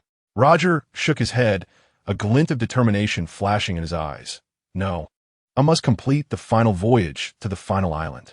This refers to Roger's arrival at Laughtail. Rayleigh suddenly looked up. Your body. It's sufficient, Roger interrupted. Kuroka's told me I still have some time to live. There's ample time. Rait stared at him intently. Are you out of your mind? Heading to the final island now, we'll have the world government chasing us like rabid dogs. If you just stay put and do nothing, perhaps you might. Rait struggled to voice his concern for Roger's well-being, but the words eluded him. After all, Roger is the pirate king who ignited the great pirate era. He would not halt then, nor would he now. Roger grinned. Isn't that even better? Let those bastards witness how the pirate king takes his final bow. As he spoke, he stood up, swaying slightly. Rait instinctively reached out to steady him, only to be grasped by Roger's hand around his wrist. Rait? Roger's voice was soft yet imbued with an undeniable strength. The journey ahead requires your assistance. Rait's pupils contracted as he suddenly comprehended Roger's intentions. You. But Roger did not allow him to finish. Instead, he turned and pushed open the cabin door. The sea breeze rushed in, dispersing a hint of heaviness. Standing in the sunset, the shadow of his straw hat obscured his expression, yet his laughter resonated loudly. Let's set sail, mates. Let this world remember our name. On the deck, Shanks and Buggy raised their arms, their eyes glistening with emotion. Brooke's violin, unbeknownst to them, began to play Bink Sake. Barrett scoffed, but was the first to approach the helm. Rait stood rooted, observing that silhouette. After a lengthy pause, he raised a hand to wipe his face, muttering, Damn it, always getting me into trouble. However, as he stepped out of the cabin, a long-lost smile graced his lips. In the time that followed, the Roger pirates descended into madness. On the deck, Roger grasped the ship's railing with one hand, while the other held a crimson historical text. The wind whipping his coat. His complexion was paler than 3 months prior, yet the fire in his eyes blazed brighter than ever. Just 2 more to go. His voice was hoarse yet fervent. Rayleigh, hard to port. To top land. Rayleigh, biting his cigar, gripped the wheel fiercely. His words sharp. Are you insane? Charlotte Linlin deliberately released the news of the second piece to wait for us. We don't even know if the information is genuine. This is an alternate setting. Without altering the main plot, I shall make slight modifications to the timing of certain events. After all, this is a fan creation of One Piece, and following the storyline closely may not be as entertaining for you. Roger burst into laughter, his mirth interspersed with coughs. Kuaha. Well then, let's go and take a look. Within the cabin, Rait slammed a nautical chart onto the table, crimson mist uncontrollably emanating from his being. After Totland comes Zo. Could we not condense the timeline even further? Damn it. Why can't Oda provide more detail? Rait observed the medicine simmering beside the table. A concoction developed with Kuroka's to alleviate symptoms. He took a vial and stepped outside, consuming its contents. He thrust the bottle toward Roger's lips. Roger blinked. Wow, how fierce. Enough chatter. Rait bared his shark-like teeth. Do you wish to perish halfway? The sea breeze suddenly fell into silence. Roger gazed at this companion of over 20 years, slowly diminishing his smile. He accepted the vial and drank it in one gulp, then firmly embraced Rait's shoulders.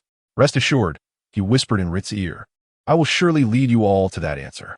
Chapter 60. The final island of your dreams in the year 1497 of the Sea Circle calendar. Rait found himself in a relentless pursuit of the elusive lanternfish, a quest that had increasingly darkened his spirits. Despite his numerous attempts to locate the creature, he was met with failure time and again. On one fateful day, after obliterating a notorious pirate crew in search of information, he received a call from Roger's transponder snail. Ha ha ha, Rait, come back. We are preparing to head to the final island. Roger's voice echoed through the device. I have yet to find that wretched fish. You may go without me. I am disinterested, Rait retorted, his thoughts consumed by Roger's deteriorating condition. Where the hell could he be hiding? Ha ha, Rait. This voyage cannot proceed without you. As captain of the Roger Pirates, I beseech you to return. Bastard captain, is it not customary to command? What is this nonsense about beseeching? Are you unaware of your own condition? Rait shouted into the transponder snail. Without hesitation, Roger responded, Come back, Rait. He understood that Rait was in search of a remedy for his ailment. As captain, He recognized that Rait was not merely a crew member, but an integral part of their final journey. Anything less would be unjust. Reluctantly, Rait returned to the Oro Jackson and set sail for the final island. He recalled that Shanks had not disembarked due to illness. Suddenly, gripping the ship's railing, an overwhelming surge of observation haki enveloped him. In his perception, the waters ahead appeared distorted by an invisible force, rendering even sound utterly silent. Roger stood at the bow, his straw hat flapping wildly in the tempest, his smile radiant. "This is it. I can hear it." A bolt of azure lightning struck down. Rait suddenly collapsed onto the deck, his vision erupting into a myriad of crimson spots, a sharp buzzing piercing his eardrums. "Rait, are you all right?" Shanks' voice sounded distant, as if filtered through frosted glass. Earlier, Buggy had already succumbed beneath the main mast, curled up like a shrimp, his skin flushed with fever. As Kuroka's tore open Buggy's sleeve, he found no apparent issues, yet both of their conditions indicated fever. While it was understandable for Buggy to faint from illness, what fever could possibly incapacitate Rait? "Curse you, Oda." Struggling to lift his head, Rait gazed at the gradually emerging final island. "What a mockery. Do you have any idea how torturous my return has been?" Casting aside all decorum, Rait began to sprint madly towards the final island. However, as he drew nearer, his strength waned, his vision blurred, and the buzzing grew increasingly deafening. The fierce winds relentlessly pushed him backward. With a fierce resolve, he unleashed the fog god flow, opening the heavens, summoning a crimson sword aura. Rait surged forward, battling against the onslaught. His haki flared outward as he roared, "Today, the King of Heaven has arrived. I shall set foot on the island, so get out of my way." The moment his foot touched the final island, Rait's energy was completely drained. Desperate to remain conscious, he bit his tongue and reached forward, striving to crawl just a little further. "Damn it, Rait," until the voice faded completely. The Oro Jackson lay quietly anchored beside the shallows of the final island. Inside the cabin, Rait abruptly opened his eyes, cold sweat drenching his shirt. His vision blurred for a few seconds before focusing. A wooden ceiling and a swaying chandelier. "Huh?" A voice from the corner. Brooke was grinding some bitter herbs. "Mr. Rait, you are awake. You've been unconscious for 3 days." Rait attempted to raise his body, but discovered that even his fingers trembled uncontrollably.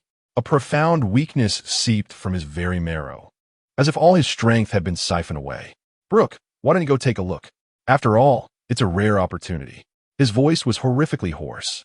Now that he no longer harbored thoughts of setting foot on the final island, his strength was gradually returning, albeit slowly, enough to spare him further suffering. Brooke paused. "Oh ho ho, did you not say I would encounter a fine family? I am in no rush. Your health is of utmost importance. By the way, are you both truly all right?" From the adjacent room, a loud bang erupted from Buggy's bed, followed by Shanks' furious roar. "Can you stop being so willful? You said you wanted to become the Pirate King. Hurry and catch up with the captain. You might still make it." Buggy's shrill scream was tinged with a hint of tears. "Now you want to play the good guy?" Rait yanked the four from his arm and staggered to burst through the cabin door. The blinding sunlight made him squint. Shanks and Buggy were grappling in the infirmary, while Brooke rushed forward, flustered, attempting to separate them. Lab was pulling at Buggy, but his efforts lacked strength. Buggy was swaying, clearly still feverish. Over this time, Shanks and Buggy, under Rait's watchful eye, had become far more formidable than in the original narrative, and everyone froze in their actions. Brother Rait, Shanks, still sporting Buggy's hand on his face, managed a smile that resembled more of a grimace. "Look at this idiot." "Shut up." Buggy weakly kicked Shanks' calf. "You were the one who, enough." Rait's voice was soft. He felt exceedingly feeble, yet the two youths immediately halted as if a pause button had been pressed. He turned to Brooke. "Captain, when did they leave?" Brooke scratched his afro. Yesterday at dawn. Everyone waited for you for 3 days, and seeing you remained unconscious, they went ashore, saying they would return to inform you. By the way, Mr. Rait, your condition was truly alarming. It's quite miraculous. Could it be that the final island truly selects those who may ascend? They waited 3 days for you to awaken, and as soon as the captain departed, you regained consciousness. Then why am I so weak? What did Mr. Colokas say? "Because you nearly died," Brooke replied, as Little Lab gazed at Rait with tearful eyes, holding a dark green, medicinal concoction. "When we discovered you on the shore of the final island, You were suddenly bleeding profusely. Brooke's fingers gently rested upon the violin. At that moment, you lay on the ground, blood mist uncontrollably surging, staining the expanse of the sea above in a crimson hue. Lebu nudged Rhett's hand with his moist nose. While I remained behind with Lebu to care for you, Shanks insisted on staying as well. Suddenly, Brooke interjected, asserting that his body was unharmed. The red-haired youth abruptly turned his face away. However, Buggy leapt up, exclaiming, "He told me before arriving at the final island that he wished to see the secrets of the world. Now he claims he no longer desires to go. This liar. We had agreed to embark together." Shanks slammed his fist onto the deck, questioning why they had to part ways.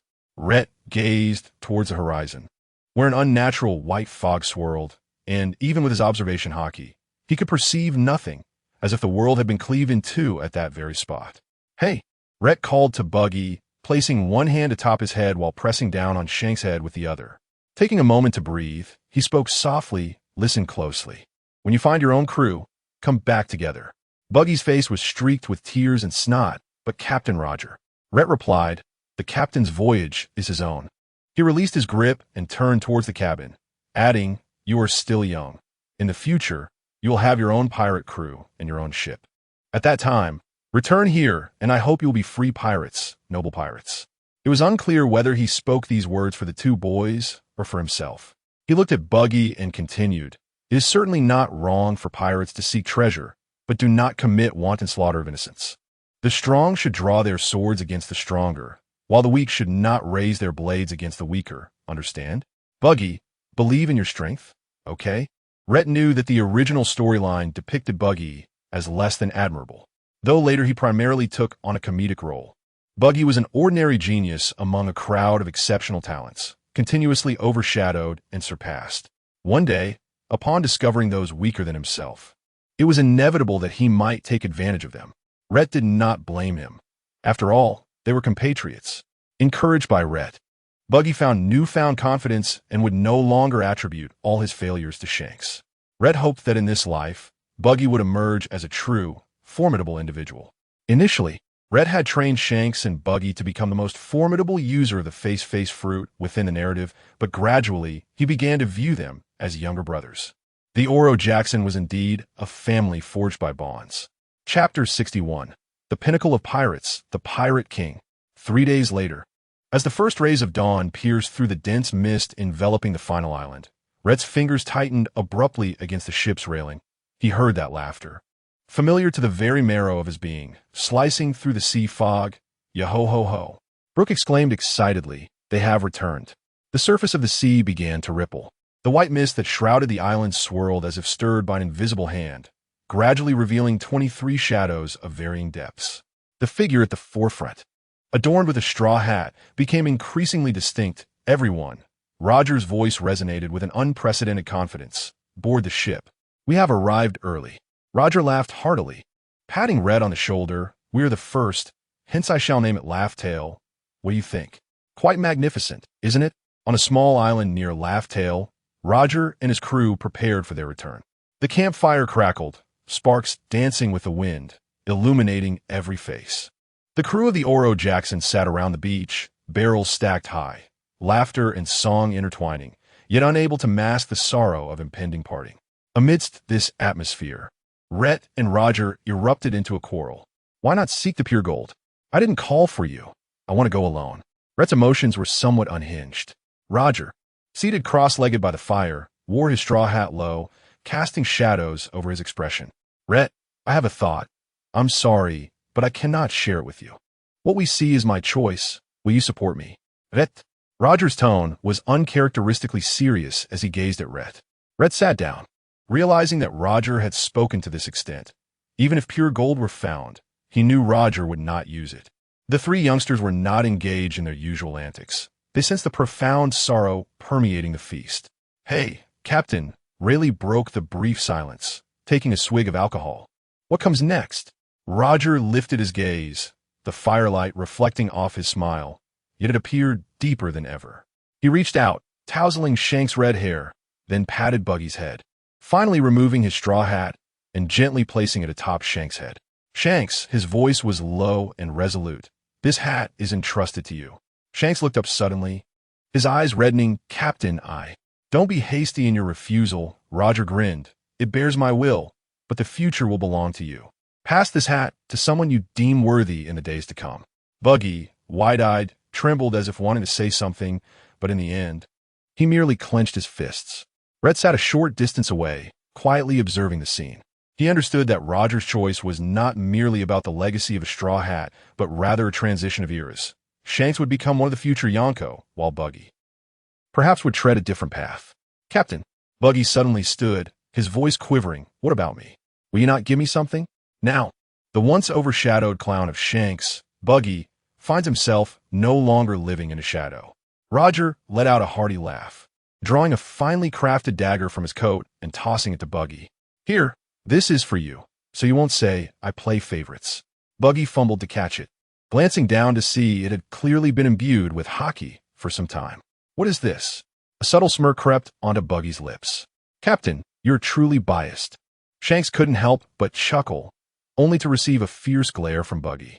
Roger stood up, brushing off the sand from his clothes, his gaze sweeping over each crew member. We have fulfilled our dreams and found Raftel. His voice echoed in the night breeze. Yet the adventures of pirates shall never cease. Rayleigh, what are you going to do?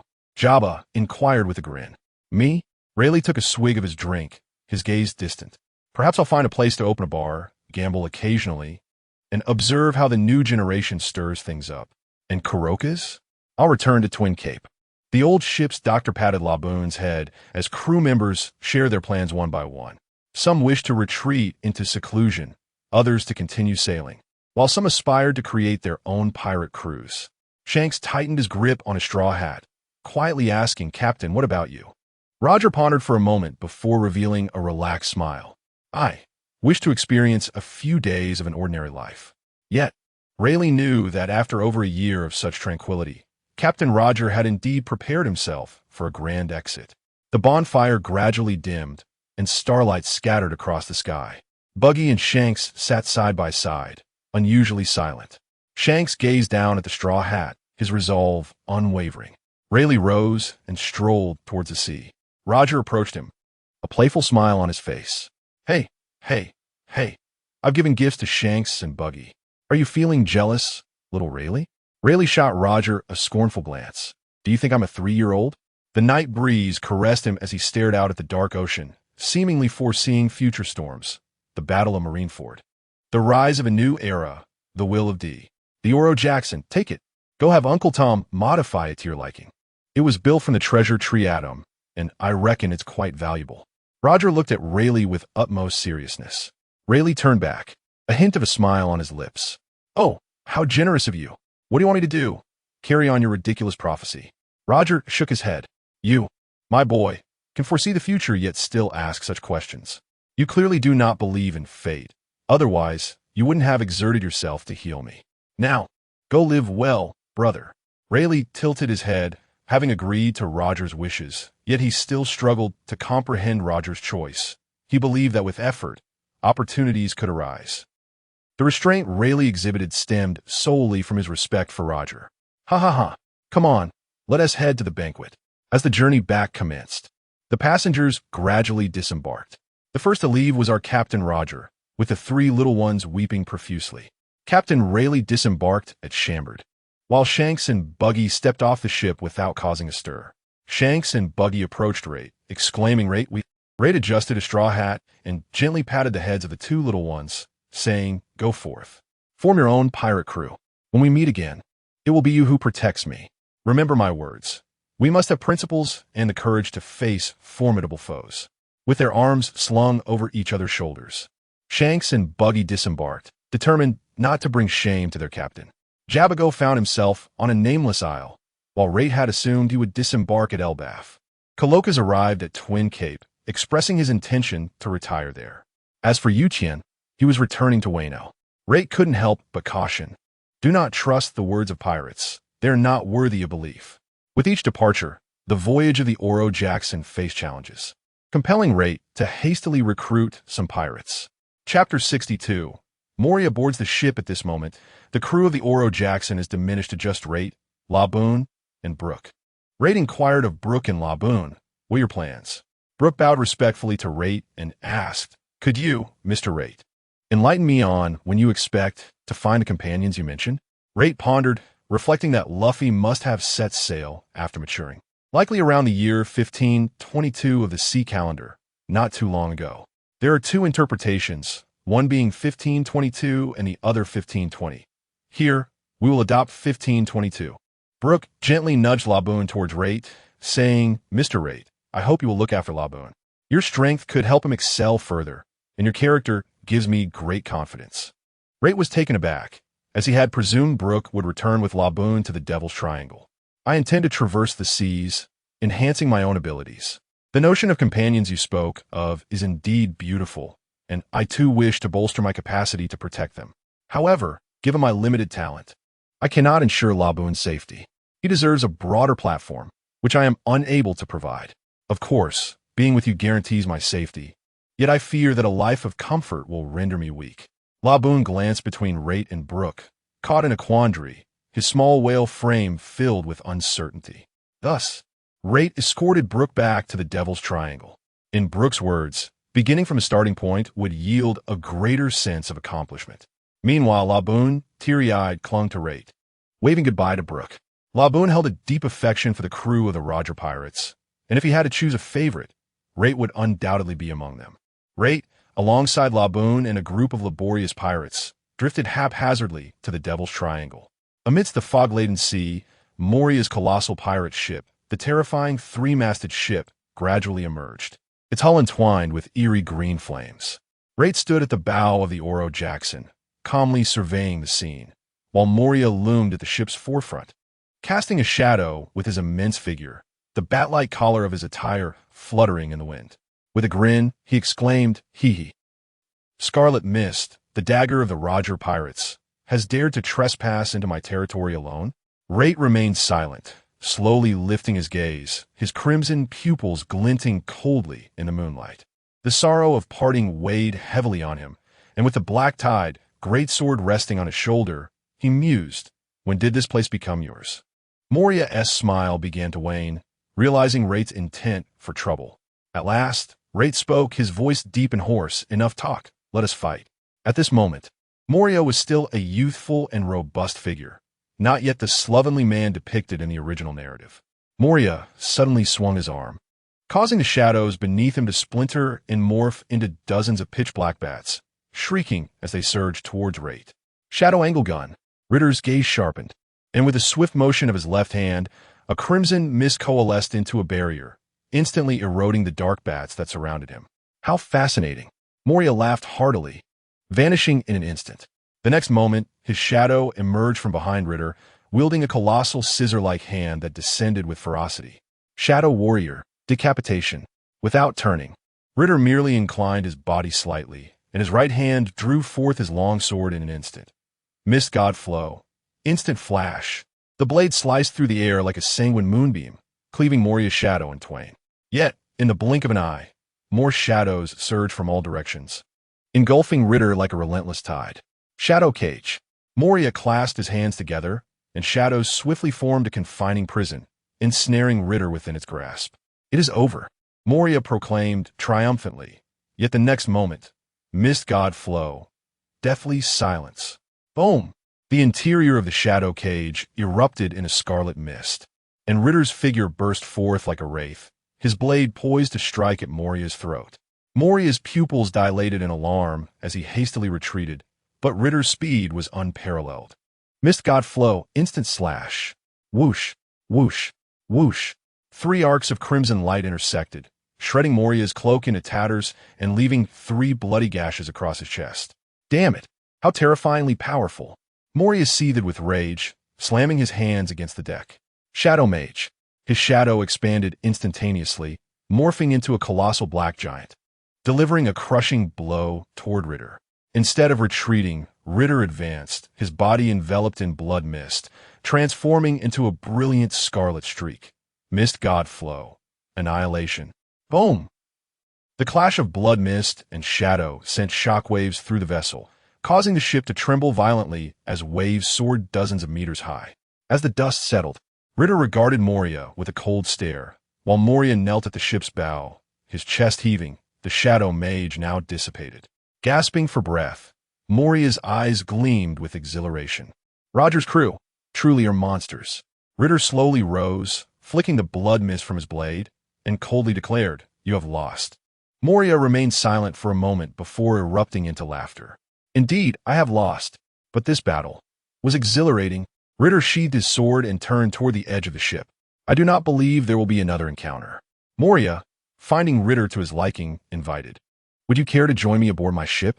Ritter, contemplating the idle time, agreed to take a look.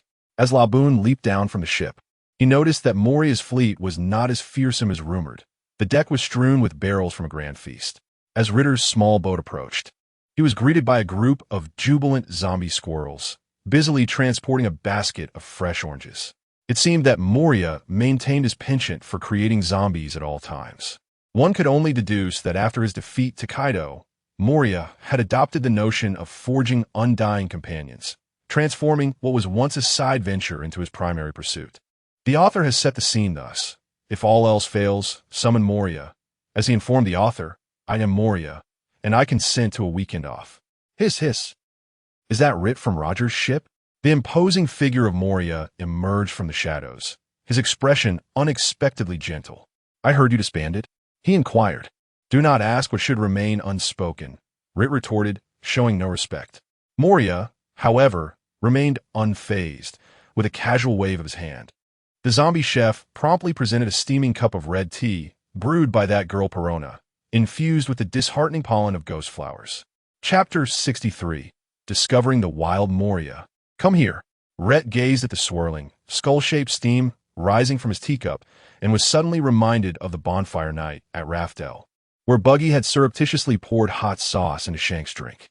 This peculiar aesthetic struck Rait as quintessentially Perona. He accepted the teacup, remarking that life seemed rather pleasant.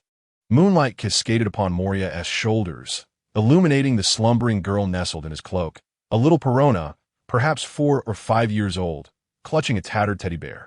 Moria gently brushed the crumbs from her face, recounting, "I found this girl amidst the ruins on an island." His gaze swept over the crew on deck. "I will lead my crew to challenge Kaido and achieve our ultimate strength." Little worm, confronting that beast could lead to death. This statement acted like a key, abruptly unlocking the gates of memory. Rait recalled his frenzied training sessions with Rayleigh before Roger disbanded the crew. The first mate had once told him, "You foolish boy, do you believe that strength alone can secure anything?" Moonlight filtered through the porthole, casting its glow upon Roger's trembling hands. The clumsy captain was meticulously mending the bags each crew member would take for their journey ahead. "Hey, Moria," Rait suddenly stood. "How about joining me?" The Conqueror's haki surged forth, sending Perona's teddy bear tumbling through the air. Moria hurried to catch it, and Rait continued, "Join me, disband your crew." In the original narrative, all of Moria's comrades perished in the battle against Kaido, which led to his poignant remark to Luffy, implying that had he possessed companions like them, the outcome against Kaido would have been uncertain. Rait admired such loyalty among crew members. He felt that Moria, in his youth, indeed had the potential to confront Kaido, his strength deemed adequate. If Moria had not fallen from grace, Rait believed his prowess would surpass mere mediocrity. "Are you still going to rely on me and Barrett, Golden Lion?" Moria seethed with rage, yet Perona stirred awake in his arms, rubbing her eyes. Immediately, he lowered his voice. "Why should I?" "Because you are afraid," Rait pointed at himself, "because you lack the ability to protect your crew. Should I wish, I could eliminate every last one of your crew members. It's to protect my comrades. Yet true strength has never stemmed from external forces. You are well aware of the chasm that lies between us." Moria, bewildered, pondered the meaning behind Rait's words. What external forces? He had always trusted in his own strength. He recognized the truth in Rait's assertions. He had witnessed Rait's power and knew that Rait could dispatch Kaido with ease, as reported in the newspapers. Moria realized the vast gulf between himself and Kaido. Could he truly overcome Kaido? "Hey Rait, if I were to fight Kaido now, would I win?" Without hesitation, Rait replied, "Everyone would perish, leaving only you alive." Moria paused for a considerable moment upon hearing Ritter's words. "I shall not relinquish my challenge against Kaido. No witties. My crew need not fear anything. You may even proceed now, while I support you from behind, directly confronting Kaido. As dawn pierced the thick clouds, Moria's fleet was conducting a dissolution ceremony. Moria, who valued his comrades and was somewhat influenced by Ritter, had only recently gathered them. Except for Perona. The bonds were not yet deeply forged. He distributed all his treasures among the crew, refraining from requesting Ritter to allow them to stay. Knowing full well that Ritter was assembling an elite pirate crew, not one accessible to ordinary pirates, Moria officially boarded the Oro Jackson. Observing the motley crew of pirates aboard, he inquired, "Hey, Captain, are these all our crew members?" Ritter casually waved his hand. "Oh, these are the pirates who attempted to rob me. I captured them to serve as laborers." Moria understood. "I see, Shadow Slash." The weary pirates, exhausted from their toil, had fallen asleep. Ritter made no effort to stop them, curious to see Moria's intentions. After a brief moment, a line of zombie sailors boarded the Oro Jackson, methodically casting the sleeping crew members into the embrace of Mother Ocean. Their movements rigid yet remarkably efficient. Moria wiped the sweat from his brow. "These are my treasured navigational zombies, once renowned in the New World." Ritter abruptly kicked him aside. "Enough of the chatter, get to work." Intrigued, Ritter approached one of the zombies, noting their superior craftsmanship compared to the ones in the tales. As he touched one, a thought struck him. "Wow, this zombie feels so cold." Shaking his head to dispel the chaotic thoughts, the zombie grinned menacingly. "Captain, would you like to hear my maritime tales from my past life?" Just then, a gray specter floated through the air. "Wow, is this the legendary Oro Jackson? Incredible." Perona hovered above the deck, her eyes sparkling. "Lord Ritter, you are so impressive. You managed to find such a magnificent ship all by yourself." Ritter replied, "This is a gift from my captain. Though my captain's journey has concluded, the voyage of the Oro Jackson continues." Perona scratched her head, clearly struggling to grasp Ritter's words. Noticing the little girl's eager expression, Ritter sighed, deciding to let her admire him. His demeanor softened. "Ahem, it's rather decent, I suppose." Meanwhile, Moria squatted in a corner, drawing circles. "Clearly, it's my zombies doing the work, yet no one pays me any attention." Suddenly, Perona floated in front of Ritter. "Lord Ritter, I heard you are the third in command under the Pirate King. That's quite impressive."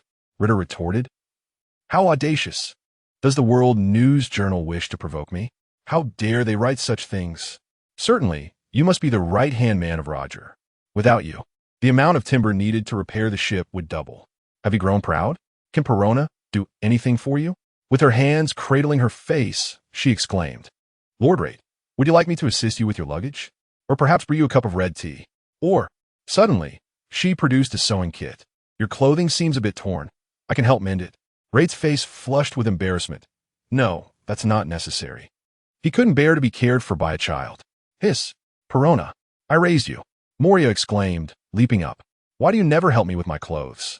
Perona made a face. "Because Lord Moria is too untidy. Lord Rait is so handsome." Moria fell to his knees, blood-spewing. "Traitor, my little Perona." Over the years, Rait had amassed approximately 300 million berries through his adventures and decided to sail directly to Water 7 to consult Tom on improvements. Rait planned significant renovations. If funds fell short, there was always Skypiea, the dimension-hopping cash cow. He was determined to conquer Skypiea. The money he had saved over the years was finally coming in handy. Rait grinned broadly, knowing his years of being a deadbeat were not in vain. Perona floated nearby. Her curiosity piqued. "Lord Rait, are we going to build a ship?" "Yes, we're going to upgrade this old companion," Rait replied, patting the ship's hull. After all, they were about to turn the world upside down and could not afford any shortcomings in hardware. Chapter 64, Uncle Tom. "I believe I'm doing rather well in my patronage." Perona floated nearby, curiously perusing Rit. "Lord Rit, is this Mr. Tom truly remarkable?" Rit smirked slightly. "The vessel he crafted has carried the Pirate King, my Captain Roger, on a voyage around the world. Wouldn't you say that's impressive? Though I must admit, this gentleman has quite the temper." He recalled the fisherman who had swung a wooden stick at Roger's head, a sense of unease creeping in. But then he thought, wait, the Oro Jackson has been well maintained under my care. It doesn't leak at all. Why should I fear a mere wooden club? Moria squatted in the shadows, gnawing on his nails. My terrifying three-masted ship isn't lacking either. Lord Moria, Perona interjected mercilessly, "Your ship was leaking last time. What began as a small hole became a large one after your repairs, and ultimately, you stuffed a zombie into it to seal it up." Rait nearly choked on his drink, familiar with the art of patching holes. He thought of his own fog, which could mend any breach. My fog is superior to a zombie. It can fix any sort of hole. Truly an essential item for travel. A slipper was tossed at Rait's head. "What are you so proud of?" As the Oro Jackson sailed into the harbor of Water 7, the entire dock erupted with excitement. The shipwrights dropped their tools, gazing in astonishment at the legendary vessel. "Hey, that figurehead looks. Is that the Oro Jackson? Quick, inform Mr. Tom." As Rait stepped onto the dock, he was immediately surrounded by a throng of exuberant shipworkers. The crowd parted, revealing a burly fishman striding forward, cigar smoke swirling above his head. "Rait, tell me why you've returned. Where's Roger? He must be overjoyed, having become the Pirate King." "It's utterly ridiculous to send you alone." Tom's voice boomed like a bell, his hand stroking the ship's hull, his expression a mixture of reproach and concern. Rait's spirits dampened. "The Roger pirates have disbanded. The captain entrusted the Oro Jackson to me. I wish to continue sailing with it, Uncle Tom. Please advise me on how to make modifications." "Disbanded?" Tom was taken aback, yet he refrained from probing further. Some matters are too delicate, even for friends. "Well, let me take a look." Just as Rait wallowed in melancholy, Tom suddenly seized Rait by the collar, his grip reminiscent of a shark's bite. "You scoundrel! How long has it been since this ship was maintained? What on earth have you done?" "Iceberg and Frankie," though he should have been called Frankie Flam at that time. Yet to avoid confusion, he retained the name Frankie, desperately tried to pull their master back. "Master, calm down, please." "Tom, Uncle Tom, I believe it's in decent shape." Rait stammered. "Decent shape? Look at these scratches. What is this dampness? Is that water?" "It is likely that what we see is fog, the condensation of water, otherwise. There would be a leakage." Rait, scratching his head, lacked conviction. Tom understood that the ship would inevitably scrape while sailing, akin to entrusting one's daughter, pristine and beautiful, to a dark-haired individual. Upon her return, the father would no longer call out, "Oi, old dang, is it all right if I let my ghost fire rest beneath your building?" Rait allowed Tom to grasp his collar as he felt the two apprentices tugging at him frantically. Gradually, Tom released his grip. Rait took a deep breath, realizing that their uncle was not genuinely upset with him. He was merely encouraging himself in his own manner. "I sincerely apologize, but I would like to ask Mr. Tom to rework this vessel, breathing new life into it. I implore you." "Suddenly, tomarupte into atundarozlog." Excellent. At least you know to seek out an old man like me." Perona, floating nearby, whispered to Moria, "This old gentleman is rather intimidating." In the workshop of Tom's shipyard, Rait slammed a pile of berries onto the table. 300 million berries, to restore it to its former glory. "If funds are insufficient, I shall devise another plan." Without even a glance, Tom pushed the berries back. "What need is there for money to refurbish the Oro Jackson?" He turned to his apprentices, bellowing, "Bring out that batch of atom wood from the warehouse." Curiously, Perona floated to the workbench. "Grandfather, did you truly craft this?" "Child, this is but a trifle." Tom replied proudly, stroking his beard. "I have recently been researching a new maritime technology that will allow navigation across the seas, connecting islands. In the future, travel will not be limited to ships alone." Rait's ears perked up. A sea train? He remembered that after Tom completed the sea train, it coincided with Tom's demise. Perhaps he could intervene then, but Rait felt it would not pose a significant problem. After all, during Roger's lifetime, his fame was immense, and Tom had thrived. It was only after Roger's death that the world government began to take action, and they were merely bullies who preyed on the weak. If the captain could intimidate them, surely Rait could as well. Tom winked mysteriously. "You shall know once the transformation is complete." In the ensuing days, Tom's shipyard became the most frenzied construction site imaginable. Rait witnessed firsthand the madness of a genius shipwright. He trembled with excitement. "Bring me the third hydraulic clamp." Tom's shout reverberated through the dock. "No, the one coated in red paint." Frankie raced by, pushing a cart laden with oddly shaped tools. "Super. The master is about to get serious." Iceberg, clutching a stack of blueprints, followed closely.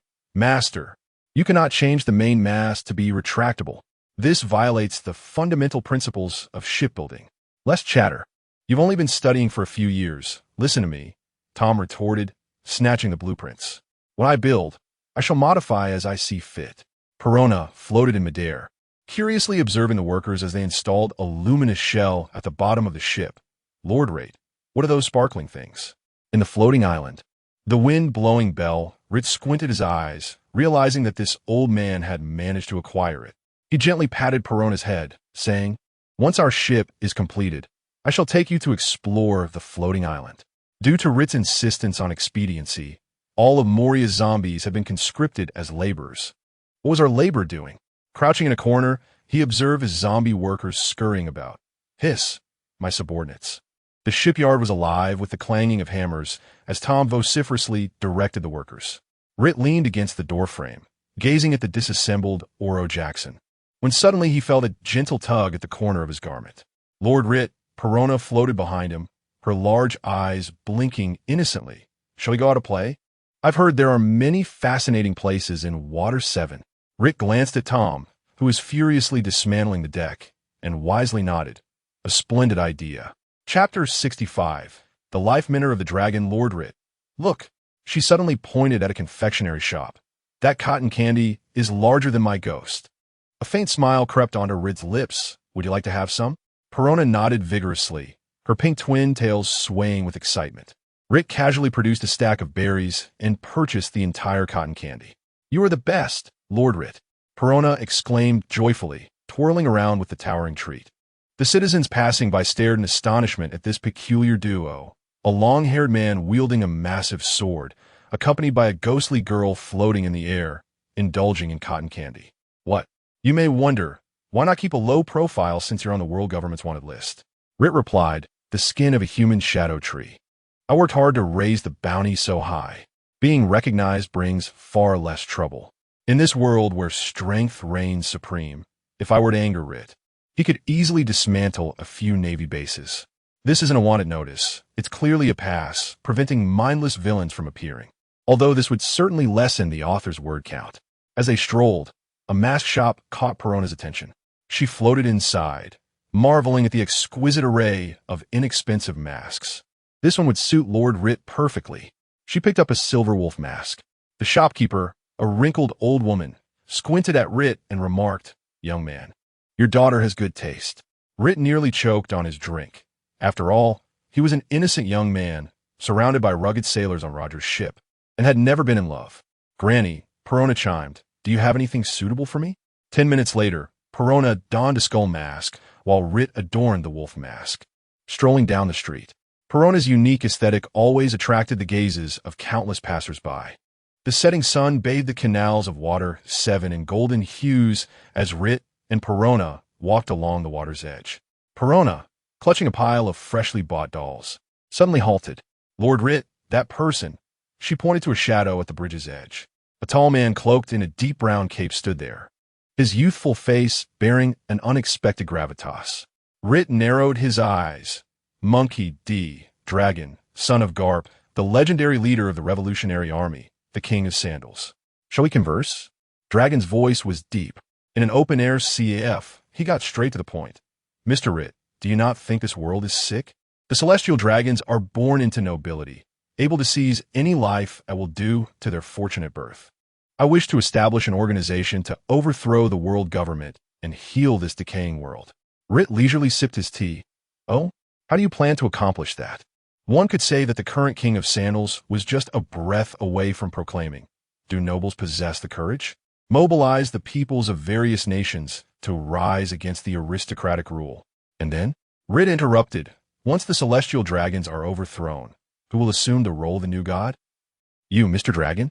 Ritter believed that although the King of Slippers possessed admirable character and could lead by example, he failed to comprehend the intricate structure of the Pirate King society. The kingdom he had overthrown in the original narrative merely exchanged one monarchy for another without altering the fundamental system. A king might exert diligent governance for a generation or two, yet inevitably they would evolve into the next celestial dragon. The decay of humanity is not the primary issue. Rather, it is the entrenched social hierarchy that festers within this corrupt society. It was evident that Dragon had not grasped this reality. Furrowing his brow, Dragon proclaimed. We shall establish a beautiful democratic nation where individuals coexist in peace. Democracy? Ritter scoffed. Do you truly believe you can cultivate such ideals in this society? Do you know why the Kingdom of Goa is deemed the most beautiful country in the East Sea? Dragon was momentarily taken aback. Because they incinerated the slums and exterminated the impoverished. Ritter fixed his gaze upon Dragon, bluntly asserting, though harshly stated, you must acknowledge that what you protect is precisely this notion of justice. Dragon's fingers unconsciously tapped the table. Then what do you propose we do? Ritter set down his teacup. First, revolution is not a mere banquet. How many lives are you prepared to sacrifice? Necessary sacrifices. While I cannot predict the number, I will certainly lead the charge. Secondly, Ritter continued, do you comprehend the lifeblood of the global economy? Do you know who controls the food trade? A sheen of perspiration broke upon Dragon's forehead. Thirdly, and most crucially, Ritter leaned closer. Dragon, your pride blinds you. Born into a family of naval heroes, you are an elite of the Navy yourself. Do you realize how many lives your former rank could dictate? In the eyes of the common folk, you are not much different from the nobility. Do you understand what the masses truly need? They do not yearn for the democracy you speak of, or for an idyllic nation. Their fundamental demands are merely to survive and to be fed. They care not for the sweetness of your rhetoric. Having only recently departed from the Navy, Dragon would inevitably come to this realization through his travels. Ritter was merely preemptively imparting this truth to him. Speaking boldly, Ritter, a child of the red flag, lacked the grandiosity of Dragon's heart, yet he was not without his own means. Perona's doll tumbled to the ground, as if she had overheard something profoundly significant. The sound of the canal's water suddenly grew louder. After a prolonged silence, Dragon finally lifted his head. You are right. I have been overly idealistic. Ritter leaned back in his chair. Listen, young man. To change the world, one must first understand it. He gestured toward the direction of the docks. Do you know how many hours the workers of Water 7 toil each day? Do you know what they despise most? Dragon shook his head. Go and observe this world for yourself, Ritter instructed, rising from his seat. When you can answer these questions, then seek me out. Just before departing, Dragon suddenly inquired, how do you know so much? Ritter gazed at the petals drifting upon the canal because I have truly witnessed a better world. Perona blinked in confusion. Lord Ritter, let us go. Rait lifted her up, remarking that it was time to return and see what Tom had done to their ship. After all, it was his creation, and disassembling it should not invoke any remorse. Rising to his feet, Rait tossed a few bills onto the table, declaring, I have assigned you a task. He began to enumerate. First, conceal your true strength and reside in a slum for a month. Second, uncover how the world government manipulates trade. Third, he gestured towards Dragon's chest, urging her to comprehend who she truly fought for. Perona, clutching her doll, timidly added, don't forget to eat on time. Behind them, Dragon stood at the bridge, his notebook filled with densely packed writings. On this night, the seeds for a world transformation were quietly sown. Rait felt a swell of pride in his heart, thinking that his family was thriving, as he had given Dragon a task. Chapter 66. Roger's request. Perona soared into the sky. Lord Rait, Uncle Tom mentioned that this ship will take at least 6 months. What shall we do now? Rait gently patted Perona's head, his right hand guiding the ice cream holding lab. Let us indulge in the pleasures of retirement, he declared. Thus, Rait truly relished the life of a former university student. No early morning classes, dining followed by slumber, and wandering out once sufficiently rested. Regrettably, there were no computers or phones to keep him entertained through the night. Moria occasionally pondered his meals, replying to himself, anything will do. Days passed languidly, and just as Rait was idling away his time, he unexpectedly received a call from his captain, urging him to visit Barbecue Island, a fictional creation, presumably located near Sabaody. Upon setting foot on the island, Rait discovered Uncle Rayleigh was also present, visibly agitated. The sunset bathed the coastline in a crimson hue, the aroma of grilled meat mingling with a briny sea breeze. As Rait stepped onto the sandy shore, Lab clutched at Rait's trousers, anxiously gazing into the distance. Woo, Rait, Uncle Rayleigh seems quite upset. On the rocky shore, Rayleigh grasped Roger by the collar, his usually steady hand trembling with barely contained fury. Roger's shirt was askew, yet he continued to wear an unfazed grin. "Are you out of your mind?" Rayleigh's roar startled a flock of seabirds into flight. "Come back to sobriety this instant. Even if I have to tie you up." With one hand, Rayleigh lifted Roger, pressing him against the rocky outcrop. Roger gently restrained his friend's wrist, saying, "You knew this day would come." Rait halted in his tracks, witnessing Rayleigh's fist poised in midair, ultimately crashing down upon the rock behind Roger. Debris flew, blood trickling through his fingers. Rait discerned that Rayleigh was not employing hockey. It was merely an outpouring of frustration. "Rait!"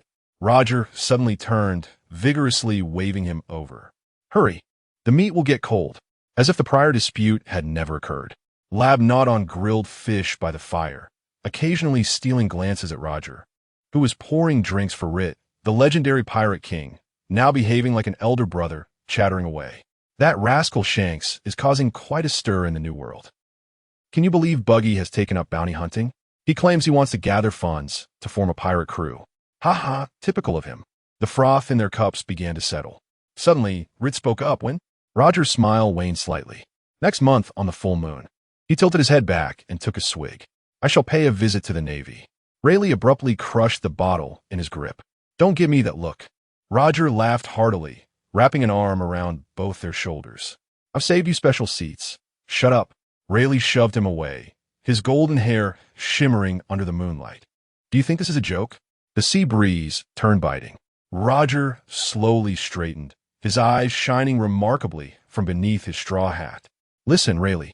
His voice was soft yet commanded the beach's attention. "We have found Laugh Tale, but that answer does not belong to this era." He pointed to his temple and declared, "I will not accept a dim and unceremonious conclusion to my story. I want the world to hear my voice." Rait stared at the campfire, blood mist uncontrollably seeping forth. He had contemplated abducting Roger upon his arrival, yet, seated in this moment, observing the man's unwavering resolve. Rait's heart wavered. This was not a matter of the world's correction, but rather the inherent nature of this man. "I can save you." He found himself asking without a second thought. Roger erupted into laughter, tousling Rait's hair vigorously. "You foolish boy, wouldn't he that render it meaningless?" Suddenly lowering his voice, Roger continued, "However, there is one favor I must ask of you." He produced a bronze pocket watch, revealing a photograph, one taken years ago from the Laugh Drew, showcasing a family portrait. "This is for you, and you shall soon become an uncle." Roger pressed the compass into Rait's hand. "I hope that once I am gone, you will entrust Lugio to Carp. I will ask him to look after her. She resides on the island of Batai in the South Sea. Lugio is my wife. Carp will find a way to protect them. Here, this is Lugio's photograph." Rait suddenly looked up. "Are you afraid I won't raise your child properly? You scoundrel, do you even know your own standing?" Roger laughed heartily. "After all, you are our most reliable brother. But accompanying you, he can only be a pirate. With Carp, he might choose to become a naval officer, an ordinary person, or, like you, a pirate. This is the only thing this unworthy father can do for them." Roger leaped up and stretched. "All right. All that needed to be said has been said." He turned towards the waves, his silhouette elongated in the moonlight. "Oh, by the way," Roger suddenly glanced back, winking at Labu. "Labu, remember to look after our little Rait." Labu dropped his grilled fish onto the ground. "Huh." He approached Rait, noticing his fists clenched tightly, nails piercing into his palms. From a distance, Roger's final song echoed, off-key yet filled with bravado. Rait knew that shortly after Roger's demise, the Navy discovered Lugio.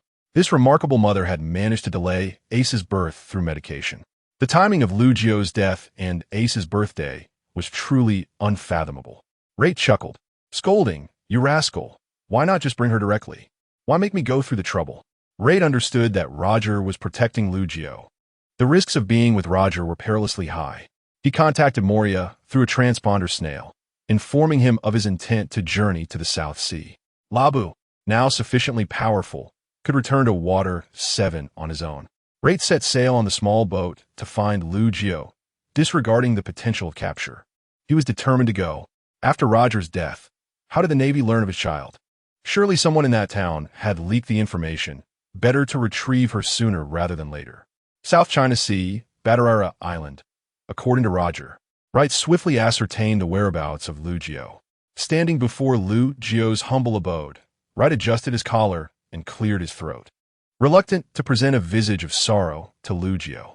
Then he called out, "Sister Lu Jio, it is I, Rait, the Scarlet Mist aboard Roger's ship, the sharp blade of Roger's crew.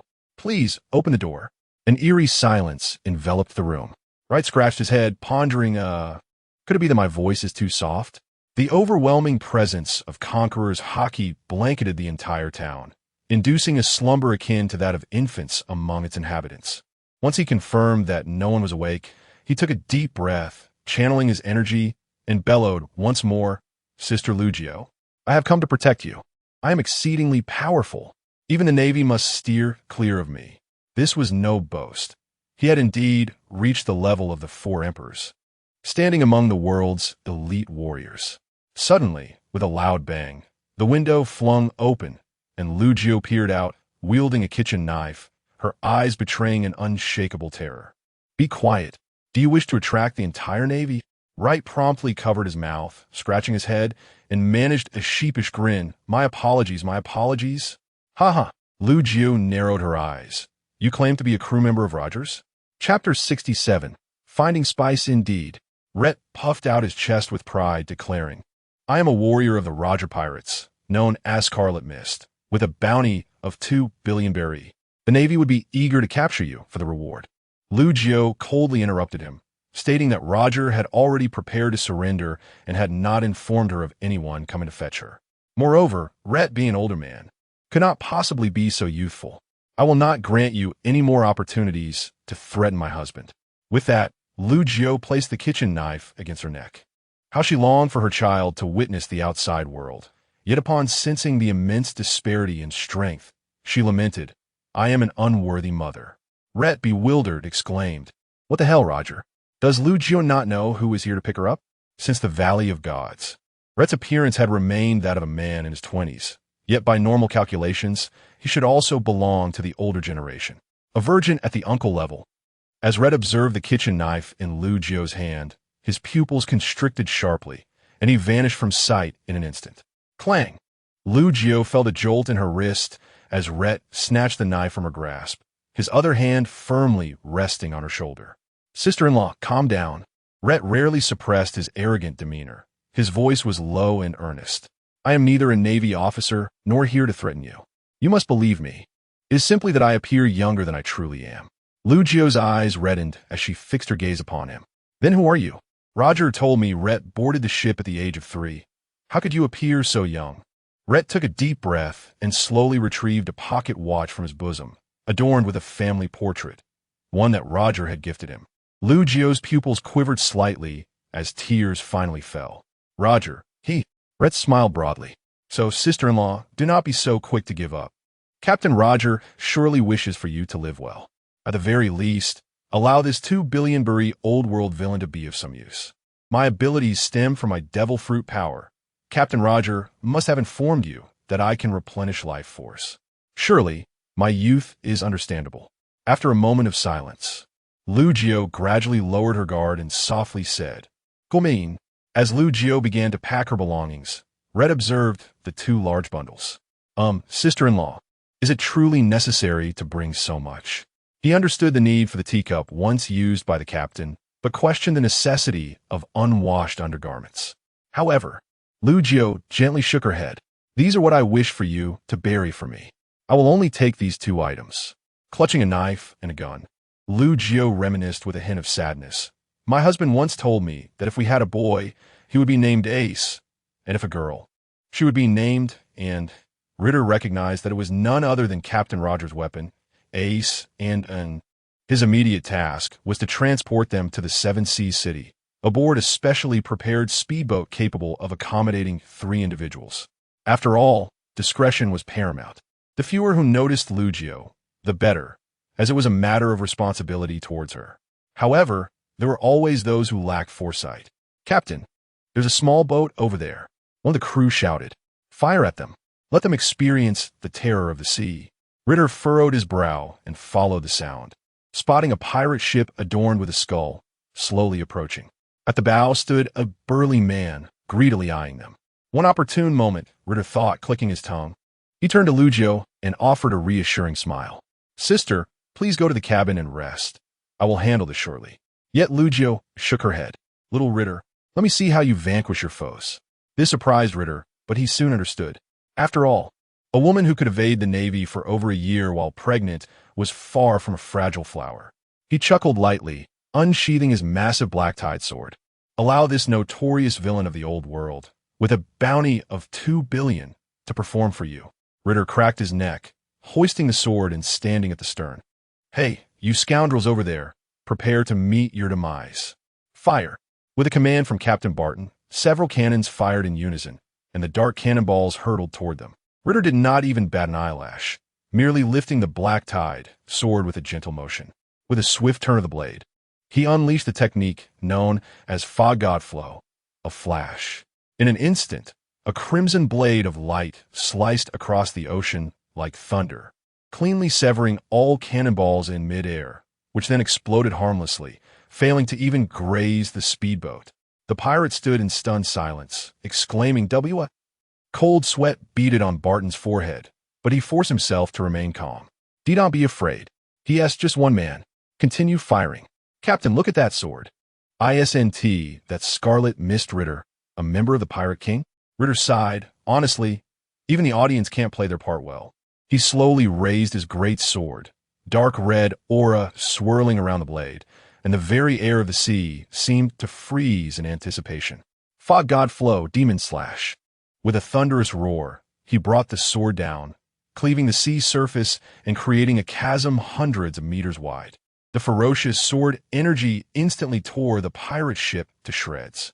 Debris and seawater cascaded down like rain, while Ritter sheathed his sword and turned to Lucio with a radiant smile. "What do you think, sister? Are you satisfied?" Lucio clapped gently, her eyes sparkling with mirth. "Stop calling me sister.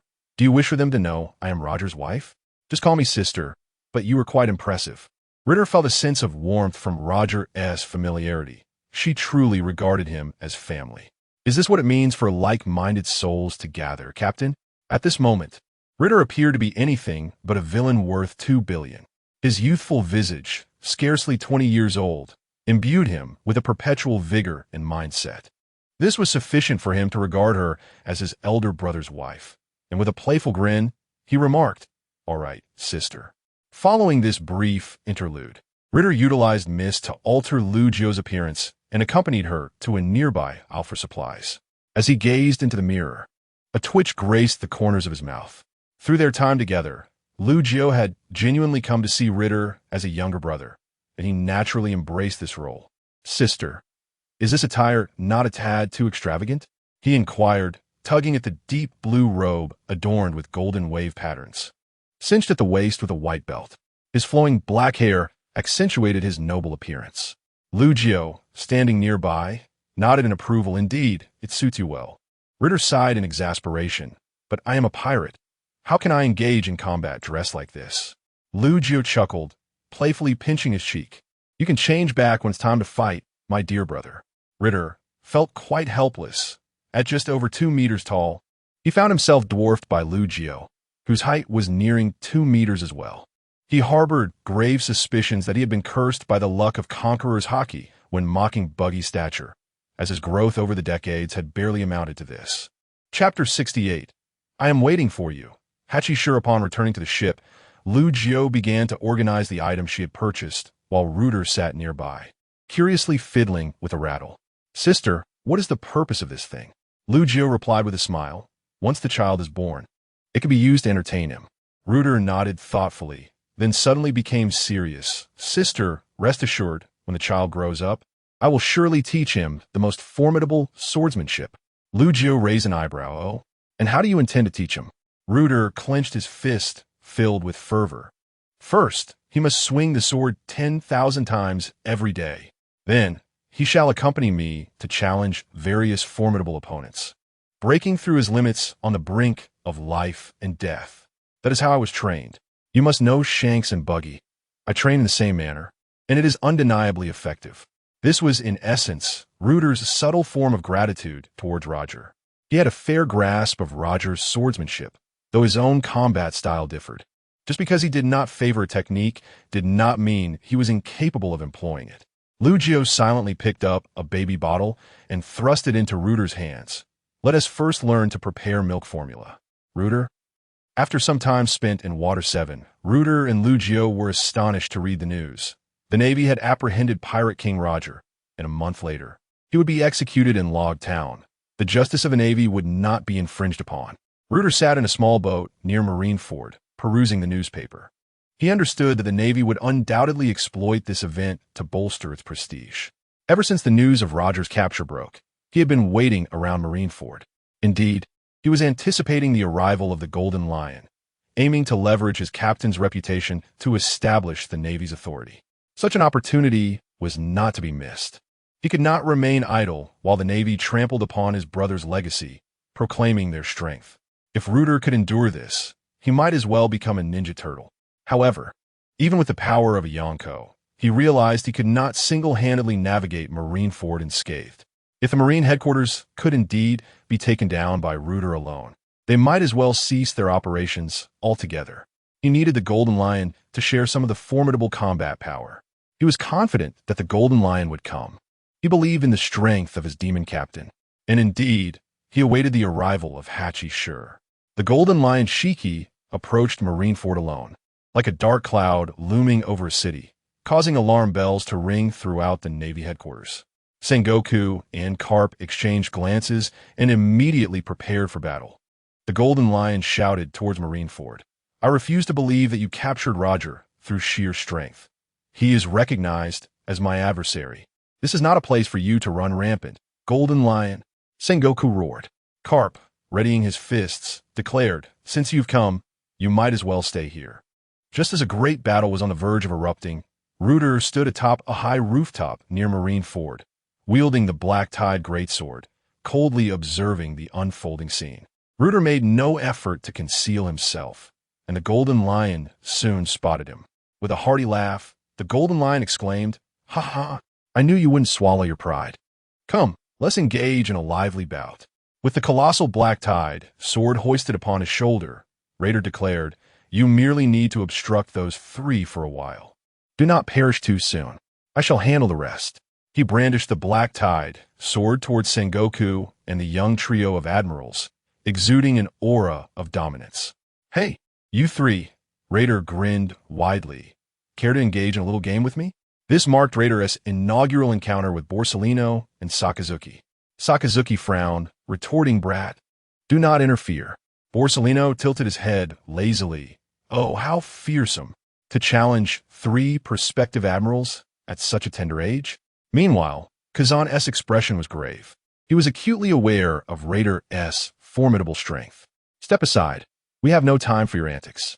Rait scoffed, "Brat, I am, in fact, older than you all." Before his words had fully dissipated, his figure abruptly vanished, reappearing before Sakazuki. Mist God style, Phantom Slash. The blade shimmered like mist, striking with unparalleled ferocity. Sakazuki's pupils constricted as he swiftly transformed into his elemental form. Yet he still felt the blade graze his shoulder, blood akin to molten lava splattering forth. Impressive speed. But Sakazuki's gaze turned frigid as his right fist ignited with molten fury. "Inferno fist!" Raider exclaimed. "What is wrong with you all? Unleashing your might upon our first encounter? But to what avail?" The blazing molten fist descended with a thunderous crash. Yet Raider had already anticipated the move, deftly dodging with his observation haki, while simultaneously countering with a strike. Mist God style, Phantom Assault. The inky aura of his haki enveloped the blade, aimed directly at Sakazuki's throat. With a resounding crash, Kuzan's icy wall surged up to intercept the blow, but Raider's momentum remained unyielded, shattering the ice barrier effortlessly. Borsellino concentrated golden light at his fingertips. Yasakani no Magatama. A torrent of light projectiles cascaded down, yet Raider merely smiled, gliding through the barrage like a specter, unscathed by any shot.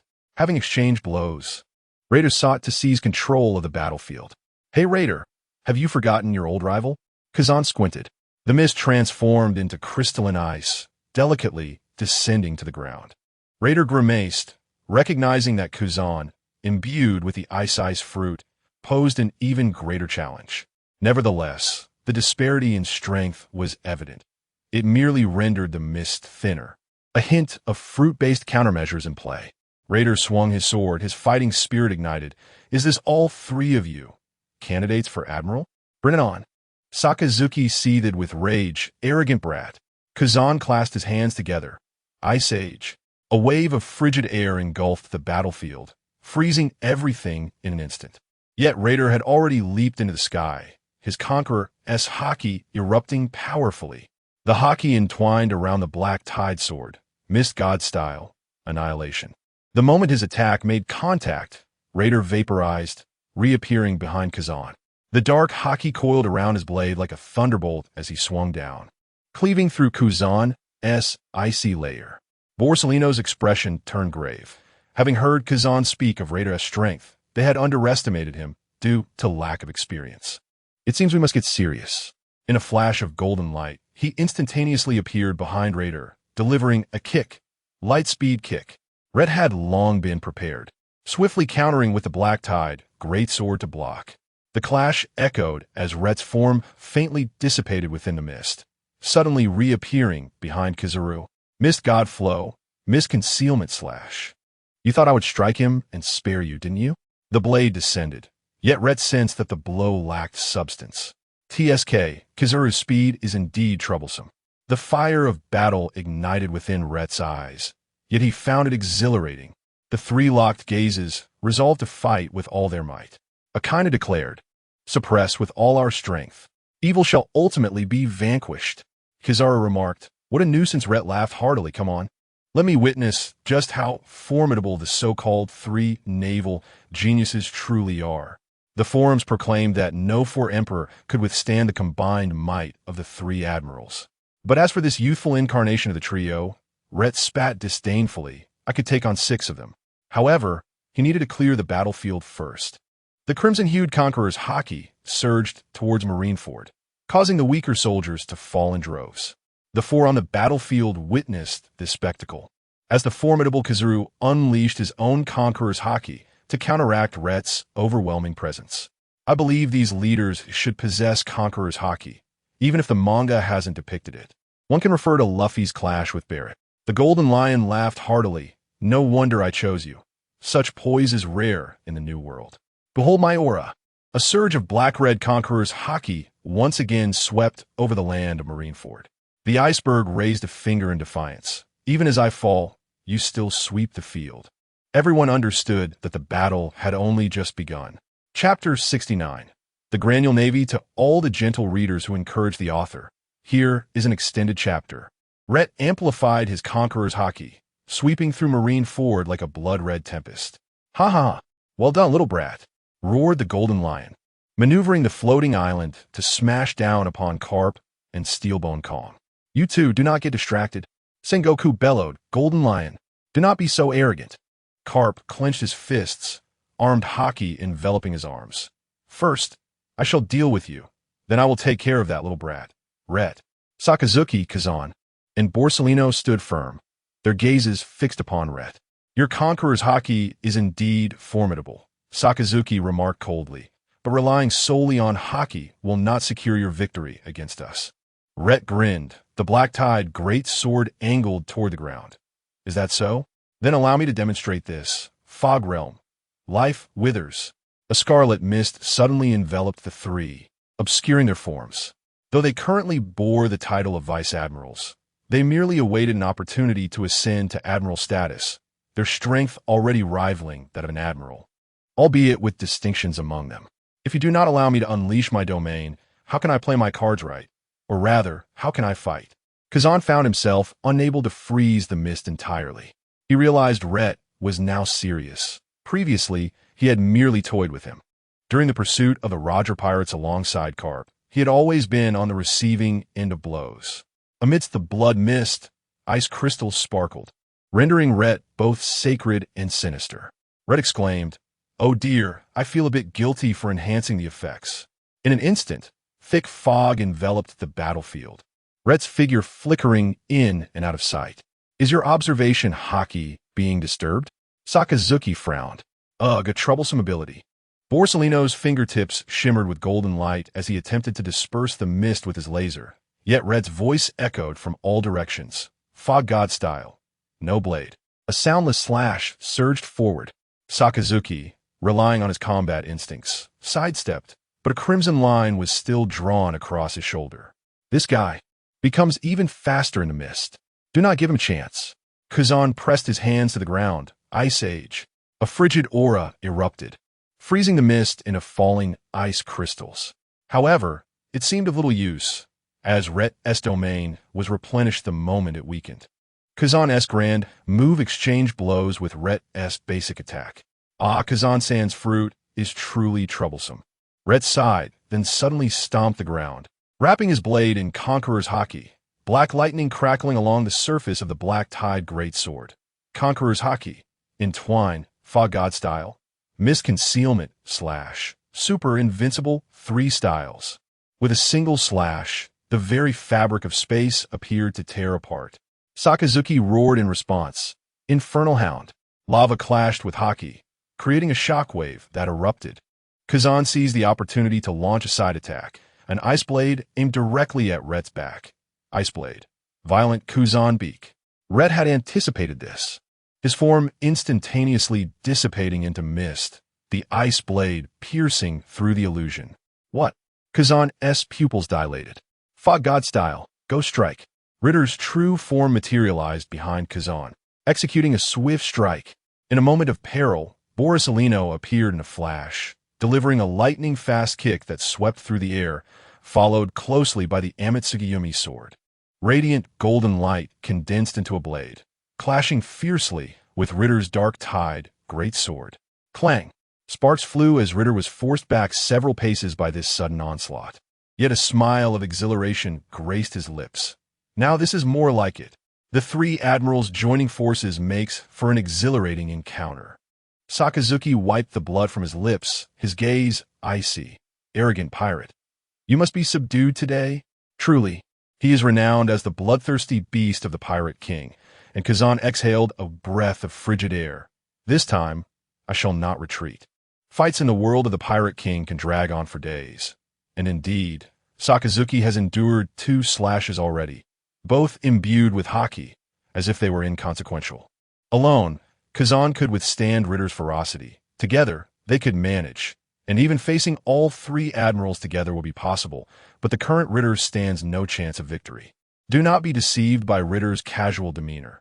He bears immense pressure, as he must allocate part of his observation Haki to the battlefield of Shiki. The moment Shiki shows signs of defeat, he must flee. In such dire circumstances, do not underestimate the 3 admirals. It was those few individuals who sustained the chaotic seas. Ha ha ha! Sengoku, Garp. Is this all you 2 can muster together? The golden lion cackled, his lion's might swirling around him. The Buddha's impact. Sengoku transformed into a golden giant Buddha, unleashing shockwaves that shattered boulders. Garp charged directly at the golden lion, his Haki-infused iron fist unleashed. Meteor fist. The golden lion raised his sword to block, yet was still pushed back several meters, blood seeping from the corner of his mouth. Tisk. Garp's fists are as formidable as ever. Sengoku declared solemnly, Golden Lion, there is no escape for you. The golden lion sneered. Escape? I am a golden lion. The battle between Ritter and the 3 admirals escalated to a fever pitch, each clash igniting violent explosions. The structures of Marineford crumbled incessantly, and the naval soldiers retreated in terror. We cannot delay any longer. Sakazuki gritted his teeth, his body ablaze with molten lava. Meteor volcano. Countless molten fists rained down from the heavens, indiscriminately bombarding the area. Kazan joined his hands together. Frozen moment. An intense chill froze the ground, hindering Ritter's movements. Borsalino raised the Amatsukayumi sword high. Yada no Kagami. A barrage of light bullets poured down like a torrential rain, faced with the ultimate combined assault of the 3 admirals. Ritter took a deep breath, unleashing his Conqueror's Haki to its fullest extent. Come forth. The final strike. Misgod flow in slash. A pitch-black slash rent the fabric of space, colliding head-on with the attacks of the three admirals. Boom! A terrifying shockwave swept across all of Marineford, even pushing back the distant Golden Lion, Sengoku, and Garp. As the dust settled, Ritter stood firm, his dark-tide, great sword driven into the ground to support his weight. Half-kneeling, blood trickling from his lips. Meanwhile, the three admirals found themselves equally disheveled. Though two had fallen, they quickly regained their footing, exclaiming, "This is merely bravado, brothers." Sakasaki bore a ghastly scar across his chest, Kazan's ice armor lay shattered, and Borisolino's sunglasses were also marred by cracks. The grueling battles of the past 5 days had left them all utterly exhausted. Huffing and puffing, Rait chuckled with a sense of exhilaration. Now that was what a battle should feel like. He cast a glance at the Golden Lion, who was being restrained and beaten. Rait realized it was time for him to make his exit. That old rascal Carp hit too hard. He slipped away just as the Golden Lion fell. Channeling all his strength into his fruit abilities, he pulled out a bag filled with sea prism stone powder. There was no choice. The sea prism stone was far too effective against those with devil fruit powers. Even to keep it afloat for a while required immense physical exertion, which is why Rait held onto his last ounce of strength. He had fought hard, vented his frustrations, and now it was time to escape. The next encounter might very well be in Lobetown. Haji Lion, I shall remember your sacrifice, though you will not meet Roger in Impel Down. This is the agony of unrequited love. Oh, the pain is too much. Days after the momentous battle in Marineford, Rait returned to Water 7. The uproar caused by his clash with the Golden Lion had dominated the news cycle, inundating him with articles that nearly overwhelmed his senses. Shock! The Ghost in the Mist Rait takes on the future 3 admirals. The Navy headquarters is left in ruins. Is there no hope left for the Navy? The ruler of a new era has arrived. Tremble, world government. Exclusive revelations. The secret relationship between Rait and Shanks. As Rait gazed at the thick stack of world economic news, his lips twitched in disbelief. To think, there were images of him brandishing the black tide against Kazan and the others. It must be said, the principles of journalism had become painfully clear to him. While the facts were accurate, the newspaper showcased only Rait's triumphant moments against the 3 admirals, neglecting any images of him receiving blows. The report concluded with a photo of Rait brandishing his great sword upon his entrance, albeit accompanied by a caption noting his arrival. Yet, wasn't it misleading to feature that image at the end? Rait was well aware of his own capabilities. Encountering Carp, he would turn and flee. What did it mean to decimate the Navy headquarters? What constituted an era's ruler? Was Morgans intoxicated on cheap liquor? Morgans? The Golden Lion, was he that top-tier pirate? Oh, he got captured? Who was the Golden Lion? I'm not familiar with him. Such hyperbole would typically garner little belief, but guess what? The Golden Lion, once the commander of the Rocks Pirates, had been caught, while Rait had escaped. The two had launched an assault on Marineford together, and the results spoke volumes about their might. Rait received the latest bounty notice. Scarlet Mist Rait, bounty 2, 5 billion berries. Rait scoffed, feeling it was rather stingy. His neighbor, for taking down a celestial dragon, received a bounty increase of 10 billion, while he, having nearly dismantled the Navy stronghold, was awarded a mere 5 billion. The Navy was losing its prestige. Chapter 70 Departure to Roger Town thus, with merely 2 days remaining until Roger's execution. Uncle Tom had finally completed the modifications to the Oro Jackson.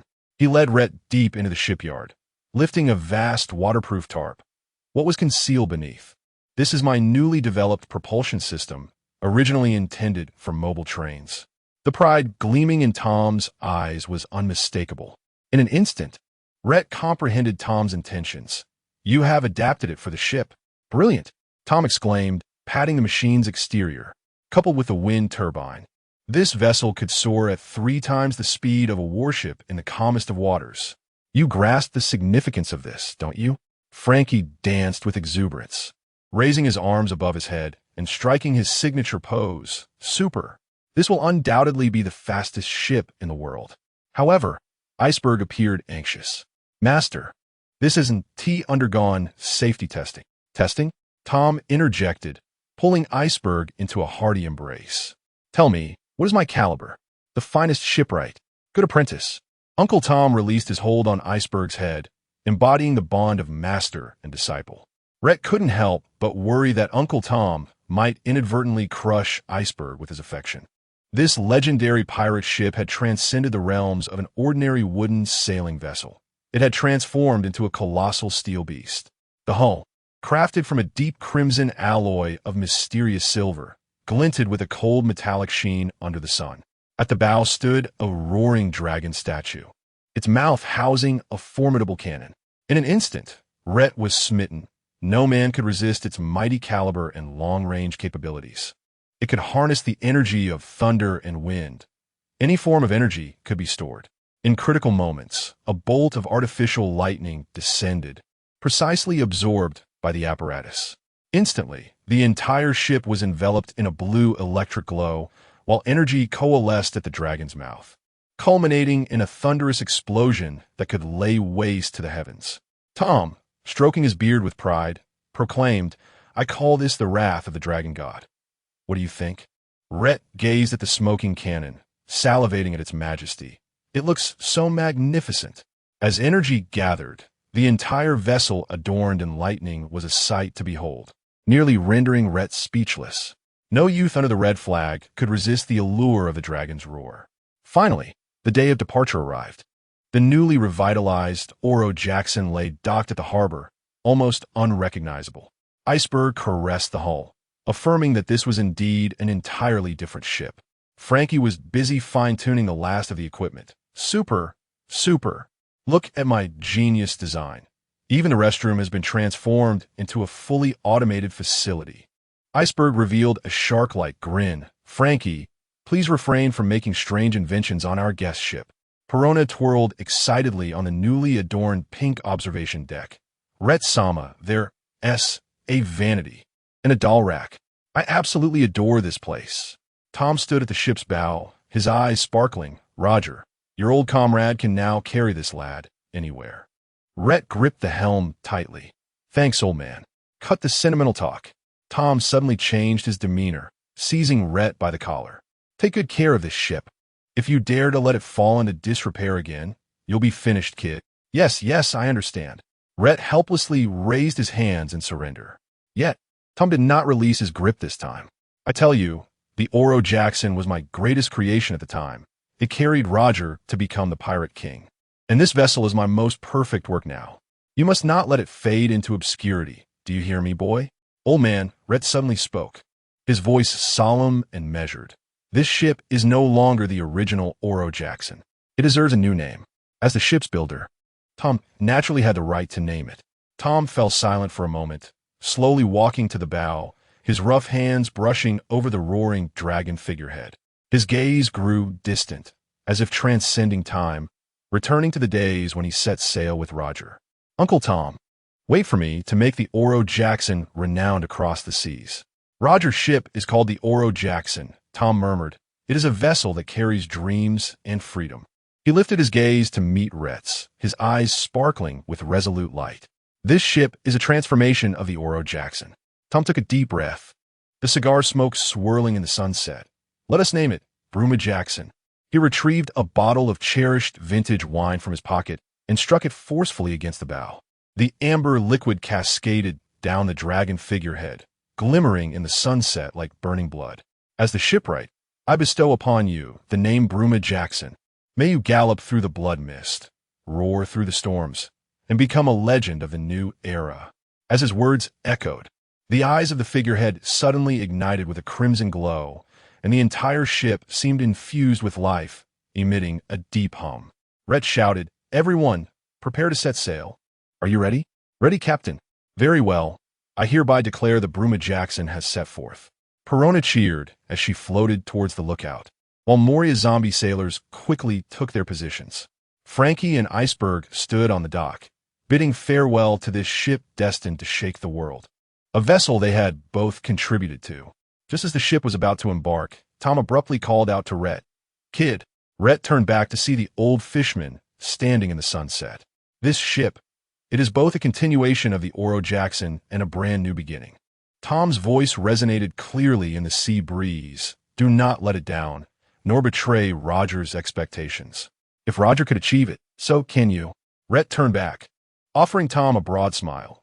I, Rait, assure you once more that I will make the name Bruma Jackson remembered by the entire world. Ha, Uncle Tom. Just wait to become the greatest shipwright in the world. Tom smiled with satisfaction, waving his hand. Go. Let this world hear what a true roar of a dragon sounds like. As the engine roared, the Bruma Jackson gracefully departed from the harbor. The stern expelled azure flames, and the vessel surged forth like an arrow released from a bow, slicing through the waves. Lord Rait. Perona leaned out from the lookout, eager to test the main cannon. Rait flashed a broad grin, revealing his gleaming white teeth, just as I wish.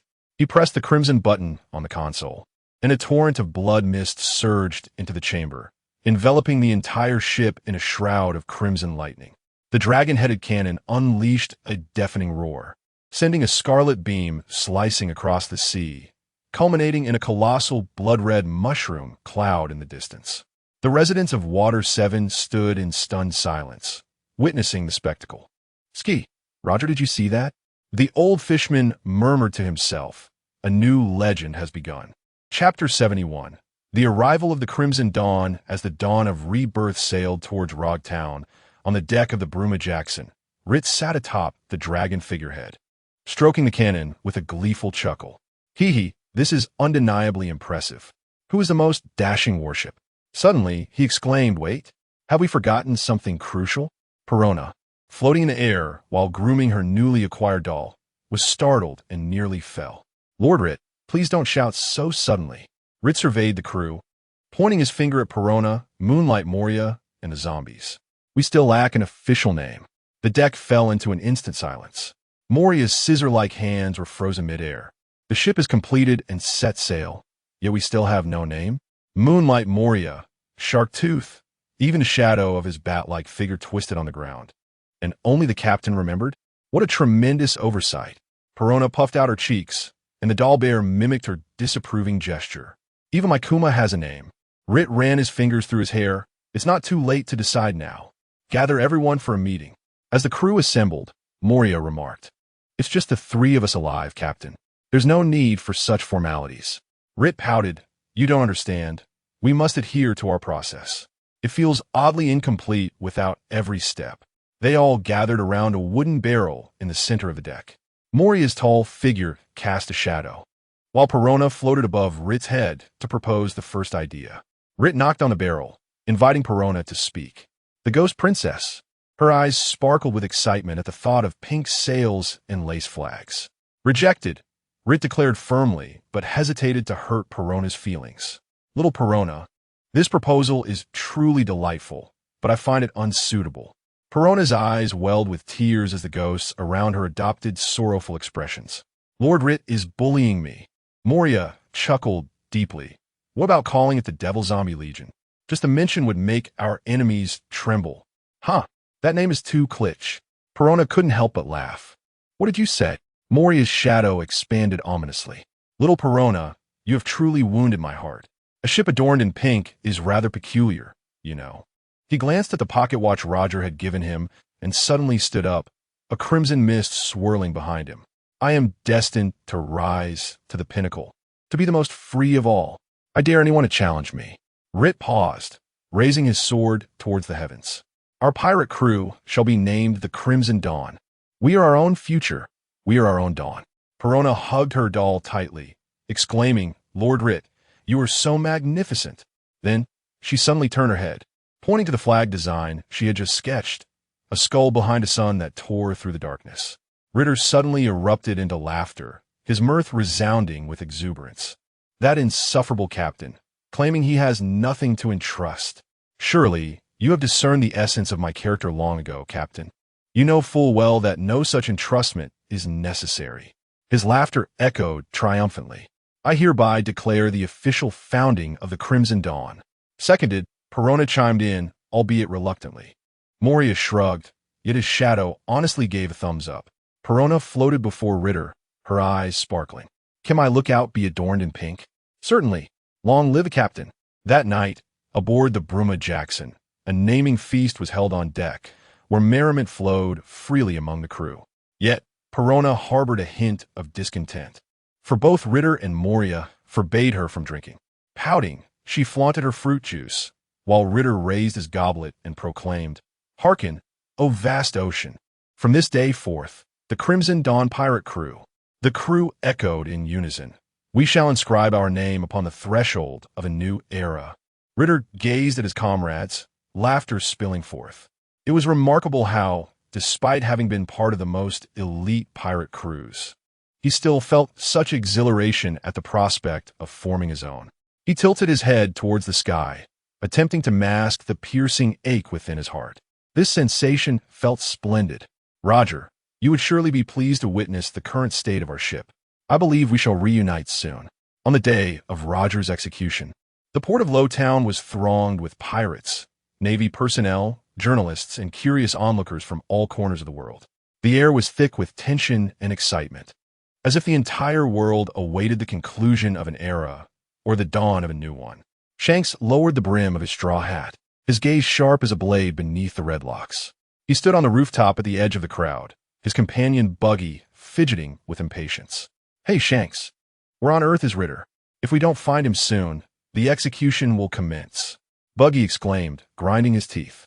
Shanks remained silent, his eyes fixed firmly on the sea, sensing that Ritter was near. Suddenly, a smile crept upon his lips. "Yes, coming." On the distant horizon, a crimson glow sliced through the waves, accompanied by a thunderous roar of engines. "What on earth is that?" Someone shrieked, pointing in terror at the ocean. A colossal blood-red ship surged forth, its dragon figureheads eyes ablaze, the hull entwined with crimson lightning, as if it were a beast unleashed from the depths of hell. "The Oro Jackson looks magnificent," Shanks mused, catching a glimpse of the ship's form. He knew that the captain had entrusted the Oro Jackson to Ritter, and a glimmer of nostalgia and battle spirit flickered in his eyes. Meanwhile, Roger was confined within a cell constructed of sea stone, guarded by the future admirals of the Navy. His expression remained composed, even bearing a hint of a smile. Roger merely raised his gaze slightly, peering over the crowd towards the harbor. Full speed ahead. Ritter stood at the bow of the ship, while Perona floated atop the lookout, excitedly waving her teddy bear. "Lord Ritter, ahead lies Lowtown. There are so many people." The shadow of Moria twisted upon the ground, chuckling darkly. "What a grand stage this is, Captain." Ritter's observation haki enveloped the entire square, allowing him to perceive the emotions of every individual: anger, sorrow, excitement, fear, and also the presence of certain formidable energies concealed within the crowd. Indeed, they have come as well. Chapter 72. Some individuals must align their strength with their connections. His gaze swept across the crowd, settling on an inconspicuous corner where a tall man draped in a cloak stood quietly. Manchi D. Luffy, the king of slippers. On the opposite rooftop, Don Quixote da Flamingo observed the gallows with a bemused expression. The little eagle and the little crocodile were also present. It was indeed a gathering of future warlords and the leader of the Revolutionary Army. "Captain, you have truly orchestrated a grand farewell for yourself." Suddenly, a commotion erupted among the crowd. "He has arrived. It is GOLD. Roger." Navy soldiers propelled Roger onto the execution platform, his hands shackled with sea-stone cuffs. Yet his spine remained erect, a familiar smile gracing his lips. "Is this the Pirate King? He seems rather unremarkable. Damn, he is the one who has thrown the seas into chaos." Shouts of curses and derision rang out, but Roger calmly surveyed the crowd, his gaze ultimately resting in the direction of Rait. "Captain," Rait grinned, revealing his pearly white teeth. "Prepare yourselves, everyone." He abruptly raised his hand, crimson mist swirling in his palm. "Let's extend a greeting to this world. Dragon God's wrath, launch!" Boom! A scarlet beam erupted from the cannon's mouth, tearing through the air and hurtling towards the gallows, obliterating every structure from the harbor to the execution site in Lowtown. The beam was only halted by a strike from Carp, yet it left behind profound scars in its wake. Roger could clearly see the path of destruction, recognizing Rait and the former Oro Jackson. A surprise attack? Is it an enemy assault? Navy soldiers shouted in panic. "What a joke that ship is." Sengoku stood beside the gallows, his expression dark. Steelbone Kizaru immediately ordered, "Proceed with the execution." He disregarded the implications of Rait's cannon shot. Roger's death was imperative, as this event was broadcasted live across the globe. Should this endeavor fail, the Navy's prestige would be utterly shattered. Buggy trembled, nearly rushing forward. No, we cannot simply. Shanks pressed down on his shoulder, whispering, "Buggy, stay still." But this is the captain's will. Shanks growled, his voice laced with suppressed anguish. Buggy froze, ultimately bowing his head, his fist crashing down on the rooftop in frustration. As the tension reached its zenith, someone finally posed the question, "Hey, Pirate King, where have you hidden your treasure?" On the execution platform, Roger suddenly erupted into laughter. "Do you seek my treasure?" The crowd fell silent. "If you desire it, go and find it. I have hidden everything in this world there." Rait stood at the bow, his crimson cloak billowing in the shockwave. Behind him, Moria and the zombie legion stood in unison, while Perona, accompanied by her melancholic spirits, and Labu, adorned with a small-top hat, bowed deeply alongside Rait. Roger cast his gaze upon the present Rait, and in that fleeting moment he seemed to witness Rait transform from a mere 3-year-old child into a formidable man, his eyes brimming with mirth. Suddenly, whoosh! The executioner of the Navy was taken aback by Roger's commanding presence. As he regained his composure, his sword swung down, blood splattering. Time stood still in that instant. Then, boom! A thunderous roar erupted from the heavens. Torrential rain cascaded down as if the ocean itself were in a fury. The world erupted. Through the transponder snail, Roger's voice reverberated across the globe, one piece. It truly exists. The treasure of the Pirate King. Set sail. I shall set sail. The fervent cries engulfed the entirety of Road Town, igniting the flames of ambition in countless eyes. Amidst the downpour, Shanks and Buggy stood silently atop a rooftop, allowing the rain to drench them. Buggy's tears mingled with the rain. Damn it, that bastard Captain Rait leaped down from the Bruma Jackson, walking steadily towards Roger. While everyone held their breath. Rait, what could he possibly intend to do? The Navy surrounded Rait, as Steelbone, Sengoku, Garp, and Tsuru were all present. The 3 admirals were also on site, and there was no room for error at this moment. Garp shouted, "Rait, don't forget your promise."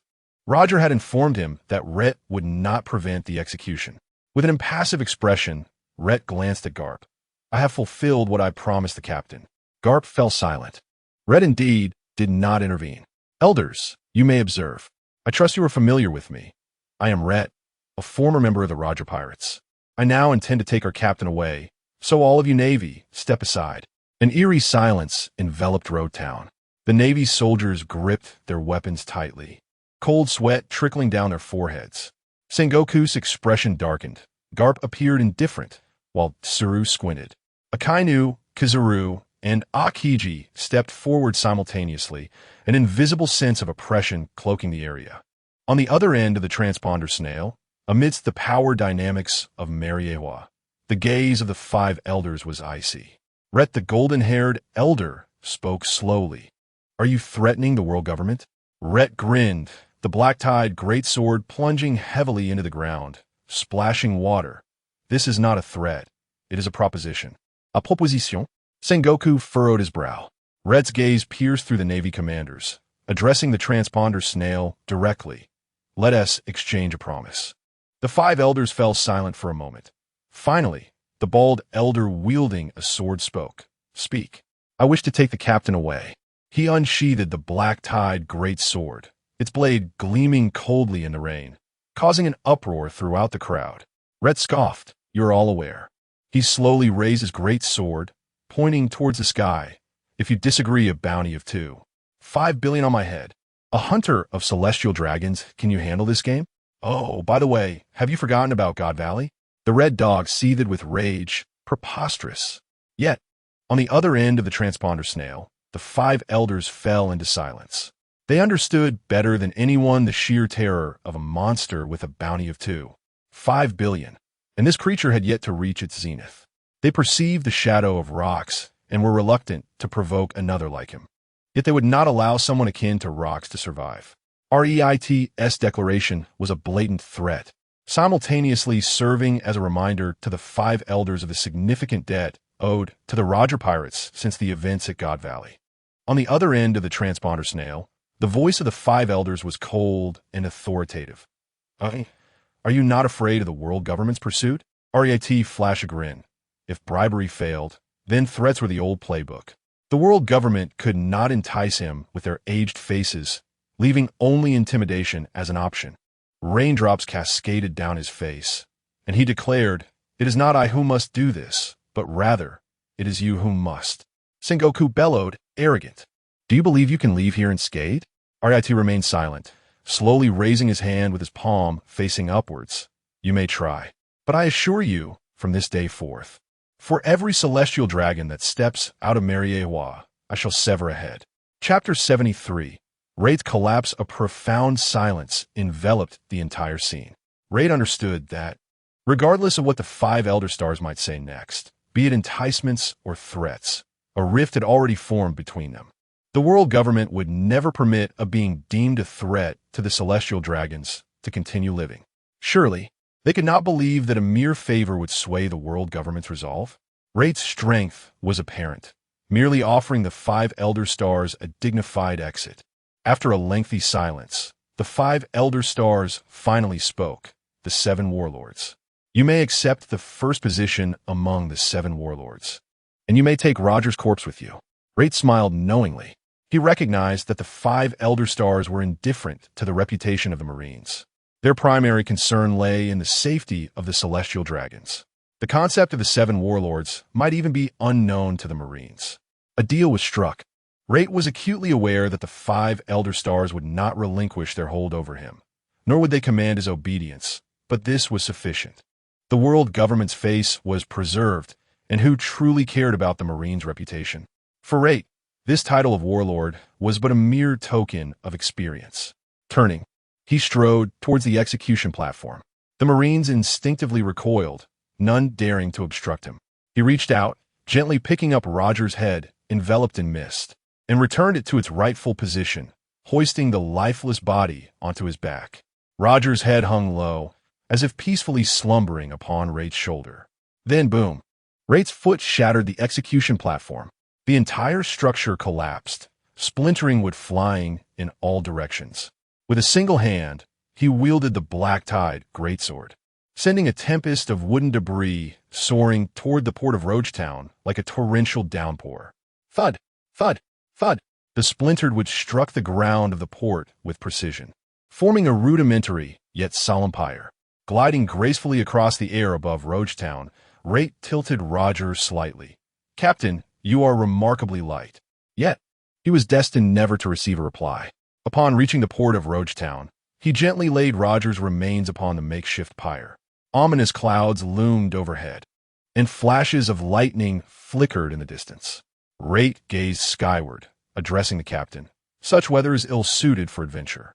In the mist realm, the rebirth flower blossomed as raindrops met the scarlet mist, each petal shimmering with a sanguine glow, cradling Roger's remains tenderly.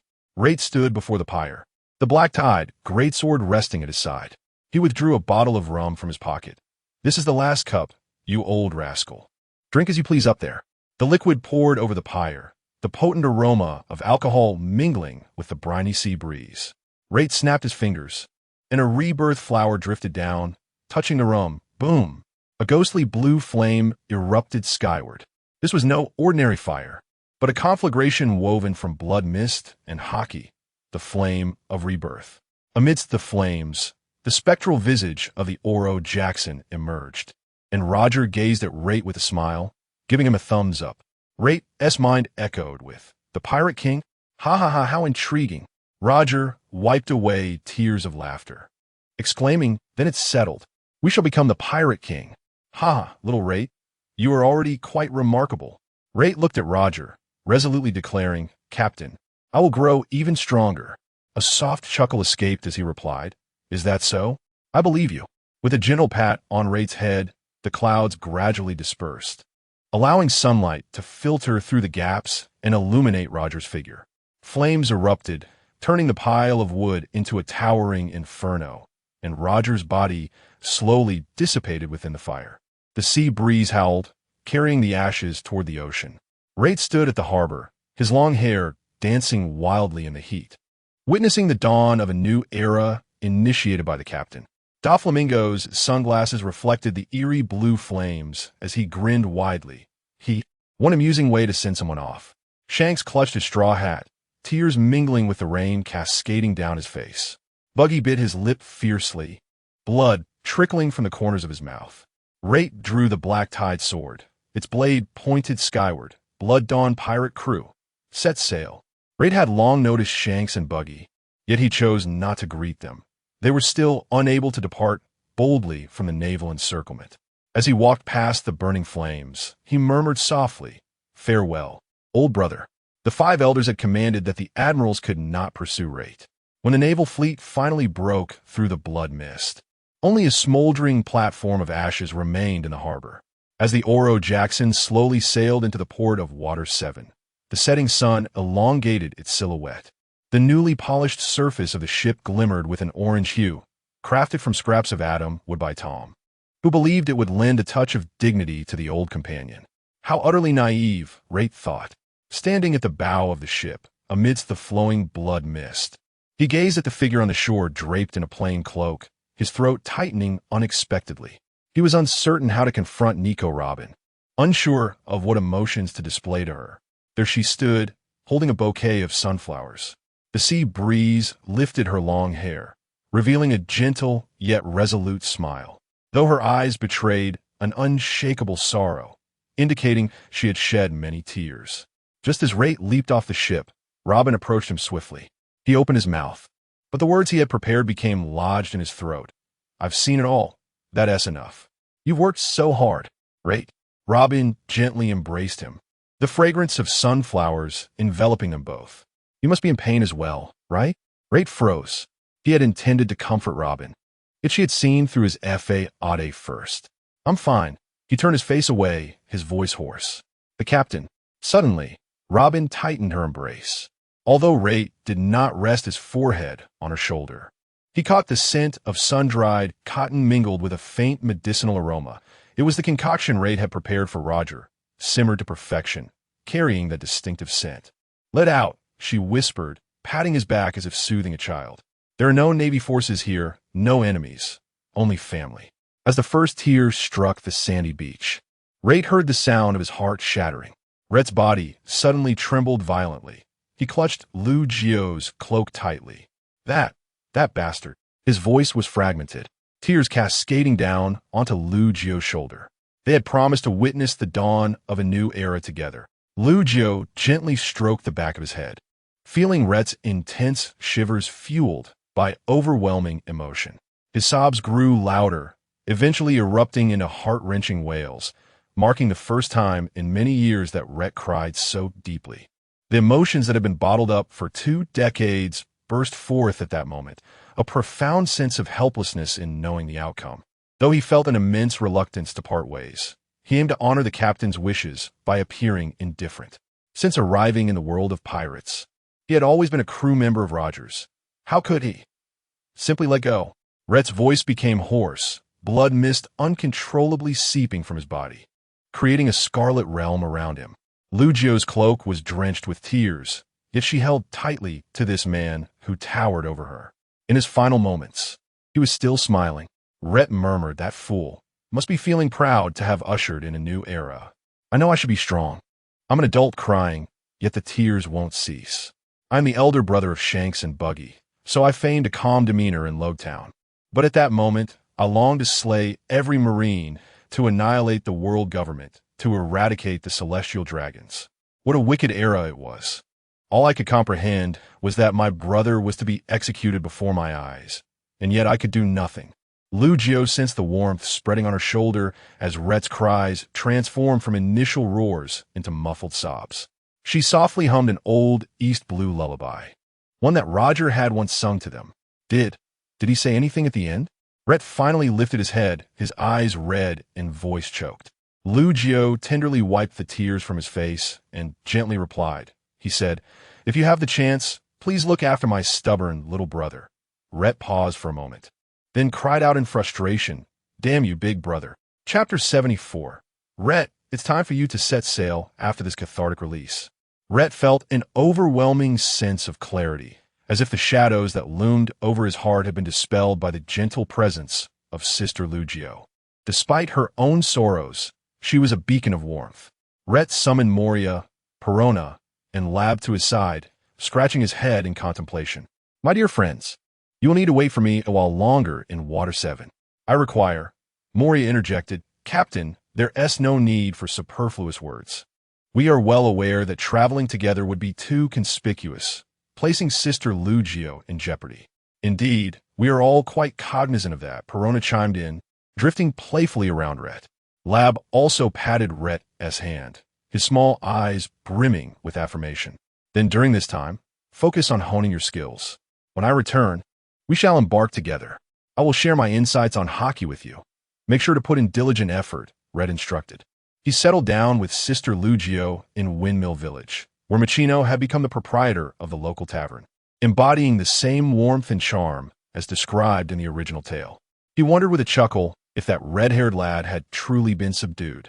Putting aside idle gossip, Rait, under the guidance of the village chief, temporarily rented a quaint two-story house.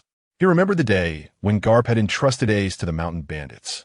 Though they were a capable and kind-hearted group, that was no longer a viable option.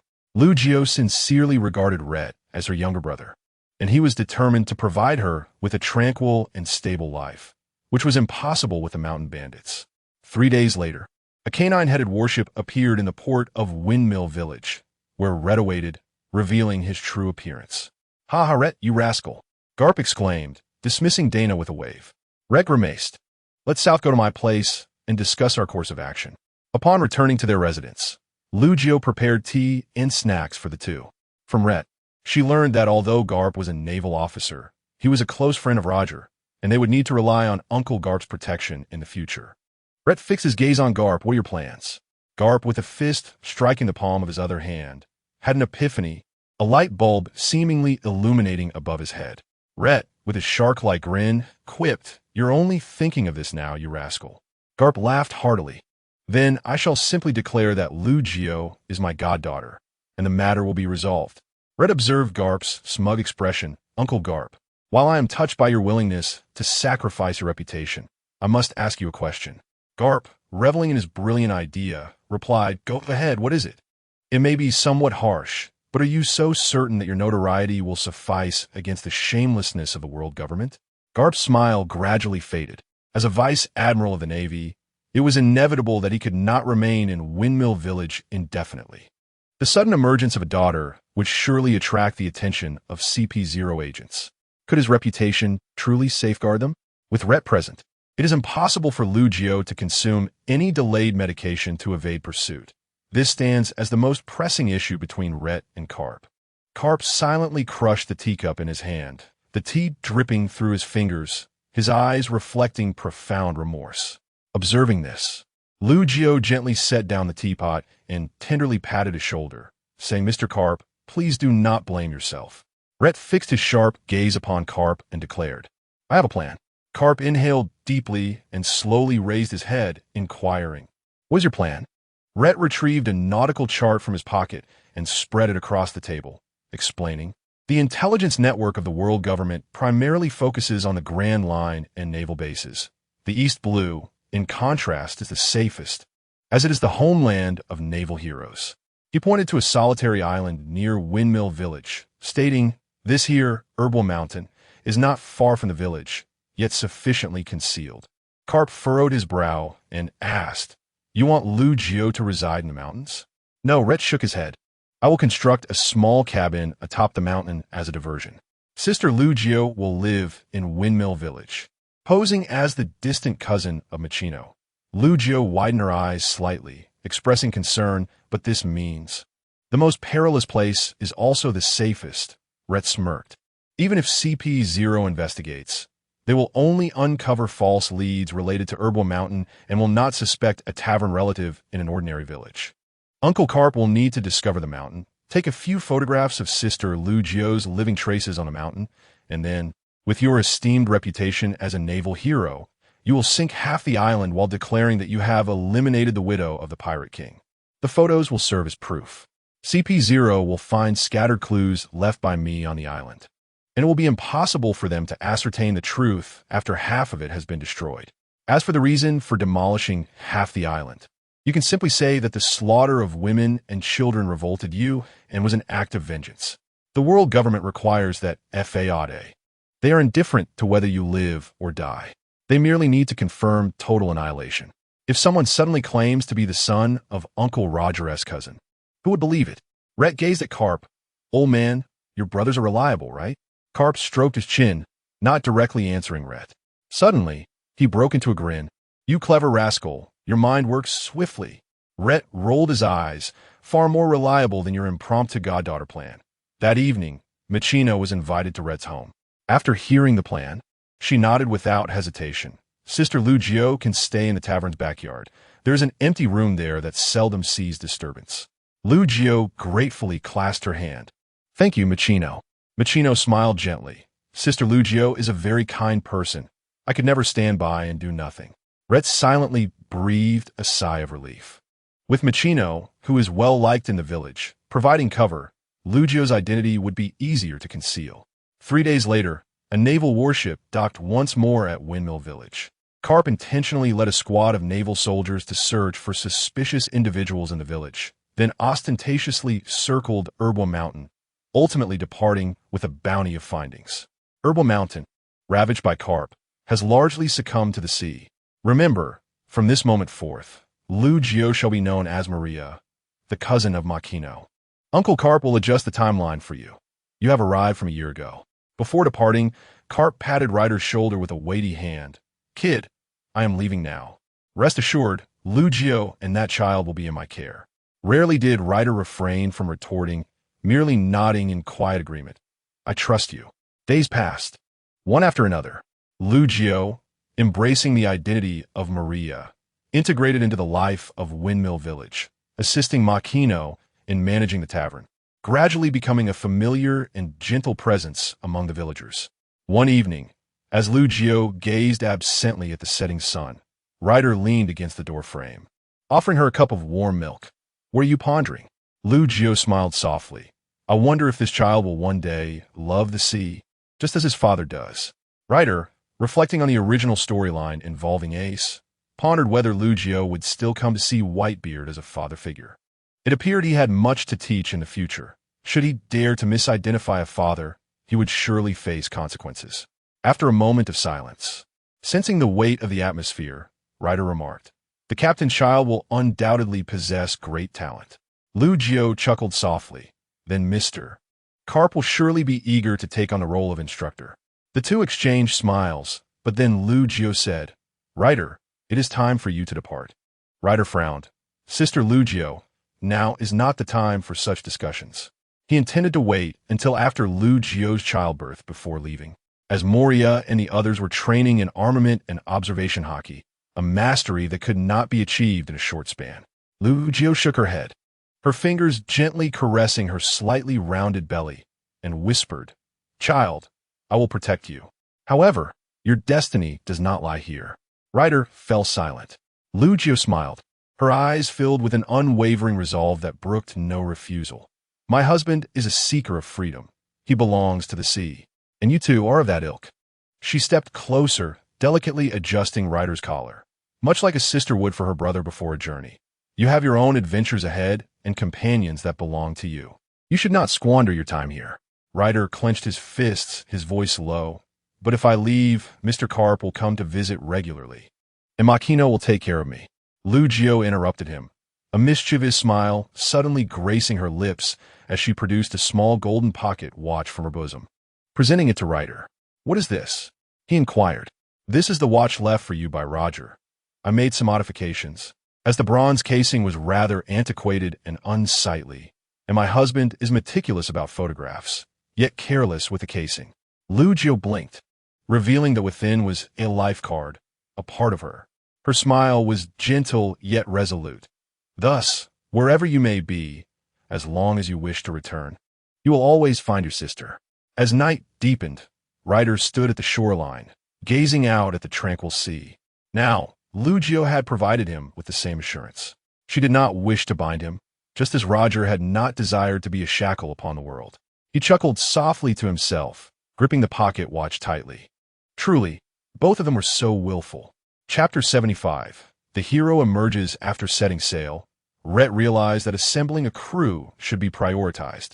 Aspiring to reach the pinnacle of the world, he reflected on how Moria had inadvertently taken in a crew of his own, never anticipating the twists of fate that would lead them to cross paths. During a recent conversation with the snail phone, Moria mentioned that his observation haki was nearing its critical point and required some time for contemplation. Thus, Rait felt no urgency to return, as he would not be able to depart regardless. When it came to crew members, Rait's thoughts immediately drifted to the 9 rings adorning his fingers, with the exception of the ring finger on his left hand, which remained bare. The Golden Emperor, Tesla, had always believed that money could resolve most dilemmas, provided one possessed the strength to safeguard it. The timeline of Guild to Zoro's lover, Stella, being abducted by the celestial dragons remains ambiguous, allowing for creative liberties. Arriving at Sabaody, a veritable paradise for criminals, Rait found himself enveloped in a blend of neon lights and the glaring beams of the slave auction house, a cacophony of debauchery. Standing atop the clock tower opposite the auction house, Rait's crimson cloak billowed in the night breeze. His gaze pierced through the clamor.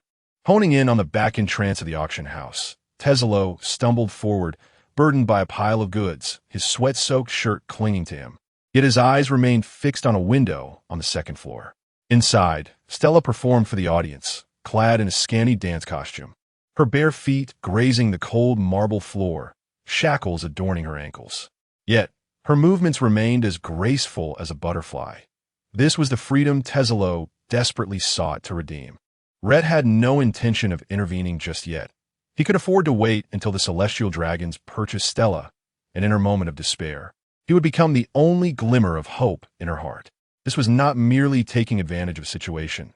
Rather, it was a different kind of seduction, akin to the ancient kings who offered not just beauty, but a lifeline in times of hopelessness. At this juncture, one might ponder, "Oh dear Rait, how can you harbor such thoughts as a warlord of the sea? Do you not think the 5 elders would not wish for my demise?" To which the answer would be, "Look into my eyes. Ah, indeed, the celestial dragons may kill, but I am a pirate. As a warlord of the sea, I can refuse when I choose." Days passed, and Tesla finally amassed enough wealth. Trembling, he concealed a bag filled with berries within his coat and rushed into the backstage of the auction house, only to be violently kicked down by the guards. "Get lost, scum," he pleaded. I am here to redeem Stella." Kneeling on the filthy floor, he pressed his forehead against the ground, raising the money bag high above his head. "This is 30 million berries, the price stated in the contract." The guard scoffed, kicking the money bag away, coins scattering across the ground. Too late. Tesla's eyes widened in horror. The guard grinned, revealing gold-capped teeth. The celestial dragon just purchased her as one of his birthday gifts for his son. How fortunate to be chosen as a slave by a celestial dragon. Tesla's pupils dilated in shock as distant screams echoed, Stella's voice piercing through the air. Taizolo burst into the auction hall like a tempest, his guards collapsing silently behind him. The scene before him froze his blood. Stella was shackled to the display platform. A sniveling celestial dragon child with a bubble helmet searing her arm with a branding iron. Giggling, "Slaves must bear their marks." The nobles in the audience knelt upon the ground, their eyes alight with unbridled excitement and madness. The auctioneer ingratiatingly prostrated himself. "Esteemed Lord Rodsvard Astery, would you like to take her now?" "No." The celestial dragon leisurely sipped his red wine. "Allow the tamer to teach her the rules first." "I've heard this woman can sing."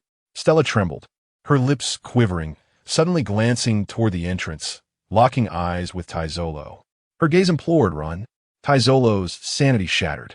"Release her," he shouted, barehandedly ascending the platform, only to be swiftly subdued by a CP0 agent, his face pressed into a pool of blood.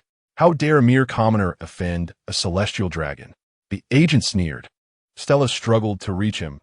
"No, please, he has just crack." The celestial dragon shot through her knee. Noisy slaves should be silenced. Taizolo's face was firmly planted in the sanguine mire, the metallic taste of rust flooding his nostrils. The CP0 agent's polished shoe ground against his neck. his spine groaning under the weight of oppression.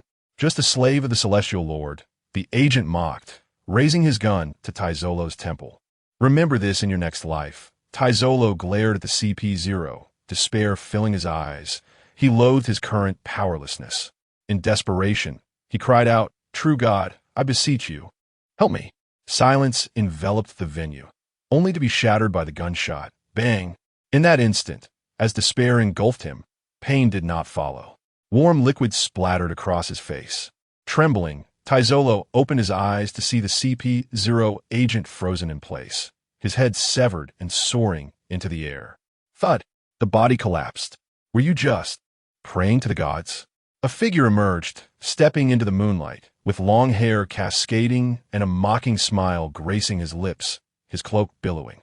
With each step he took, spiderweb-like trails of blood spread across the ground, and the surrounding guards suddenly clutched their throats, collapsing, corrupted by the crimson mist. Taizolo's pupils reflected the man's imposing visage. Such a pity. Rait crushed the agent's skull beneath his foot. The god you prayed to is off duty today.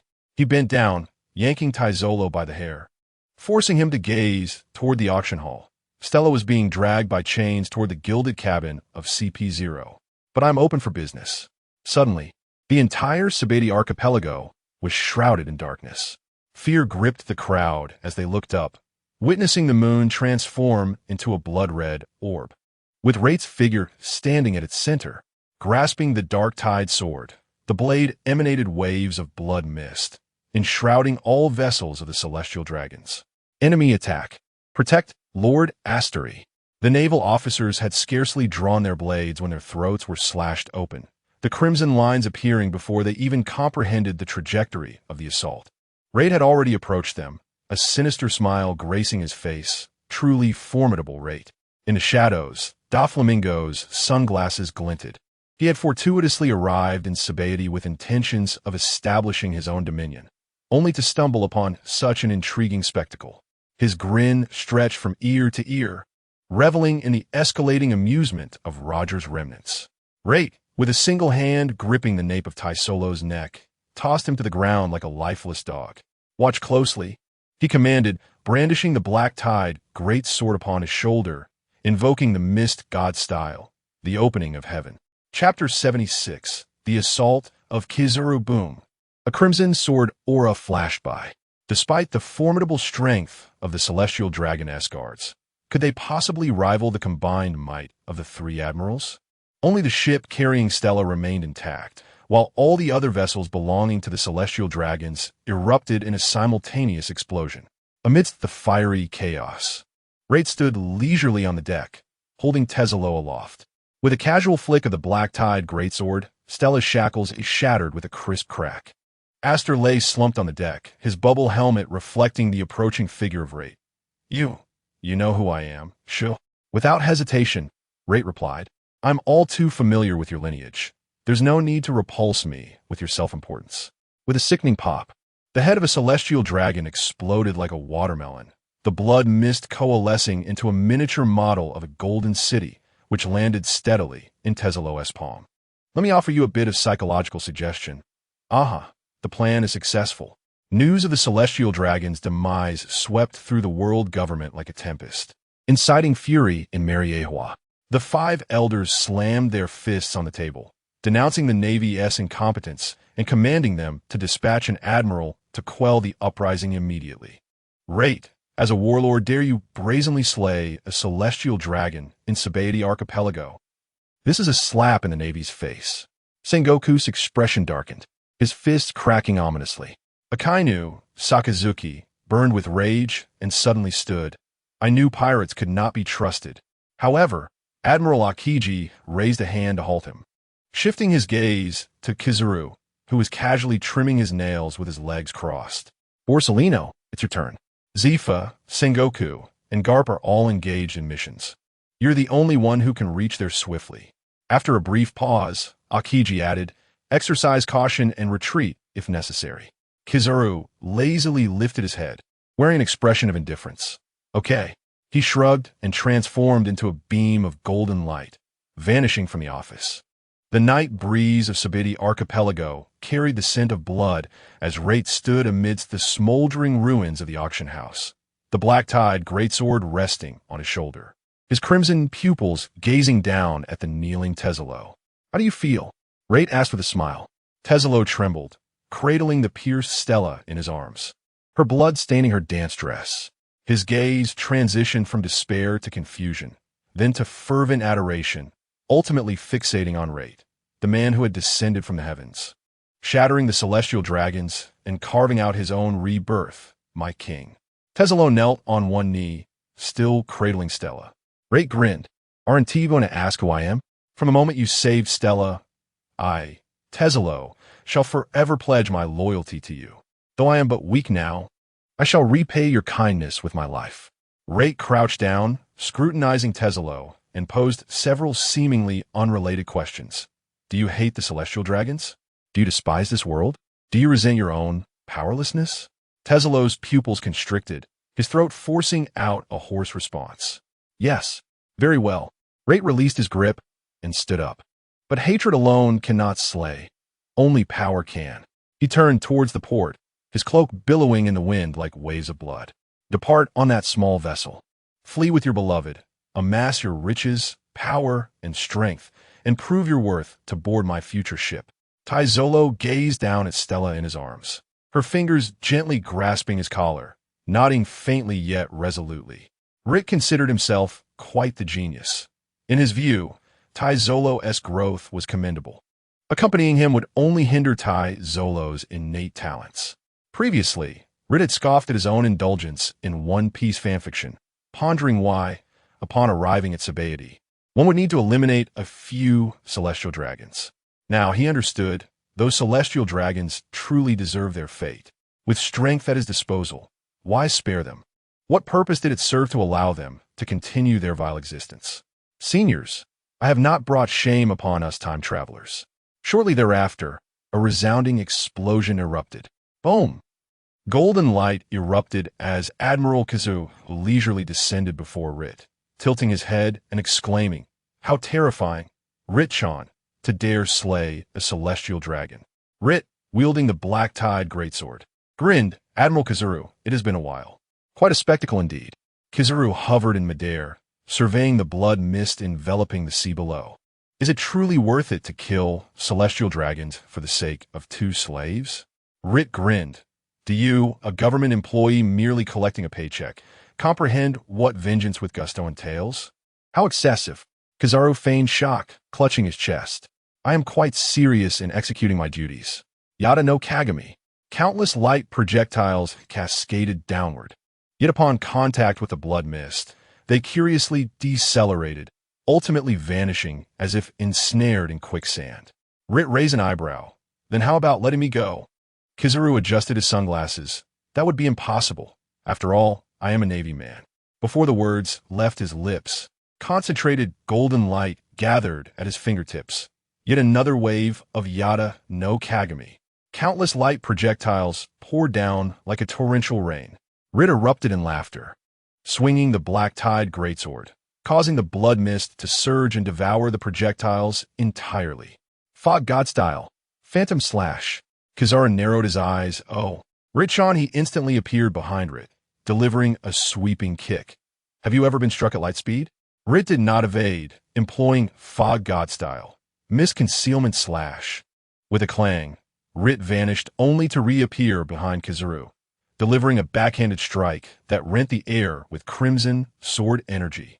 Kizuru transformed into golden light to evade, yet a piece of his garment was still severed. He glanced down, clicking his tongue. "ISNT this cheating? How dangerous." The two engaged in fierce combat above Sabaody. Golden light and blood mist intertwining, painting the entire sky in hues of red and yellow. The naval fleet observed from a distance, none daring to approach. After half an hour of relentless battle, Kizaru suddenly halted, scratching his head. "Oh, dear. It seems I cannot prevail." Rait mockingly chortled. "What a terrible performance." Kizaru shrugged. "I have no choice. Admiral Akainu ordered me to capture you alive." With that, Rait struck Kizaru with a blade, sending him crashing into the distant naval fleet. creating a spray of water. The naval soldiers were left dumbfounded. Admiral Kazuru has been defeated? Ritter, are you all astonished by a mere bubble teapot? None of the three can retain my presence, while one aspires to ascend to the heavens. The yellow ape emerged lazily from the vessel, waving a hand languidly. Ah, how terrifying indeed. I am injured and must return to recuperate. Kong calmly spoke into the phone. Borsellino, come back. Kong understood that it was impossible to subdue Ritter solely with Borsellino. The combined might of the three admirals was unattainable. The Navy merely needed to exhibit a firm stance. Ritter stood atop the dilapidated auction house, gazing towards the distant horizon. This was not an act of profundity. Rather, Ritter had just relinquished his ship to Tesalo in a moment of bravado. Yet, following the recent skirmish, most of the vessels in the harbor had been decimated. To put it simply, Ritter found himself stranded. Had he known, he would have retained his ship. He massaged his temples and then scoffed lightly, deciding it mattered little. After all, that young man needed it more than he did. He hefted the black-tied greatsword and leapt into the chaotic streets below. In the distance, the Navy continued to assemble, yet none dared to approach the area enshrouded in a mist of blood. Since there were no ships, he would seek out Uncle Rayleigh. Meanwhile, Tesalo, cradling Stella, set sail in a small boat towards an uncertain future. In his eyes burned a fervent desire for wealth and power. One day, I shall unveil my worth in my own way. Chapter 77. Since you are here, take a look at Rayleigh after eliminating the celestial dragons and remaining in Sabaody. Ryder might be quite reckless. The Navy does not possess the manpower to apprehend him. Otherwise, they would not have sent only one Borsellino. Ryder has not come into contact with ancient weapons, nor has he stirred the void of the last century. Imis uninteresstet, and the Gorasii find themselves powerless against him. The effort required to capture him may lead to another area falling into chaos. Ryder, I take pleasure in your futile attempts to eliminate me. With a playful push, Ryder opened the wooden door of Shaki's bar, causing the wind chimes to emit a melodious sound. In the dim light of the tavern, Shaki leaned against the bar, perusing the accounts. Welcome. Shaki adjusted her sunglasses, her red lips curling into a teasing smile. Oh my, is that Ryder from Roger's ship? What brings you to my humble establishment? Don't ist with mistress from Europa, Shaki. After such a commotion, don't pretend you are unaware, Ryder replied, striding towards the bar. He placed his black blade with a thud against the table. Where's that old coot, Rayleigh? In the back room, applying a coating to the ship. Shaki elegantly blew a smoke ring. You certainly have guts, daring to kill a celestial dragon. Suddenly, the curtain to the back room was flung open. Rayleigh, wiping the coating liquid from his hands, chided with a grin. I believe I hear an audacious brat calling me an old man. Ryder smirked. Uncle Rayleigh, your ears seem sharper since retirement. What brings you to Shaki's place? Shaki's cheeks flushed slightly. Ryder teased. Ah, there is something going on, isn't there? Shaki poured each of them a glass of rum. So, now that you've caused such a stir, you're not considering becoming a warlord of the sea, are you? This will surely put you at odds with the world government. Ryder swirled his drink. Those celestial pigs truly infuriate me. Besides, after bidding farewell to the captain, we had already severed ties. You're still quite aware. The world government will never allow a threat to the celestial dragons, Rayleigh laughed. It seems you've gone a bit mad. Young Ryder, no more reservations, I see. Ryder fixed his gaze on Rayleigh. I have often pondered the words spoken by Brother Roger when he disbanded the crew. The tavern fell silent. Shaki paused imperceptibly in her cleaning of the glass. Is it too soon? Rayleigh took a sip of his drink, his eyes deep with contemplation. No, Ryder shook his head, staring into the swirling liquid of his glass. Is the prophecy that the captain believed in truly real? If it is, Rayleigh interrupted with a wave of his hand. Shaki suddenly set down her glass. If you are considering forming a pirate crew. She pulled out a stack of bounty notices from beneath the counter. Recently, there have been several intriguing young individuals. Ryder glanced over, noting the top few notices featured Mihawk, Crocodile, and the flamboyantly attired Doflamingo. This is merely Shaki's keen insight. Further explanations will be provided in subsequent chapters. Shaki's discerning eye remains as exceptional as ever. These are future warlords of the sea, and there is more to come. Xiachi drew another card, revealing Monkey D. Dragon. who had recently rebelled and was frequently active in the East Sea. However, I held no interest in him. Rait interrupted, expressing that he was in search of a madman capable of toppling the world. If he were powerful enough, a mere gesture would summon a multitude to usher in the age of pirates. Once he attained sufficient strength, the notions of right and wrong would be argued on his behalf. Xiaoqi exchanged a significant glance with Rayleigh. Although Rait remained boisterous, the departure of Roger had matured him in the face of great moral dilemmas. Meanwhile, in Mary Geos, the 5 elders were gathered around a world map, the flickering candlelight casting their shadows upon the wall. The environmental warlord smashed a teacup violently onto the ground, exclaiming that the remnants of Roger's faction, Rait, had audaciously slain a celestial dragon in Sabaody Archipelago. Was he intending to rebel against the 7 warlords? The legal warlord's fingers dug deeply into the armrest, expressing outrage that the murderer remained at large in Sabaody, a blatant provocation against the world government. The financial warlord suddenly slammed the table. Mobilize all marine admirals at once. The dignity of the world government must not be violated. Calm down, the scientific defense warlord adjusted his glasses. Currently, the marine headquarters is only staffed by Steelbone, and Kazara has just sustained serious injuries. Then let Kong lead the charge, roared the agricultural warlord, demanding to see the madman's head before dawn. Agreed, agreed, agreed, agreed. Steelbone Kong, his expression grim, hung up the transponder snail. His steel-like fist cracked the desk. The 5 elders order us to mobilize all forces immediately. With a heavy shadow cast over her eyes, Saru remarked, deploying all our might now would mean losing control of the pirates across the seas in a short time. Moreover, Roger's initiation of the Great Pirate Era has led to an increase in piracy, and our forces are already stretched thin. Steelbone Kong redialed the 5 elders. Could you repeat that? The financial warlord stared incredulously at Kong. With an impassive demeanor, Steelbone Kong replied, currently, Admiral Kizaru is injured and stationed at headquarters, while Akiji and Akainu cannot intercept Rait should he choose to flee. If we force an attack. Preposterous. The environmental warlord shattered the coffee table. Do you Marines intend to revolt? In the dim light, Steelbone Kong's shadow remained unmoving. I am merely stating the facts. Roger has just died. The seas are trembling, dispersing our forces at this moment. The argument in the power hall finally ceased. Issue a special bounty notice. The legal warlord wearily massaged his temples, raising Rait's bounty to 35 billion berries. This sum is not insignificant.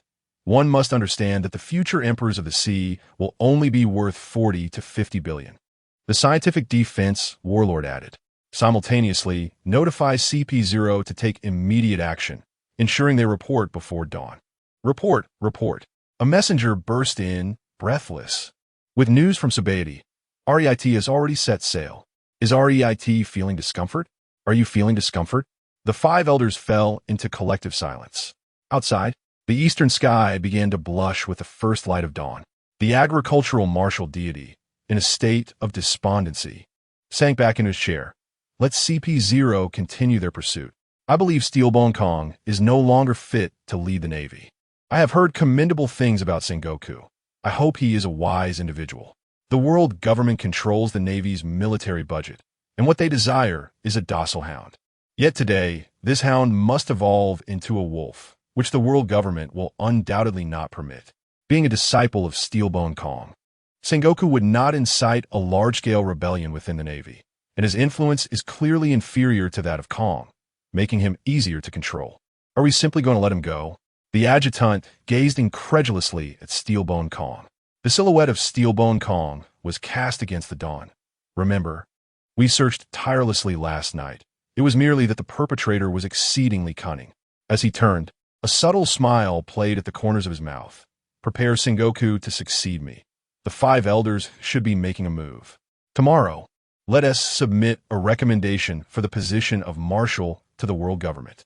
Steelbone Kong murmured to the window. You intend to replace me as marshal to reprimand the Navy, but I shall defy your expectations. It is indeed time for my retirement. The world government's request for Steelbone Kong to step down was a reprimand, yet his voluntary resignation in favor of Sengoku represented a legacy, one that would only fortify the unity of the Navy. Ritter remarked, "These political figures possess such corrupt hearts." The following day, the five elders convened yet again. Ritter mused that they could not possibly have nothing better to do than to gather daily for idle chatter. Within the conference hall of the five elders, the financial martial deity slammed his teacup down upon the table. Is Steelbone Kong threatening us? A voluntary resignation? The Navy is poised for upheaval. The scientific defense martial deity interjected, "Reject his resignation. It is preferable to maintain a disobedient marshal rather than allow the Navy to feel they have been coerced into retreat. A Navy forced to retreat would only solidify their unity. We must ensure that a few CP0 operatives are embedded within them. The Navy cannot be allowed to slip from our grasp." The legal martial deity sneered, "Dispatch the orders. Marshal Steelbone Kong will be reprimanded with a record of misconduct for his ineffective pursuit of Ritter. But in light of his long-standing contributions, he shall retain his position as marshal." A glint of coldness flickered in his eyes. As for Sengoku, let him go to the New World to suppress the pirates.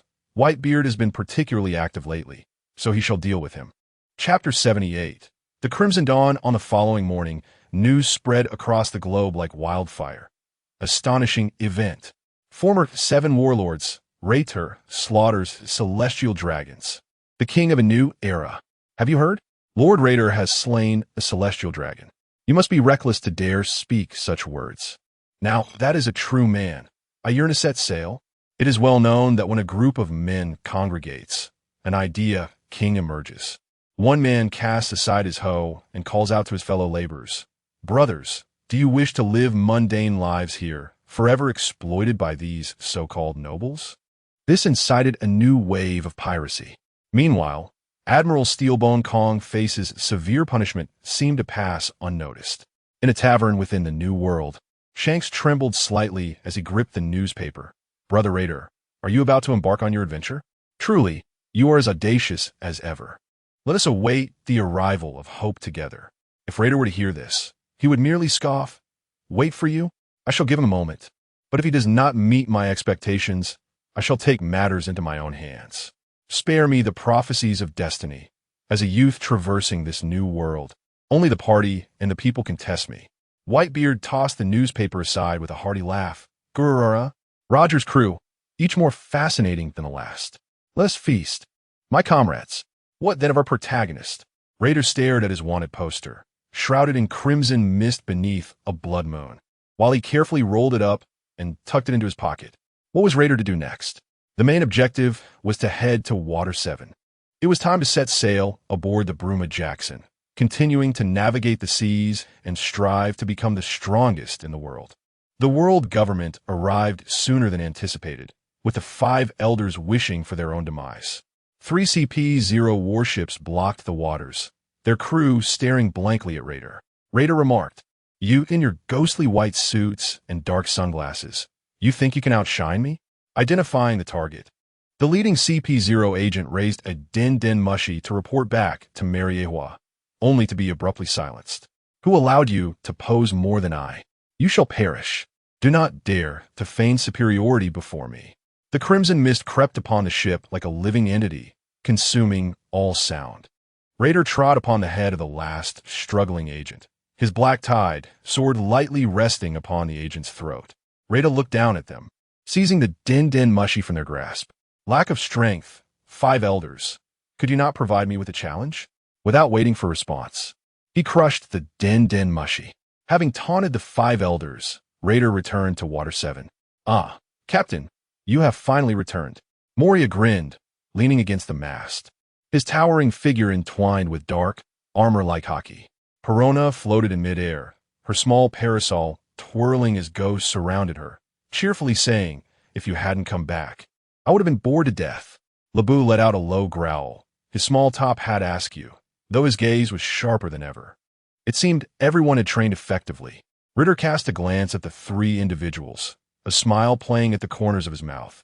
"It seems you haven't been idle." "Hee hee. Idle?" Moria spread his palms, shadows cascading like a tide, swiftly enveloping the entire deck. At this moment, I could take on a vice admiral single-handedly.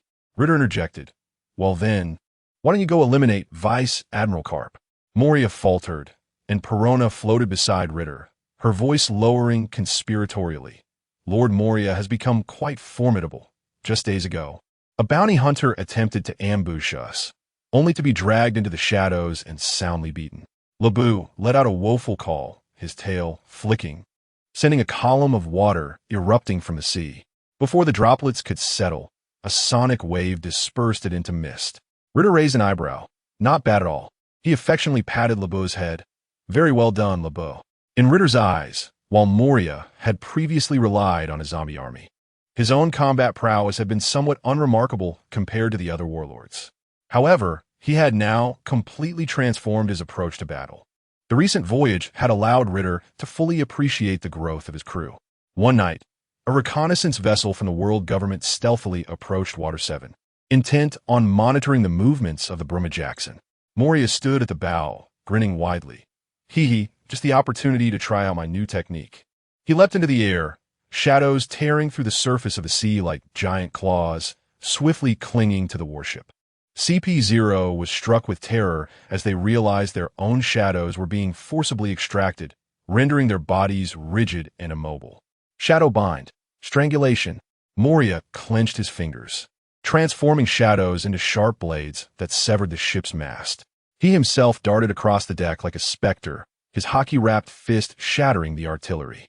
The battle concluded with astonishing swiftness. CP-0 had not even had the chance to send a distress signal, stepping atop the last fallen CP-0 officer. Moria sneered, "Tell the world government to send someone more competent next time." The following morning, Ritter, stroking Labu's head, resolved to make amends for his regrets. He produced the eternal pointer to Gaia Island, and the astute little companion had already discerned their destination. Indeed, Gaia Island, situated in the first half of the Grand Line, the Paradise, was an essential waypoint en route to Sky Island. "Set sail, my friends." Oh ho ho ho. Ritter and his crew enjoyed a restful slumber, while the Navy found no peace. Steelbone Kong had intentionally positioned Sengoku to succeed the role of admiral, and now Sengoku was managing all matters, big and small, on behalf of the Navy. Bruma Jackson, a broad palm slammed the newspaper onto the desk, shattering it, while a splintered door lay nearby, a remnant of Carp's visit to Sengoku. "Look, Sengoku, that kid Ritter has officially set sail, and he's even using the modified Oro Jackson. Ha, that kid really a spirit."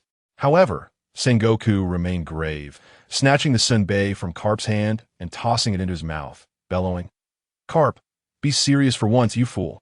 That cannon hit us hard." Strategist Crane gently placed a hand on her old friend's trembling arm, her glasses reflecting the bounty notices of Ritter and Moria. What is more troubling is this duo, the wielder of the shadow fruit, alongside a swordsman capable of manipulating blood mist, has now acquired the swiftest vessel in existence. Suddenly, the temperature within the office escalates dramatically. Akainu's magma-infused fist reduces the newspaper to ashes. A pirate is a pirate, and no name can alter that essence. Tom must be brought to justice. How terrifying indeed. Kizura leans against the window, his fingers dancing with golden light. "You mustn't, Sakazuki. That would truly provoke Rait, a madman of unparalleled ferocity." A frosty flower of ice forms upon Akiji's iced coffee upon the table. "Marshal, allow me to handle this. I am certain I can bring Rait to justice and defend the honor of our Navy. This is the fire of my youth." Garp chuckles heartily. "You have quite the spirit, Kazan." "Indeed, Mr. Garp." Sengoku ponders deeply. While Rait's bounty is substantial, figures like Kaido and Charlotte Linlin pose an even greater threat. "Very well. Kazan, you may proceed. Admiral Kong has submitted a request to the world government for a promotion to admiral for you. It is likely that the 5 elders will agree. The seas are not tranquil, and the Navy requires greater strength to maintain balance. Deploying an admiral-level Kazan primarily serves to silence the world government while capturing Rait. To be honest, Sengoku is uncertain whether the 3 admirals can truly apprehend him. The Navy's F3, Sengoku, Garp, and Tsuru, harbors little animosity towards Rait compared to those marauding pirates. Rait is far preferable. The celestial dragons and the Navy are not particularly concerned, save for those wretched sycophants of the celestial dragons. Clearly the Navy's F3 does not fall into that category. Chapter 79. The Sky Island. Allow me to ponder how to ascend. As the week draws to a close, I shall provide an additional update for Lord Yuya Junling. Perona's ethereal form wafted into the cabin, clutching the latest newspaper, Lord Rait. The entire world is abuzz with discussions about us. Rait stood atop the dragon's head, understanding why Luffy relished perching at the bow. The exhilarating sensation of braving the waves was simply splendid. Most importantly, this was the dragon's head, you see? The myriad headlines from various locales were indeed a cacophony of intrigue. The new emperor sets sail, and the world government issues a warning. Alongside the news, the bounties of Rait and his companions were also revealed. Rait, captain of the Blood Dawn, bore a bounty of 5 billion. The stakes were high, regardless of life or death. Moonlight Moria, a combatant, had a bounty of 500 million berries, having previously been 320 million before becoming a warlord. Perona, the seemingly adopted little girl aboard, was appalled by her meager bounty of 500 berries, causing her to shake Labu in frustration. As for Leobule, nothing had changed. What is this? Why am I worth only 500? I shall make the Navy pay. Moria chuckled. Little Perona, I possess 500 million. So it seems you are at a disadvantage. No, that's not right. Please don't hit me. Perona brandished her negative spirit towards Moria. But the disparity in their strengths was vast. After all, Perona was still quite young, rendering her spirit's effects nearly insignificant against Moria. New World Moby Dick. Whitebeard's laughter reverberated across the deck, causing the barrels of alcohol to sway gently. Gulalala. Dawn?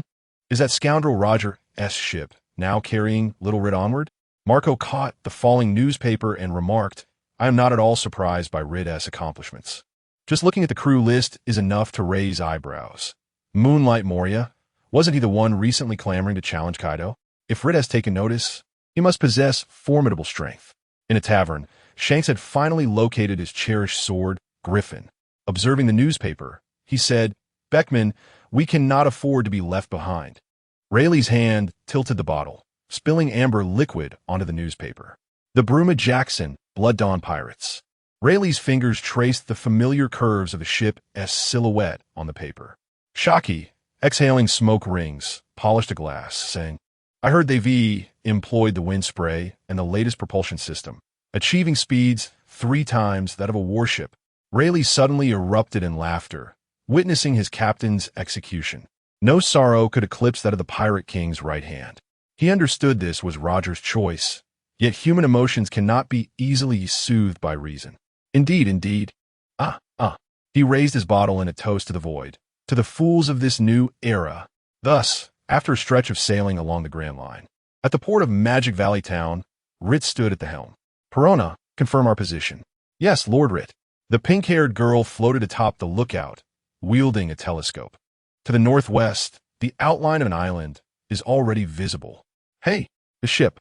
A drunken pirate accidentally dropped his bottle of liquor, which shattered on the ground. His companions followed his gaze, suddenly silenced as if a hand had grasped their throats. The hull, forged from a silver alloy, glimmered ominously, while the grotesque dragon figurehead at the prow glowed with a sinister crimson light. Blood, the Blood Dawn pirate crew.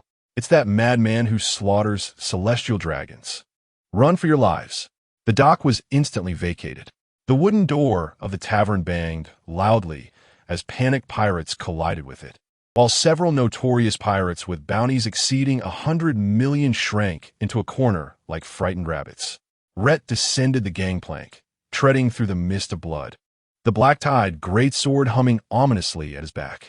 He surveyed the desolate harbor with a scoff, utterly dull. Rait was reveling in the chaos. Instilling fear in villagers was trivial, but causing fellow pirates to flee was the true mark of prowess.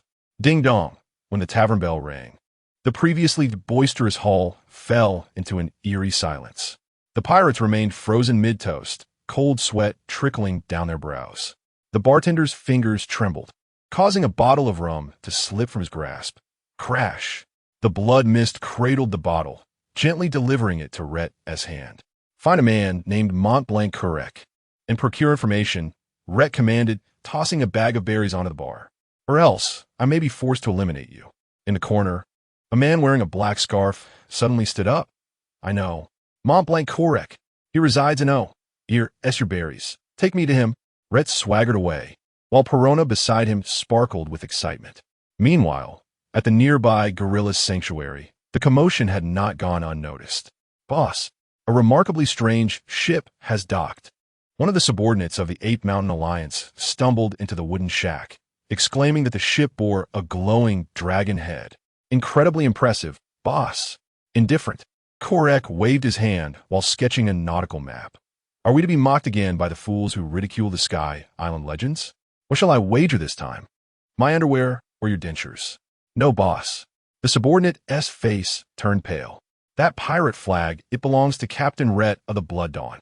3 minutes later, Correc held his telescope with trembling hands, reassuring himself, it's fine, it's fine. They're likely not here for us. Just as Correc was lost in self-deception, his subordinate rushed in with alarming news. Boss, they are indeed seeking you, and they are willing to pay for the privilege. They are coming this way. Should we flee? Boss, flee? Nonsense. Correc slapped the subordinate on the head, exclaiming, my measuring instruments are still set out at sea. He is coming. Who hung my octopus underwear out to dry? Bananas. Quickly bring the bananas inside. As Rait's great sword, the black tide, cleaved through the wooden door. He struck a pose, only to behold a curious scene. 3 burly men were piled atop one another, obstructing the bookshelf, greeting him with a nod. Meanwhile, someone's octopus-patterned underwear swayed from the chandelier. Rait's vision was tainted. He desperately wished for a pair of eyes that had not witnessed such a spectacle. Just as Perona leaned forward to peek, Rait pressed her back, declaring, you have 3 minutes to render this place presentable, or I shall eliminate you all. After a chaotic flurry, Rait spotted a book and raised an eyebrow. Reading aloud, Nolan cried, saying he truly saw the land of gold? This is scholarly material. Kulike's face flushed as he lunged to snatch it. Wait, how can you just examine someone else's belongings? Perona's ghost emerged from the floor. Lord Rait, they've hidden many illustrated books from you. Would you like me to read them?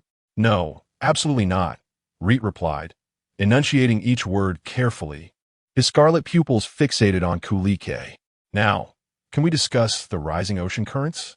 Chapter 80. A stroll on the Sky Island. Kulik's voice began to quaver.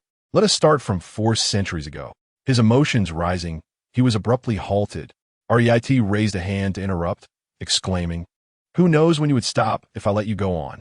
I have no interest in your ancestors' lamentable tale of being branded a fraud for 400 years.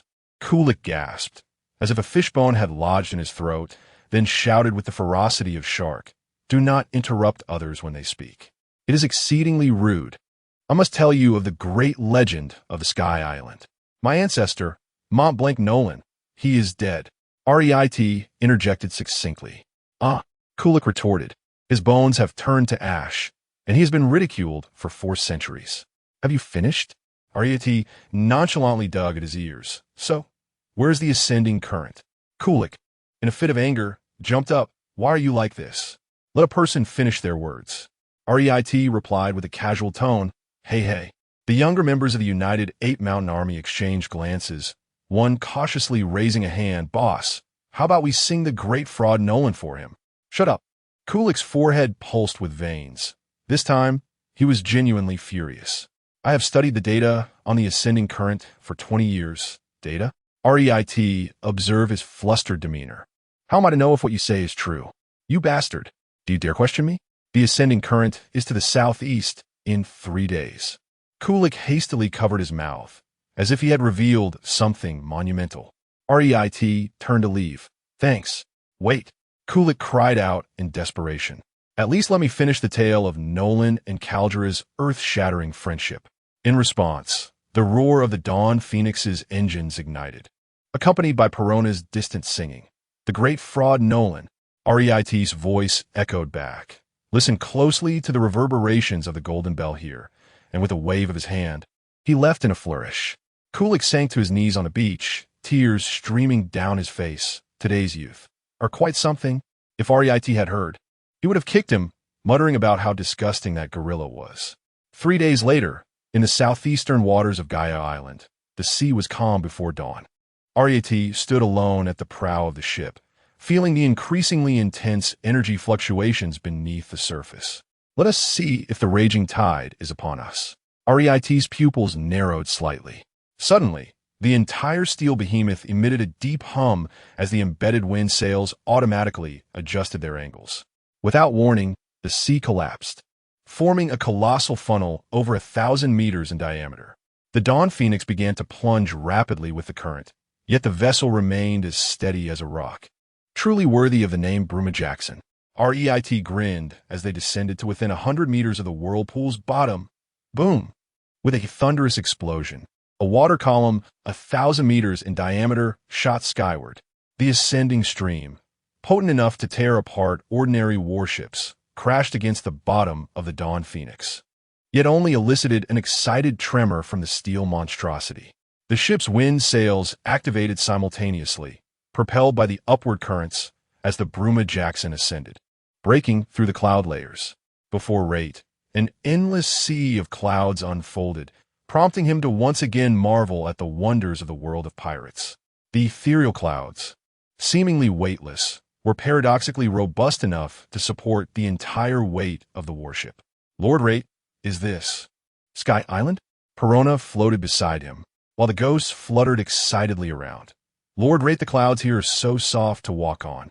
She attempted to poke the clouds outside the ship with her toes, only to find herself sinking in, leaving only her hands flailing.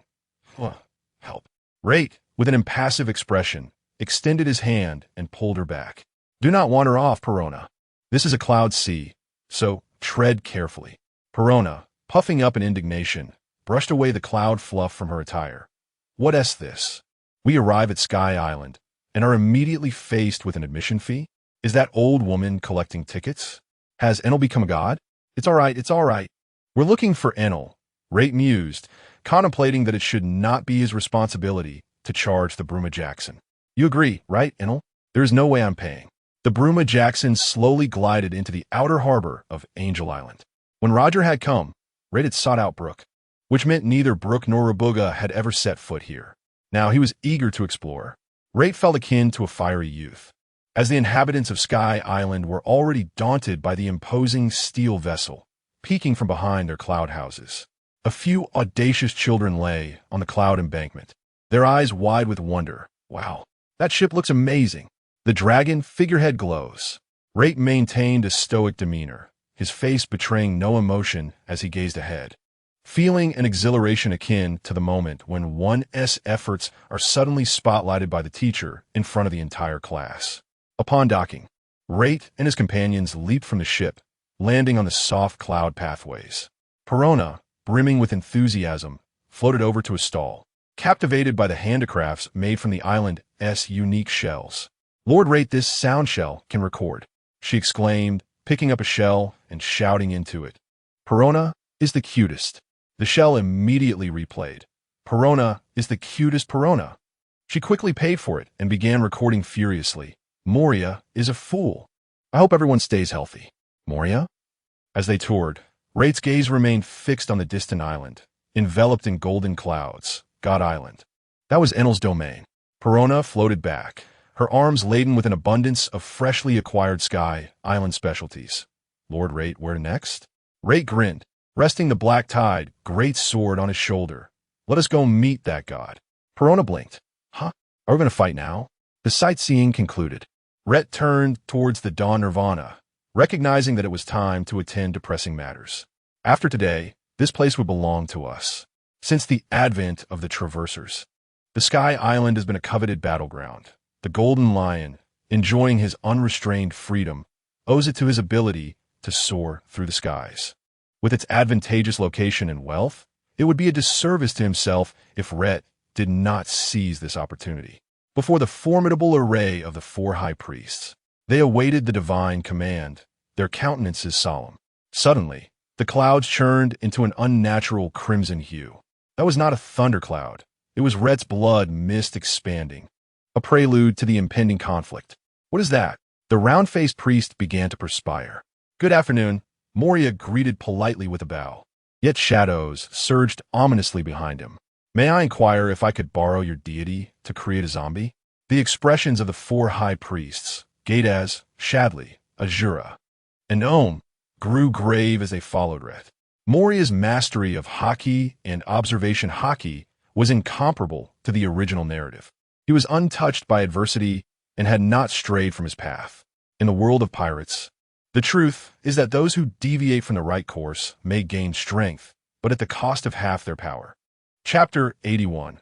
I have tamed the thundercloud. He gazed at the four vigilant divine officials, an exaggerated grin spreading across his face. Hiss. Is this what they call the messenger of the gods?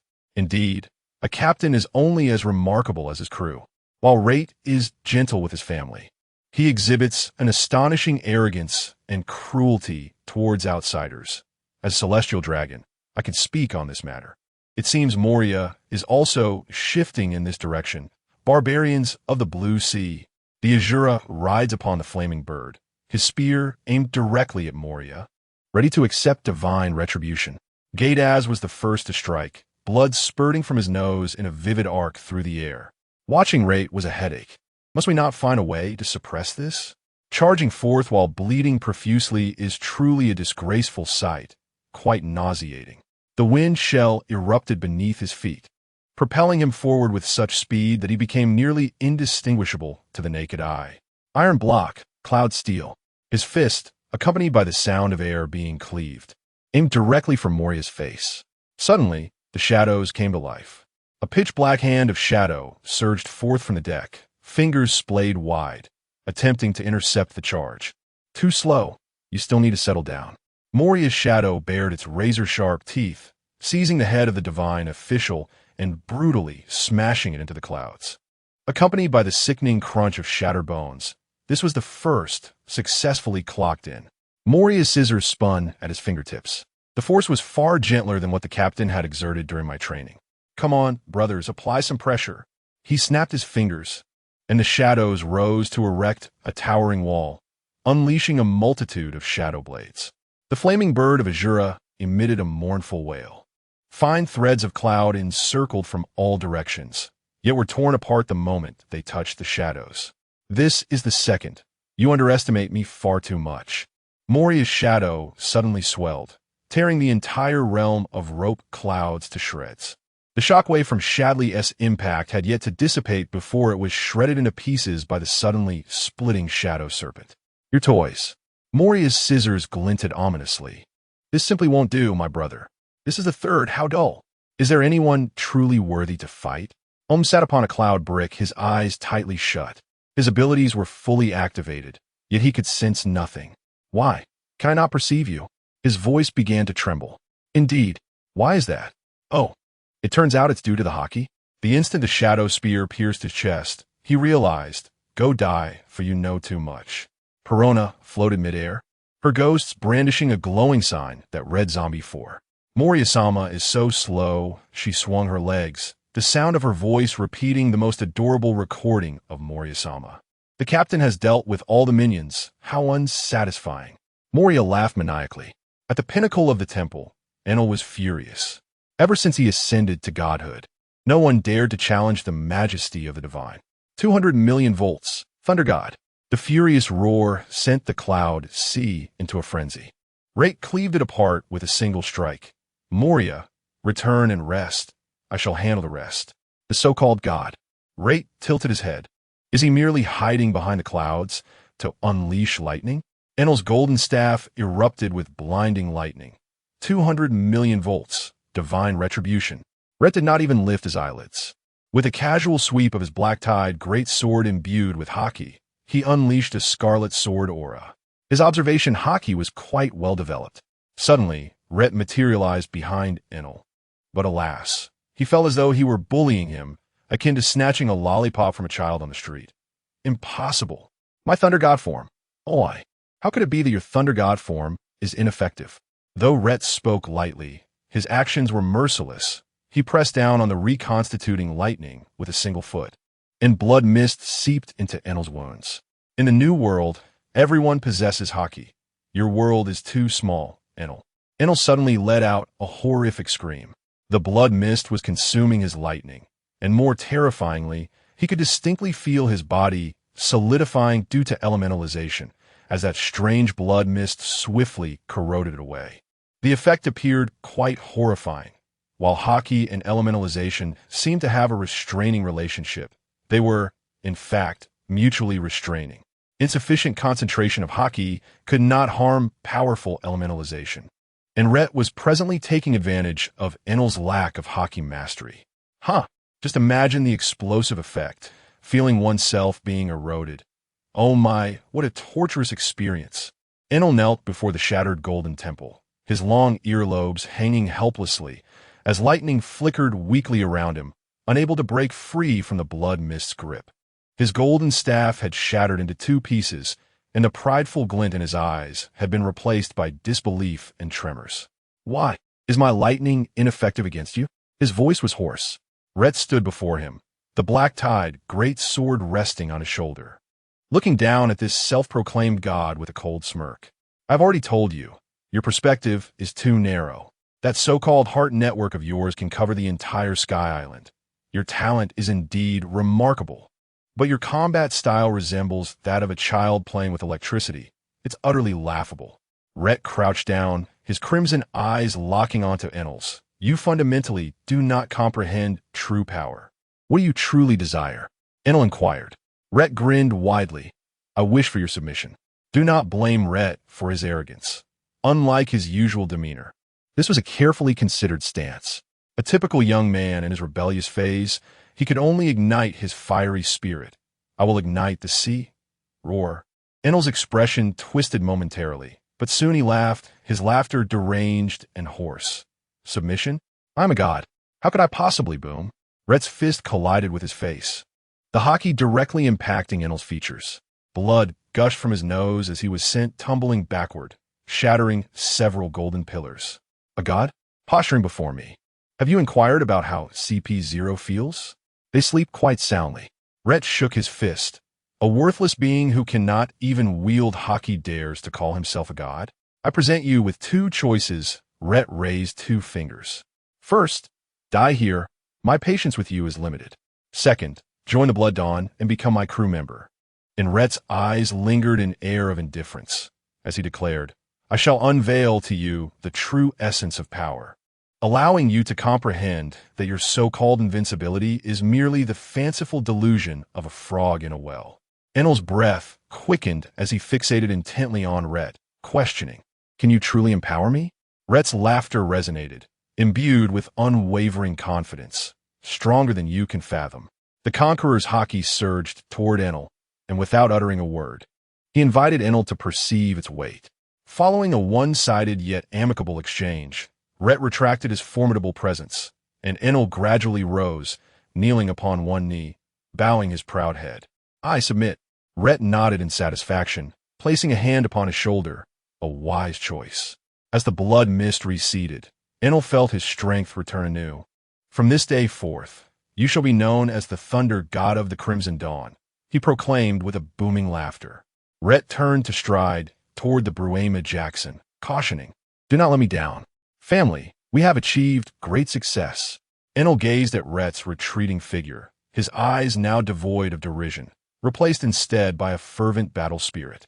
Rait, he murmured softly, who exactly are you? Had Enel dared to behold Rait's visage directly, he would have discovered a smile reminiscent of a returning Dragon King, one that could scarcely be contained. Perona floated over, her laughter light as she chimed, Welcome aboard. Lord Rait aims to become the strongest man in the world. The young author inquired about the timeline, noting that the Wano arc still loomed ahead. Do you prefer Momonosuke taking a nap? Or do you fancy Yamado? Chapter 82. You are all my wings as Rait faced off against Eneru. The warriors of Skypiea and the island's inhabitants gathered from various directions, armed and wary, yet compelled to confront the looming threat. Eneru, what do you intend to do? Weber tightened his grip on the burning cannon, his gaze fixed intently on Rait. After finishing his assault, Rait encountered the arriving warriors and chose to rest upon a fractured golden pillar, the black tide, sword embedded beside him. A crimson mist swirling ominously around, amplifying the tension. I cannot rest yet. I must maintain this FAOD. It's exhausting, yet exhilarating. He surveyed the ragtag assembly of warriors before him. I offered Inaru a choice, and now I present you with one as well. The Elder of the Sky Island trembled as he spoke. Has Inaru truly been defeated? Perona floated in the air, a mischievous smile gracing her features as she waved the sound snail in her hand. Of course, he is now our ship's god of thunder. The Scipion's expressions shifted drastically. You have tamed the god. How can this be? Moria emitted a low, sinister laugh. Hiss, do not gauge our captain by your own strength. Rait felt a sense of comfort. This was the advantage of having crew members. The warriors on both sides remained tense, weapons trained on Rait. He rose to his feet, the blood mist expanding rapidly, enveloping the area. Listen, his voice was cold and clear. Your hatred is of no concern to me. Everyone was taken aback. But this island is now my territory. Rait pointed toward the distant Golden Bell. For centuries ago, Nolan and Calgera agreed to ring it as a testament of friendship. Yet now, after 400 years, you are willing to fight to the death over this desolate land. Do you not find that absurd? The Elder of the Sky Island turned pale. But Gaia is our sacred ground. Sacred ground? Rait scoffed. When Inaru occupied it, did you not claim it as such? What makes you think I would relinquish it after defeating him? You fear Inaru, yet you do not fear me. The one who vanquished him? Do you truly believe me to be so easily bullied? The Scipion warrior gritted his teeth. We only wish to reclaim our ancestral land. We have resolved to no longer flee. We are brave warriors. Rait's gaze swept over them. I reiterate, you have two choices. First, continue this battle with me until your annihilation. The blood mist surged, the black tide, sword quivered slightly, a hint of conqueror's haki enveloping him, as Rait genuinely feared that a moment's carelessness could result in their total destruction. Second, you shall share this island with me. The Golden Bell will belong to me, along with the creature within and the gold as well. Silence fell over the crowd. The red-faced performance had reached its peak. It was time for the white-faced act to commence. You call the annihilation of others a performance? At that moment, Inaru's figure emerged from the clouds, lightning dancing around him. Captain Rait speaks the truth. His voice retained the lofty tone of a divine oracle. You insignificant insects are utterly unworthy of contesting this land. The inhabitants of Skypea and the Scipion warriors recoiled simultaneously, fear evident in their eyes. Enel let out a cold chuckle. Were it not for the captain's mercy, I could reduce you all to ashes right now. Ryder raised his hand. Enough. Enel snorted and fell silent. Do you see? Ryder surveyed the crowd. Your true enemy has never been one another, but gods like Enel. I shall become the new god of this island. You may inhabit the land freely. I shall not meddle in your lives. On the contrary, I will offer you protection as long as you pledge your unwavering loyalty to me. Now, I present you with a choice.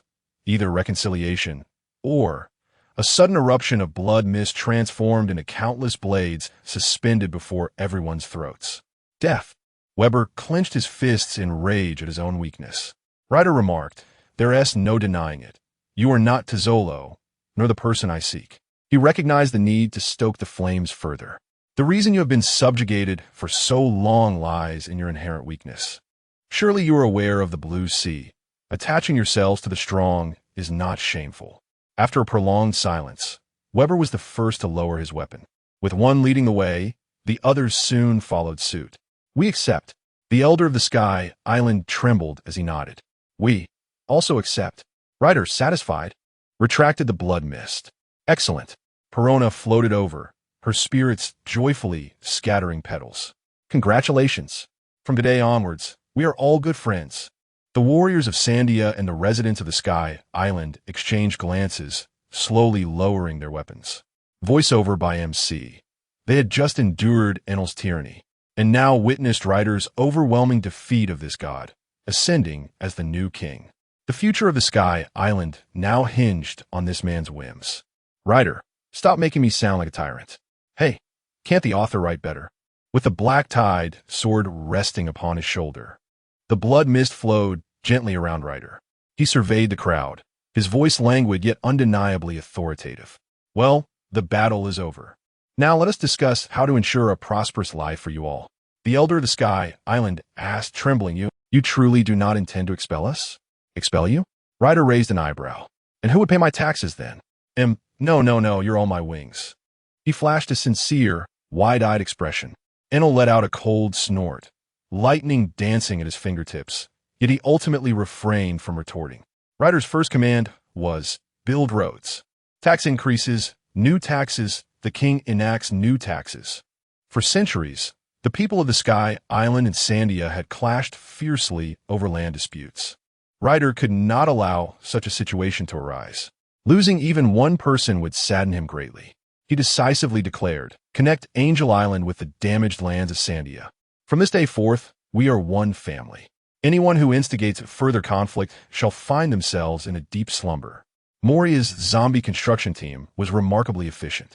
Within mere days, bridges, ladders, and bustling markets sprang forth from the clouds. Ryder ensured that the injured clergy were healed, as long as he wished for their survival. None could perish before him. There was simply no other way. The combat prowess of the Sky Island is undeniably inadequate for Ryder. If he aspires to claim it as his territory, he must recruit individuals of considerable strength. The journey ahead is indeed arduous. What holds the greatest value on the Sky Island? The pearls. Ryder's extensive discourse stems from his necessity to ensure the smooth operation of the Sky Island, which he perceives as a golden goose, an abundant source of various functional air pearls, monopolized by the island itself. Wind pearls, flame pearls, sound pearls, impact pearls. These are all scarce treasures in the Azure Sea. Uncle Tom depleted nearly all his reserves to forge the Nirvana ship. Ryder, stroking his chin, contemplated, monopoly, a new monopoly. He would establish a fresh monopoly. Thus, the Sky Island Shellfish Trading Company was born, with the Sandia people responsible for collection and the inhabitants of the Sky Island for processing. Profit sharing? I shall pay you a salary. Chapter 83. A romance of fulfilled wishes. Time moved forward, and the long silent chimes of the golden bell resonated through the heavens once more. Initially, I intended to gloss over Kurik's reaction, but I believe that Bran Kurik is a remarkable individual. Even though he himself may not fully believe in the existence of the Golden Land, he has not relinquished his ideals despite the ridicule he faces. This is an exceptionally charming quality, and he deserves more attention in my narrative. The booming of the golden bell pierced through the clouds, reverberating above the town of Magic Valley. Kurik had wagered with a group of pirates that they would not mock his aspirations. The outcome was, of course, evident. As usual, Kurik lost his last pair of supreme undergarments. In a frenzy, he pounded the ground to vent his frustration. Just as he was about to borrow a banana-patterned emergency garment from his companions, the gorilla exclaimed, "Boss, did you hear that?" Kurik stood frozen, as if struck by lightning, his eyes wide with astonishment. That sound was ding. The second toll of the bell seemed to affirm Kurik's inner revelation. He recalled that day when Rait had waved his hand, urging him to listen to the echoes of the bell. "You truly did it, you rascal. That's incredibly impressive." Suddenly, Kurik dove into the sea, startling the gorillas, who collectively cried out, "The boss has lost his mind."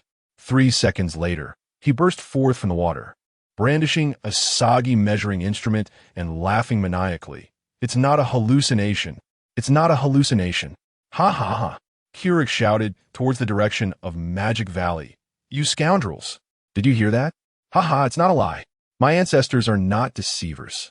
Ha ha ha ha ha. You rascals! Listen up."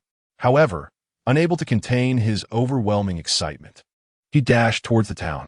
In the tavern, the ruffians playing cards were startled by the sudden entrance of the drenched, golden-haired man. Kurik, dripping with water, seized the bartender by the collar. "Did you hear that? That is the echo of the golden bell. Tell me it's true. What has gotten into you?" Ding! The third toll of the bell silenced the entire tavern instantly. Kurik released his grip, suddenly collapsing to the ground in tears for 100 years. "Norland." When the gorillas and apes arrived, they found their leader weeping. Exchanging glances without hesitation, they too began to cry. Don't cry. Kurik wiped his face and sprang to his feet. "Quickly, prepare my ship. I'm heading to Sky Island. Now, immediately." Sky Island truly exists. At this point, some may wonder how Uncle Tom could acquire the gold while Keurig remains unaware. Here, it is established that the gold, like the black weapons, is of uncertain origin. But boss, your undergarments. Who cares about undergarments? The Golden Land is calling. Meanwhile, the residents of Magic Valley collectively gazed skyward. A little girl tugged at her mother-esque skirt. Is it thundering up there? The mother gazed at the vast expanse of white clouds, covering the little girl's eyes, saying, "No, my dear. It seems I've committed a rather foolish act. I, your mother, ridiculed a true son of the sea. But remember, sweetheart, those who run naked in the streets are surely deviants." The bartender adjusted his disheveled attire, silently wiping the glasses as if lost in thought. "Hey, old drunks. About that madman from the Mont Blanc family. Yes, the one who insists that Sky Islands exist. He might, perhaps, actually be correct." Meanwhile, high above in the clouds, Perona looked at the tolling golden bell. Lord Ritter, the golden-haired uncle, must be quite pleased now. Ritter turned to Perona. "Who knows?" Enel scoffed. "Foolish surface dwellers." "Hiss." Moria asked Ritter, "Are we leaving now?" "No need," Ritter replied, turning toward the cabin, a faint smile gracing his lips. Let him be mad. A dream fulfilled after 4 centuries would drive anyone to insanity. We still have arrangements regarding the Sky Island to manage. Time returned to normal, and it was time for the Blood Dawn pirates to depart. Enel stood at the stern of the ship. Is this sufficient? Ritter did not look back. Hatred requires time to dissipate. History teaches us that as long as the people are well-fed and warmly clothed, they care not who governs them. Perona chimed in cheerfully. That would be us. Ritter affectionately patted Perona's head. Little Perona, when they become accustomed to this safe and comfortable life, they will naturally support me. Moria chuckled. One intriguing turn of events. Back in the surface world, they drifted aimlessly once more. Ritter had explored most places worth visiting, now leaving things to chance. "Captain, are you ever finished?" Enel shouted at Ritter. Perona and Lab looked at Enel, the 2 youngsters munching away. "Everyone should remember that our ship, the Bluma Jackson, can fire long, powerful cannonballs charged with energy. Ritter's blood mist possesses a formidable corrosive quality, and its visual effect is quite striking. But our Thunder God, why is he called so? Because he can charge the ship with lightning. The Blood Dawn's charging device is praised by all, primarily because Ritter is the captain. It would be beneath his dignity to do it himself." Ritter felt as though he had broken free from previous constraints. Whether it was Tet Solo or Enel, if he were on Roger's ship, Ritter would have presented himself with greater composure, akin to a younger brother wishing to appear more solemn and mature before his elder brother, proving himself a reliable adult. Now, Ritter had truly begun to follow his whims, doing as he pleased, driven by what he found interesting. I believe everyone has fantasized about being a cold-blooded assassin or facing a million-strong army alone. Ritter was merely indulging in an immersive experience. Perhaps one day, when he tires of this game, the cold-blooded Ritter will lose his title. There is no time to mourn the cold-blooded Rait, for perhaps in the future, we shall encounter the majestic Emperor Rait. With newfound strength, one must indulge in joy. In these past days, with Rait absent, Enel has taken the stage, embodying the roar of the Iron Behemoth, even surpassing the prowess of a master craftsman.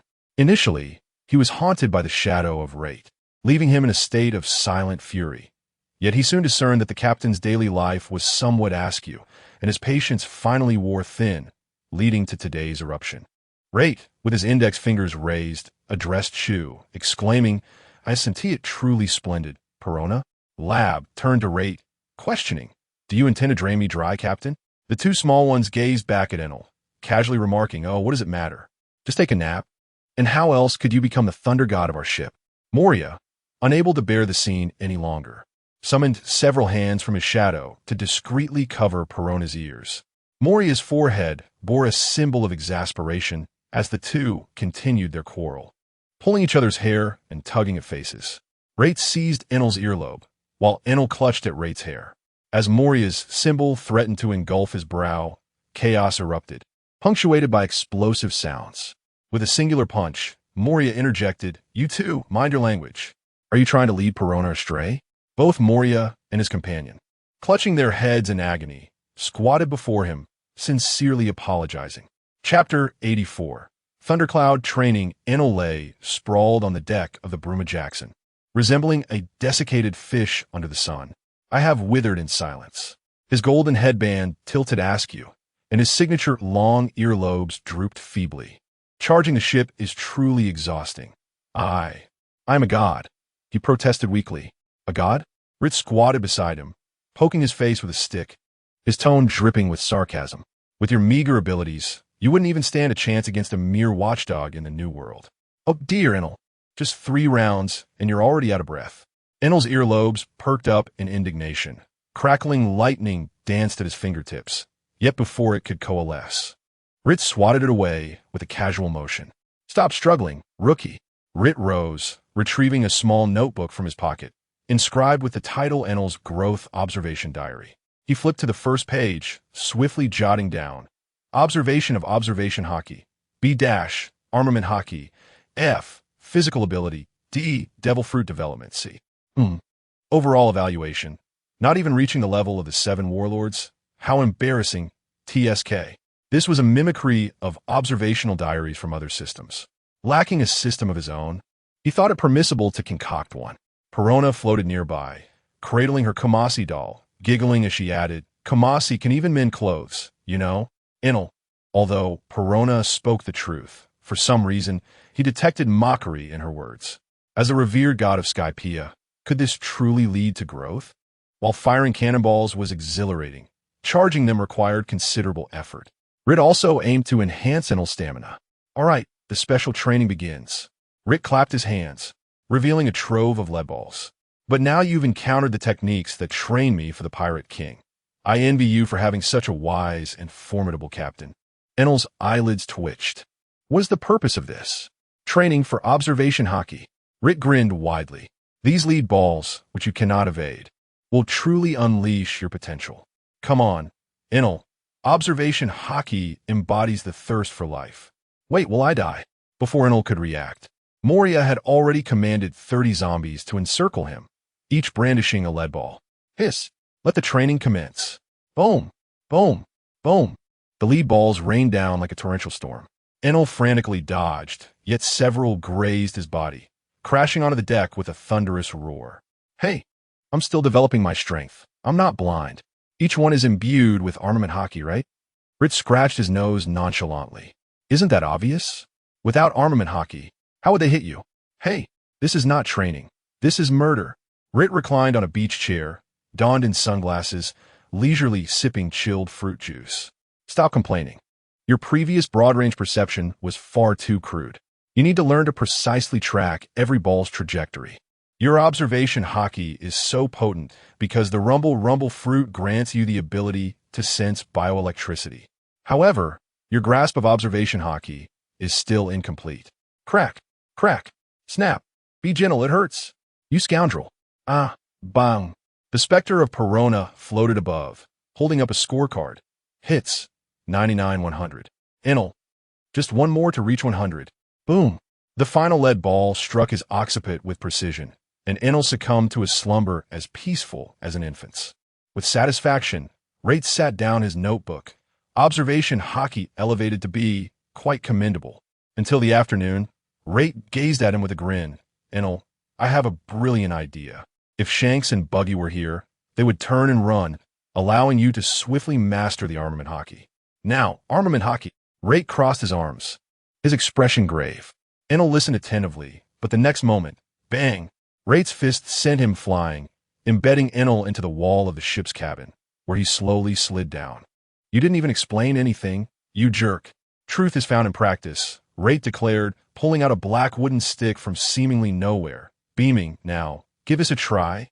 Just like Kaido's. Wait, that's, At last, he relished the thrill of being struck by Rayleigh. It was exhilarating. Thunder and lightning erupted on the deck, while Moria quietly distributed insulating suits to the zombies. Hisses. They were truly having a splendid time. Are you even polite, Enel? 3 days later, when Rait stealthily attacked from behind with a slipper, Enel instinctively raised his hand, his arm instantly enveloped in a layer of pitch-black armament hockey. Whap! The slipper was sent flying. Silence enveloped the scene. The specters of Perona scattered flowers in celebration. Congratulations on your graduation. Moria applauded. Hisses. Finally. We need not endure the screams any longer. Tears welled in Enel's eyes. I finally Rait patted his shoulder with relief. Well done, based on my observations. Enel gazed at him with anticipation. You can now charge 6 shots with less talk. Enel, in the future, when we encounter the Navy, let's start with 6 shots, ha ha ha. Look, your understanding of the Thunder Fruit's abilities has become much clearer. Rait exclaimed, holding up 2 batteries. Enel, that's my ability. You know, don't be stingy. Rait plugged a connector in his ear. Come on, let us charge you up. Our music player is out. Zzz. The entire ship's lights flickered wildly, and Enel's hair stood on end, a perplexing mix of fury and electric shock. You devils, Rait pondered, stroking his chin. If we could stabilize the output, Enel thought, why did I ever follow this lunatic? After months of grueling training, although Rait claimed Enel was weak, he referred only to his strength. Enel's talent was indeed remarkable. Rait donned the guise of an admiral, a cape labeled graduation examiner, wielding an apple. Final test. Use your armament hockey to peel me an apple. Enel, what kind of absurd assessment is this? Enough with the nonsense. Hurry up. Enel gritted his teeth, but obediently took the apple. He inhaled deeply, lightning crackling at his fingertips while enveloping his hockey, and cautiously began to peel the skin. The sound of the peeling resonated, a perfect removal, eliciting tears of joy from Rait. The child has grown. He then turned and fed the apple to Laboon. Enel roared in frustration. This is my graduation project. After all my hard work, you just turn around and ate it. His observation hockey transformed from a mere expansive awareness to a more concentrated form, allowing him to accurately anticipate each incoming attack. His lightning and hockey fused flawlessly, manifesting as a black-red lightning armor, dramatically increasing his power. 200 million volts, Thunder God armor. The black-red lightning erupted, shaking the entire sea. Moria chuckled with a hiss. At last, his strength is nearly on par with the 7 warlords. Perona clapped. Congratulations. You no longer have to endure Lord Rait's beatings. Rait stood at the bow of the ship, gazing at the revitalized Enel, finally revealing a satisfied smile, barely passing. Enel knelt on one knee, lightning swirling in his eyes. Captain Rait, I will not disappoint you again. Rait nodded indifferently and turned away. Enel, Captain, I am here. Enel's gaze was intense as he looked at Rait, awaiting his next words. Charge up quickly, I want to have some fun. Rait's expression betrayed him. Enel, damn Captain, that last sentence was unnecessary. Chapter 85. Let me see how Fishman Island has developed. Rait and his companions are evolving into sea-dwelling scallywags, encountering individuals like Colonel Mouse, whom they would promptly dispatch to slumber. They finally arrived at Sabaody, and here I am again. In his earlier days, Rait, with his myriad of skills, could hold his own against the 3 admirals, albeit with some difficulty. Now, he feels a glimmer of hope that he might emerge victorious, though the odds remain slim. Previously, he was utterly outmatched, but now there exists a possibility of triumph, especially since Rait has gained an advantage. At Sabaody Archipelago, at Shaki's bar, Rait sat at the counter, perusing a newspaper featuring the commendation photographs of the 3 admirals, while Labu beside him indulged in fish. Sengoku has officially assumed the position of Fleet Admiral, with Akainu Sakazuki, Kizaru Borsellino, and Akiji Kazan as the new admirals. The Navy's strength, with these seasoned warriors, can be deemed formidable. Shaki, polishing a glass, suddenly chuckled lightly. But little Rait, have you recently acquired quite an extraordinary crew member? Rait raised an eyebrow. That brat with the rumble fruit? Shaki adjusted her sunglasses, her crimson lips curving into a playful smile. The newspaper claims he blew up a Navy branch base? Before Rait could respond, Perona floated over, resting on the bar. Sister Shaki, Enel was mocked. Upon boarding, he realized that Lord Rait wanted him to become the Thunder God to charge the ship. Moria wore a smug grin. All the ship's electrical systems are powered by his lightning now. Shaki laughed heartily, her shoulders shaking. I can only imagine how furious those without devil fruit abilities must feel upon discovering how you utilize a Logia. Shaki, catching on, teased. Wait a moment. Rait solved the crew problem with Moria and the energy issue with Enel. The little fellow shows quite a bit of talent. Suddenly, The bar's door was struck by lightning, flinging it open. Enel stood at the entrance, his expression dark. I heard that. Shaki's eyes sparkled. Ah, speak of the devil. She assessed the still-smoking door. I'll sell you this door for 100,000 berries. Veins bulged on Enel's forehead. You're asking for death, Zing. A wave of pure conqueror's haki pressed Enel to the ground, a languid voice chiming in. How many bottles of your finest wine could this fellow's bounty buy? Shaki feigned contemplation. For 100 million berries, it could probably cover a third of my wine cellar. She suddenly leaned closer to Enel. How about considering a job change? I'll offer you double the salary. Enel glanced at Rait, who shrugged, signaling that he had not used conqueror's haki. Rayleigh emerged from the back room, cradling a coding tool. The youth these days are quite lively. Rait chuckled. Indeed, quite a lively bunch. Shaki elegantly kicked aside a stool. Your captain, back in the day aboard Roger's ship, taught Shanks and Buggy the art of discerning valuable individuals. It seems he has learned to pick treasures now. Rumble fruit, ghost fruit, shadow fruit, and this one. Ritter suddenly pulled out a sound shell from his pocket and pressed it. Lady Perona is the most adorable. Lord Moria is a fool. The bar fell into an immediate hush. Perona's face flushed as she lunged for the sound shell. When did you take this, Lord Ritter? Aunt Shaki had always treated her kindly, and she had maintained her image as a well-behaved girl. How could the captain act this way? Rayleigh responded. The ship has been coded for you, but he narrowed his eyes. You're not planning to go hunting for celestial dragons again, are you? Ritter grinned. Uncle Rayleigh, how could you think that? Such suspicions will hurt my feelings. However, I'm not interested at the moment. This trip is for serious leisure. Both Rayleigh and Shaki raised their eyebrows. Leisure? Indeed. Ritter stood up, shouldering the black-tied greatsword. I'm heading to Fishman Island to enjoy the scenery. Last time I rushed through without truly savoring it. Rayleigh burst into laughter. You? Enjoying the scenery? When you visited Sky Island, you ended up taking its deity with you. Ritter shrugged. This time, I genuinely intend to just look around. What am I saying? I must be going, Uncle Rayleigh. Perona floated by the ship's edge, her fingertips gently poking at the film bubble, which slightly dented and then bounced back with her movements. Lord Ritter, can this bubble really take us to the depths of the sea? She blinked her large eyes, and the ghosts curiously pressed against the inner wall of the bubble. Ritter leaped onto the ship's prow, grinning. Set sail, destination, Fishman Island. The dawn nirvana slowly descended, the coated bubble shimmering with iridescent colors under the sunlight. Just as everyone admired the wonders of the deep sea, the ship suddenly shook violently. Boom! A massive shadow surged from the depths, crimson eyes glowing in the darkness, resembling two blood moons. Its body was several times larger than the Bruma Jackson. It was a sea king. Moria's shadow instantly swelled. This was truly a death wish. Bang! The sea king's enormous tail slammed against the shadow wall, causing the entire ship to rock violently, and ripples appeared on the surface of the bubble. Perona was jolted into the air, and the ghosts frantically scattered. Wah, are we sinking? Let me handle it. Perona suddenly floated in front of everyone. Ritter raised an eyebrow. Little Perona, I leave it to you. A sea king like this could be frightened away with a conqueror's haki. Little Perona could use some training. Perona placed her hands on her hips, exuding confidence. A mere sea king. Watch my negative ghosts. With a flick of her small hand, 3 translucent negative ghosts glided through the film bubble, enveloped as they drifted toward the sea king. The negative ghosts lazily approached the sea king, swaying before its enormous eyes. The sea king.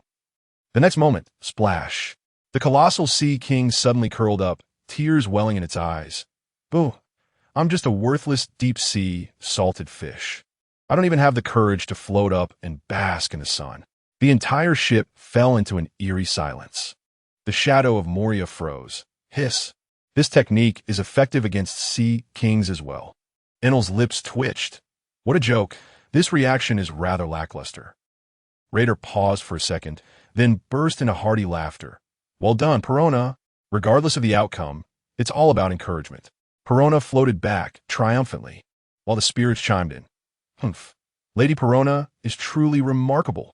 The sea king still curled up on the ocean floor, murmuring, I can't even bump into a coral. As the dawn of resurrection continued its descent, the outline of Fishman Island gradually came into view. Fishman Island consists of two enormous layers of bubble membranes, and this unique structure compels incoming vessels to dock at the port rather than wander aimlessly. The mermaid soldiers stationed as guards had already taken notice of the ship, their eyes filled with confidence. That ship is Raider. The blood-red Dawn pirates have returned. Raider stood at the bow of the ship, grinning widely. No need to be anxious, we have merely come to. At that moment, the guard turned and fled. Raider? He felt no trace of fear. Why did he run away? He paused, then turned to Perona. What are we here for? Perona rolled her eyes. Sightseeing. Chapter 86. An uncommon mermaid island. The Bruma Jackson glided gently through the dual-layered bubble membrane of Fishman Island. Rait stood at the bow, enveloped in a mist of blood. The black-tied greatsword resting nonchalantly on his shoulder, his gaze sweeping across this deep-sea kingdom of memories. What a remarkable transformation, he murmured softly. Once in ruins, Fishman Street now flourished anew. Houses crafted from coral reefs stood in harmonious disarray, and merfolk walked side by side with fishmen in the streets, children frolicking and playing, utterly devoid of the previous oppression. At the harbor, a squad of well-equipped fishermen soldiers stood at the ready, yet their eyes betrayed no fear or hostility, but rather a profound admiration. Lord Rait, look at me, exclaimed a voice. It is Lord Rait, our hero. Lord Rait, I am of the Salmon tribe.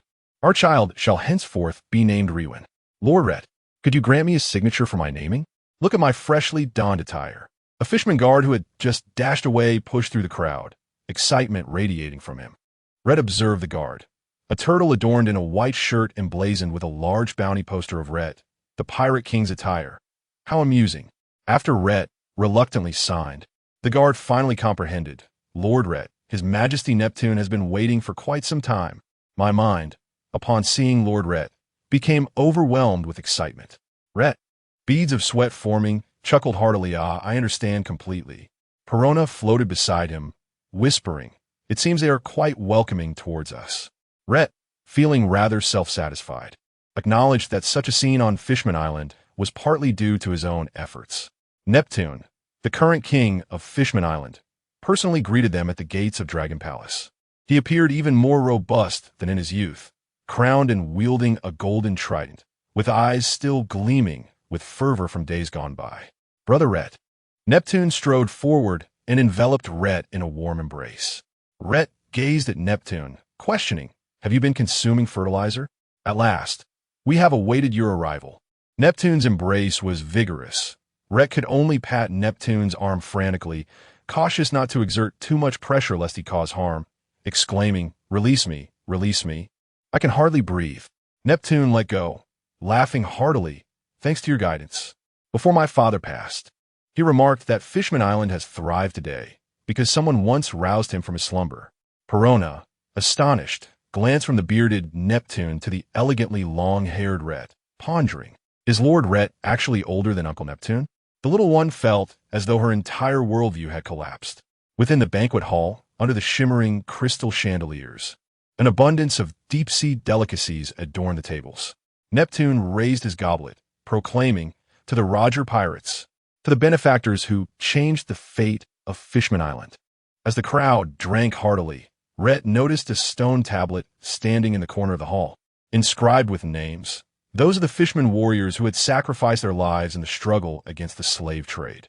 These years, we have not been idle, Neptune explained. Following Rait's gaze, Tiger has formed a guard unit specifically to pursue slaver ships. The world government once dispatched CP-9 and the Navy to encircle us. But we, he flashed a grin, revealing his shark-like teeth, managed to repel them. Rait looked at Neptune, who exuded confidence rather than the frailty of the original narrative. Perona gasped, covering her mouth. How impressive. Not entirely, Neptune shook his head. However, we forced them to retreat with a mutual destruction stance. He gestured towards the bubble membrane above. We warned the Navy that if they dared to mount a strong offensive, we would detonate the support bubbles of Fishman Island, causing the entire island to sink to the seabed. Rait raised an eyebrow. Stirring the water is quite clever. No, Neptune's eyes gleamed fiercely. We were truly prepared. My father was determined to face death at that time. After the banquet, Neptune took Rait to the highest point of Ryugu Castle, overlooking the entire island. In the night, the lights of Fishman Island twinkled like stars. The current issue is that pirates are keen to rise to fame on our backs, Neptune sighed.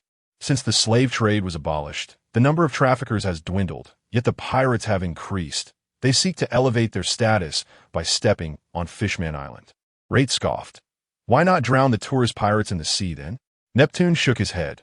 We do not wish to return to a closed-off era. Thus, he produced a document. We established the Deep Sea Guard, a collaborative effort of fishermen, merfolk, and human pirates who abide by the rules to maintain order. The document boldly displayed the list of collaborators, the Whitebeard pirates, and even several contacts from the Revolutionary Army. Neptune bowed slightly. We also hope to collaborate with your esteemed crew. We will provide compensation annually. Rait regarded Neptune with skepticism, and Neptune seemed to anticipate his question. Brother Rait, you have misunderstood. We are not seeking subservience from external forces, but a model of cooperation.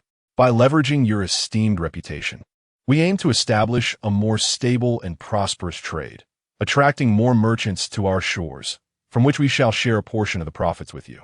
Moreover, our development requires time. Rait whistled. It seems you have learned to ride the wave. Very well, our Blood Dawn pirates shall consent to your collaboration. At that moment, Shirahoshi timidly nestled in a corner, watching Rait. She seemed so small, and it was puzzling how she had grown so large since Luffy's arrival. Shirahoshi, why don't you take me around Fishman Island? Shirahoshi glanced at her mother, who nodded gently, sensing no malice from Rait. Go ahead, but remember to return before dinner. Rait, holding Shirahoshi and Perona, strolled along Coral Avenue. Moria and Enel, along with Laboon, had long since vanished. The fishmen residents gazed on with a mix of awe and curiosity. Who could have imagined that the fearsome captain of the Blood Dawn pirates, Rait, was currently allowing two little ones to braid his hair? Shirahoshi pointed the way, and Rait indulged in shopping and play until evening. Shirahoshi whispered in Rait's ear, Brother Rait, I heard that Sister Shirley can foresee the future. Shirley must still be a little child now, while Raider continues to feign surprise, exclaiming, Is it really true? Is it truly that magical? Xiao Baixing nods earnestly, albeit regretfully, as the hour grows late. Raider chuckles and shakes his head, proposing, Let's make a pact. When I next visit Mermaid Island, you shall take me to see it. All right? Those familiar with the ways of pirates understand the significance of such a promise. Little author, Raider, you rascal. With a beaming face, Xiao Baixing replies, Raider brother, it's settled. Now let us return home. Raider lifts the two little girls, adjusting them for comfort, and declares, Off we go, with Perona slung over his shoulder. Sound asleep, and the drowsy Xiao Baixing cradled in his arms. Raider makes his way back to Dragon Palace City. Princess Odoheim, having waited patiently, cannot suppress a light chuckle upon seeing them, remarking, It seems the children have had a delightful time. Raider casually tosses Perona aside, who floats mid-air, mumbling sleepily, Lord Raider. Throw me a little higher. Xiao Baixing, rubbing her eyes, snuggles against Odoheim, suddenly recalling something and tugging at Raider's sleeve. Are you leaving tomorrow? Raider smiles and pats her head, replying, I am a merciless pirate, you know. A pirate cannot linger in one place for too long. The true reason being that as Raider walks with the two little ones, they're surrounded by fans, chanting, I am Lord Raideress. This place is utterly uninhabitable. One must flee, lest they become the subject of embarrassing tales. Odoheim softly interjects, Mr. Raider, but he interrupts, We shall speak another time. As Odoheim gazes at his retreating figure, she suddenly notices that the rumored madman, Raider, has a crooked coral hair ornament, crafted by Xiao Baixing, pinned to his sleeve, while Perona's ghostly umbrella dangles from his sword's hilt. Truly, Lord Raider is gentle indeed. The following day, Xiao Baixing clings to Raider, tears brimming in her eyes, filled with reluctance. Eventually, she releases her grip. Raider pats her head and bids her farewell, reminding her, Do not forget our promise. The Bruma Jackson sets sail once more. Chapter 87. Little Perona is overjoyed. Time to find her a tutoring class as tranquility returned. Rait observed Perona frolicking across the deck. Yet he felt something was amiss. Perona, now riding Laba daily, was full of energy, but Rait suddenly realized homework and learning were essential. How could a mere 6-year-old like Perona neglect her studies? This simply would not do. Fortunately, O'Hara was already encouraging Perona to engage in some learning. With a grand gesture, Rait commanded the crew to set sail towards O'Hara. "Sir Rait, what is O'Hara known for? Is it entertaining?" Rait could hardly suppress a grin. "It is a rather thrilling place." However, Labu sensed that the matter was likely more complex than it appeared. 5 years of mock exams and 7 years of past papers. Wouldn't that daunt you? Of course, he would never disclose this to Perona. Before long, as the Dawn Phoenix gently approached the shore, Perona leaned over the ship's railing, her pink pigtails swaying gracefully in the sea breeze. "Sir Rait, is that grand tree the library? How magnificent!" Rait gazed at Perona. "Do you like it? Remember, here you must address your instructors as teacher." "Why?" she inquired. "Because." Rait suddenly flashed a devilish smile. "From today onward, you shall be attending classes here." Rait had no intention of lugging books back to teacher himself. He had witnessed the daunting plight of parents online, struggling to assist their children with homework. Here, the most brilliant scholars resided. This was premium tutoring. Perona's face fell instantly as school. Moria's shadow laughed heartily on the deck. "Little Perona, studying is indeed very important." Enel observed with indifference, "Boring." As the uninvited guests entered the library, Director Kloba adjusted his glasses. "Pirates? We do not." Rait casually tossed a bag of gold coins onto the table. "Sponsorship fee." The coins landed with a dull thud, instantly igniting the scholar's interest. Recently, the scrutiny from the world government had intensified, and funding was indeed needed. "Ahem. Welcome to O'Hara." The director's demeanor transformed to one of warmth. "What subjects does this young lady wish to study?" Perona hid behind Rait, revealing only half her face. I want to learn the most powerful ghost magic. This is a sanctuary of knowledge." Rait gently nudged her forward by the collar. "You simply need to teach her the basics of reading." A tome as thick as a brick was slammed onto the table, causing Perona's ghostly companions to faint collectively, overwhelmed by the enormity of it all. "This is outrageous." Perona kicked her legs by the fountain. "I can't understand those squiggly characters at all." Suddenly, a small stone struck the back of her head. "Ha ha ha! Look at that pink-haired freak." A group of older children laughed nearby. "She's reading? Is that a ghost?" "She's a devil too." Rait Moria's demeanor shifted dramatically. He was furious. That old thief owed delights in such contrasts, possessing the most comprehensive knowledge in the world, yet simultaneously harboring the most ignorant individuals. Tears welled in Perona's eyes, and just as the melancholic ghost was about to emerge, bang! A diminutive figure suddenly appeared in front of her. The bespectacled girl with black hair opened her arms wide, resembling a hen protecting her chicks. "You shall not bully her." The expressions of the 3 children changed in an instant. "It's a monster. Run." The crowd dispersed swiftly, leaving behind a chaotic scattering of lunchboxes. Perona stared blankly at this girl, who was half a head shorter than herself. "Why? Are you helping me?" Robin brushed off her clothes and picked up the spilled food. It was lunch provided by the director, and if she didn't eat, she would go hungry at night, for her aunt would offer her no other sustenance. Yet, this did not diminish the gentle smile on Robin's face. "A friend of mine once told me that to make friends, one must boldly take the first step. Would you like to be my friend?" Initially, Rait had no intention of intervening, for although Robin's circumstances were tragic, the outcome was favorable. However, Robin was truly kind, and her path had widened. Sunlight filtered through the leaves, casting mottled shadows upon the 2 young girls. No one noticed the bloodstains in the distant forest, remnants of an unknown victim. Rait's attention was drawn to Robin's friend, Saul, who had already arrived. What bad luck! The transformation of Akiji from an enthusiastic youth to a lethargic slacker was quite the spectacle. This time, Rait intended to enjoy Kazan's amusement. He had no desire to rescue these scholars, feeling they had brought this upon themselves. Despite their lack of strength, they pursued the study of ancient texts, failing to conceal their endeavors, thus attracting the world's attention to their research. While the spirit of exploration is admirable, their actions were exceedingly foolish. As for Perona's friend Robin, Was she not faring well? Once again, despite enduring considerable hardship, the outcome was not unfavorable. Thus, Perona endured the darkest days of her life. Thanks to Rait's generous financial support, the director taught with utmost diligence, and Perona experienced a few days in the life of a high school student. Realizing that those arduous days were not meant for the faint of heart, Rait felt that after spending several months in the dungeon, he would have divulged everything. No malice intended. Please do not scold me, for I too have attended high school TT. Of course, throughout this time, he had suggested whether they should relocate from O'Hara, but after being firmly rejected, he ceased to bring it up. A few days later, Enel sought out Rait, informing him that the Navy's warships were approaching O'Hara. Presently, Enel could effectively serve as a human radar. His usefulness had increased. Rait found Perona, who was anxiously scratching her head. It's time to leave, little Perona. Although Perona had just made a new friend in Robin, life had become overwhelmingly painful. I'm sorry, Robin. I must take my leave now. I can no longer accompany you. As Perona immerses herself in her own world of fantasies, Rait is determined to mock Kazan today. It is well known that when Gar pursued Roger, it was a battle of kings, each matched against the other.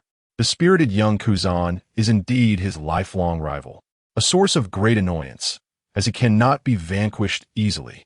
Upon encountering him, Rait finds that before his powers transform into blood mist, Kazan's abilities can cause him considerable discomfort.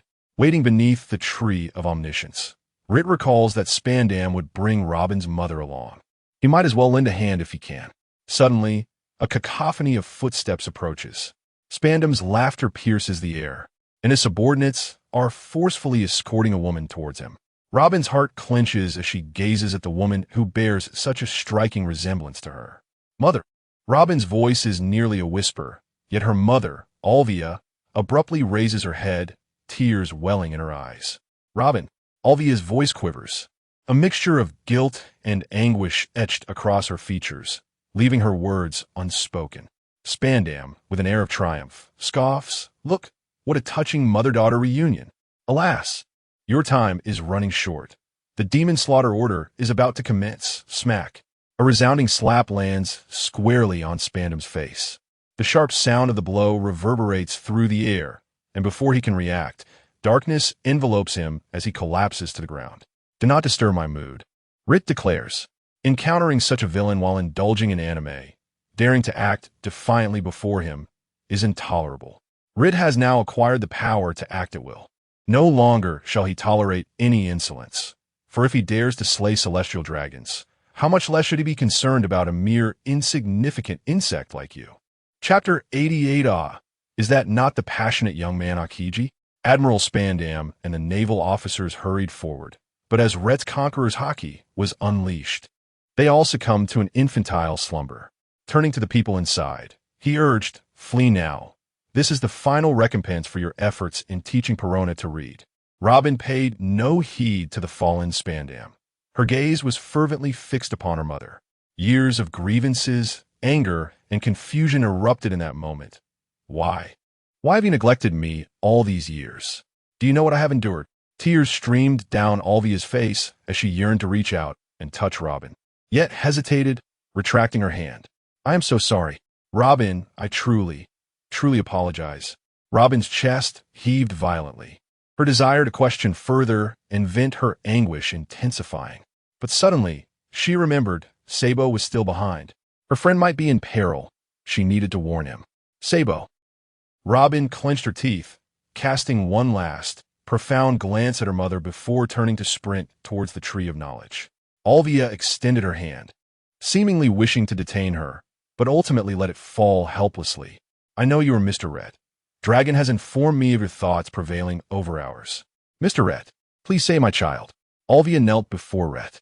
"Do you not find it peculiar that my daughter has just fled, and here I am, beseeching another for assistance? I infiltrated the world government, reciting numerous undisclosed secrets, including various schemes they are devising against the Revolutionary Army. As the world government pursues me, I lack the time to document these revelations. Until I relay this information back to the Revolutionary Army, I cannot perish. I am not a qualified mother. I implore you, Mr. Rait, Rait regarded Alvia, his perspective on the revolutionary army founded by dragon shifting. If they were all such warriors, perhaps success was indeed attainable. Alvia, you may not be a qualified mother, but you are a valiant revolutionary warrior. I shall safeguard Robin. As for your ability to escape, that is contingent upon your own prowess. With a leisurely stride, Rait exited, and Alvia remained kneeling. Sending him off, perhaps the only act a powerless mother could perform for her daughter. Stepping outside, Rait glided towards the rear mountain. Ha ha, Kazan, here I come. The cold wind howled, the frozen earth sprawling. Saul's massive figure stood resolutely before Akiji, his breath crystallizing in the frigid air, yet his gaze remained unwavering. This must be the moment Saul delayed Akiji, granting Robin time to flee. Kazan, do you truly believe in such justice? Saul's emotions flared. The scholars of O'Hara merely sought to uncover the truth of history. What wrong have they committed? Rait, observing from the sidelines, remarked, the situation has escalated significantly. Akiji, hands in pockets, concealed his inner turmoil. His brow furrowed slightly as frost silently spread beneath him. Saul, we both know, you are a naval officer upholding justice. Should we then stand idly by as innocent lives are slaughtered? Saul roared, Kazan, you are also a warrior filled with fervor. Are you still truly yourself? A silence enveloped Kazan, when suddenly a shadow descended from the heavens. Rait stepped gracefully onto the ground, a playful smile gracing his lips. Ah, little Kazan, it has been a while. What seems to be the matter? Why the lack of zeal? Ignite that passion. Kazan cast a fleeting glance at him. He had sensed Rait's use of Conqueror's hockey moments earlier, his eyes brimming with excitement. It appeared he need not succumb to such guilt. Rait, are you also going to intervene in this matter? I'm merely passing by, taking a moment to enjoy the spectacle. Rait shrugged, yet his gaze shifted towards Saul. However, Saul is correct. Your current justice is something you no longer believe in, isn't it? Kazan's brow furrowed deeper. Rait sauntered over to Saul, patting his leg as he could not reach his shoulder, and remarked, you know, Saul, this fellow Kazan is more aware than anyone else, and that justice he upholds has oppressed countless souls. Kazan's fingertips trembled slightly, frost beginning to gather in his palm. Be silent, Rait. What's wrong? Did I strike a nerve? Rait grinned widely. Evolve, Kazan. You know this is wrong, yet you choose to be a bystander. You could save the people of O'Hara, but you opt to follow orders. Is this your idea of burning justice? Or could it be, you simply dare not acknowledge your own cowardice? Oh dear, Kazan, are you up for this? Rait continued. My verbal sparring is rather impressive, wouldn't you agree? I am, after all, a keyboard warrior. Kazan's pupils dilated sharply. Seizing the moment, Saul spoke firmly. Kazan, if you still regard me as a friend, then please let Robin go. She's just a child, merely a child who loves to read and has been isolated.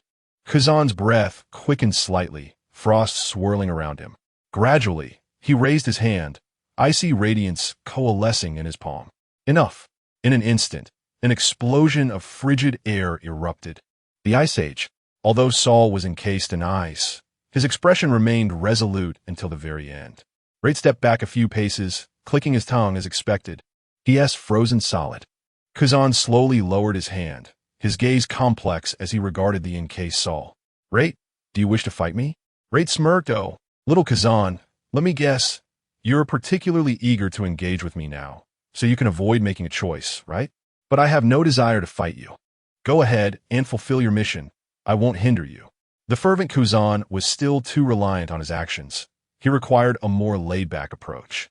Kazan did not respond, merely turning away from Robin and departing in the opposite direction. He understood he could not halt Rait alone. Rait watched his retreating figure, murmuring softly, a wavering justice will inevitably crumble, Kazan. He then lifted his gaze towards the distant tree of knowledge, where flames had already soared into the sky. It is time to seek out that girl. The cannonball from the demon-slaying order detonated at the port of O'Hara, flames soaring into the sky. The Bruma Jackson had long since departed from the shore, while Rait stood at the stern of the ship, and Enel unleashed his chaotic electricity at the bow, shredding the splintering fragments of cannon fire. Perona clung tightly to Robin, offering her solace as tears blurred Robin's vision. She fixated on the receding silhouette of O'Hara, a suppressed sob escaping her throat. Rait, those scholarly gentlemen. Perona's voice was faint, like the whisper of a gnat. Rait fell silent for a moment before letting out a gentle sigh, reaching out to tousle her hair. There's no saving them. His tone was somber yet devoid of coldness. 2 admirals, 10 top-tier warships, alongside the elite CP-9. I cannot protect them. Rait, my feelings do not run deep enough to confront the Navy over this matter. Moria's shadow writhed restlessly on the deck, emitting a sinister laugh. Ha ha ha. That woman named Alvia. Robin abruptly broke free from Perona's embrace, her eyes behind her glasses aflame with anger. You are all so powerful. Why? Rait did not interrupt her as he had before. Instead, he crouched down to meet her gaze. Robin, his voice softened remarkably. If I were to rush back now, what do you think would happen? Robin bit her lip, remaining silent. Chapter 89, Little Perona.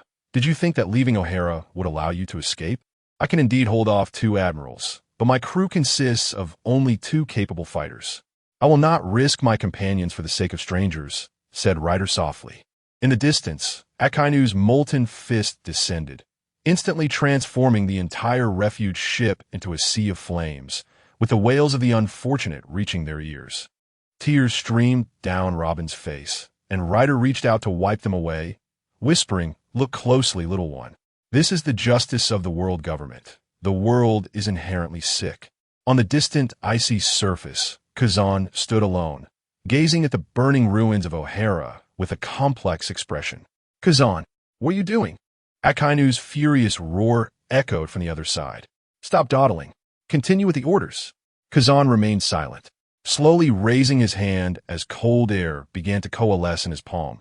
But ultimately, he refrained from releasing it. Ryder observed him from afar, a cold smile playing on his lips. "Kazan, the flames have extinguished." Laboon approached Robin, gently nuzzling her face as a form of comfort. Robin bit her lip fiercely until blood seeped through. Ryder stood up and walked towards the cabin. "Lord Ryder," Perona timidly began. "Perona," Ryder replied without turning back. "Take her to rest." Perona nodded and took Robin's hand. Suddenly, Robin spoke, her voice hoarse. "Will you help me seek vengeance?" Ryder paused in his tracks. "No," he replied flatly, causing Robin's nails to dig deeply into her palms. "However," Ryder turned his face slightly, "if you seek the truth and desire to change this world, I can teach you how to make those lofty gods kneel and beg for mercy. I have quite the experience in dealing with celestial dragons." Robin's pupils constricted slightly. Ryder pushed open the door, leaving behind a final remark. "Survive, grow stronger, and then personally reclaim all that you have lost." The Bruma Jackson sailed further away, while O'Hara was consumed entirely by the inferno. Robin stood at the ship's stern until the colossal burning tree vanished from her sight. Perona gently held her hand. "Robin, let us grow stronger together in the future." Robin nodded, as Ryder did not invite her aboard, knowing that, like Brooke, she would soon have a group of trustworthy companions. Robin emerged from the shadow of O'Hara, at least appearing to do so, sitting at a small wooden table. She spread open a hefty historical document that Ryder had casually picked up. "Hackery is as meticulous as ever." Robin adjusted her glasses, her fingertips lightly tapping the tabletop. "Perona, have you finished today's assignment? I need to check it." Perona floated in midair, clutching her Kumo plushie, lazily yawning. "I don't want to write." Robin smiled gently, her tone soft yet insistent. "That one do, Perona. Lord Rait has emphasized the necessity of mastering fundamental knowledge. Otherwise, one might end up utterly illiterate." Perona puffed her cheeks, and a spirit floated from her, swirling around Robin. "But it's so boring. Learning won't make me stronger." Robin reached out and poked the spirit, which promptly dissipated with a soft puff. Closing her book, she spoke cheerfully. "How about this? If you can answer my question correctly, you may take the day off." Perona's eyes brightened. "Really?" "Indeed." Robin raised a finger, posing the first question. "What should we do when we encounter a storm?" "How am I supposed to know that?" Perona replied. Robin simply stared at her in silence. Perona drifted over to the table, seized a quill, and muttered, "I'll just do my homework then. This question is completely beyond the syllabus, right?" Just then, Moria emerged from a gap in the deck, grinning ominously. "Hiss. Little girl, would you like me to assist you with your homework?" The old man's heart softened, unable to witness Perona's distress. Perona's eyes sparkled. Really? Robin calmly turned a page in her book. Lord Moria, should you assist her, Lord Rait might have Lord Enel administer a massage with lightning. Moria's shadow froze, retreating silently. Forget I said anything. The cabin door swung open, and Rait emerged, carrying several cups of hot milk. What is all this commotion? Perona floated over immediately, pouting as she complained. Lord Rait, Robin is bullying me. Rait raised an eyebrow and handed a cup to Robin. She asked you to do her homework? Perona nodded vigorously. Yes. Rait took a sip of milk and remarked nonchalantly. At your age, how can you afford to play? This is your time to strive. Perona. Robin accepted the cup, smiling brightly. Moreover, if you don't study diligently, you won't even be able to read newspapers in the future. What if the Navy issues a bounty on you, and you can't comprehend it? Perona paused, then her eyes lit up. That makes sense. But then she felt disheartened. After all this time, her bounty had only reached 500 berries, while Robin's bounty started at a staggering 84 million berries. Just look at the notorious title of the Demon Child. It sounds so formidable. As for Laboon's bounty, it remained unchanged, leading Rait to suspect it had been manipulated by external forces. She swiftly floated back to the table, grabbed her pen, and began to write fervently. I must learn to read the newspapers. Rait and Robin exchanged a knowing glance, clinking their cups in agreement.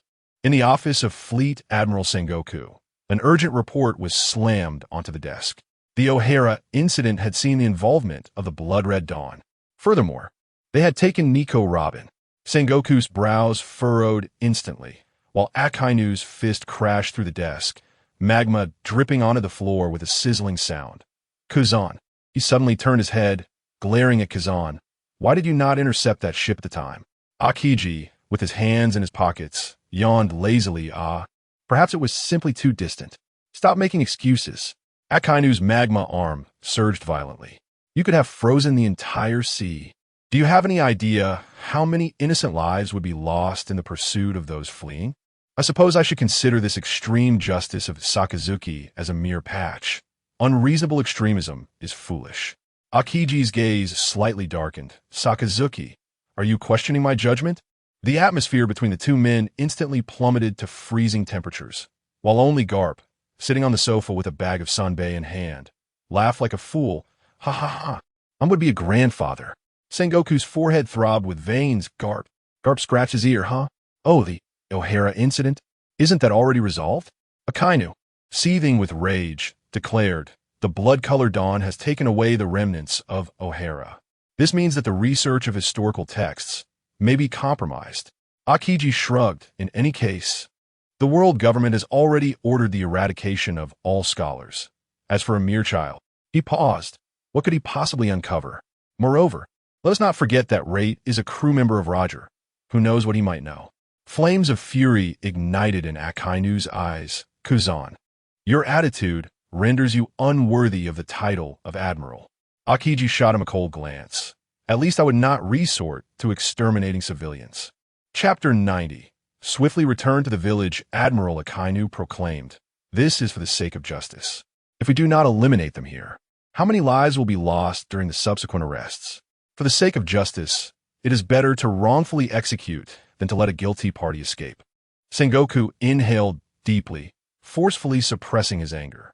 Enough, he exclaimed, rising from his seat. This is not the time for internal strife.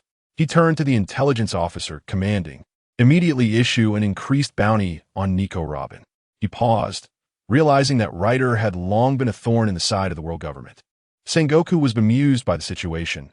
Ryder had become akin to a slippery fish. Too few sent after him would result in failure, while too many would incite chaos. Unlike Charlotte Linlin of the New World, who had claimed dominion over territory, Ryder merely wandered, evading capture. Fortunately, he did not engage in indiscriminate slaughter, and the New World appeared to be in a delicate balance with three emperors vying for power. At this moment, Shanks had yet to establish himself. Sengoku then directed his gaze towards Garp. Garp, you have taken too much leave recently. Once you have dealt with matters in the East Blue, report back immediately. Garp chuckled heartily. Understood. I still need to return to see my grandson. Sengoku sighed. Since Garp had dealt with the orphan of the Pirate King, he had mentioned wanting to acknowledge Michino's family as his own daughter, which left Sengoku astounded. He feared Garp might do something reckless, especially considering Garp's past indiscretions. Both Sengoku and Tsuru were astute strategists. How could the chief of staff of the Navy be a fool? The two of them chose to turn a blind eye, as long as the matter did not fall into their hands or expose their identities. After all, it was merely a child. This was all part of Garp's design. The truth could not be concealed indefinitely.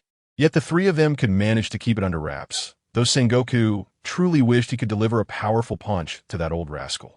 Let us return our focus to the Bruema Jackson, where it was once again time for Reiter's military training. The flower fruit is not meant for use as a telescope. With a swift slice, Reiter shattered the reconnaissance eye that Robin had generated 100 meters away. In the sea, your observation hockey must serve as your eyes. Let manifest in your heart and throat. Reiter sensed that if he continued in this manner, he would find himself akin to Zephyr in the pirate world. Suddenly, Moria's shadow erupted from the deck, hundreds of shadowy arms reaching for Robin. The girl hastily activated her defensive blossoms, only to be struck precisely at each joint by Enel's lightning. Too slow. Reiter's voice resonated from behind her, the back of his sword gently tapping her nape. You're still under too much pressure. I'll leave Enel to you. Upon hearing this, Enel trembled with excitement. Ha ha ha. Finally, it's my turn. Newcomer, are you ready to face hell? Perona's negative ghost attempted a surprise attack, but was halted by an arm sprouting from Robin's shoulder. Perona, that's the third time. Ugh. Robin is becoming less charming. Robin gazed at the increasingly deranged Enel, struggling to fathom what he had endured, as she endeavored to attach her arm to another's body. Ritter dragged the bruised Enel to serve as an experimental subject, eager to test whether the natural powers could manifest within him. As Enel knelt for the 5th time, lamenting his fate as a mere salted fish, Robin's floral hand successfully sprouted upon him. Perona, the true MVP, floated nearby, engrossed in her writings, when she suddenly noticed her ghost dancing in the palm of Robin's hand. It seemed they had formed quite the bond. Beneath the moonlight, Robin's pen unexpectedly halted on a particular page of her literature. Mr. Ritter, here it mentions the promise of Joy Boy. We shall discuss it further tomorrow. Ritter closed the book and poured himself a cup of warm milk, initially intending to retire early for healthy growth. But he mused, I have prepared a rather grand surprise for you, Enel. Hi, Captain. Hey, do you recall how I trained you to sense observation? Oh, how could I forget, Captain? Enel lightly tapped his fingers, electrifying the 10 zombies that Moria had inadvertently left by the door, activating their limbs with a surge of energy. Zombies, heed my command. Capture Robin. While maintaining vigilance in her slumber, Ritter's figure gradually dissipated into mist. If you get caught, you will face an additional half hour of training. If you continue to be captured, well, sleep is off the table for you tonight. Perona, deeply ensconced in dreams with her plush bear, was abruptly yanked into the air by Robin's blossoming arm, as the zombies brushed perilously close to her nightgown. Ritter, we shall sever ties for 5 minutes. Ritter laughed heartily. Ha ha, severing ties won't work. Now consider how you shall sleep, and do not concern yourself with Perona. The zombies won't harm her. You know Moria's zombies do not require rest. Best of luck, Robin. I have faith in you. As Ritter spoke, the phone bug brew rang, its chirps echoing. Upon hanging up, Ritter's joy was palpable. Everyone, his voice brimmed with uncontainable delight. We shall set sail for the east blue immediately. Robin retracted her blossoming arm, softly inquiring, what has transpired? Perona drifted closer. Unusually serious, it is Sister Lucio. Enel, sensing a positive shift in the captain's demeanor, tucked away his playful expression. I shall initiate the lightning propulsion. The Bruema Jackson quietly glided into the harbor of Windmill Village under the cover of night. Ritter stood at the bow, a blood mist silently enveloping the vessel in a hazy shroud, evading the gaze of naval patrols. We have arrived, he murmured, a rare hint of tension coloring his voice. Perona floated beside him, sleepily rubbing her eyes. Lord Ritter, why are we sneaking back in the dead of night? Moria's shadow emerged from the deck's crevices, grinning ominously. He because some individuals wish to avoid alerting the Navy. Robin stood quietly at the edge of the ship, saved from devastation by Ritter, whose family had become his own. In his hands, he cradled a notebook, an offering for the new family he was soon to meet. The tavern of Magino still glowed with light, the warm yellow hue spilling through the windows onto the cobblestone path. As Ritter pushed open the door, the wind chime rang out melodiously. "Welcome!" Magino's voice abruptly ceased, the tray she held clattering to the ground. Her eyes instantly brimmed with tears. "Ritter, I heard you became an uncle. I had to come see." Ritter smiled broadly, yet his gaze drifted past her towards the closed door of the inner room. "How is Sister Lugio?" Magino wiped her eyes. "Both mother and child are safe. They are twins. The boy is named Ace, and the girl is called in." She suddenly lowered her voice. "Mr. Cap is also in there. He insists on being the children's grandfather." Ritter's temples throbbed. "That old rascal, wow." Chapter 91. A night of chaos suddenly. The room was filled with the resounding cries of an infant, followed by the unmistakable laughter of Carp. "Ha ha ha. This little rascal has quite the punch. No wonder he's Roger's, cough. No wonder he's my grandson." Ritter, with a dark expression, strode into the room and flung aside the curtain. "Carp, you're making a racket. Don't disturb Sister Lugio's rest." Before he could finish, his gaze fixed upon the bed. Lugio sat propped against the headboard, her complexion pale, yet adorned with a gentle smile. In her arms, she cradled two swaddled infants. One was being clumsily hoisted by Carp, while the other nestled quietly in her embrace, its tiny hand grasping a strand of her golden hair. "Ritter," Lugio softly called, her eyes tenderly fixed on him. "You're back." Ritter stood frozen, his throat tightening. The years spent amidst the perilous life of piracy left him feeling utterly at a loss at that moment. Shanks and Buggy had not evoked such feelings when they boarded. Shanks was the future king, and Buggy the upcoming new emperor of the seas. Perhaps Ritter had never truly seen them as mere children. Carp, flustered, thrust the wailing Ace into Ritter's arms. "What are you standing there for? Hold the little ones." Wait. Why is this little one so soft?" Ritter awkwardly cradled the infant, instinctively retracting his bloodlust to the utmost, fearing he might harm him.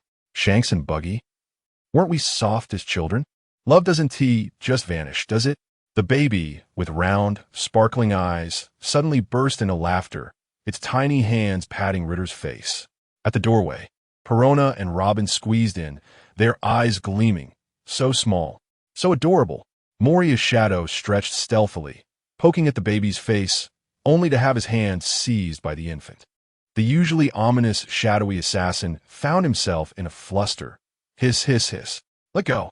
The shadow is a bit chilly. Carp, in a flurry, struggled to support the crying Ace, now covered in sweat. "Stop crying, you little rascal. I'm trying my best." Ritter mercilessly mocked him. "You're holding him wrong. You old fool. You need to support the baby's head. You have Ace upside down. Of course, he is crying." "Huh. I did just fine with Dorag back in the day. So that's why he is off starting a revolution now?" Ritter set down the baby and swiftly snatched Ace, expertly cradling the infant's neck with one hand while gently patting the swaddle with the other, revealing his proficiency. Ace's cries immediately softened as he blinked up at Ritter with curious, tear-filled eyes. Carp stared wide-eyed. "How can you?" Shanks and Buggy were still wetting the bed at 3. Ritter skillfully unfurled the diaper. "Do you think the interns on Roger's ship are just for show?" Puffed. "Ha ha ha." Machino, watching Carp's reddening face, hurriedly handed him the prepared bottle. "Mr. Carp, why not try this?" Carp accepted the bottle, approaching the task with the seriousness of a battle, and thrust it into Ace's mouth. Cough. Cough. The little one turned bright red from choking. "Don't shove it in so deep."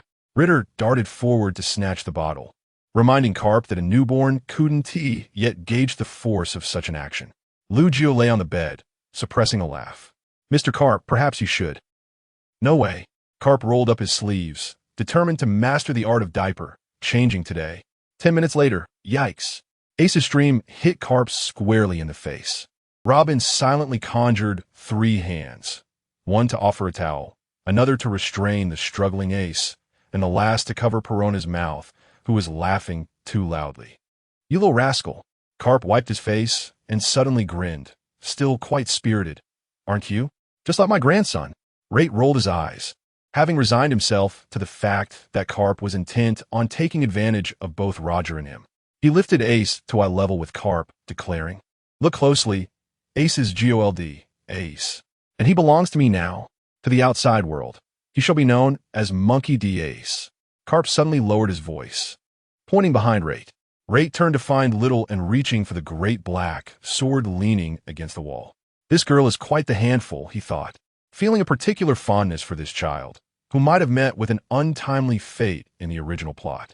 Late at night, Carp and Rait sat side by side on the tavern roof. Honestly, Carp took a sip of his drink. "You would make a better parent than I." Rait gazed out at the sea. "I suppose I have some experience, having raised 2 children." They clinked their bottles together, the moonlight casting shadows as the cries of infants echoed in the night. Carp suddenly jumped up. "What now?" "Hungry," Rait replied calmly, pulling out 2 bottles. "Remember to check the temperature this time. Never mind, you would just turn the formula into a crime." After a long night of busyness at dawn, Carp once again sat on the rooftop with a bottle in hand, unusually quiet. Rait jumped up and tossed him a bag of donuts. "What's this?" "Happy to be a grandpa. So much so that you don't even want to be a Navy man anymore?" Rait teased. Carp took a swig of his drink, then said suddenly, "That Warring States guy has figured out Ace's identity." Rait was not surprised, but he chose not to speak. Carp gazed at the rising sun over the horizon, reminiscent of the events at God Valley. Some secrets were tacitly understood among the upper echelons of the Navy. As long as Ace's identity remained unknown to the world, with both of us here, the siblings would be sufficiently safe. They fell into a brief silence, and Carp suddenly grinned. "But that little rascal's sister, and is genuinely my granddaughter." Rait rolled his eyes. "Did Lugio agree?" "Of course," Carp replied defiantly. "I've even chosen the venue for my granddaughter's wedding, right at Marineford. They will inherit my legacy and become Navy officers. Ha ha ha. A mere fantasy, but I might just cut you down now. You want to be my father so badly," Carp quipped. They did not truly engage in combat, jesting that just after coaxing the 2 little ones to sleep, any loud noise would awaken them, driving both of them mad. "As for that child, Robin, I wish to keep him here. His future does not lie on my ship." Kapu pinched his nose. "1 is manageable, 2 are acceptable, 3 is inconsequential." Rait admonished. "If you dare to hand them over to the mountain bandits, I shall ensure your demise." Kapu paused in his nose picking. He indeed harbored such a thought. In the dawn light, Luigi cradled and as they emerged from the tavern. The infant slept soundly in her mother's embrace, tears still clinging to her lashes, an unintended consequence of Ace's earlier fussiness. Perona floated with excitement, exclaiming, "Can I teach him? I will surely nurture her into the most adorable ghost princess." Robin gently touched En's tiny hand, whispering, "I can teach her to read." Enel crouched on the eaves, scoffing, "Such bothersome little brats." Yet he was suddenly toppled by Moria's shadow, landing squarely in the pile of freshly laundered diapers, revealing Moria's own surging affection for the little ones. "Embrace your eccentricity, Enel. Your heart's net was left wide open last night, wasn't it?" Rait observed this spectacle and was reminded of Roger's drunken ramblings from years past. "Kuhahaha. When I have children, I shall form a 2nd-generation pirate crew." He gazed down at Ace, who had unknowingly clutched his collar and was drooling in his slumber. "Captain," Rait murmured, "you scoundrel. You have certainly left yourself the finest treasure." 3 days later, at dusk, the Bruma Jackson set sail once more. Luigi stood at the dock, cradling 2 infants, with Robin beside her. Ace waved his arms restlessly, while quietly watched the ship receding into the distance.